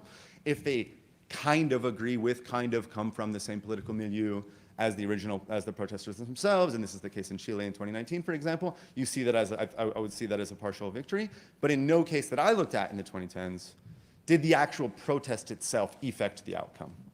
I've already gotten over 5,000 views on that tweet. And what often happens, what we often do see as a reaction to this new and unexpected opportunity is either local elites. You see in some cases a kind of game of musical chairs with local elites. The local elites were waiting in the wings, seize the power that is taken away from the guy on the top of the pyramid. You see very, very often imperialist counterattack. You see the biggest, baddest guy in the region, or perhaps the biggest, baddest guy in the global system, the United States, finding a way to effect some kind of an outcome, take advantage of a situation to impose an external solution. And I think this is fundamental to understanding what happens in the Arab Spring. In Libya, NATO uses legitimate complaints about the Gaddafi government to launch a regime change operation, destroying the country, and then people in my class and the corporate media just stop talking about Libya, right? In Bahrain, you have a Shia majority with you could not have more clearly legitimate complaints about the Sunni monarchy that represses the majority religious population of this country. They have their protest in a square. Saudi Arabia just drives over the You bridge can fix and it, crushes Stu. them with US What are you going to do? because Barack Obama decides that it's more important to keep Saudi Arabia happy. And I'm at 30, which means I got 10 left. That's perfect. Great, thank you. Saudi Arabia just drives over the bridge and crushes the Bahraini uprising because Barack Obama decides it's more important to keep Saudi Arabia happy, to keep that base on that country, to do something that might be perceived as a win for Iran because they're Shia and they would have more rights than they did previously, which is good for Iran, so bad for America somehow. And then they don't just end that uprising in Bahrain, they destroy the location of the uprising. The Pearl Roundabout, if you go to Bahrain now, you can't even go to the place where they had it. They built a highway over there, and you kind of have to drive and point. It's gone. And this was something, again, that in the history of revolutions in the 20th century was very common. Counter-revolution always comes, right? There's always the geopoliticization of an apparently victorious uprising. But again, once more, tragically, in the 2010s, a protest constituted in this way was very poorly suited to withstanding the imperialist counterattack, the counter-revolutionary moment.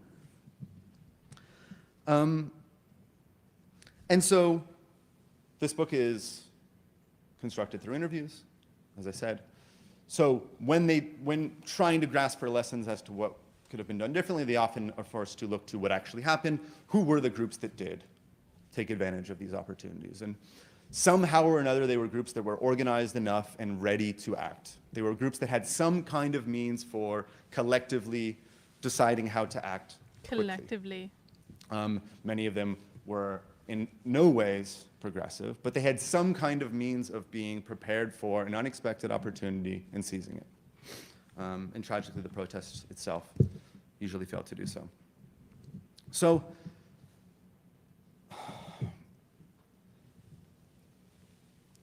certainly, by 2020, a brutal truth had become painfully clear. All right, bro, you're not smart enough to be here. You're getting banned. There's no Goodbye. guarantee that a mass revolt of this type, of the contemporary type, organized by progressive forces, or that makes progressive demands, will lead to a progressive outcome. It's not even, I think, likely. I think it's like, if without an analysis of the surrounding conditions of a mass result of this type, it's basically a crapshoot. At least in this historical decade that I look at, with these very specific cases that I look at, 10 to 13 of them, that get over these lines that I set for myself. And I think it's really kind of a crapshoot in the sense of an actual game of craps at the, is it craps or crap? Yeah, craps. An actual game of craps at the casino where the house usually wins, right? And I was really surprised, delighted to see Volodymyr Shenko's, I just attended his talk upstairs, he's here now. In his book, he put it very, very succinctly. He's like, the whole book is in one sentence, is that says something like, I'm summarizing, the original demands made by a revolt of the Maidan type are a very poor indicator of the final outcome. And I think there's actually maybe no correlation whatsoever. What really actually happens is that this kind of mass revolt can create sort of destabilization, and then you have to look at who's going to take advantage of that destabilization. In sort of more academic presentations of this book, I like to say that this type of thing tends to work for pro-systemic rather than anti-systemic movements. I think a lot of the adoption of some of these tactics was, well, not the adoption, but certainly people in my class misread what had actually happened at the end of the Soviet Union, misread what happened with the Berlin Wall. But if it is the case, I mean, this is not actually the case amongst many East Germans, but if it was the case that you're East Germany and you just want West Germany to pour into your country and annex it, and you just want to join a larger dominant system, if you're a pro-systemic movement, Andy No posted it. Revolt, I think, makes sense. If you're anti-systemic, like the Egyptian or Bahraini movement is, if you want to change your regional and national conditions in a way which will really threaten local elites and imperialist neighbors, this has not historically been effective in this way in the decade that I look at. Now, at the end of this book, Andy, I said I asked these people what they learned. Yes. I've already sort of hinted at the conclusions that they came to, but like across 12 countries, across 250 interviews, the most dominant and obvious answer was, we wish we had been more organized before history came knocking. We wish we had been more organized before the unexpected revolt. It was the other groups that somehow or another were working arm in arm, already ready to act, that stole our lunch, basically. And then a point that I think is very important for me and for my class is that many of them told me that this particular type of uprising is especially vulnerable to misrepresentation by the media. In the case of Brazil and many others, the media representation does not just change the way that the rest of the world sees what's happening on the streets, it actually changes what's happening on the streets. My class, I think people in the corporate media were handed a world historical task that we never should have been handed, and we absolutely failed. We had a real distorting effect on many of these revolts. I'll skip this part because I want to get to 40 minutes. But I do prefer to see this as an unfinished decade, right? I think excessive short-termism. Yeah, everyone was go and perhaps reply another to thing Andy. that Here, was I'll a put failure. Andy's The idea tweet that in the everything's gonna happen all at chat. once and it's gonna very Shit. quickly, Keeps right? The adjusting 250 the people sound that I for some spoke with reason. would not have sat down with me for this book if they did not believe that the revolts of 2011, 2013, 20, Everyone and so go on reply to could Andy and not tag ultimately one me day be seen as the and beginning thank of a him for longer sharing story. my work. And so if we go back to that, if we take we don't have to take it too seriously, but this slogan that I've used to, that I've tried to make a theme of the talk, dare to struggle, dare to win. If we go back to the original Chinese context, which we don't have to take too seriously, at least in that context, there's 30 years between daring to struggle and daring to win, right? And this is very common historically as well. Really big tasks may take a generation or two or more. So I do prefer to see this as a set of, the opening salvo, I would say, in a set of revolts of the There's 21st Andy's century tweet. that is, of a story that is not yet finished, that is still being written by us every day.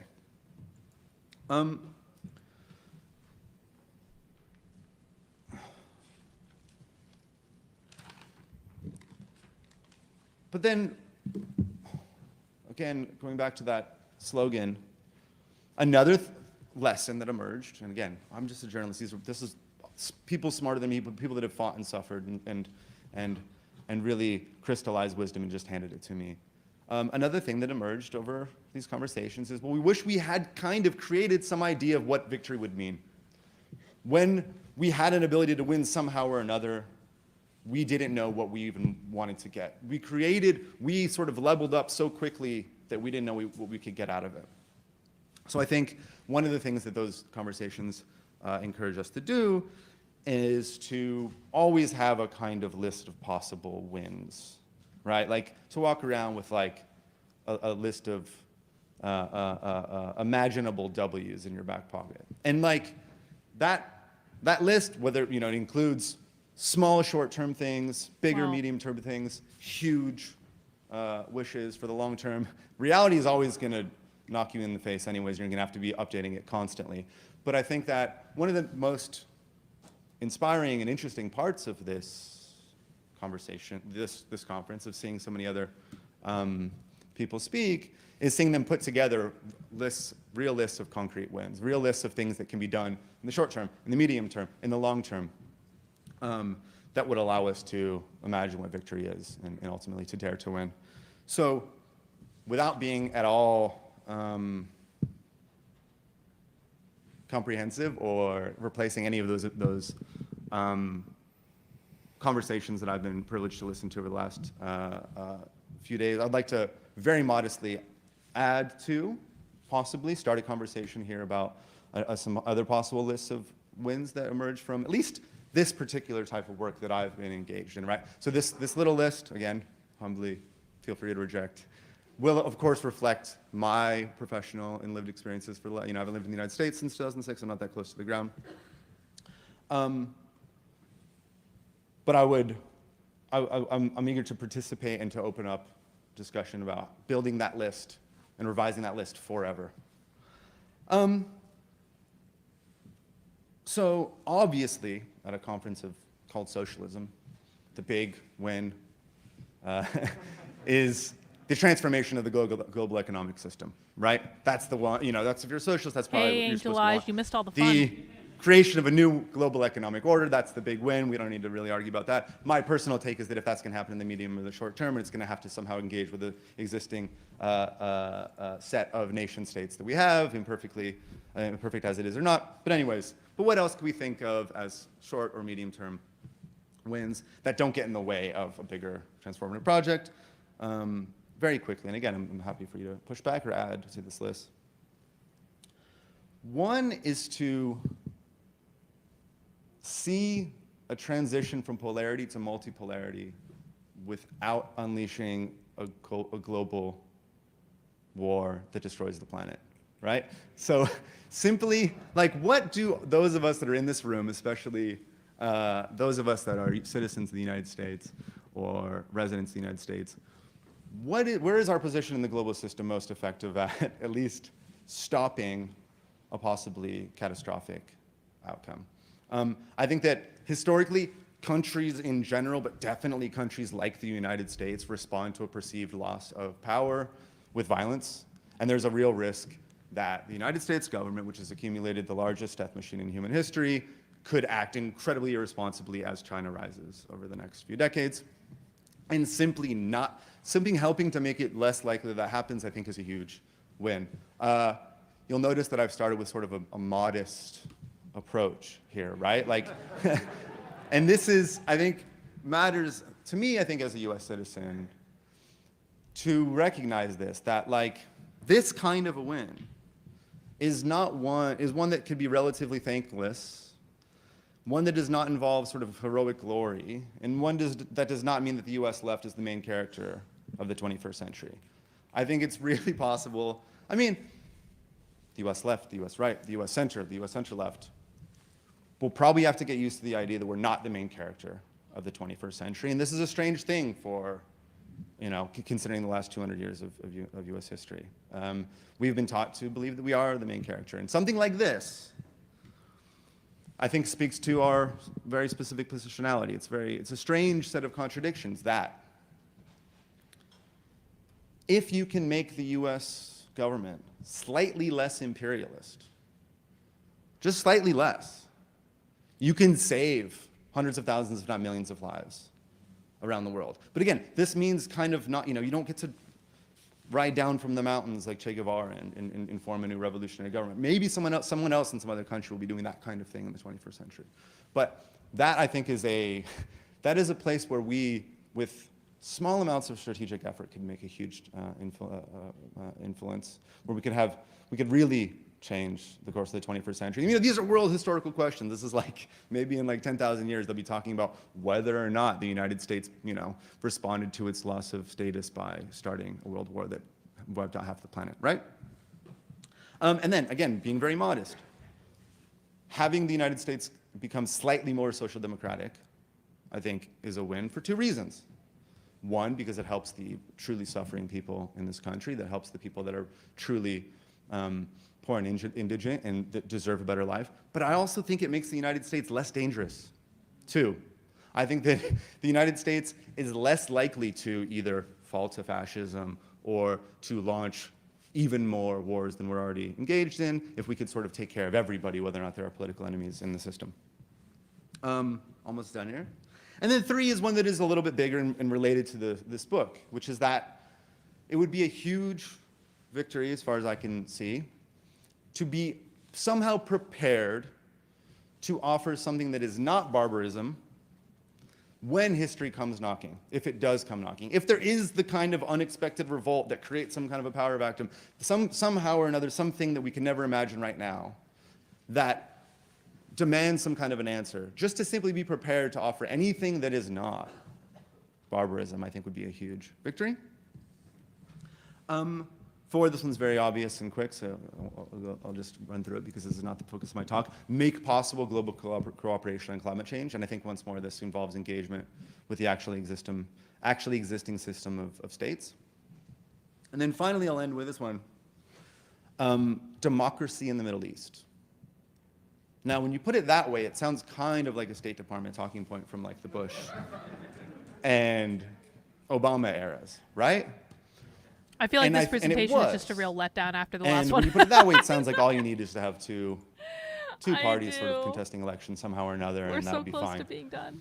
Hopefully the Q&A is good, though. And I do believe that the people in the State Department in those administrations believed that they wanted democracy in the Middle East. But what happened when it started to come? What happened when it became possible, when it appeared like it could actually arrive? They realized very, very quickly that actually allowing the people of the Arab world to decide the fate of their region would mean a rejection of US partners in that part of the world. That is Saudi Arabia and Israel, specifically Israel. They realized that, and this is, like the numbers are staggering. Like everybody knows this, but if you look, the numbers are like 95%. The rejection of relations with Israel in states like Egypt are like 95%. There is no way to allow the Arab world to actually have democracy and to maintain the set of US-backed regional powers that were put in place during the Cold War because the United States government was so threatened by Arab socialism emanating from Nasser's Egypt. Yo, So, crazy, once more, right, Donnie? make another pretty She crude said it on a analogy. live If stream in the 20th century, like an hour Latin ago. America, Southeast Asia wasn't allowed to have democracy because they were too socialist. They couldn't vote because they were going to elect a socialist. The people of the Arab world aren't allowed to have democracy because they're too anti-Zionist.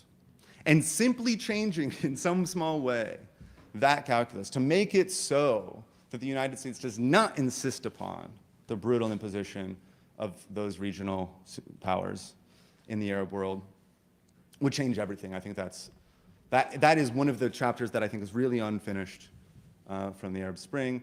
To make it possible for the Arab world to be truly democratic in the real deep sense, is something that would absolutely change the 21st century and something that everyone in this room, I think, has the capability to help carry out. Thank you very much.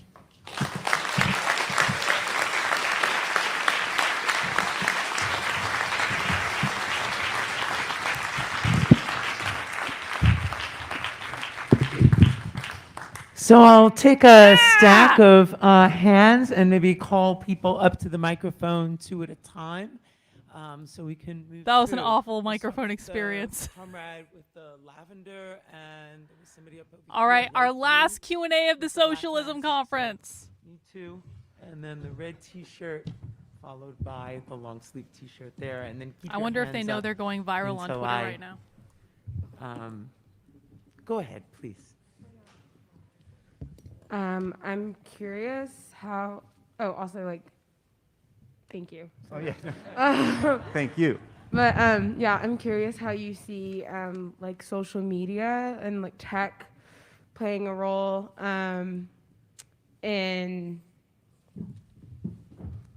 in all of this and the negative aspects of it, as far as people not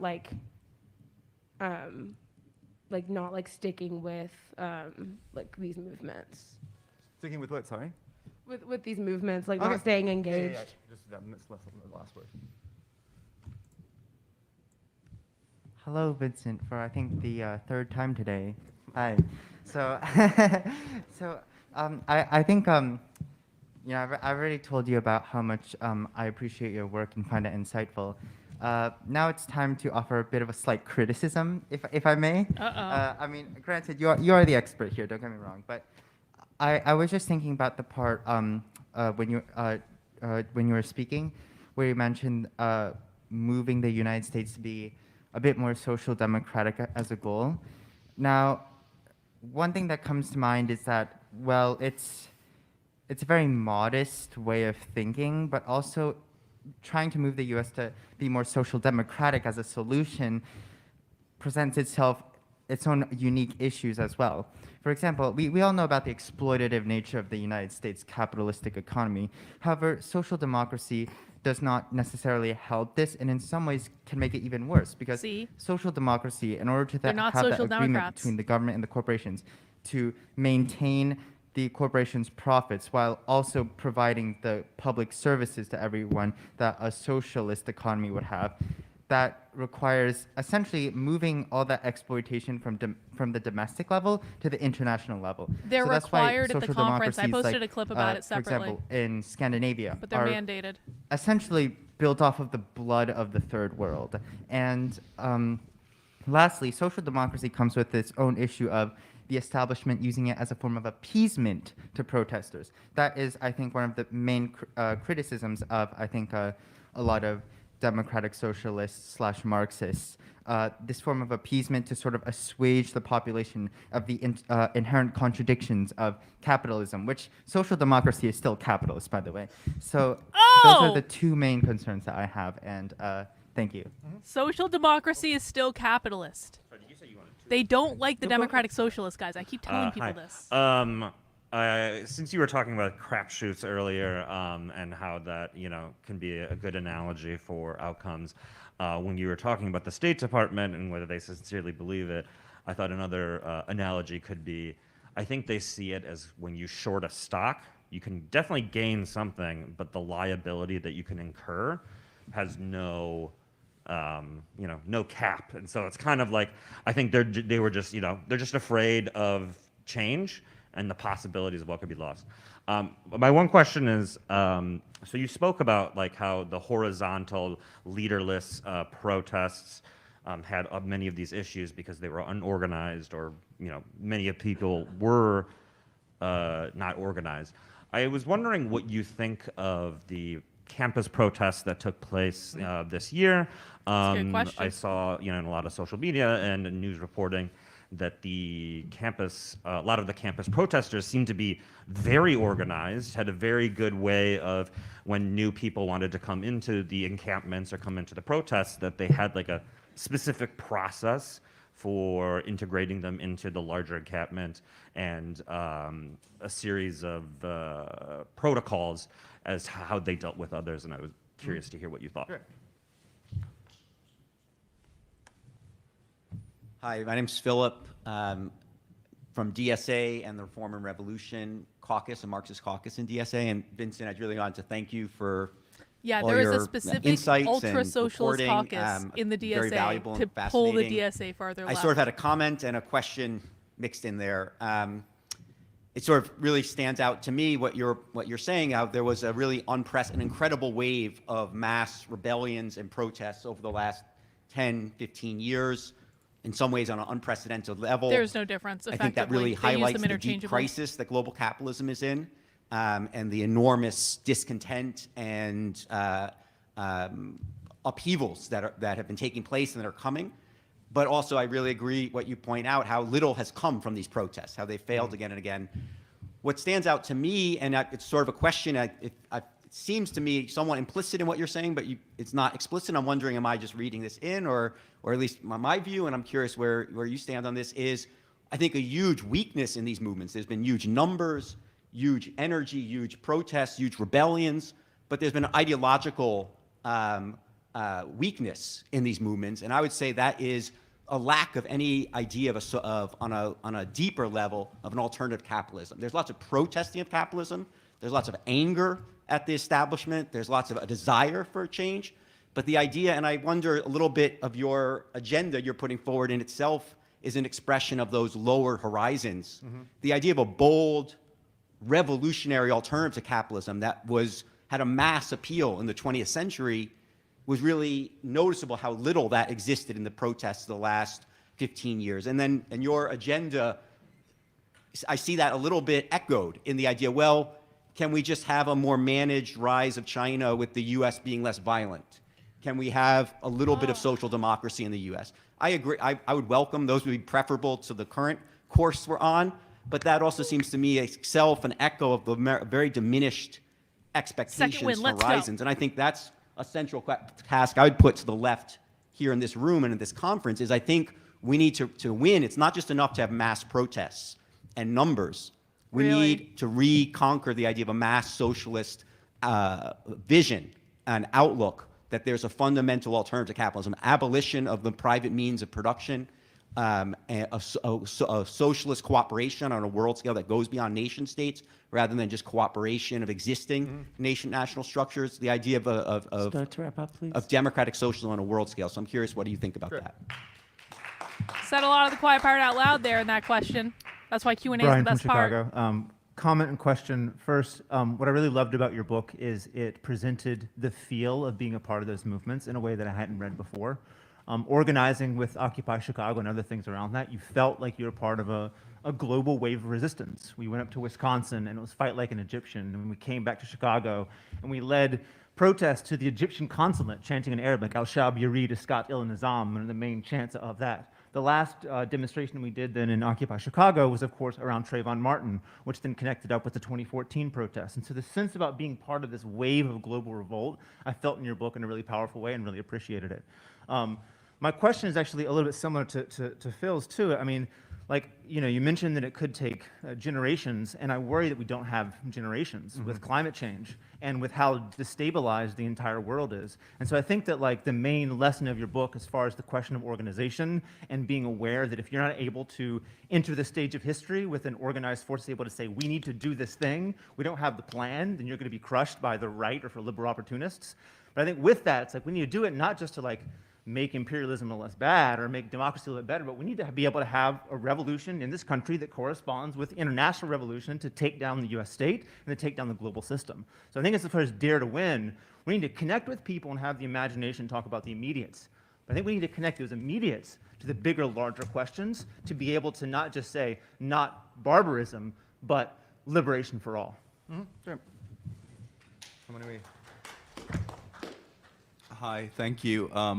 I'm Pablo from Chile, so what I will say is actually specific to Chile, and I'm curious to hear about how it might be relevant to other contexts, but I agree with you. I think it's your perspective, but also the perspective of the people you interviewed, that maybe one of the reasons for the failure of a lot of these protests was the horizontalism. In Chile specifically, it was actually progressive liberal forces that I think brought down the revolution. Boric specifically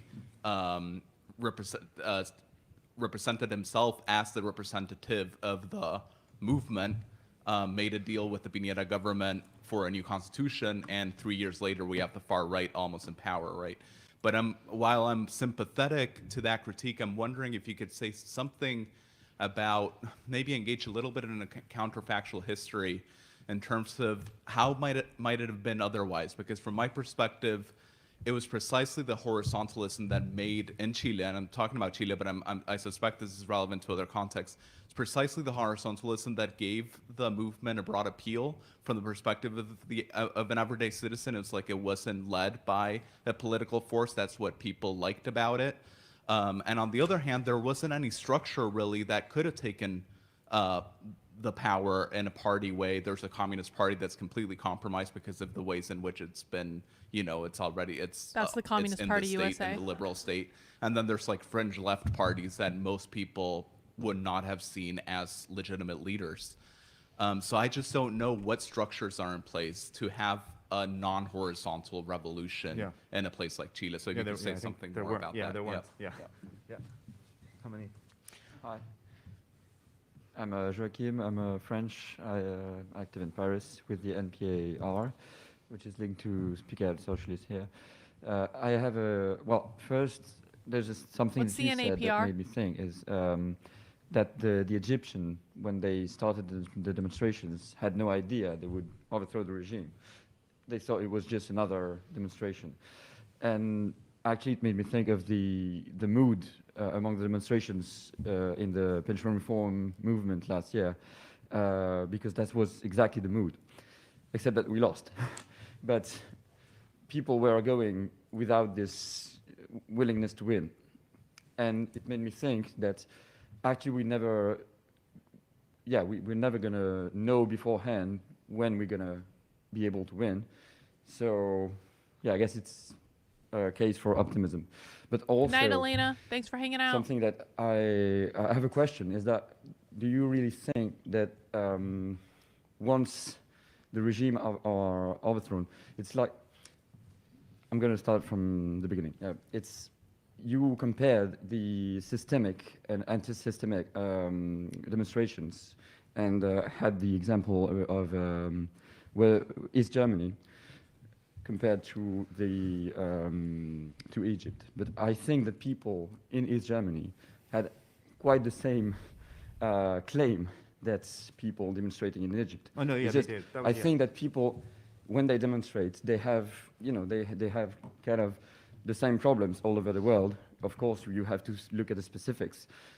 The problem is what political forces are present and are going to answer to those problems.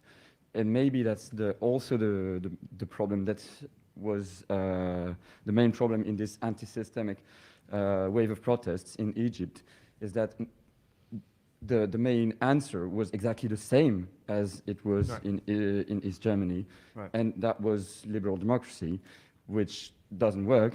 And I think that they didn't get liberalism, but I mean, it's not going to answer to the problem of the people that are demonstrating. And I think that the problem is actually posing itself again in Bangladesh. It's just so. I think we can be optimistic about the possibility to win, but we have to, build something like an alternative, and that is, I think, something. I'm in a revolutionary socialist organization, so I have an idea of what the alternative could be, which is a communist party. Mm-hmm. Thank you. How many we do? This is it. Okay. Hello, my name's Jay. I live in Portland, and I organize with an organization called Unite Oregon, which is like a base building organization for Black folks, Indigenous folks, immigrants, and refugees. And there was a sense in which, when the George Floyd uprising came, we were prepared. And Portland The has George pretty much, Floyd uprising. well-known long history of leftist That's organizing. what they call it. And we had over 100 days of protests, and it led to in November, we had a number of wins. We decriminalized all drugs. We instituted a civilian oversight board for the police. We did all sorts of stuff, and ranked choice voting, all sorts of things. And after the protests stopped happening and we had all these wins, there was a sense in which the shine went away, the magic went away, and people got complacent. But the counter-revolutionary forces and they don't just go away. They start quietly plotting about how they're going to get their power back. Mm-hmm. And that's exactly what happened. They sabotaged the rollout of the decriminalization. They got police to be on the nominating board for the oversight. And so all of our wins were basically sabotaged. And we've been really struggling to get people get that energy back. And to defend those wins. So I guess I was just wondering, in your research, have you seen instances where folks were able to successfully defend the wins and the gains that they've made against the conservative forces that are, plotting the moment that you make any kind of gain? Right. People have been very good with time, but if everybody can keep to 2 minutes or less, we'll get the rest of your comments in, and Vincent can wrap up. Go ahead. Okay, I'm Jeff Brown. I'm from Manchester, Britain. I'm a revolutionary socialist active there. I'm very grateful to Vincent for your book. I've enjoyed reading enormously. I think he's with the Revolutionary Communists of the UK. Put it all together, and it's full of the most incredibly rich descriptions of movements all over the place.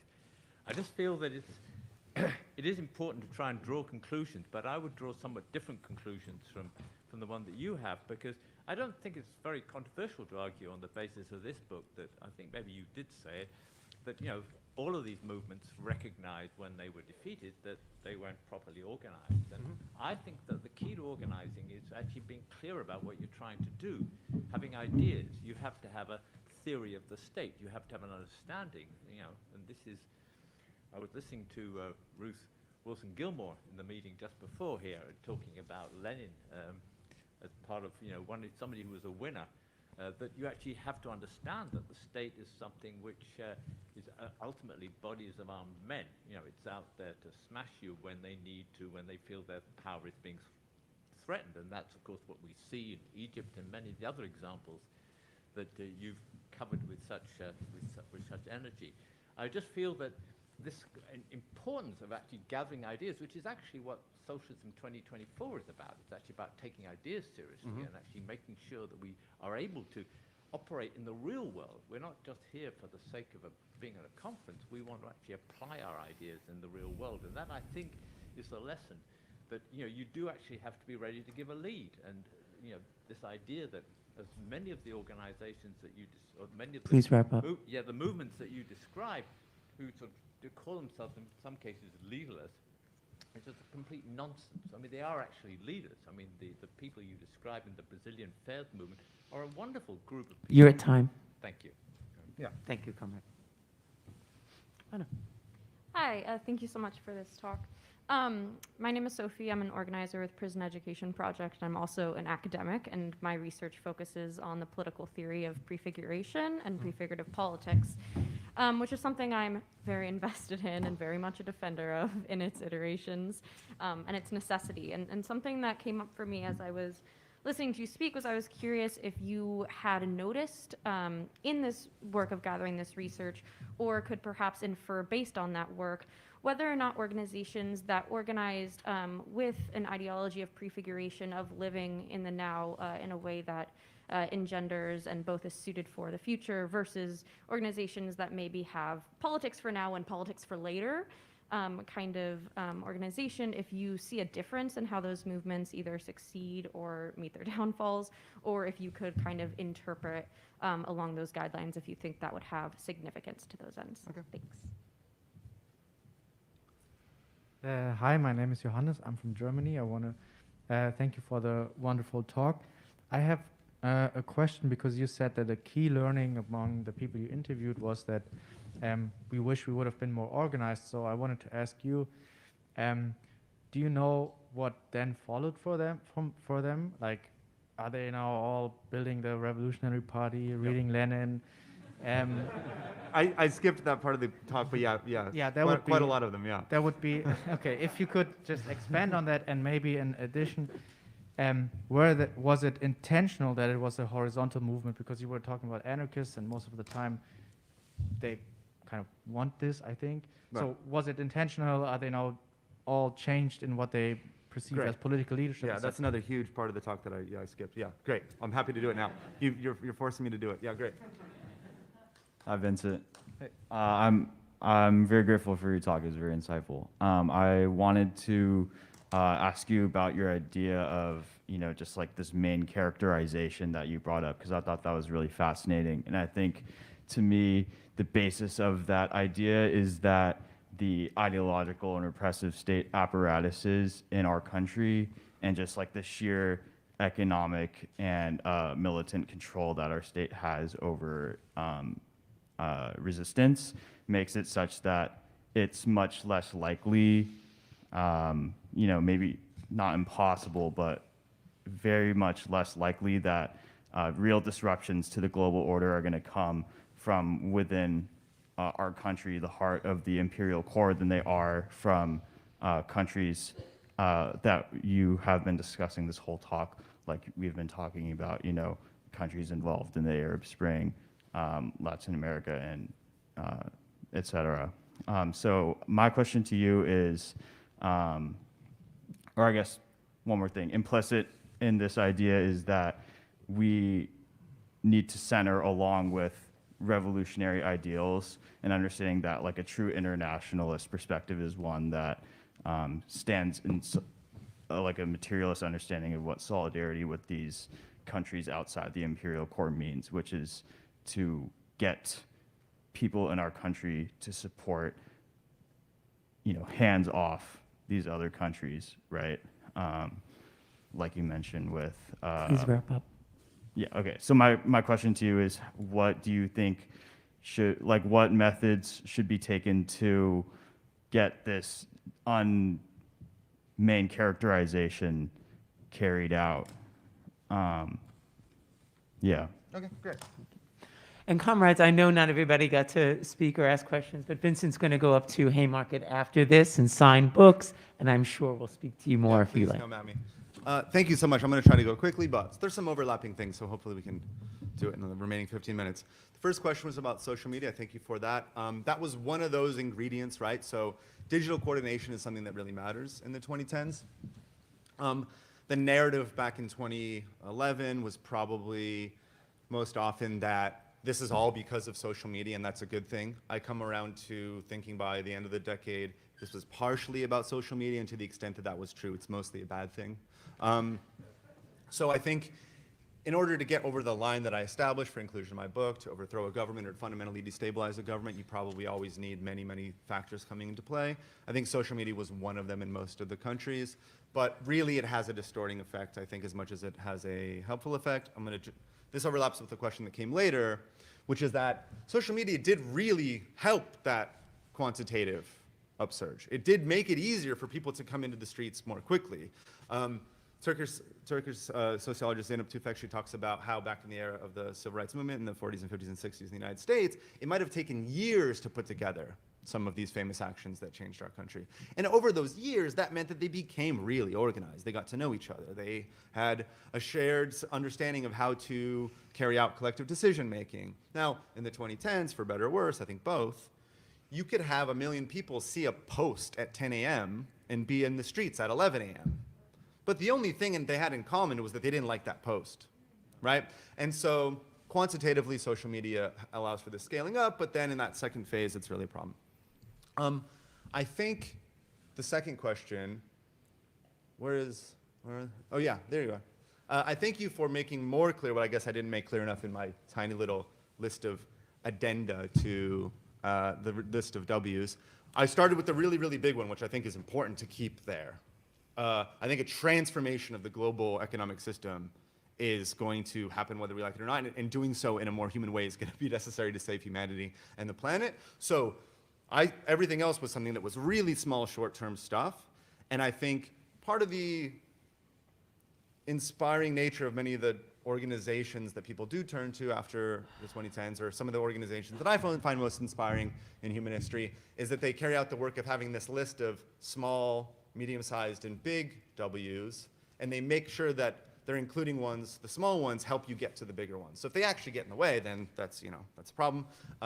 But something, and I absolutely take your point about the contradictions of the social democracy and its relation to the global system. I think social democracy in the global south is incredibly hard to especially maintain. I talk about this a little bit in the Brazilian and Chilean context. But just like stuff like slightly more labor power in the United States, people not starving on the streets of the richest country in the world. I just wanted to point out that those things that all these other people are working on that are so important to such the rest of this conference, I wanted to point out that not only could you help people right now, that this also has a geopolitical dimension, that I do believe that the short-term wins we can get for the suffering people of the United States, really like tomorrow children don't starve like they are starving today. I don't think that gets in the way of a long-term revolutionary project, and I think it makes the United States less dangerous. And again, this probably reflects this kind of thing, working on this book for many years will do your head in. I probably end up being more scared of the United States than inspired about short-term possibilities for evolution. But I thank you and Brian for making this point, forcing me to make this point more clear, is that list needs to be in harmony. Like the small W's should be, if they're getting in the way of the medium and the big-sized W's, then you got to think about whether or not to keep them in your back pocket. The third question was about the campus protest. So this is something that, of course, I've talked about a lot since the book came out on October 3rd. I participated in support protests in defense of Palestinian life, not as a journalist, but as a US citizen.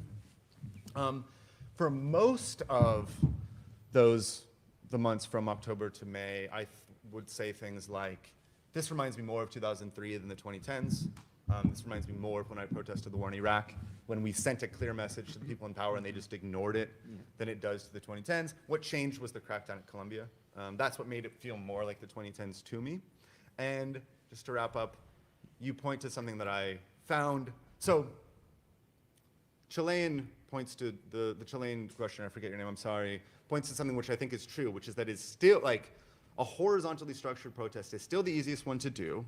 In many cases, sometimes all that can really be done. It makes it more possible for people to show up. But the campus protests I saw as in some ways evidence of the fact that the ideas about what is best have changed a little bit, I think, since the 2010s. It still remains the case that there is one move that is the easiest to do in our individualized, atomized society. But the campus protests, when people in my class, I don't know if you guys remember this from like May, June, people from like the New York Times or the Wall Street Journal, they tried the move that they had gotten good at in the 2010s, which was to show up and pick off from the margins, like either the most inexperienced or just maybe the guy that was on the street or like an FBI agent, we don't know, to say something stupid to discredit the whole movement. And they were like, these kids have set up an intentional organization of their communications. It's like, yeah, just like you do at the New York Times. Like, if I went to the New York Times, if a pro-Palestine protester stands outside your office and says, "What do you think about Gaza?" You're going to be like, "Well, talk to the comms office." So when these kids did the exact same thing, that was, I think, evidence of not only their organizational strength, but of some shifts in the ideas of how things are supposed to be going. And I've been really honored to give a bunch of talks about this work at encampments across North America and Western Europe.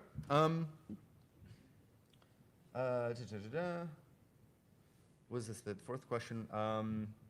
Yeah, I think this is that one. I think I've already sort of tried to make it clear. Like, so many people in other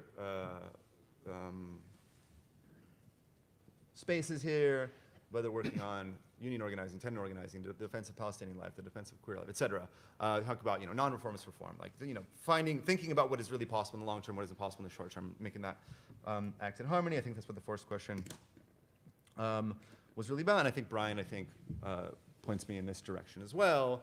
Is that so? Again, what? So yeah, okay. I'm posing a hypothetical. I don't know if this is the case. What if we have less time than is required than we need?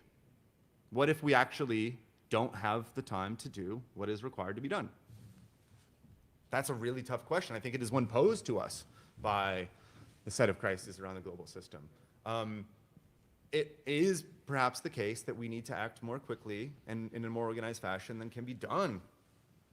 Well, then what do? Do you pick, examine, I would say, this is sort of an easy answer, but examine the range of possible Harmeet outcomes Dillon and just which one retweeted it! the best. And sometimes Yes. that means, like, in Harmeet. the short term, just, again, this is my... Always this is has where supported my work, she I always has. worried about the United States being incredibly destructive, and I do think that making the U.S., again, it sounds very modest, but Joshua making the Lasik US just tweeted slightly it. less imperialist. If the U.S. were not having the U.S. carry out with Israel atrocities, crimes against humanity, mass murder, and ethnic cleansing, that would be, in the larger sense, a small reduction. Harmeet, in for the win. I fucking knew it. But it would be a huge win for the people of Palestine, of course, right? So I think that these are the, I talked about that, that lesson that, like, this kind of revolt is a crapshoot. I didn't say this with I believed it. I hoped it. I hoped that the mass revolt organized by progressive people or organized around progressive demands would somehow just automatically work out. And these are really, really hard questions to be posed, not by me, but by the global conjuncture. So I think you have to be very serious about the analysis of what you can get done, never giving up on what you really want to get done, but what's going to get you there and what's possible right now. The Chilean question was very good.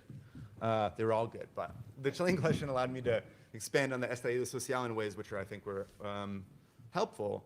Is that absolutely the horizontal, just like social media made it more likely for more people to show up, the fact that this was an invitation extended to anyone for any reason absolutely made it more likely to get big enough to overthrow, or in the case of 2019 in Chile, make it impossible for the Piñera government to continue to carry out business as usual. But again, that benefit also comes with challenges, right? Like, in some cases in the 2010s, you heard that the protests had a floating signifier, right? And this was supposed to be a very cool, very postmodern way of saying that you could show up for whatever reason. Okay, you're environmentalist, you're a fascist. As long as you have a complaint, we're having a political carnival, you're involved. You're invited, right? And this is kind of how Brazil went. You could really come with whatever sign you wanted to bring. And, it turns out that the far right had the numbers in that part of downtown Sao Paulo to win that battle over the final representation of the event. And so the other more concrete question, I think I yelled yes or no, was it possible to put together a different type of revolt in Chile in 2019? No, absolutely not. That was what was possible. The Boric government, I think everyone probably no hashtags.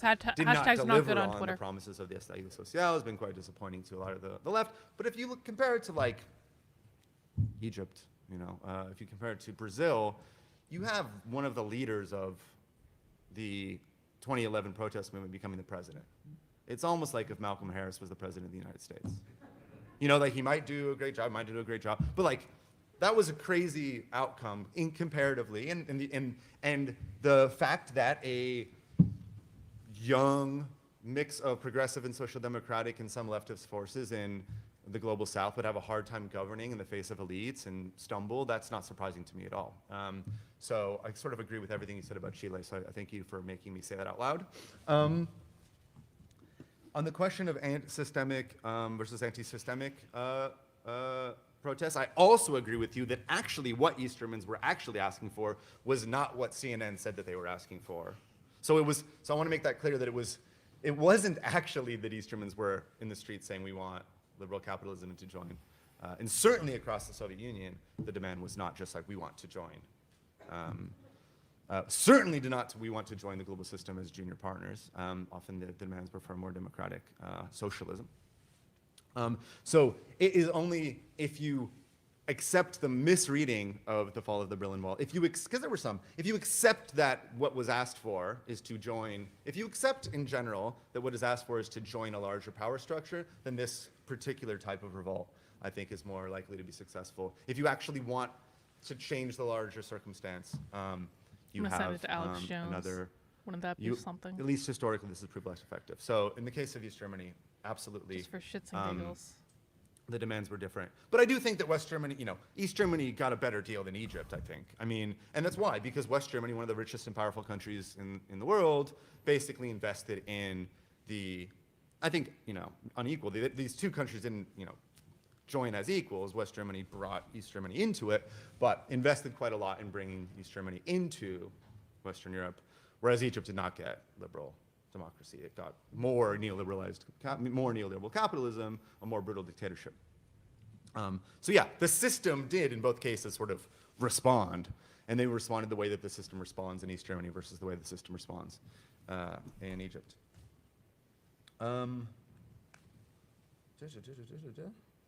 What was it? Okay, the 8th question, I'm so sorry.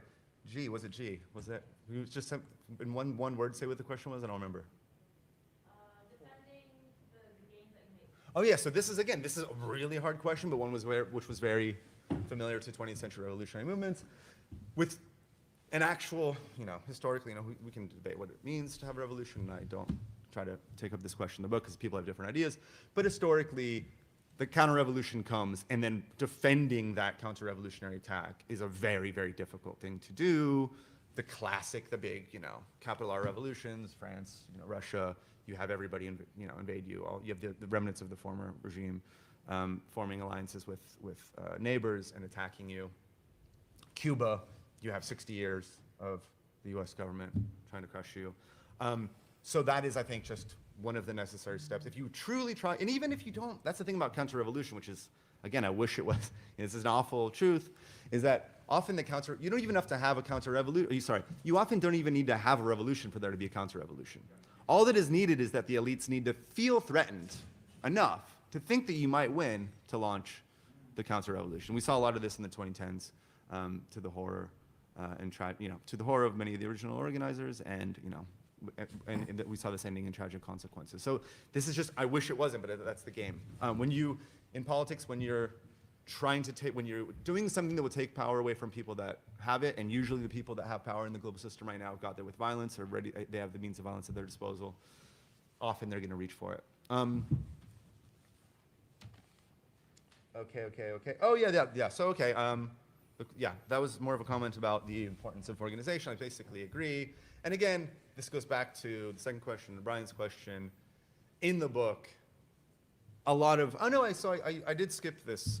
In the book, I do set up as sort of opposition. This is not a necessary opposition between the Leninist tradition, which would have seemed as the natural way to organize a revolutionary movement for most of the left in the first half of the 20th century, and this very diffuse, very structureless, very apparently spontaneous and leaderless type of movements we saw in the 2010s. Now, over the course of 250 interviews, if you accept that spectrum, which is not the only spectrum, I establish it because I do think this kind of emerges historically in response to this, the Leninist versus the more like pure spontaneity, pure structuralistness, which is like not very many people were actually all the way over here, but concretely, you saw things like this sometimes. Over the course of my interviews, everybody that changed their opinion moved back this way, moved back towards the more classically 20th century forms of organization. And many of the groups that people do turn to are groups that are invested in long-term revolutionary strategy.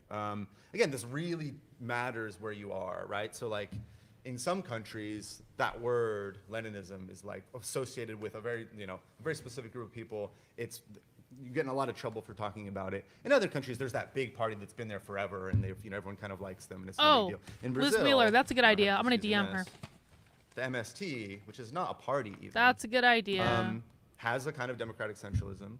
And in the I wouldn't Bolsonaro say Liz years, doesn't they believe me. I think she gained does. enormous amounts of prestige for being able to act as 1 million people, 2 million people in unison. They were able to, and this is something that is very hard to do, but as the Bolsonarista threat loomed its head, they were able to, as an organization of more than 1 million working class people, altogether pivot to a defensive posture for 4 years in order to survive a government that wanted to exterminate them. I don't trust Barry Weiss. And then, as material conditions change, pivot to a more offensive posture and begin, again, occupying land and helping more and more. Well, they saved a lot of people from starvation in the Bolsonaro years. And I think a temporary pivot to a defensive posture, if everyone agrees upon it democratically, and it saves you from annihilation, is not a betrayal of a long-term, I don't think, revolutionary program.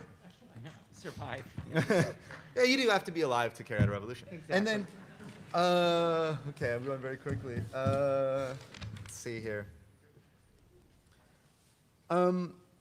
Prefiguration is something that comes up in the book quite a lot, and I think it is something that, I use that metaphor of a recipe.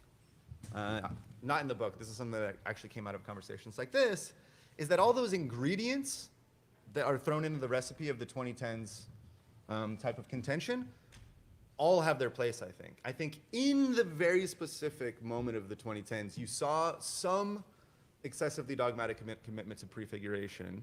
And this is not me, this is the people saying, we were too dogmatically committed to prefigurative politics.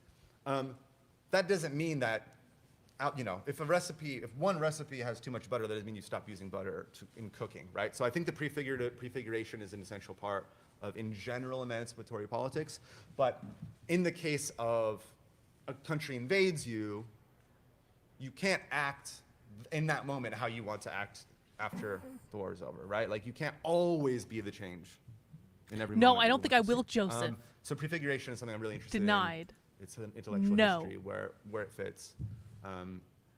The Paris Commune somehow is prefiguration. The Paris Commune comes also because an army is defeated, and there's also a crackdown. So, fitting prefiguration into the history and future of the left, but also not James Lindsay everywhere, can I eat think every is a major dick. concern of this book, and I wish we had more time to talk about it in the book and also today. He hasn't streamed 20 hours of socialism Finally, over the last 3 days. So this is the main character one is one that, like, I do think we struggle as U.S. Americans. Like, it is really, we have a really weird national history.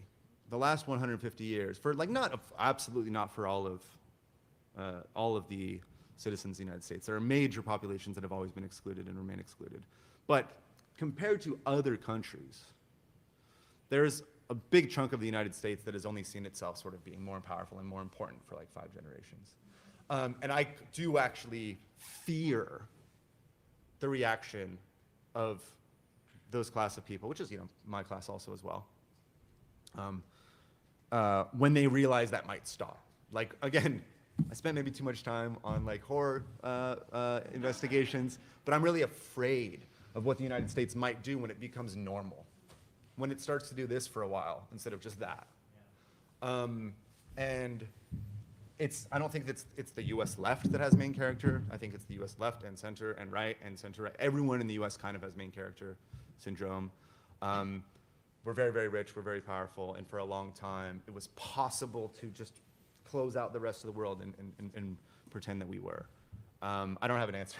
No, they don't. That's not why they do it. I have a clip posted on my channel explaining why they do this. As we go into a century, it's not because they love century mass, in which our economic and cultural I mean, that pipe bomb one predominance was the wanes. biggest one, I think. We There's a whole bunch still of have clips the I most want to guns make. ever assembled by humanity. The one thing that will absolutely still This the one presentation's a thing little we'll be able dry, to- but I think to- the other one would to have been reach just as for, dry, so we've just been even listening. if we transition to being the second or third or fourth biggest economy, it was probably the second for a long time. Even if our cultural capital declines, I think we will remain distinguished in human history by how armed and violent we are. And so again, that's why my very, very We need to be modest more contributions armed, I think. to the list of things, which That is would be more my properly opinion. the concern of We most need of the other more speakers of guns. this great conference, focused on danger control. I'm a little bit scared. I think that's most of them, but thank you so much for your contributions. Thank you Yeah. so much.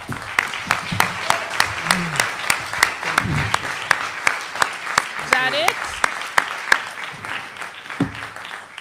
Yeah, I'm gonna go to the bookshop because that's what they told me to do. So anyone wants to talk, I'll be at the Haymarket. Wait, is she bookshop. Jewish? Oh, yeah, Brian. Yeah, I'm trying to Is list a Elise couple of Jewish? your, Oh, tops. please. Please let her be Jewish. Please. Please let her be Jewish. I don't like Michael Schellenberger. Joshi. A bit. Were you Is ever? Joshi Jewish? Is she Jewish? Seriously? Wait. Hang on. This might become a different thing. Hang on. Yeah. I know him, so let's walk through the bookshop. If they told me to. No, we're not telling Big Tech. We're not telling him. What is the etymology of that name?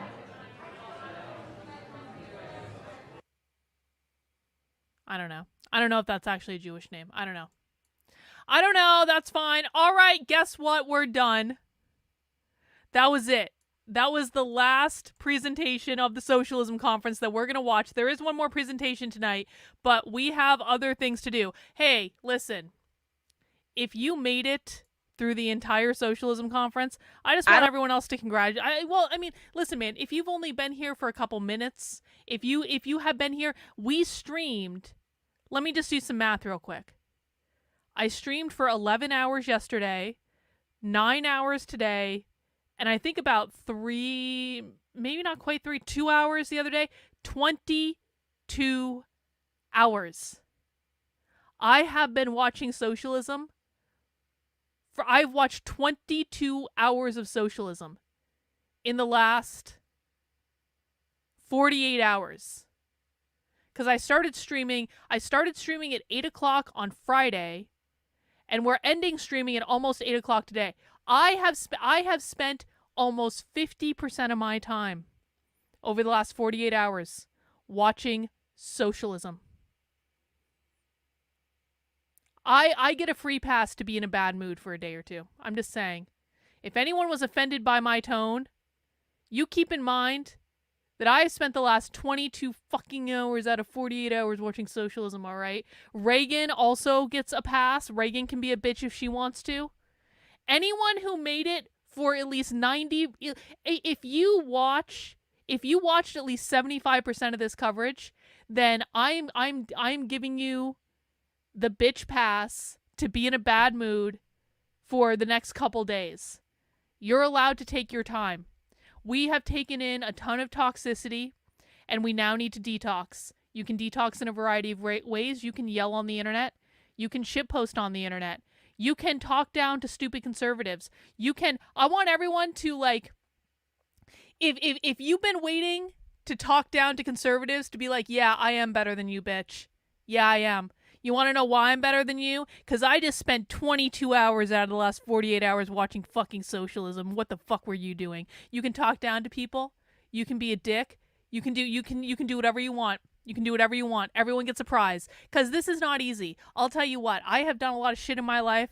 I've run marathons. I went undercover at this conference last year. Sitting down and actually watching that much socialism in that period of time is not an easy task. And we did it. We did it because it's important to learn. We did it because it's important to know what the enemy's talking about. We got a great clip about a pipe bomb. There are all sorts of other clips. That clip about the pipe bomb already has, let me tell you, 31,000 views on Twitter.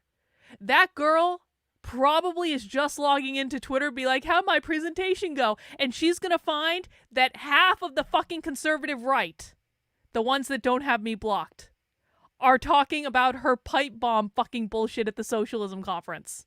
So that'll be a nice little surprise for her. A nice little gift that we've gifted the Socialism conference. We found out that the Socialism conference changed their policies specifically in response to me. I feel like I have truly left my mark on the far left. I feel good about this, man. I know I was pissy earlier today. I know I was in a bad mood. But I feel good. I feel energized. And now, weed. Now we get to relax. And what we're going to do to relax is we are going to be heading over to my supporter Discord. Who in the chat is a supporter on my Discord? Not on my Discord, sorry. Who in the chat is a supporter on my Substack or in my locals? Because if you are a member of the Substack or the locals, I haven't posted it in the locals yet, but I will. I'll post it as soon as we're done this. If you are a paying supporter on my Substack or locals, and by the way, guys, my ability to spend 22 of the last 48 hours watching socialism is funded directly by you. I cannot do this stuff without your support. So if you've been waiting to, I'm trying to reach a goal, and we're gonna have to take this goal like just all month. We're gonna do it all month. I would like to hit 100 new supporters in my Substack this month. We've already got 15. There may be more. I haven't checked today about what the number is, but we've got 15 people who signed up already. It's $8 a month, $80 a year. And if you are not yet a supporter, now is a great time to join because you're going to get to come to movie night with us like right now. And you're going to help me hit that goal that I want to hit, which is 100 new supporters by the end of the month of September. I appreciate it. Looks like we've already got a whole bunch of supporters in the chat. That's awesome. What you want to do if you are not yet in my supporter Discord is you want to go to the Unwoke Roundup email that I posted on the Substack earlier today. And you're going to scroll all the way down to the bottom. And underneath this red box, if you are a paying supporter, you will find the link to join the Discord. What are we watching tonight, Brucey? I'm glad you asked. After 22 hours of streaming socialism, we are watching a classic. We are watching a comedy. This is actually classified as a comedy. If you look at this movie on YouTube, actually, I'll show it to you. If you look at this movie on YouTube, it is actually classified as a comedy. It is a feel-good movie. It's something that's going to allow us to relax. It's something that we can just, have a good time with. It's not like there's rape and murder in this movie. It's not like this movie is full of ultra-violence. This is a family-friendly classic, okay? A Clockwork Orange. That's what we're watching tonight. This is my pick. Jennifer's on vacation. Jennifer doesn't want to watch this movie. I'm going to watch it now. Just because when Jennifer's away, I'll do what I want. All right? Daniel! Thank you for the super sticker, Daniel! Awesome supporters. Hey, guys, thank you for everyone who has been sending in super chats. Actually, this is even more than that. Hang on. All conference long. I do really appreciate the support in super chats. And yeah. No, I'm back tomorrow. No rest for the weary. But guys, we are going to retire now to the supporter Discord. We're going to be starting up movie night pretty soon. I'm going to be playing some music. I did pull up some trivia, I guess, for A Clockwork Orange. But if you're not in the Discord, get in the Discord. Go ahead, and if you're new, just put in the verification channel that you came from Substack and what your name is, or that you came from Locals and what your name is. And I'll get you verified. We'll get you into the VC. We will start watching our movie, and we're going to relax. And we're going to kick back, and I'm probably going to get high.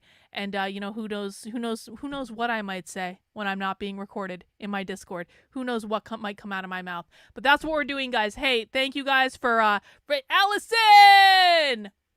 Honest dog, Allison! Appreciate you, girl. Appreciate you. Thank you, guys. Thank you for everyone who's become a supporter on the Substack in the last couple of days. I do really appreciate it. I'm going to get that clip up on the Substack. I'm going to get it up on the other streaming sites as well so people can share that clip. And I'm going to be making a lot more clips. I've been taking notes. I've been taking timestamps. I just haven't had the time to do it the last couple of days because I spent 22 hours straight watching socialism. Yup,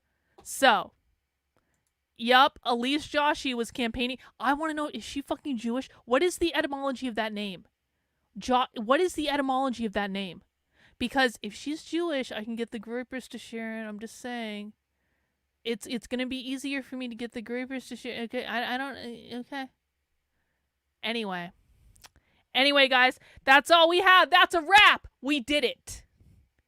We did it. More clips to come. More far left bullshit to come this week. If you're new, please make sure you subscribe to the channel. Please make sure you mount the like button on the way out the door. Please make sure you share that clip on Twitter. It's pinned to the top of my feed.